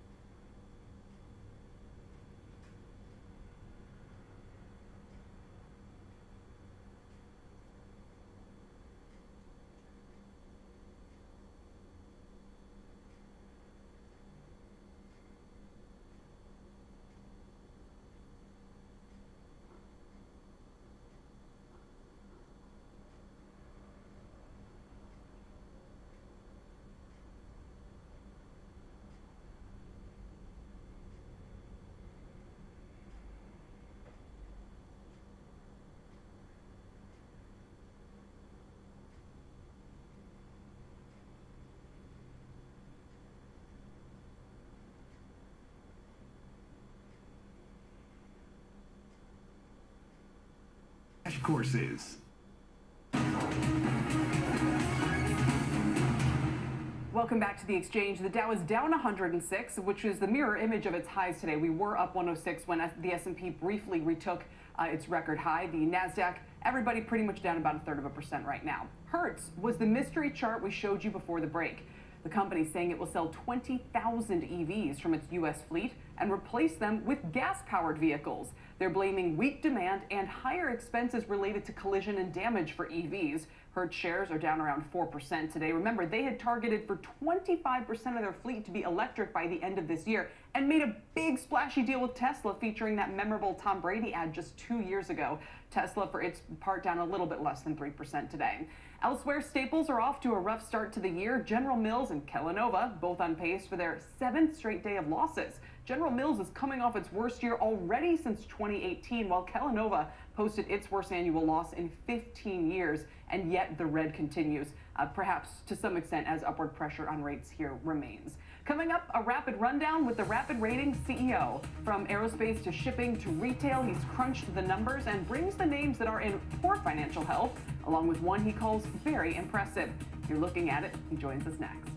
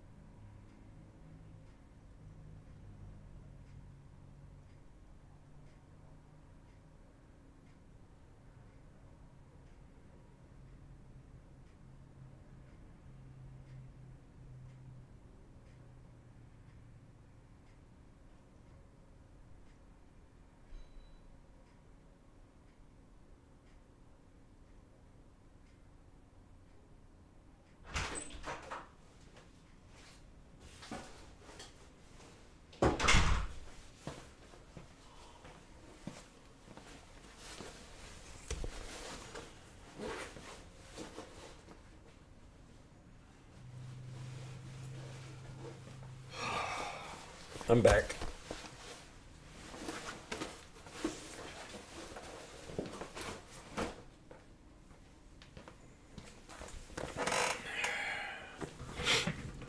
I'm back. Anybody else get on mic when I was gone?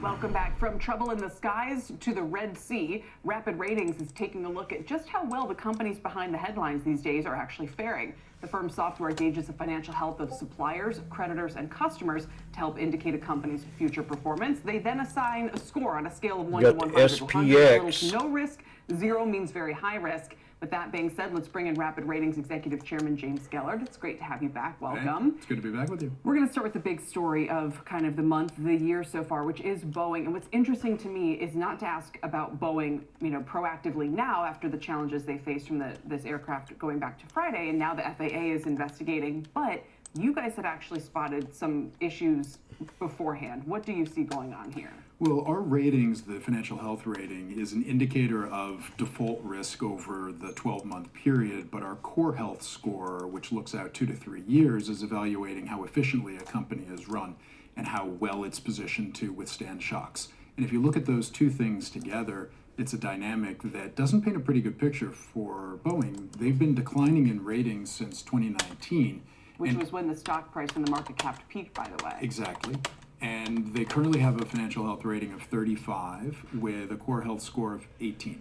And to put that in perspective, over the last 20 years, over 90% of companies that have failed have been at 40 and below. Wow. Now, that isn't saying Boeing is about to fail. And certainly if a company is going to get government support or is going It seems unimaginable we'd even be talking about any kind of default risk here. It does, particularly in this market environment where it was just a few years ago that they came to market and raised $25 billion in one shot. Wow. So a lot of the Boeing story is the same story that we see throughout the market for public and private companies, that companies have been able to sustain themselves with relatively easy and very cheap access to capital up until now. And Boeing is a great example of a company that has been able to sustain itself, though. And by the way, I mentioned the FAA is now investigating that incident. Boeing itself is out with a statement saying we will cooperate fully and transparently with the FAA We will fully and cooperate. the NTSB on their investigations. Anything further you would add here? So what should investors do? A lot of people have said, okay, maybe now this is an opportunity to get long a stock that will have to be repair itself over the next few years. I don't know if there's anything you'd add. Well, they probably would have said that in 2019. They did. Yeah, and so here we are. Mhm. I think it's a wait and see, unless you have an extremely long time horizon. All right, well, fair enough. Let's pivot, talk some shipping now. We were just speaking about this with our last guest about the conflict in the Red Sea, which actually has been sending some of the shipping names higher because the rates they can charge are so much higher. There's one name in particular, though, that you've said could be more exposed here, and tell us about that. Well, in general, the shipping companies, you're right, have done very well, and particularly post-COVID, where many of them improved in their ratings, their resiliency to this kind of a dramatic problem has been really strong. So most of the shipping companies, the Maersks, Costco's, and so forth, are in the 90s.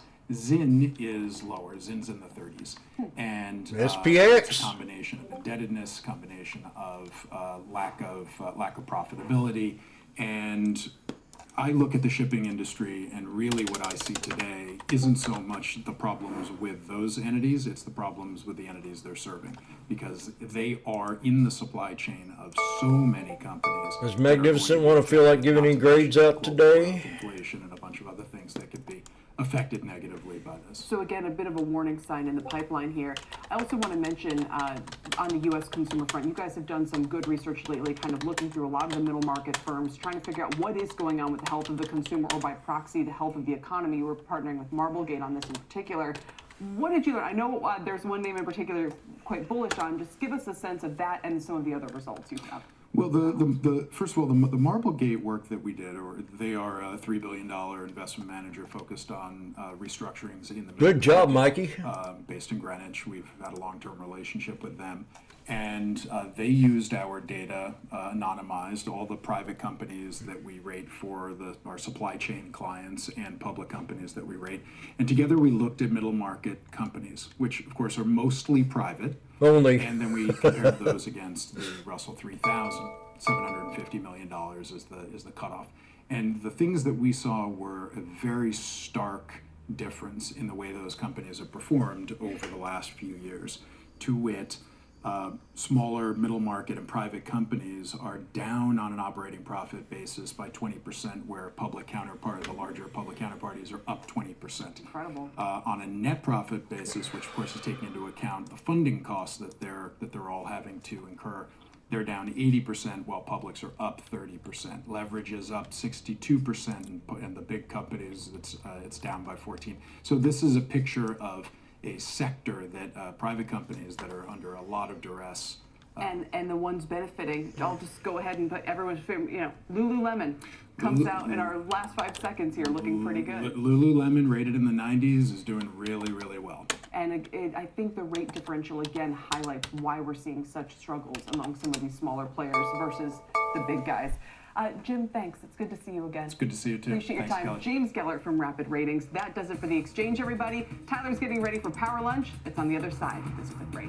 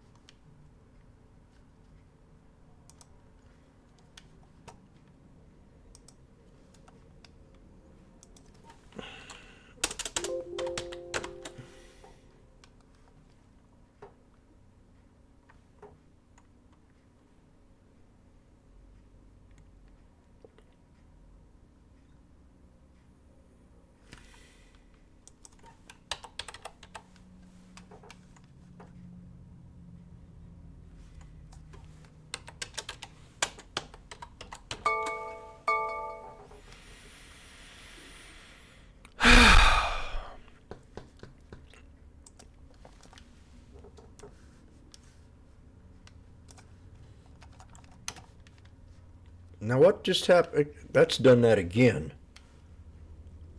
I move this thing around and everything blacks out.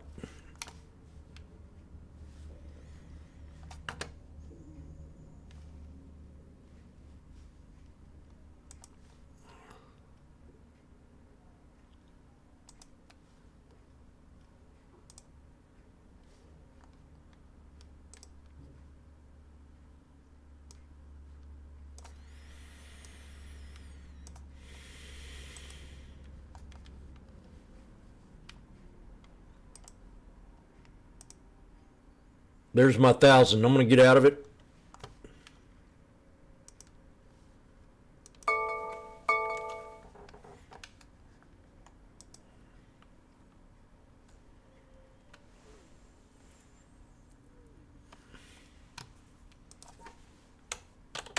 Angie.com.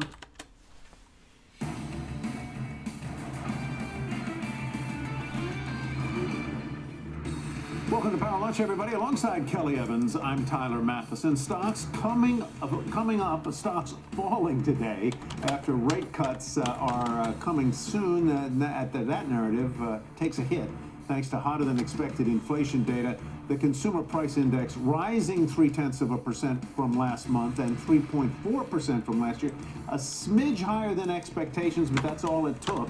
We'll discuss what it means for the markets and the Fed. Plus, finally, the day is here. 7 Bitcoin ETFs are trading. What's the difference amongst them, though? How do you know which one to buy? Where can you even get access? We'll explore all of that ahead. Let's get a quick glance at these markets, though, which are coming back from their session lows. In fact, the Dow is only 36 points from turning positive, 7 for the S&P, which was positive. I had 4776. And the Nasdaq is only down 10 right now. It was shaping up as a good day for big tech early. Maybe we'll bring that back with now everyone but Alphabet in the green. Google, Amazon, Netflix, Nvidia all hit record highs today. What'd you have? Lower, and now 477750. And the same is true of Microsoft, which very briefly passed Apple in market cap. There you see it.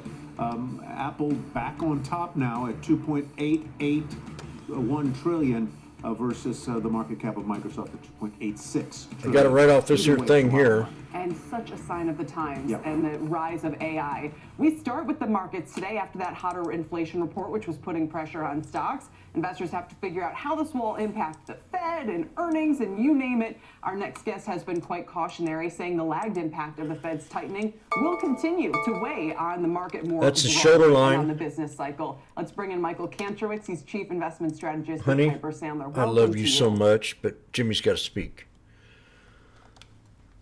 The shoulder line of this Head and Shoulders, I mean, it can run up more. We'll see if it does, but it probably will. You got what? 477750.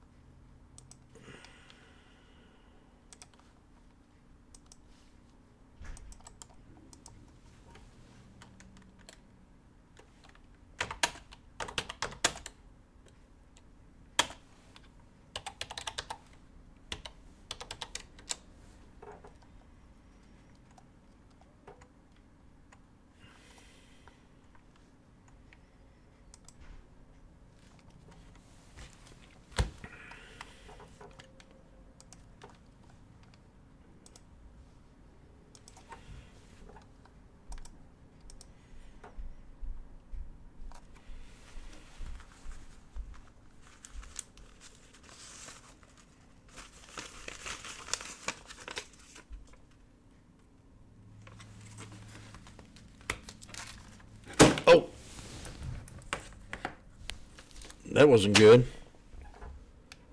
Is anybody worried about a stock that they're in?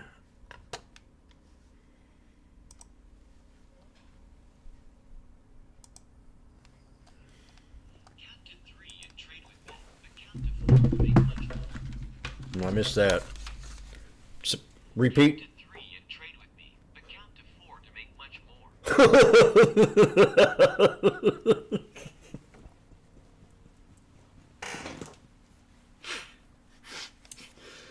Count to 3 if you want to trade with me. Count to 4 if you want to make much more. I got to put that. Count to 3 and trade with me, but count to 4 to make much more. Stop it. China.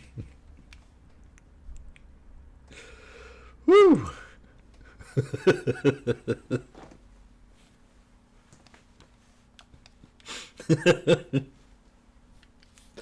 Oh my.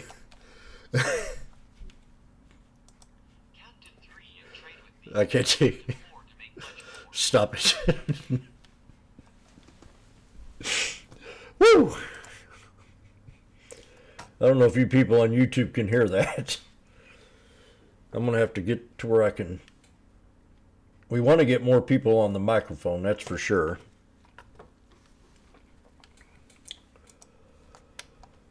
Oh boy.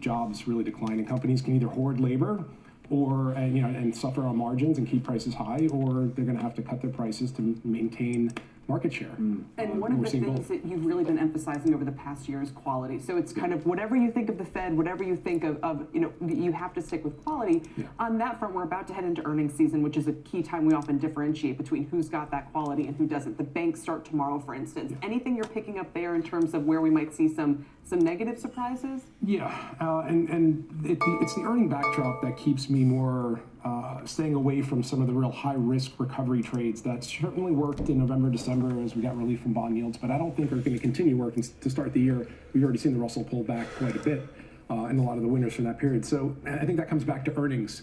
We have, coming into this quarter, a 3-year high in large, mid, and small cap negative pre-announcements. Those are companies coming out and saying, hey, before we report earnings, we're just going to guide you a little lower. Right. We're not seeing a robust pickup in earnings revisions, even though the market's done great, but you're not seeing the knock-on effect of that. So within financials, we look at stocks every quarter that are more likely to miss estimates due to their history of actually missing estimates, due to their cyclicality, and the dispersion of earnings estimates. So in financials, we've seen earnings dispersion or uncertainty really widen out compared to last quarter. And 3 stocks are showing up as very likely to miss. One is Goldman Sachs next week, which have on average miss about 25% of the time. Their dispersion's up quite a bit. Wells Fargo tend to miss by about 35% of the time. Again, the uncertainty has increased as well. And then Bank of New York, 40% of the time. Interesting. And then the one other name I wanted to ask you about is Boeing, because it is so significant to the Dow and, of course, the ecosystem around kind of aerospace more broadly. And you were picking up on weakness there as well, even prior to the latest incident. Yeah. Boeing's been in our sell model for quite some time. Our we got the 50 as support. Kind of forensic accounting data. It's very fundamentally driven. It's not based on my macro outlook or market outlook. It's purely looking for what we call red flags across the financial statements. And so Boeing's been flagged as very expensive for a while. Their profitability has been far subpar, to say the least, relative to their peer group. And some other red flags are showing up in terms of the variance increasing in their sales and earnings. Anything else you'd mention as we head into earnings season to watch for? More broadly. Well, I think just the fact that you're warning that the season as a whole could be a disappointment. I think what we could see, given that you could argue the bar is a little lower today because of all of these negative pre-announcements. Let's see why I took this trade. That may give you an indication. You may end up seeing more companies actually beat, but will they guide higher? I got to see why I took this trade here. On beating don't always correspond to companies also guiding. A lot of mixed messages. We definitely had a good flush out today, and I think had to do with Citibank and the CPI, what, CCI or CPI number, whatever it was. So 1022, I took it right here on this knife.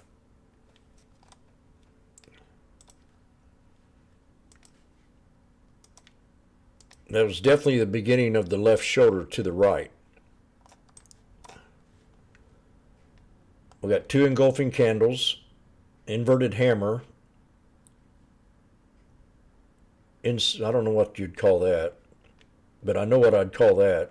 That's a dragonfly and another dragonfly. That's definitely a dragonfly right there.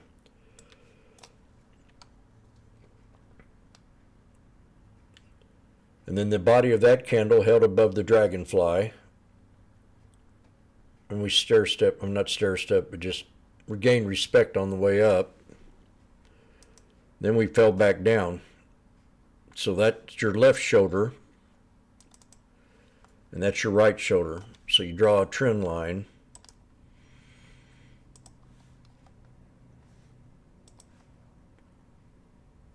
From that shoulder to that shoulder. Came back and retested. We had a 1, 2, 3.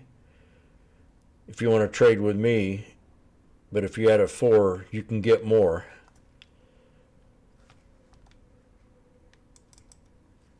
So I got to figure out where that 4-step is. I know how to 2-step.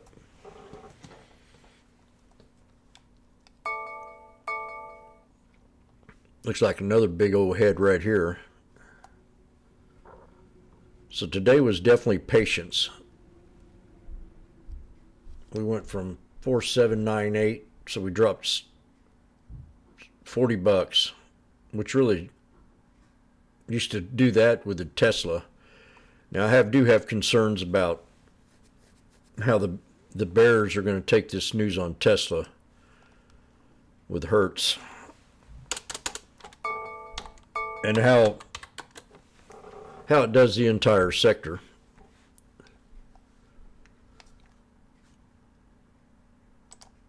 We definitely got the government shoving it down our throats.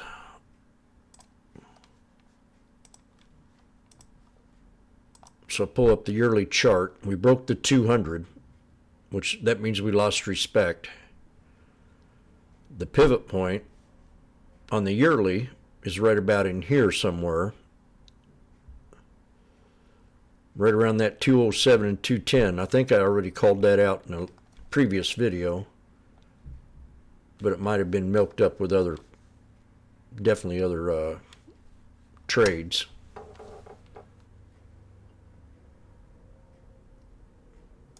PPI tomorrow.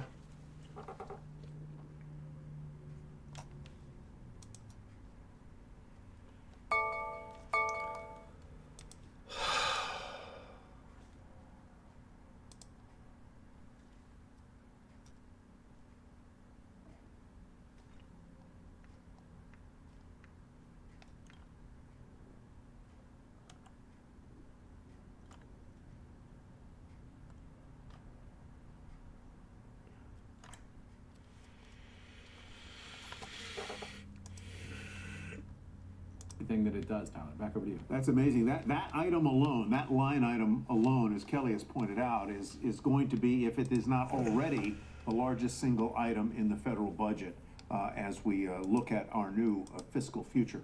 Eamon, thanks very much. Appreciate it. You bet. Cal? Yeah, it's incredible. Quandary.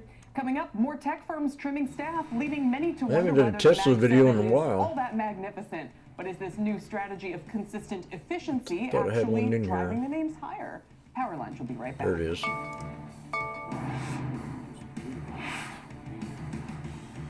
now, I want to talk about That was 11 days ago. what I think into 2024. Tesla's got the Model Y, so they do plan on refurbishing it up a little bit, making it a little bit prettier on the inside. The Model Y, it's going to be a good-looking car, I think. Good-looking car for a small, mid-sized car, and I think a lot of people are really going to be sold out, probably. So we're going to look at the 21, and I've got the 9, and I've got the 50 SMA, the 9 EMA. So here in the past Friday, we broke below that. It's very unusual. Whoop.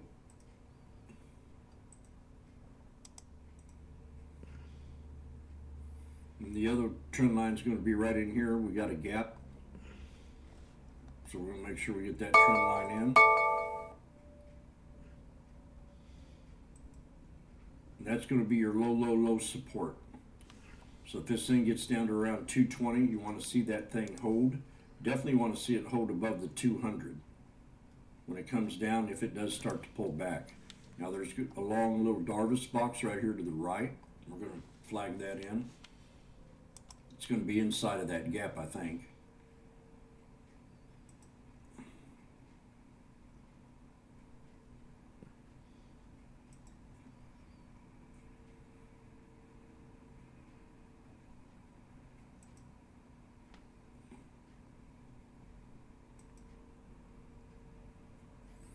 There's going to be your little Darvis box in there.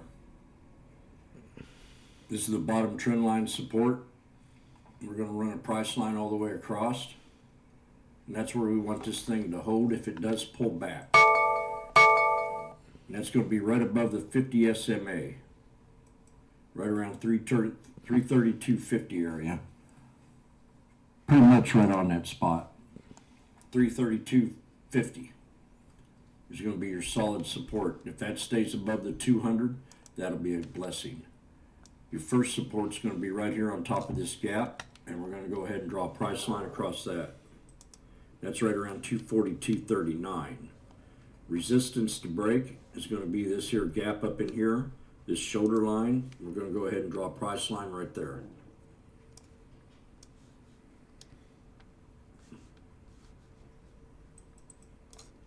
See where it stopped resistance right there, stopped resistance right there. So right around the 257.89. And then your hard resistance to break will be the last high we had right here at 263.83. We'll run it all the way up to this head and shoulders.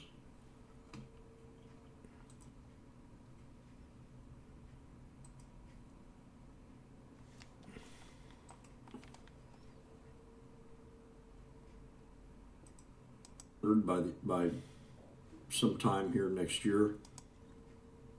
Long resistance to break support daily support channel is going to be 232.50 to 242.50. Holding the 50 SMA is what you want to do on this 1 day daily time frame. If we hold that 50, then we'll just stay above this Darvis box. For Tesla, I'm really excited about this. So I had 232, and then that smaller channel, which is right around 220. We hit 225. I keep thinking 226 on something, but I think it was a different stock. So here's that Darvis box.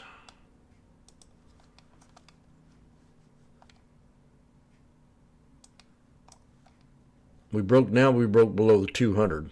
So I was counting on holding the 50. And that would have been almost to the bottom of that Darvis box.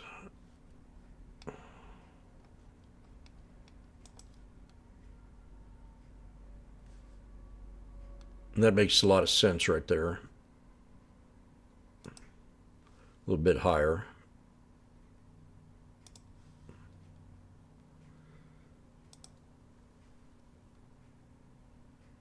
There's that 225, the gap fill.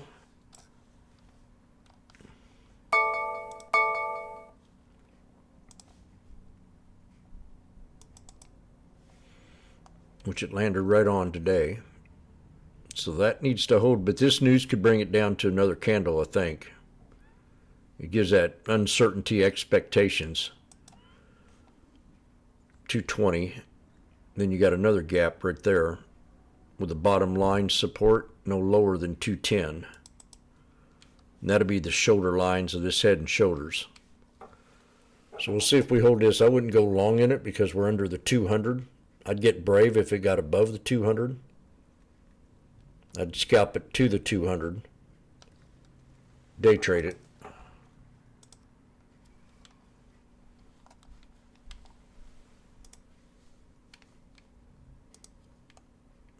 I'll do a video on it tonight.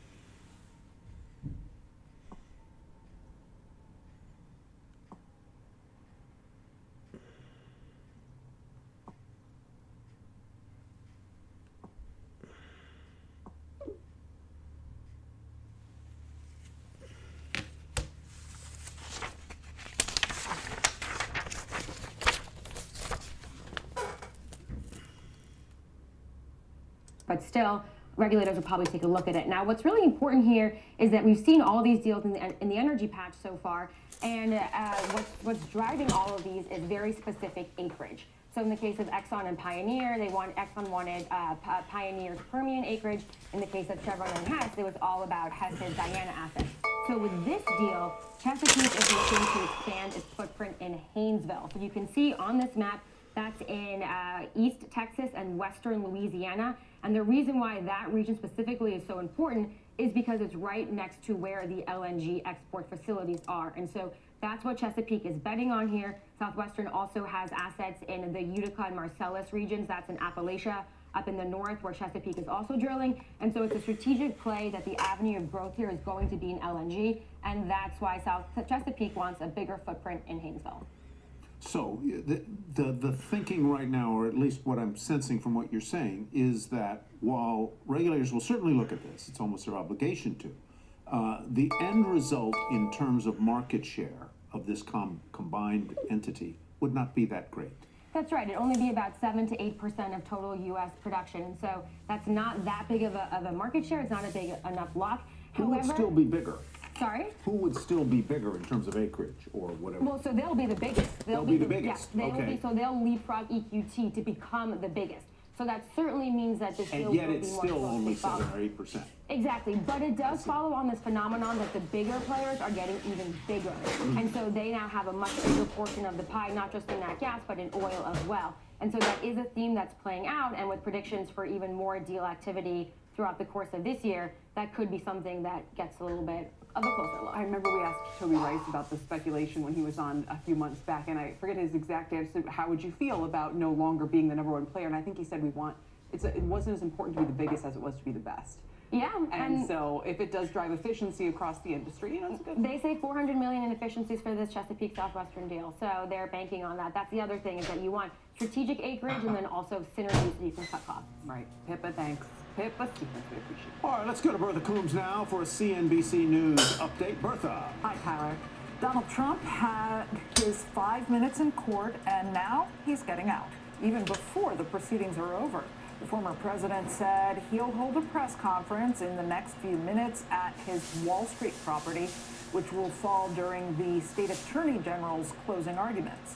The judge allowed Trump to speak in the courtroom earlier this afternoon. He used that time to call the case, which could cost him up to $370 million and bar him from the New York real estate industry. He called it a fraud. Congressional leaders are reportedly closing in on a roughly $70 billion bipartisan deal that would expand the child tax credit. Two sources with knowledge of the talks tell NBC News Unbelievable the arrangement today. will also provide new business-friendly tax provisions in exchange for the Democratic push to expand that child tax credit. This goes with saying to say. Fruit stripe gum is no more. The maker of the colorful product says it decided to sunset the 54-year-old Oh my God. brand and its mascot, Yipes the zebra. You may remember each stick of gum contained a temporary tattoo of Yipes. Okay, I can't say I remember. that's enough for me. I don't chew gum anyway. I can't stand chewing gum. I never could understand why you sit there and chew gum and swallow your spit and your mucus. I just spit it out. Never did like chewing gum. I don't know what it is about that. I see people that chew gum all the singers. Singers will sing with gum in their mouth.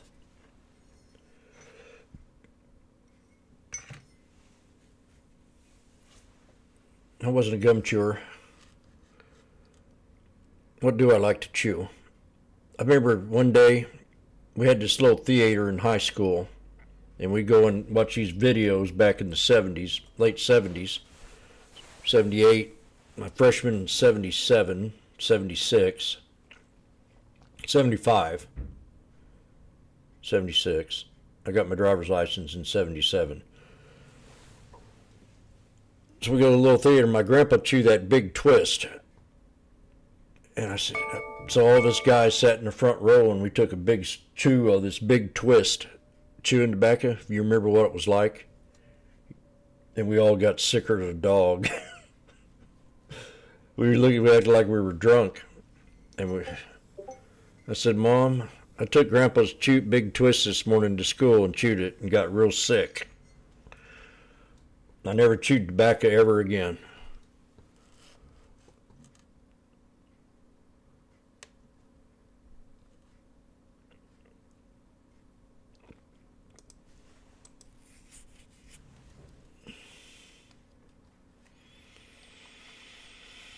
So, just like the other day, just like yesterday, at the end of the day, we got that news of that false Bitcoin thing, and the market reacted to it. It wasn't true, but the algorithms reacted to it, and people reacted to it. And we took that trade and made big bingo bucks on that just in a few minutes. But you had to wait all day. So I sat here today, and I had a good trade that I swung, the Apple. And then I got into 2 bad trades, and I said, oh, shit, my day's done. But I didn't. I stuck with it. I took off, left that call running, which is very, very not like me. I sat there and monitored to it while I was at the car lot. I said, all right, we're turning around, we're turning around. Then when I got home, I saw boing. And it was at, what, 700, and I just waited a few more minutes, and it got to 1,000. You know why? Because if you can count to 3, you can trade with me, but if you count to 4, you might get a little more.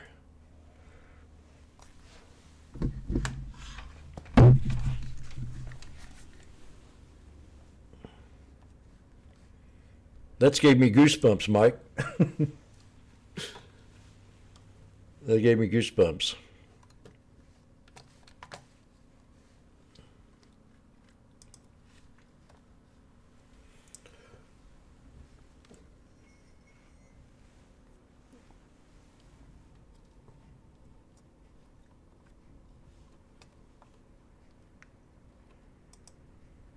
So we realize how profitable trading the SPX can be. Look at that son of a gun. Don't even look, Jim. It's not bad. We're at 1070. I'm about ready to have another heart attack.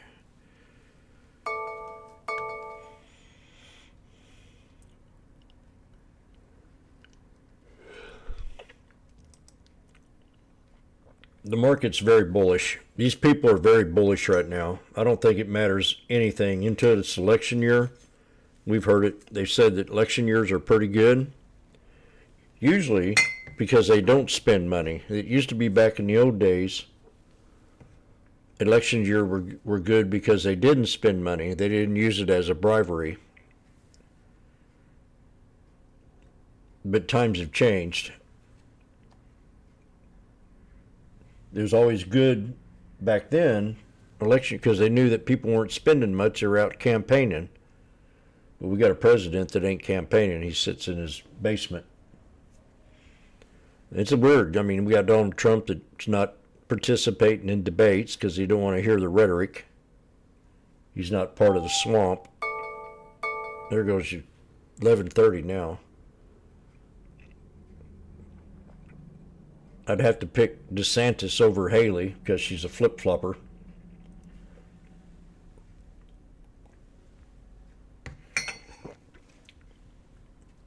I'm just wondering who Trump would pick for vice president. I don't think DeSantis has the charisma to do it. I do like that, what is he, Mexican or... I really like that guy. He's smart.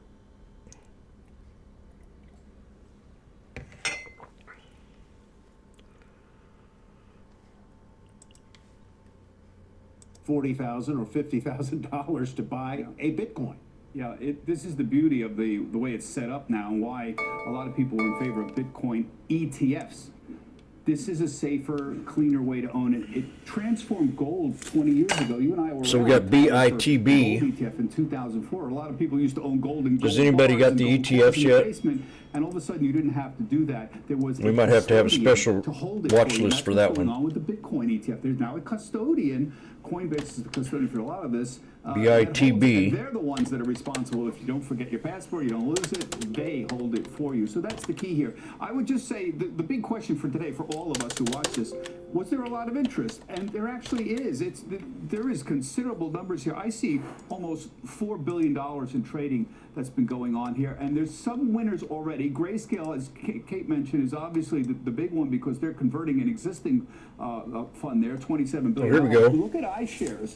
That's a brand new fund there. They've got significant volume there. Fidelity's also got significant volume. ARC's doing pretty good overall. I see it as going to be very clear winners here, and you're going to be differentiated based on how much liquidity there is, what's the ease of trading, and what the fees are. And you see some of these fees are. The initial fees I can go back and I got this recorded. They'll change in 6 months. They'll get fees 0.2, 0.21%. iShares is at 0.12 for the first 12 months. That'll go up. And Grayscale Bitcoin Trust, that's at 1.5%. You see the problem there. That's a little bit of an outlier, but as Kate has been pointing out, they could be an outlier. They've got a lot of money. It's very sticky, and there's some tax implications of coming out. So if I had to rate this in terms of interest, I'd say interest is very high on the initial day. Bob, that's exactly what I was going to ask is about these fees, because it's ultimately a commoditized product, isn't it? Why shouldn't the fees be in a race to zero, which will undermine the profitability long run? Why, and what are the tax implications that could argue for 1.5% on Grayscale versus a couple basis points for everybody else? Well, if you and Kate's done some great work on this. If you sell out at the with the amount of money you've made over the years, if you hold on to Grayscale, it's going to have significant implications, tax implications. But you're right. There's a race to the bottom, just like there was with any of the stock ETFs that trade out there. And this has happened literally in the last 5 days. On Friday night, I wrote a story about some people had already said this is what our fees are going to be. Monday morning, that was changed. They were changing around. Other people announced new fees. Then Tuesday, they changed it again because they all looked at each other and said, oh my gosh, we're going to lose if we don't cut the numbers. And literally, Tuesday, Wednesday, they were changing the numbers overnight. I'd come in and the number I had before was wrong on the day before. So think of how much the investor is going to benefit from this. The beauty of it when you have a lot of people involved in it. And Kate, that also raises the question about Coinbase. The CEO obviously was excited about this earlier on our air. He said they're going to be a custodian, they're going to be involved. But Dan Dolev, who's been a longtime bear, says, you know, they're going to lose money because they're charging 2.5% on trading right now, and these ETFs, of course, are gonna, they're not going to be on their platform, and they're not going to be trading as much. And perhaps maybe they will go the Robinhood route and start letting ETFs trade on their platform, but it does have big implications for their business model. And the stock's down more than 6% today. That's been one of the big arguments around Coinbase, is that why would you, if you're a new investor in Bitcoin, for example, why would you want to go to Coinbase versus buying this alongside any other equity in your Fidelity account or Vanguard? Actually, Vanguard, we should mention, is not allowing this Bitcoin ETF to trade, but the ease at which you could do this in a Robinhood or Fidelity is a threat to Coinbase. We talked about fees. Coinbase still charges about 300 basis points, to 3%. On a lot of the retail Bitcoin trading. So talking about pressure on fees, this could be a forcing mechanism for them to need to lower fees like we've seen play out in the brokerage world as well. But guys, I also want to make one point. The best way to think about this, and I think Kelly, you'll like this reference especially, pickleball. So you think about Bitcoin.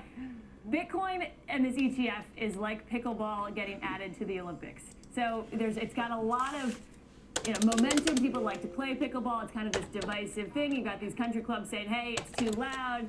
We don't want to add it. But pickleball is here to stay, and this Bitcoin ETF is here to stay. I just thought that was such an interesting way to think about the relevance of this whole thing. You think about it like pickleball. It's popular, and now, in this case, it's here to stay. Wow. It has not been added to the Olympics, but it's a good framework. Did I miss something? Is it in the Olympics?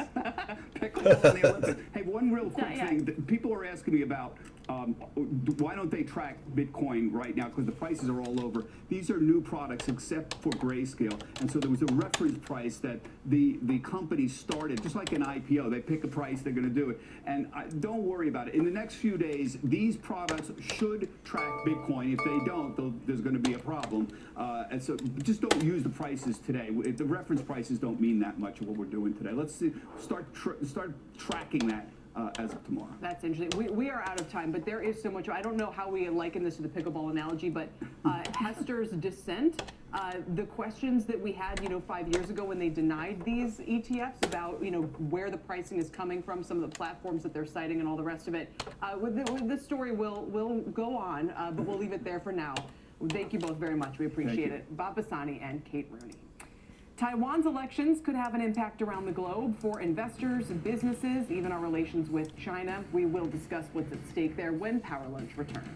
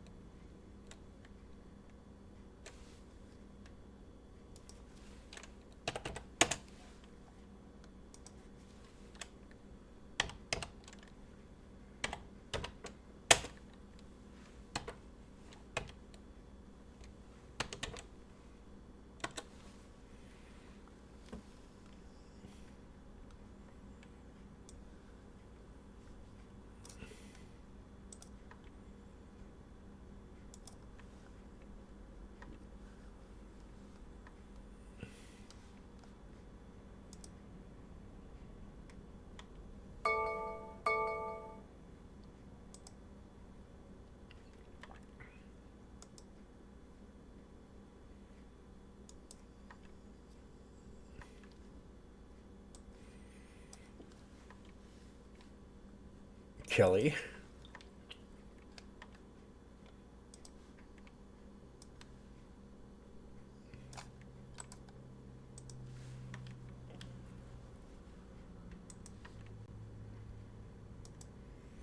BITO is one. He's going to pick Kristi Noem. Oh my gosh. Now that's something I can watch every day.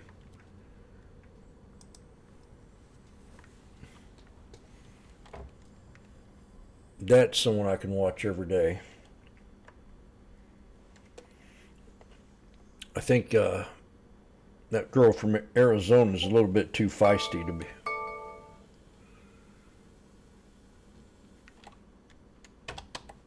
It would have to be. Too bad it ain't a Muslim. That would really throw him for a loop, wouldn't it?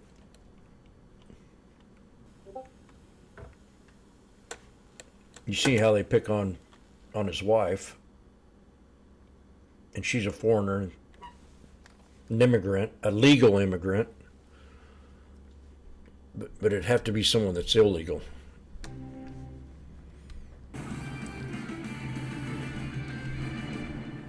Taiwan holding its presidential election Saturday, and given China's claims to Taiwan, the results in the aftermath could have a major impact on the already delicate AOC would be perfect. U.S. and China, depending on which party wins. Eunice Yoon is live for us now in Beijing with more on the importance of this election.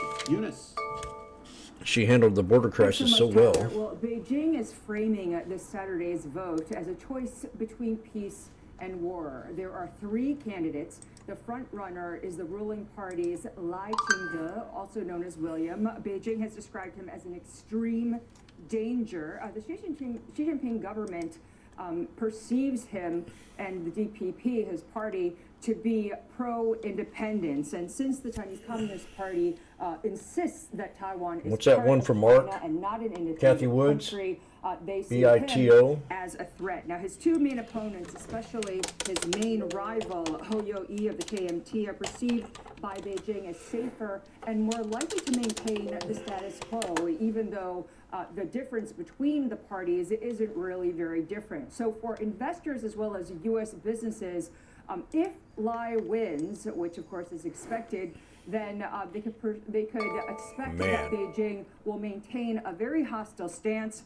Hostilities will be ratcheted up most likely militarily as well as economically towards Taipei. They should expect to see a greater risk of global supply chains. If there is an upset, however, there is a possibility that there could be a reduction in tensions, and possibly because Xi Jinping's government has suggested that it is willing to engage in talks under that scenario. But either way, whoever wins, it's really seen as very important because of the concern in Washington that President Xi Jinping might be preparing for military action over the coming years. So this this period and this particular presidency is seen as critical. Guys? GBTC's BlackRock. Perhaps you know, perhaps you don't. No, Is it's this a grayscale. straight up vote? In other words, does the winner of a plurality win, but could the presence of a win, or does the presence there of we a go. third party set up the potential for a runoff? The expectation is that there wouldn't be a runoff at all because the third party candidate is seen as trailing, even though he has been able to attract much younger voters. The main focus has been on Lai and how the polls have actually been narrowing, but the most likely expectation or most likely scenario, if it isn't Lai, is that the winner would be the main opponent from the KMT. All right, thank you very much. We appreciate it. Eunice Yoon reporting from Beijing, where it is the middle of the night. Our next guest says no matter who wins the presidency in Taiwan, it's going to be a big deal for China's President Xi Jinping and relations between. This is the seminar that I'm going to do Saturday, and this is a good start. So we know that the Bitcoin ETFs were okayed. So I'm going to make a watch list of Bitcoin. And this is a good start. So I want to take this watch list.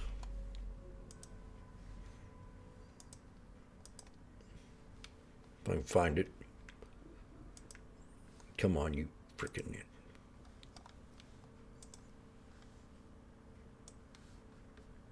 So I want to transfer this sector. I titled it Bitcoin ETF.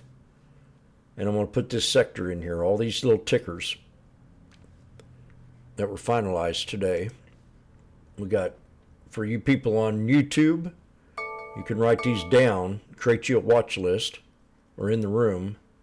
GBTC, which is highly talked about.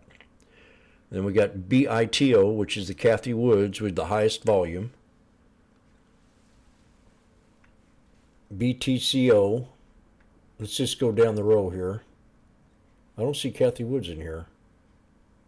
There it is. No, Kathy Woods is not in here. Are they being racist? Prejudiced? GBTC, BTCO, BTCW,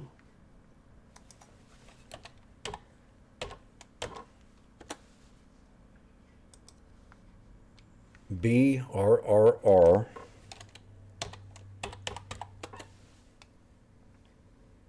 IBIT, FBTC, ARKB, BITB,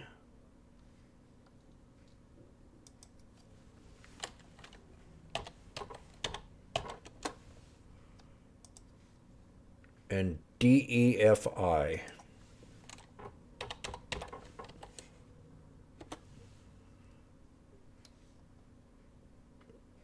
It's 9.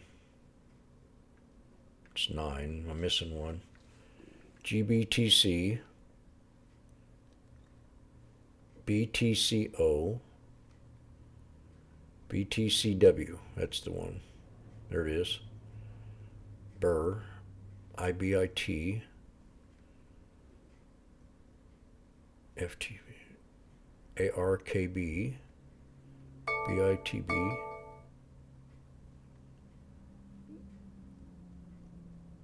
Yeah, they're all in there.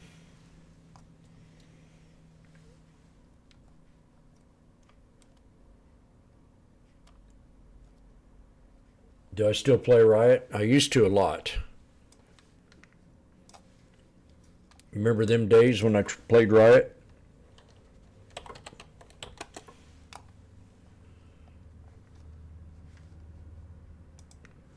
That was back when it was at $6, 5-6 years ago. Thanks. Great to see you, Dennis Unkovic, once again on China. Thank you. In fact, I called it out today. Briefly overtaking Apple as the world's most valuable company. Coming up, we will trade it in 3 stock lunch. We're back in 2.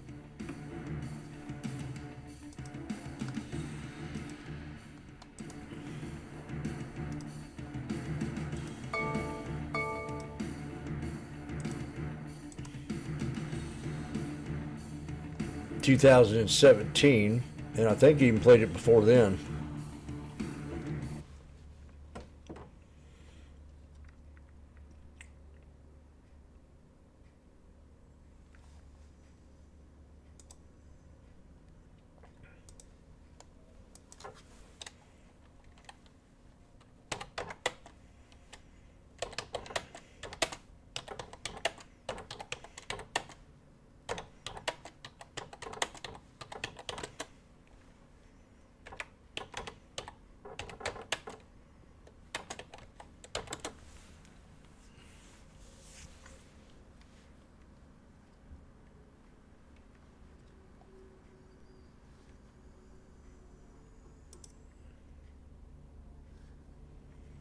What do I think about XLE?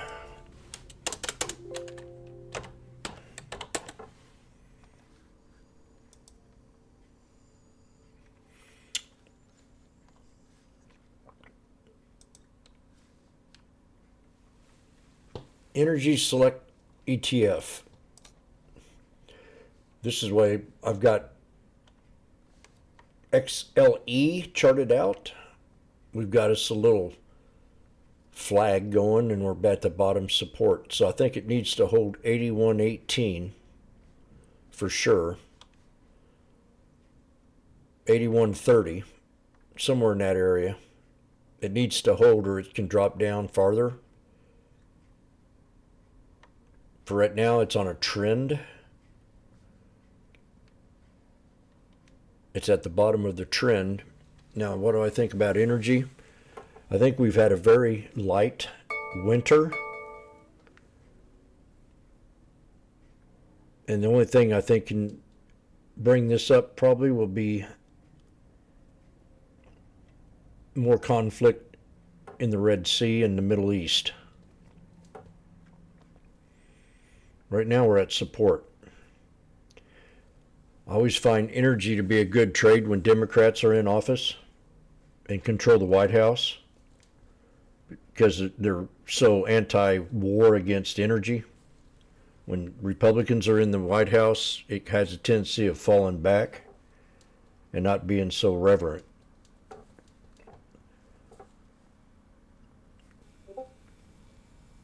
That's how I look at energy. Usually when there's a war on energy, it's a good trade.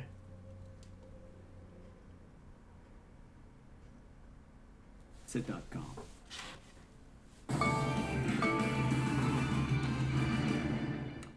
Time for today's 3 stock lunch, starting with Microsoft. Things work just the opposite. Apple is the most valuable company in the world before retreating. Things are weird sometimes. I mean, it's been a long time since I've traded this XLE. And we go back in years.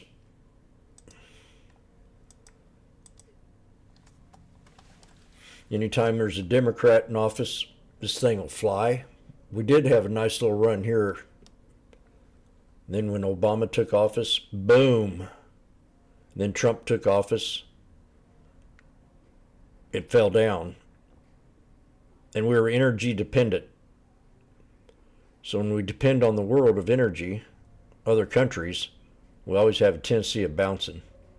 Now, George Bush wasn't an oil guy compared to what Trump was. Drill, baby, drill. If McCain was in office, it would probably tank. So I've always noticed that about, you can see what happened here. We drilled more oil, and it was so funny. At the end of his term,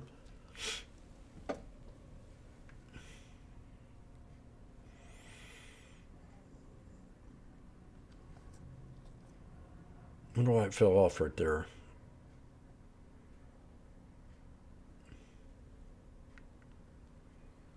Oh, election year. Election year. Then Trump got. Now Biden.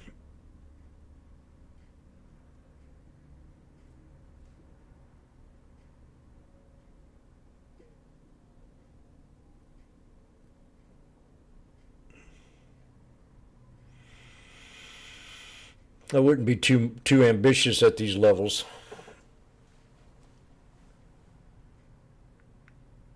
This thing will probably drop once the Middle East gets settled.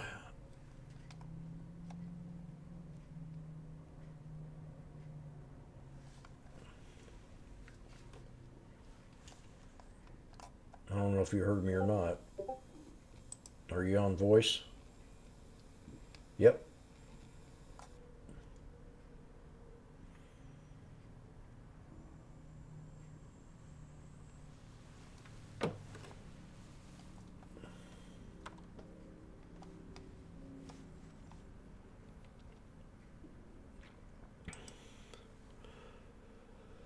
I can't believe it.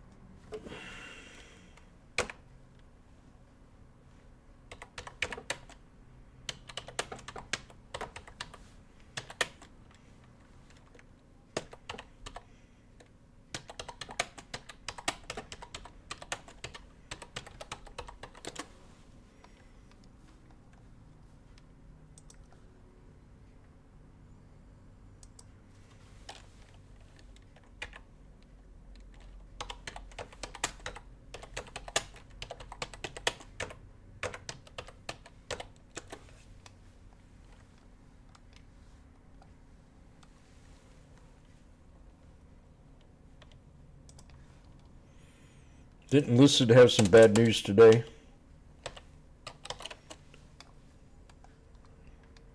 Lucid Group for protection delivers decline. Yeah. Lucid stock is falling because EVs can't outrun inflation. Lucid shares are trading lower after the company announced fourth quarter production and deliveries. Lucid stock dives toward another record low after EV deliveries were disappointed.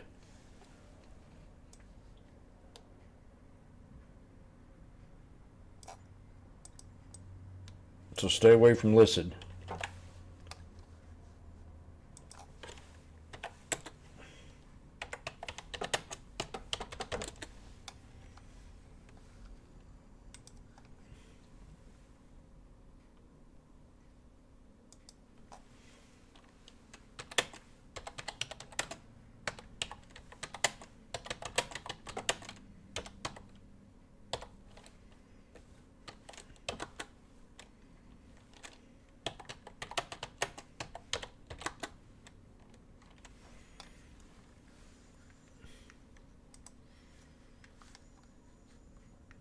I'm going to do a video tonight.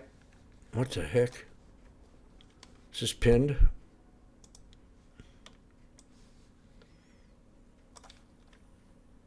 How did that happen? I'm going to do I'm going to do a watch list tonight on the Bitcoins. We're going to keep them on watch for a couple weeks.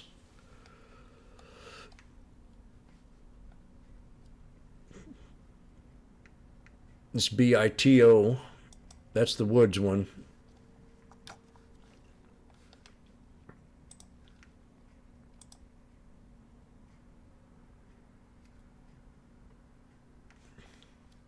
See if it will hold the 200. If not, it can fall down in this here Darvis box, kind of like. Oh gosh, it's just had such a huge run. So there's your Darvis box.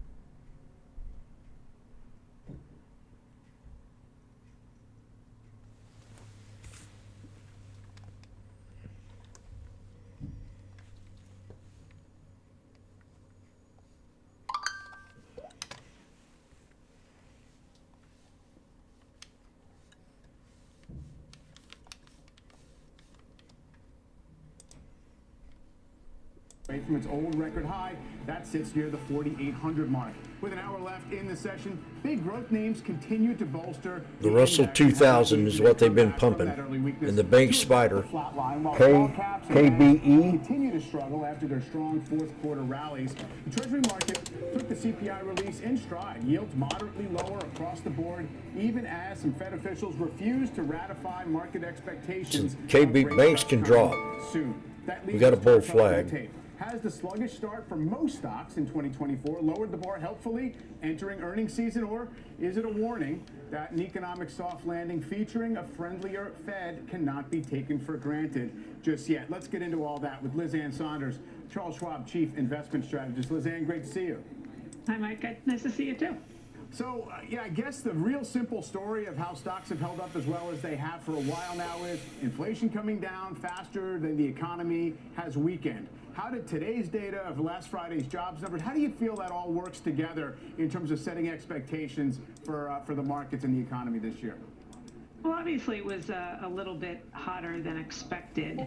And I think we're at that point in the disinflation cycle where it is unlikely to be linear. I think there are forces, including things like geopolitics and what's going on in the Mideast, that could disrupt a nice clean path for inflation getting back to the Fed's target. But as you point out, there is still a disconnect between essentially what the Fed's been saying, what's embedded in the dot plots and their summary of economic projections, and what the market has priced in. I was a little bit surprised that you didn't really see much of a needle move in terms of expectations for the March FOMC meeting, which still is about 2/3 cut, 1/3 stay the same in terms of probabilities. I think that may still be a little bit of a stretch in terms of the market's expectations.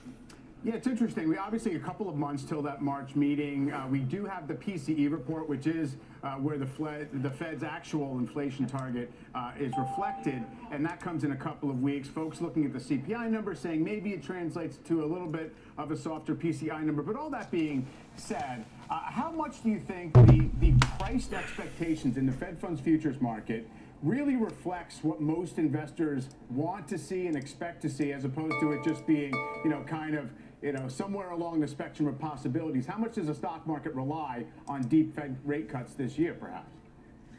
I guess we're going to have to see, to the extent the market's expectations are wrong and the Fed has to more aggressively push back or do what they don't tend to do, which is actually surprise, let's say, at the March meeting by going against expectations, assuming those expectations don't adjust between now and then. I think it would be probably a pretty swift adjustment. I think not only has the market done well and stabilized here because of an expectation of yields moving down, as well as the Fed starting to cut interest rates, but that helps to explain the move down the cap spectrum, and not every day, but some of the lift that we've seen in small caps, the Russell 2000 equal weight relative to cap weight. I But wonder anytime there's a little bit of if these uncertainty, what you do is ETFs see will take the just air a out of the little bit tire of some of inversion these in kind of trade. Bitcoins. Today is a perfect example of that, where earlier this afternoon only energy was in the green, but then you saw technology leapfrog that. So I think that there is still some money that automatically goes back to that corner when there's any uncertainty with regard to what has been the biggest driver, which is the combination of yields and Fed policy. Yeah, no doubt about it. It's sort of the defensive trade. Feels like it's the easy way to sort of hide a little bit. What do you make of the overall action so far this year? I mean, obviously, in trying to figure out how much we're reacting to the data in the last week or two, we're also trying to digest a massive rally from the final 2 months of last year. We obviously, by everybody's acknowledgement, got a little bit stretched. You had sentiment needing to come off the boil. Where does that leave us? So I think sentiment is mixed right now. You have seen some of the attitudinal surveys of sentiment. The bullishness, which had gotten pretty rampant, had eased pretty quickly, and that was alongside some of the weakness that we saw up the cap spectrum. If you look over the last 4 to 6 weeks, you've seen that better performance by equal weight down the cap spectrum. The one thing I would express is that I think investors should be really cautious if they're looking for opportunities outside of not just the Magnificent Seven, but up the cap spectrum into sort of the growth trio of tech communication services and consumer discretionary. I don't think you want to sacrifice quality, particularly if you're using as a base for ideas the Russell 2000, because it's still got a hefty share of zombie companies, not profitable companies. Just as an FYI to viewers that aren't aware of this, the S&P 600 as another small cap index, although not used as a benchmark as much, has a profitability filter. So you start with a higher quality component of stocks maybe from which to choose. I don't think you want to sacrifice quality. From a factor perspective, we are emphasizing almost what used to be called sort of a GARP approach. You want to look for those growth factors, but without sacrificing valuation factors. Right, so growth at a reasonable price is the GARP approach. I guess if you look at quality, I mean, quality really performed great last year based on most ways it's approached. That's largely, in part at least, because it has so much of those big mega cap tech names that work. That also usually gets captured in the quality filter. Are there other ways to approach it, or modifications you would make to just sort of trying to make sure you have quality more of a broad base as opposed to just essentially having a proxy for the NASDAQ 100? Yeah, I would say the way you expressed it is absolutely true, that if you had taken a quality-based approach, you would have benefited from also getting those names, many of the Magnificent Seven, because they've got strong cash flows, they've got that interest coverage, some of those factors that were leadership factors last year, and I think to some degree will continue. But leadership at the factor level was pretty consistent last year outside of those names too. So I think you can apply factor-based screening, and the factors we've been emphasizing would be that GARP type blend of factors, quality factors. So high return on equity, strong free cash flow, positive earnings surprise, positive earnings revisions. The one that we've been emphasizing a lot last year that could change a little bit is interest coverage. When we get to the point where the Fed has actually pivoted to easier monetary policy, that may fade a little bit as a dominant concern. That was clearly the case last year, where you wanted to look for those companies that had that strong interest coverage. But those would be the areas of emphasis. And you can apply screening for those factors across the spectrum of sectors, across the spectrum from a cap perspective. If you want to still emphasize those companies that have the more consistent, predictable earnings power and better balance sheets, does it suggest you don't think overall earnings growth is going to be that strong, that we're still going to be contending with pockets of economic weakness, the consumer fatigue? If you really believed the economy were going to reaccelerate and the Fed was going to cut, you might say, buy lower quality. So I'm not terribly worried about the current earnings season in terms of whether the bar is set too high or not. I think we could have yet another quarter where you get a better than average beat rate, a better than average percent by which companies beat. What I'd be paying more close attention to, and this really has panned out over the last several quarters, is looking at the performance. What you've seen in the last several quarters is the benefit accrued to the stocks of companies that have beaten is more constrained than the hit taken by stocks of companies that have missed. But it's also the innards of the reports that I think are particularly important. The differential between top line and bottom line, the protection of margins. If those margins have been protected, how are they doing it from a cost-cutting perspective or productivity perspective? And then importantly, because analysts are not really flying blind like they were a couple of years ago during the worst part of the pandemic, but they're not being given the same kind of precision around guidance, allowing them to be confident in out estimates. They're generally just confident maybe in making an adjustment out 1 or 2 quarters based on what companies say during the reporting period. Right. But now that we're in that outlook period, we may get a better sense of whether calendar year 2024, which is low double digits, is realistic, and that's what's embedded into valuation models, and that's so those are the Here's a bigger bad picture call I things made. that I'll be focused on versus Lucid. just things like the beat rate. Sure, absolutely. All right, Liz Ann, stay with us. Let's bring in CNBC contributors Greg Branch of Veritas Financial and Joe Terranova. What's a of TV Vertus. ad? Joe, you know, we were just remarking on the tape's resilience today, if nothing else. Here's a bad one I called out. Florence reminded me just now. Lucid, LCID.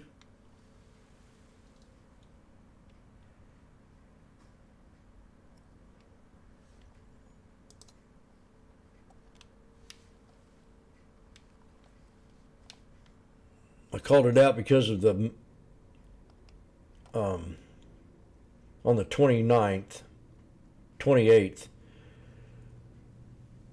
inside Saudi, a $3 trillion plan to move this stock. They were going to go into EVs. I remember calling this trade out.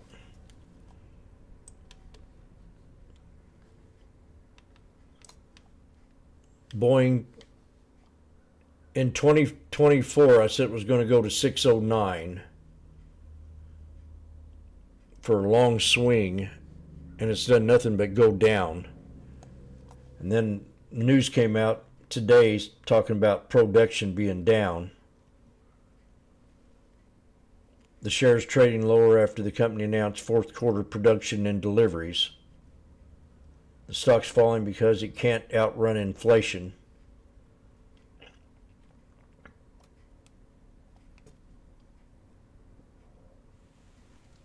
I thought that said 1029.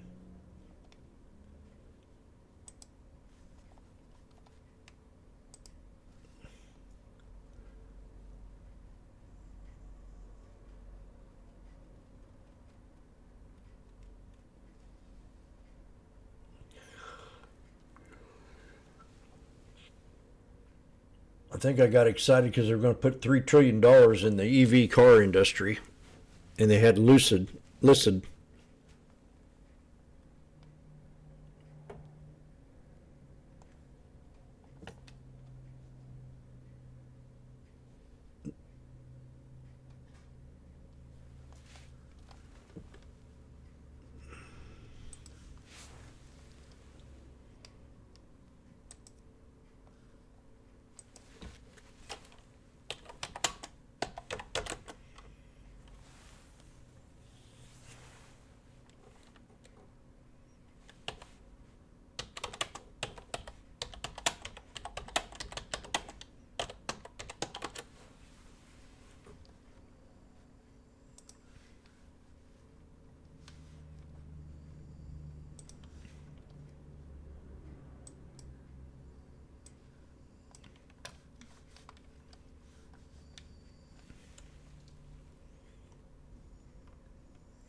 What else do I have in here? Yeah, I got all excited about this.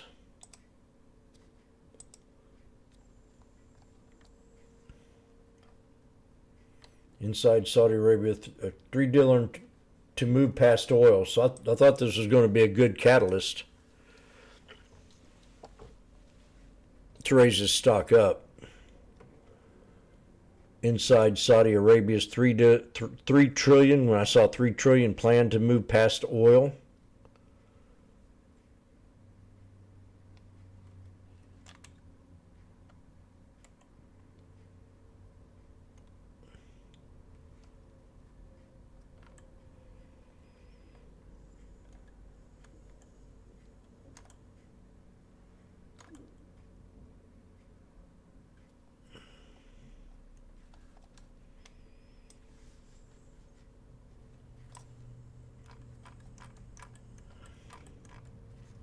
Damn.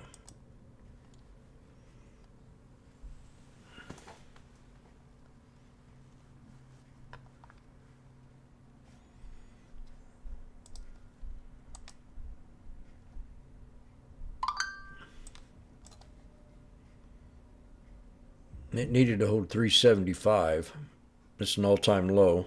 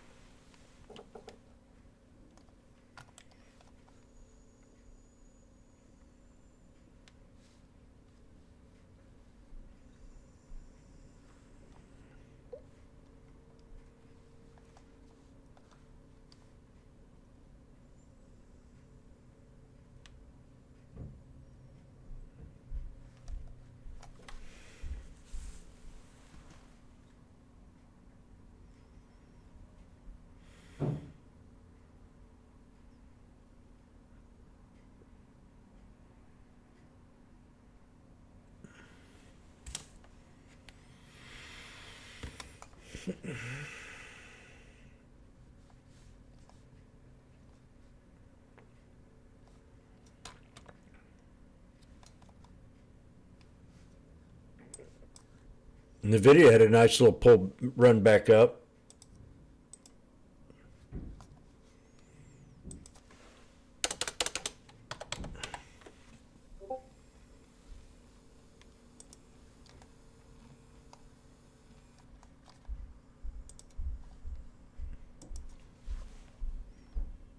Florence, I sent you a message.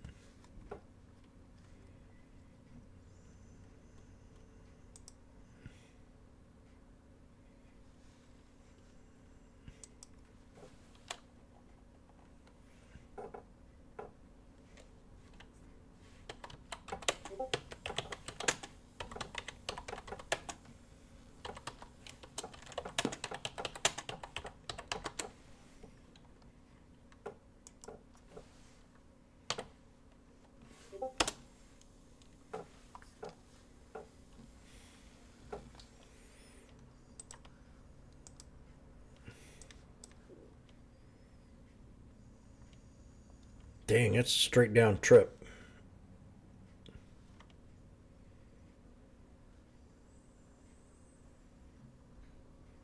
We had a big pop on it that day. Well, no, we didn't either. It was right here when I called it. So I was definitely at a support level. A shoulder line.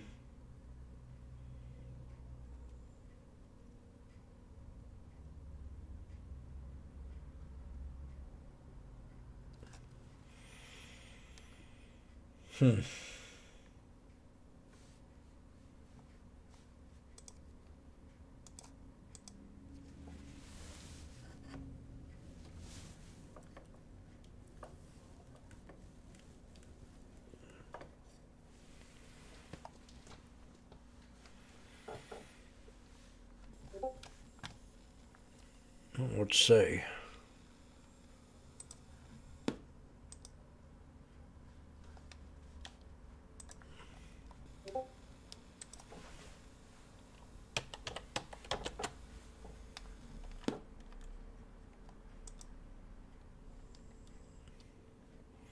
Stock sinks to a new low after the EV deliveries fall year to date. Lucid deliver. Ooh. That's not many cars. No, it's up over third quarter.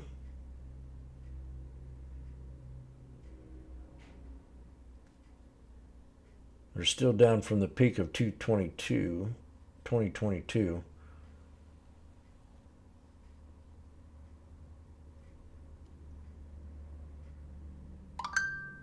Yeah, it's not very many cars.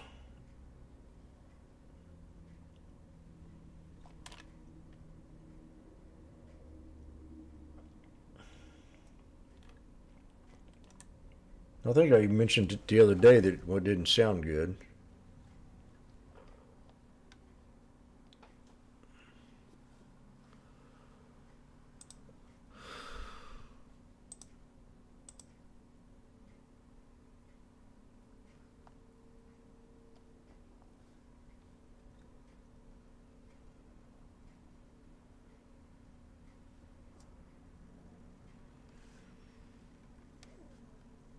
Looks like Pacquiao's going to whip Mayweather's butt.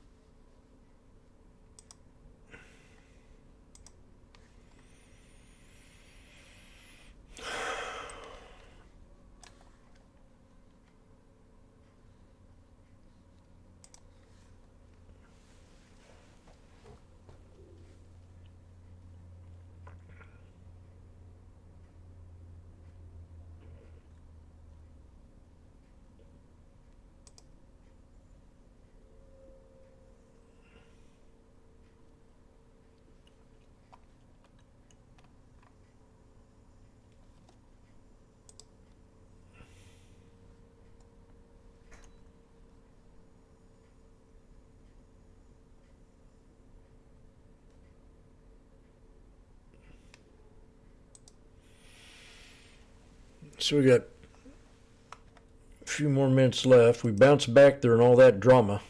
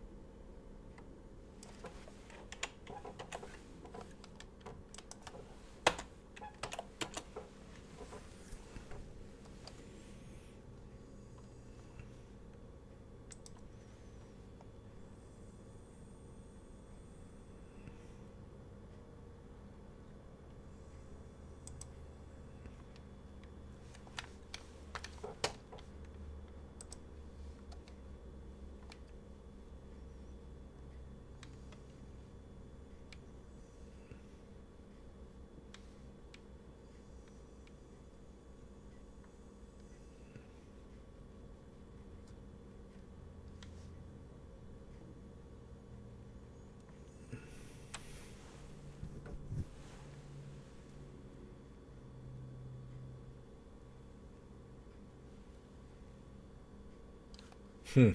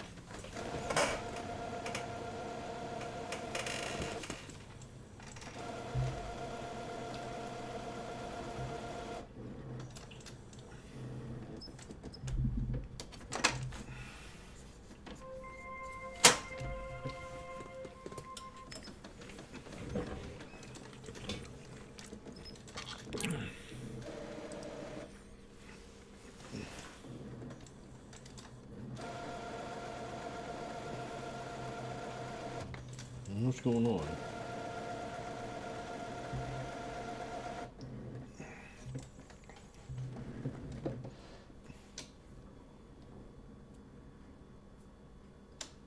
What am I waiting for?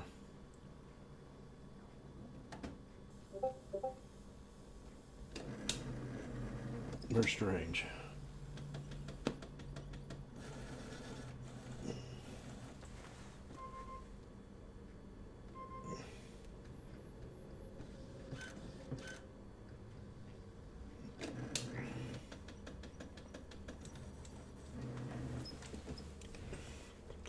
Printer's acting funny.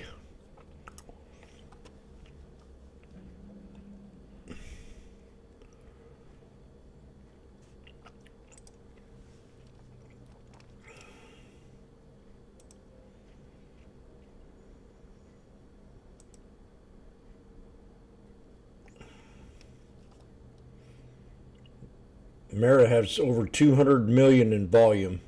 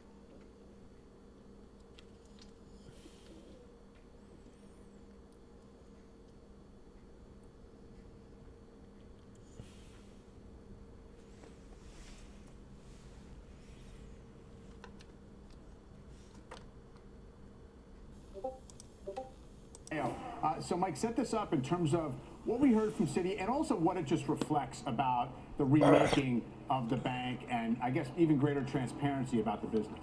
Well, I think what's missed here is Citi came out and we thought they'd have a $2 billion charge in the fourth quarter when they report tomorrow, and now it looks like it'll be $4 billion. It's like, are you kidding me? Just a month ago, we thought it would be $2 billion less, so the stock's down 2%. I get it. Some of this is, it's non-cash charges, some of it's pre-reserving, and some of it is taking extra charges for restructuring that could go further than people expect. But what was missed in the 20-plus page 8K that was released last night is Citigroup is now reporting in 5 lines of business for the first time ever in their history. And so this is the biggest restructuring in Citi's history. And last night they gave you historical data for their 5 business lines. It's very simple. Services, banking, markets, consumer, and wealth. That's measure it to manage it. They're finally measuring it in a way that they're going to manage it. I think that will lead to better results. And people say, who is Citigroup? Well, I just told you, services, banking, and markets, that's 60% of core Citigroup. They're looking to sell more products to their 5,000 multinational firms, 12,000 other companies, more payments, banking, and markets deep in that share. So 60% of the companies really good. So the big question tomorrow is, I think this time it's different. The last 12 restructurings didn't work. I'm saying this one will work. Most people don't think it's different. The job for CEO Jane Fraser is to convince investors tomorrow that this time is truly different, that Citi really is more simple, and they can regain some lost credibility from the last year, 5 years, 10 years, 25 years. I even throw in there 100 years. Yeah, well, arguably, yeah. I mean, you mentioned that the extra detail you're getting about the business and how much capital is being used and the returns from each of those businesses, it leads to some interesting conclusions you think about. First of all, that the services business represents a massive percentage of the current public value of this company. Wow. I mean, you can buy one business line, services, and get the other 4 business lines almost for free, and now there's more information. So services is about 13% of capital, almost 25% of revenues, and 50% of deposits. So that truly is a crown jewel that's shinier than we had appreciated before, and that's what's new in the disclosure. I mean, we're getting a P&L, we're getting capital, we're getting all sorts of metrics, and that's how they're running the business, and now they're opening that up to all of us investors and everybody else. In general, what are you expecting in terms of the larger banks, what they're going to report in terms of, let's say, markets activity, which is sometimes an unknown going into the season, and how are they valued after this rally we had in the fourth quarter? Well, let's pull the lens back a little bit. We're still looking for the 3rd year in a row of negative earnings growth for banks. So if you're in the banks, you're playing it for later this year or for 2025 when we see kind of a hockey stick sort of inflection in positive earnings growth, and which we don't expect positive year-over-year earnings. Earnings are coming out on UNH tomorrow. You have headwinds from the rate environment. That still is going to hit the banks. The question is how much. And then capital markets, I don't have in my models much capital markets growth, but just a few hours ago, I hosted a call with the CEO of Jefferies, Rich Handler, and he said the sun will come out.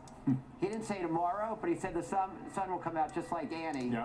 So it made me wonder if I'm being too conservative with my assumptions. You have these strong backlogs.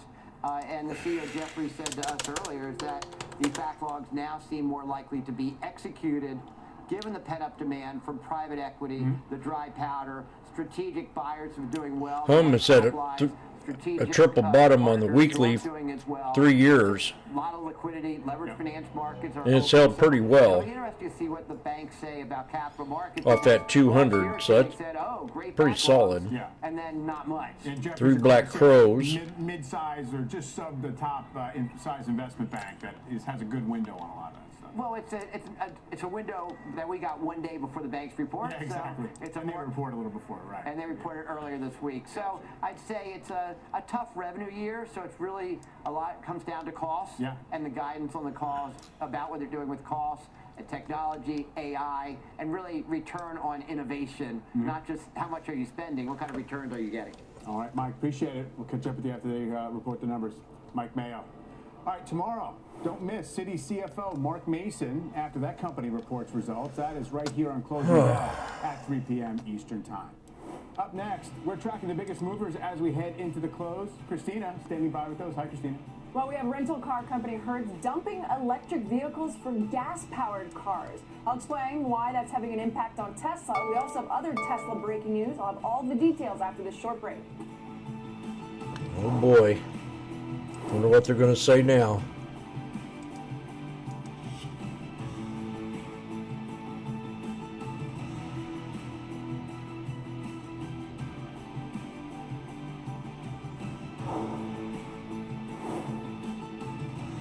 Tesla Berlin to suspend most production for 2 weeks over Red Sea supply gap. Maybe that's the news.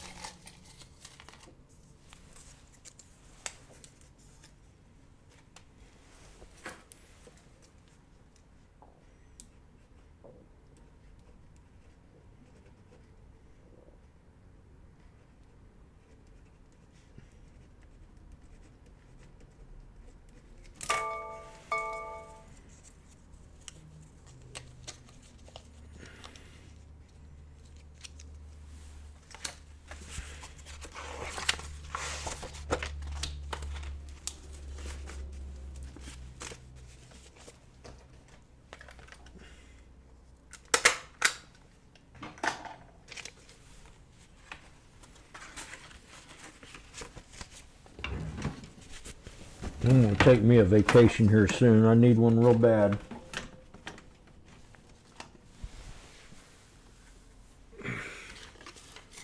Real bad.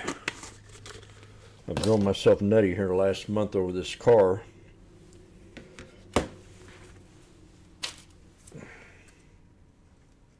Now what did I just put in here? Thought I just put that on there.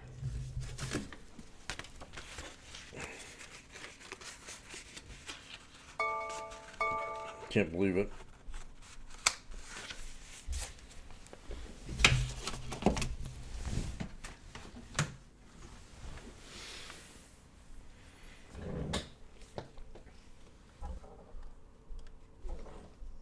Next time I'll get a brand new one.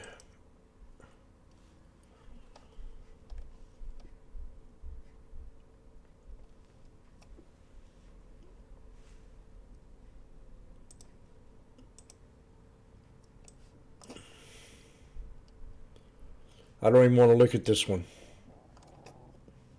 Meta. I didn't put the date in there. Just about 17 minutes till the closing bell. Let's get back to Christina for a look at the key stocks to watch. Christina. Well, we actually have some breaking news. So DocuSign spiking in the last few minutes as Reuters reports Bain Capital and Hellman Friedman are competing to buy the company with an outcome expected in the next few weeks or so. That's big news. DocuSign currently has a market cap around $12 billion, and that's why you can see the share price is inching closer to 10% right now. God. We also have some other news out in just this last hour. Tesla will stop most of its production near Berlin from January 29th to February 11th because of supply issues. 6311. We'll just stop right there probably. You can see shares are down almost 3%, but they were actually negative on the day after a Bloomberg report that Tesla would increase the pay of U.S. factory workers, so hitting margins, and also after Hertz announced it was offloading 20,000 electric vehicles, such as Tesla's, from its fleet, and instead opting for gas-powered cars. Yes, no EVs, gas instead. The rental car company says it's because of weak customer demand for EVs, and it was just becoming too expensive to repair the EVs. Tesla's recent price cuts also raised depreciation costs for Hertz. The company warning today it would weigh on its Q4 2023 results, but shared that it began offloading about 20,000 EVs last month. The offloading should help improve Hertz's cash flow and earnings this year and next. Nonetheless, shares are down over 4% for Hertz at the moment. Mike?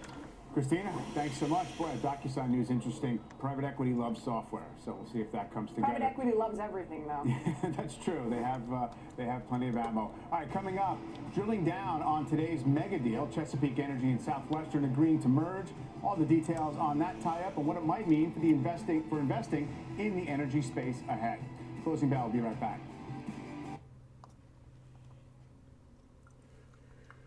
We're going to find the volume leader on the ETFs, and that's the one I'm going to trade. They were bashing GBTC today, big time. I'm going to probably stick with Kathy.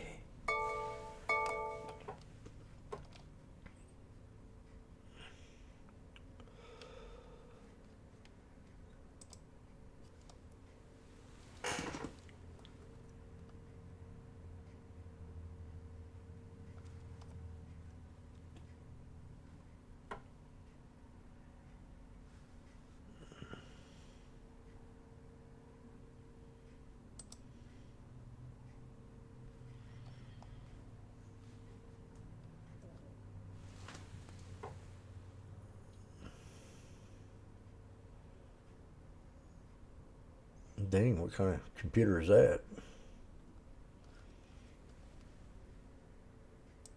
I don't even know where the Schwab platform is.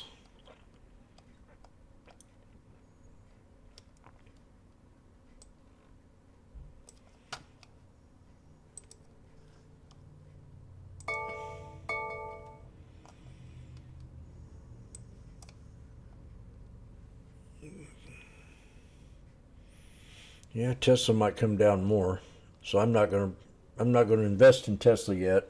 I'm gonna wait for that 210, maybe.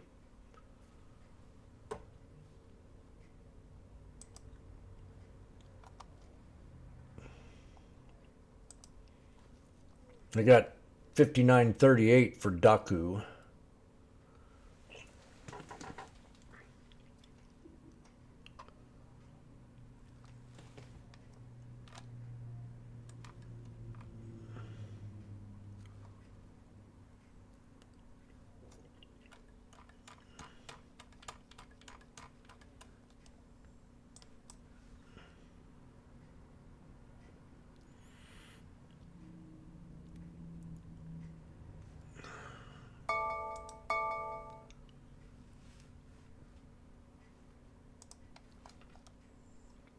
SPX is bullish.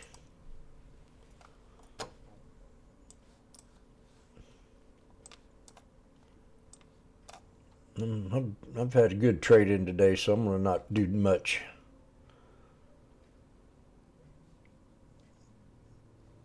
S&P will continue to meet resistance at 4,800.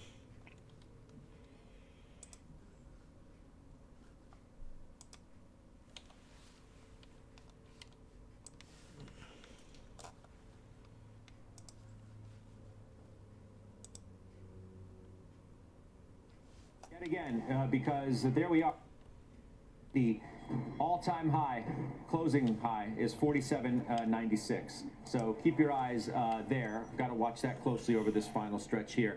Let's get straight to JP Morgan's Jason Hunter now for the key levels to watch right now. What are the numbers that you're paying attention to, Jason? That was yesterday. Watching a slew of levels on either side of 4,800. Most importantly, that's the high from the former cycle high back from the 5,000 by the 2022 spring. before that correction. But additionally, there's channel resistance, a number of Fibonacci swing objectives, pattern recognition type measured move objectives, all clustered around the 4,800 area. The market already stalled out as we got up there in the latter part of December. We suspect that's going to continue to be a sticking point for the S&P over the near term. What do you make of the way that the market has started this year? So what's interesting is it was an everything rally in the fourth quarter, and to be fair, much stronger than I anticipated and my team anticipated. The strength above 4,400, and then the additional leg after the Fed was much more than I was looking for. It was high beta, small cap led. Which was important. The interesting thing that we see here is you saw the initial pullback from the highs and those sell signals that we first got in late December. The last couple of days, and we're splitting hair here because it's a couple of day trend, but the rebound that we're seeing now, it's not the cyclicals, it's not the high beta or small cap. Again, it's the old mega cap, NASDAQ, AI type names that have been leading the charge. So I think that's worth noting, that switch in leadership. Yeah. What about mega cap? It's maybe tricking people into thinking that it's done for a little bit, and here we go over the last few days roaring back. Yeah, I mean, if you look at the NASDAQ 100, or the S&P 500 that encapsulate a lot of that type of price action, like I said, you've already decelerated in those key resistance zones. My guess is if the market were to even pop out a new high here after CPI or for whatever reason, that would likely stall in that area. Sentiment got fairly stretched into the latter part of the year. Even if one is going to make the case that this is going to be a continued bull run through 2024, which certainly that's not what our team is suggesting, but even if one makes that case, the setup that you have right now, even in bull markets, you tend to see a period of consolidation. Yeah, we'll see. It's interesting as we try and get to a new closing high on the S&P. Jason, thank you. We'll see you soon. Jason Hunter, JP Morgan.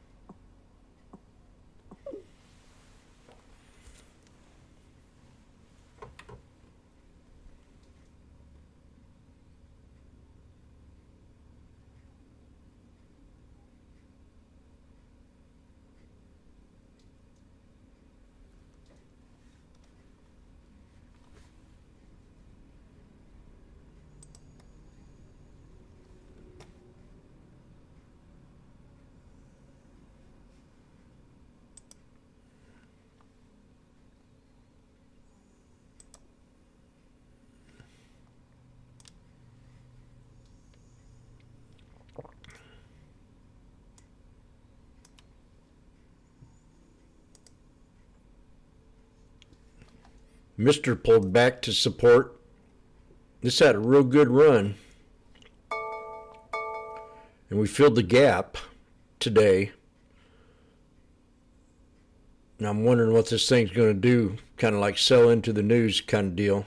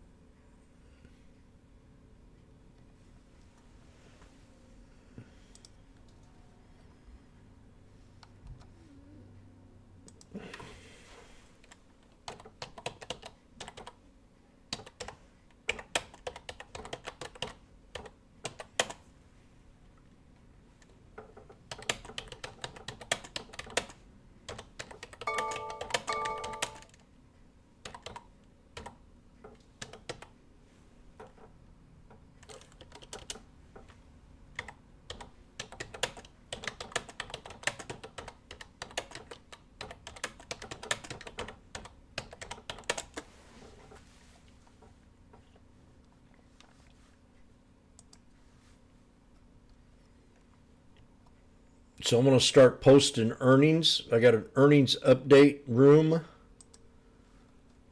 And I'm going to be posting my earnings picks when I chart them out. And I think that's what I'm going to put in there mostly. Just follow earnings for the next month. Catch knives, if there's any. With this bull market, I don't see any reason why any of these, unless it's all about tomorrow. That's how I'm going to kind of place my strategy.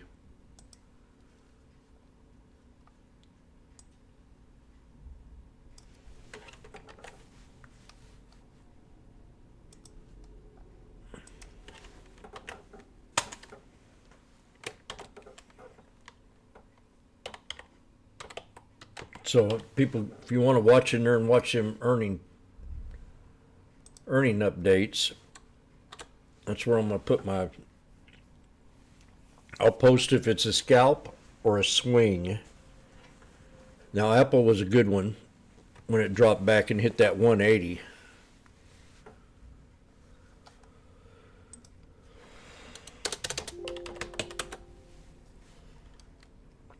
I'm going to keep just trading one trade at a time. When Apple hit that 200 SMA and bounced right off of it, then we hit my resistance level, which was the 65 or the 51 or the 50 SMA.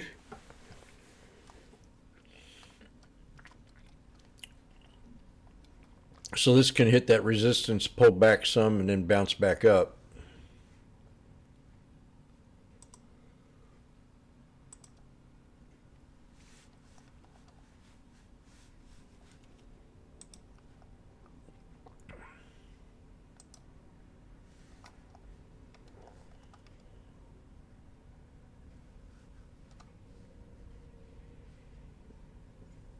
We got 3 more minutes.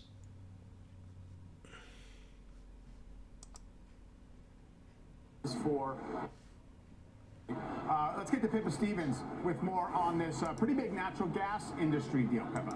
Yeah, Mike. So the Chesapeake Southwestern is the largest gas-focused deal in more than a decade, and the combined company will become the largest U.S. nat gas producer, overtaking rival EQT. Andrew Dittmar from Enverus said it's a winning deal for Chesapeake, in part because it expands acreage in the Haynesville, that's western Louisiana and eastern Texas, and important thanks to proximity to LNG terminals, with overseas markets really seen as driving future nat gas demand growth. Now, nat gas has been on a tear so far this year, jumping more than 20% as much of the U.S. braces for frigid temperatures, but we were coming off a very low base after a warm fall cut demand, leading to a jump in storage levels. And while the front month is trading above $3, the next contracts out are in the $2.50 range, meaning for the time being, this is still very much a spot market phenomenon. Mike? Yeah, Pippa, natural gas doing what it does, which is chase the weather in an exaggerated way. Joe, in terms of the industry dynamics right here, obviously we've seen a little bit of an upwelling of M&A in energy in general. Is it just kind of opportunistic, you know, let's get some scale when prices are against us a bit? It's gaining scale. It's also usage of capital. They're not reinvesting in production, so they're going out, they're buying the production. This is the 4th deal in the last 4 months. Collectively, you've got about $130 billion worth of deals. So I think the deal activity continues. I'm not necessarily sure if that's the incentive to invest in energy equities, because the response has been somewhat muted so far to some of the other deals. So what is the reason to invest in energy equities if you want to? Higher prices, in particular for natural gas. Don't fall asleep on natural gas. I think a lot of people are thinking about pumping natural gas now. August of 2022 was $10. It fell back towards $4 by the end of 22. We entered 23 at that $4 level, and we really could never push above 360. Here you are at 310. Don't fall asleep on the potential. Don't fall asleep. A cold weather snap that really drives the price of natural gas higher and shakes out a lot of the existing short positioning. And if you're talking about 20 degrees in Kansas City this weekend, below, are you kidding me?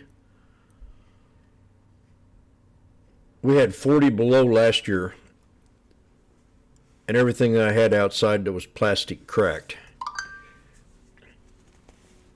And it don't get that cold around here. And we've had a very mild winter, very mild. We got a little bit of snow the other day. But cold, man, I do my worst in the cold. I can't stand the cold weather. I hate it, I hate it, I hate it. So I'm going to take a break and call it a day.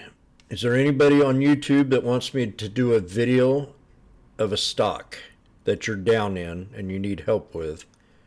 Go ahead and post it in there. I guess nobody. Plug. I mean, Lucid. I was all excited about. I look, you know, I go back and look at my calls all the time, but I forgot to go back and look at Lucid. And I remember calling that out on the 29th, saying we were going to go to 609 this year.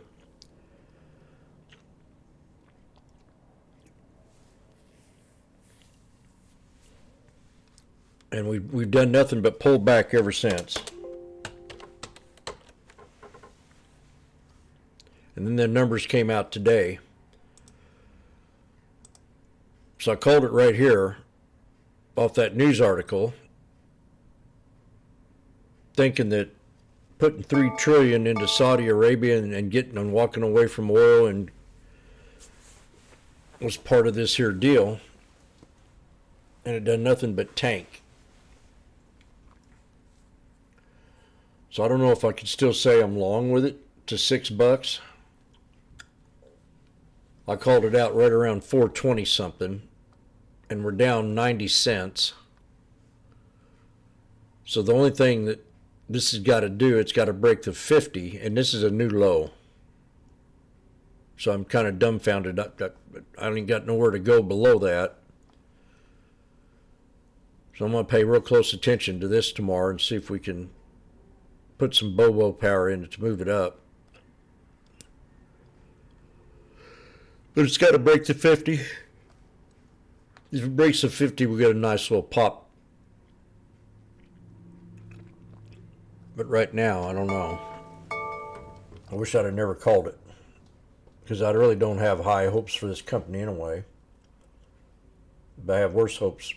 Well, I mean, this, now I don't. So I'm going to just keep sticking with the ones that are working for me, and that's the ones that are tech, that have money. We're going to be doing a lot of good earnings coming out. Tomorrow. If there's going to be any pullbacks like City did today, it seemed to me like they're restructuring everything, making it a little bit more simplistic, but I didn't know that. I had no clue they were doing that. I don't see why. I mean, Citibank's been around a long time. Why Citigroup? Why? I did have 51.19 for a support level. We come real close to hitting it within 2 cents. So I'm going to get out of here and cook me some dinner. Got to wash some towels.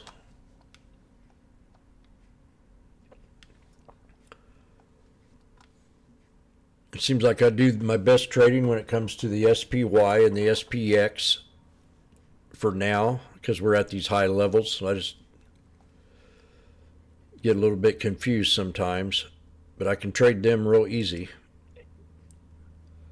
Today I got stuck in this trade and took it for a loss,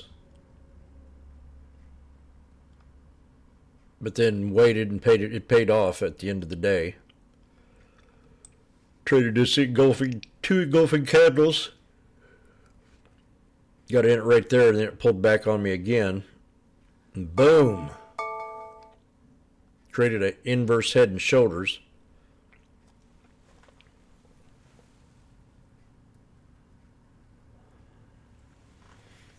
On the 1 minute.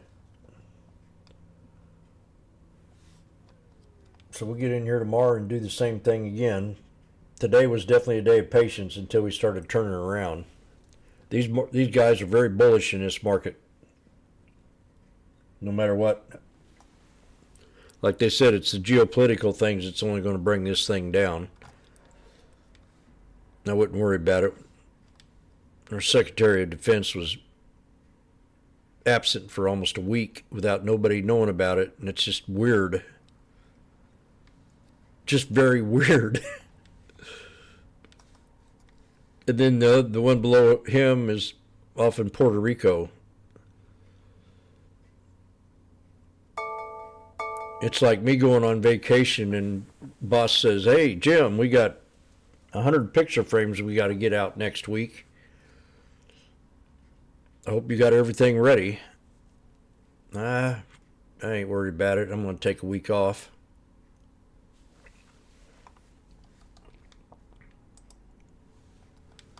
So yabba dabba doo.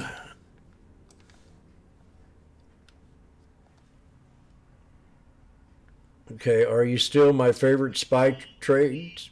Yes. I'm still your great.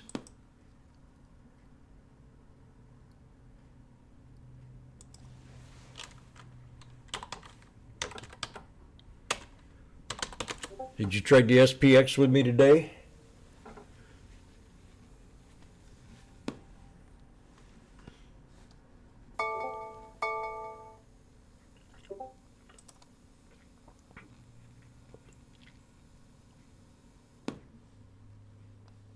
We've got some good traders in the room if you want to join the room.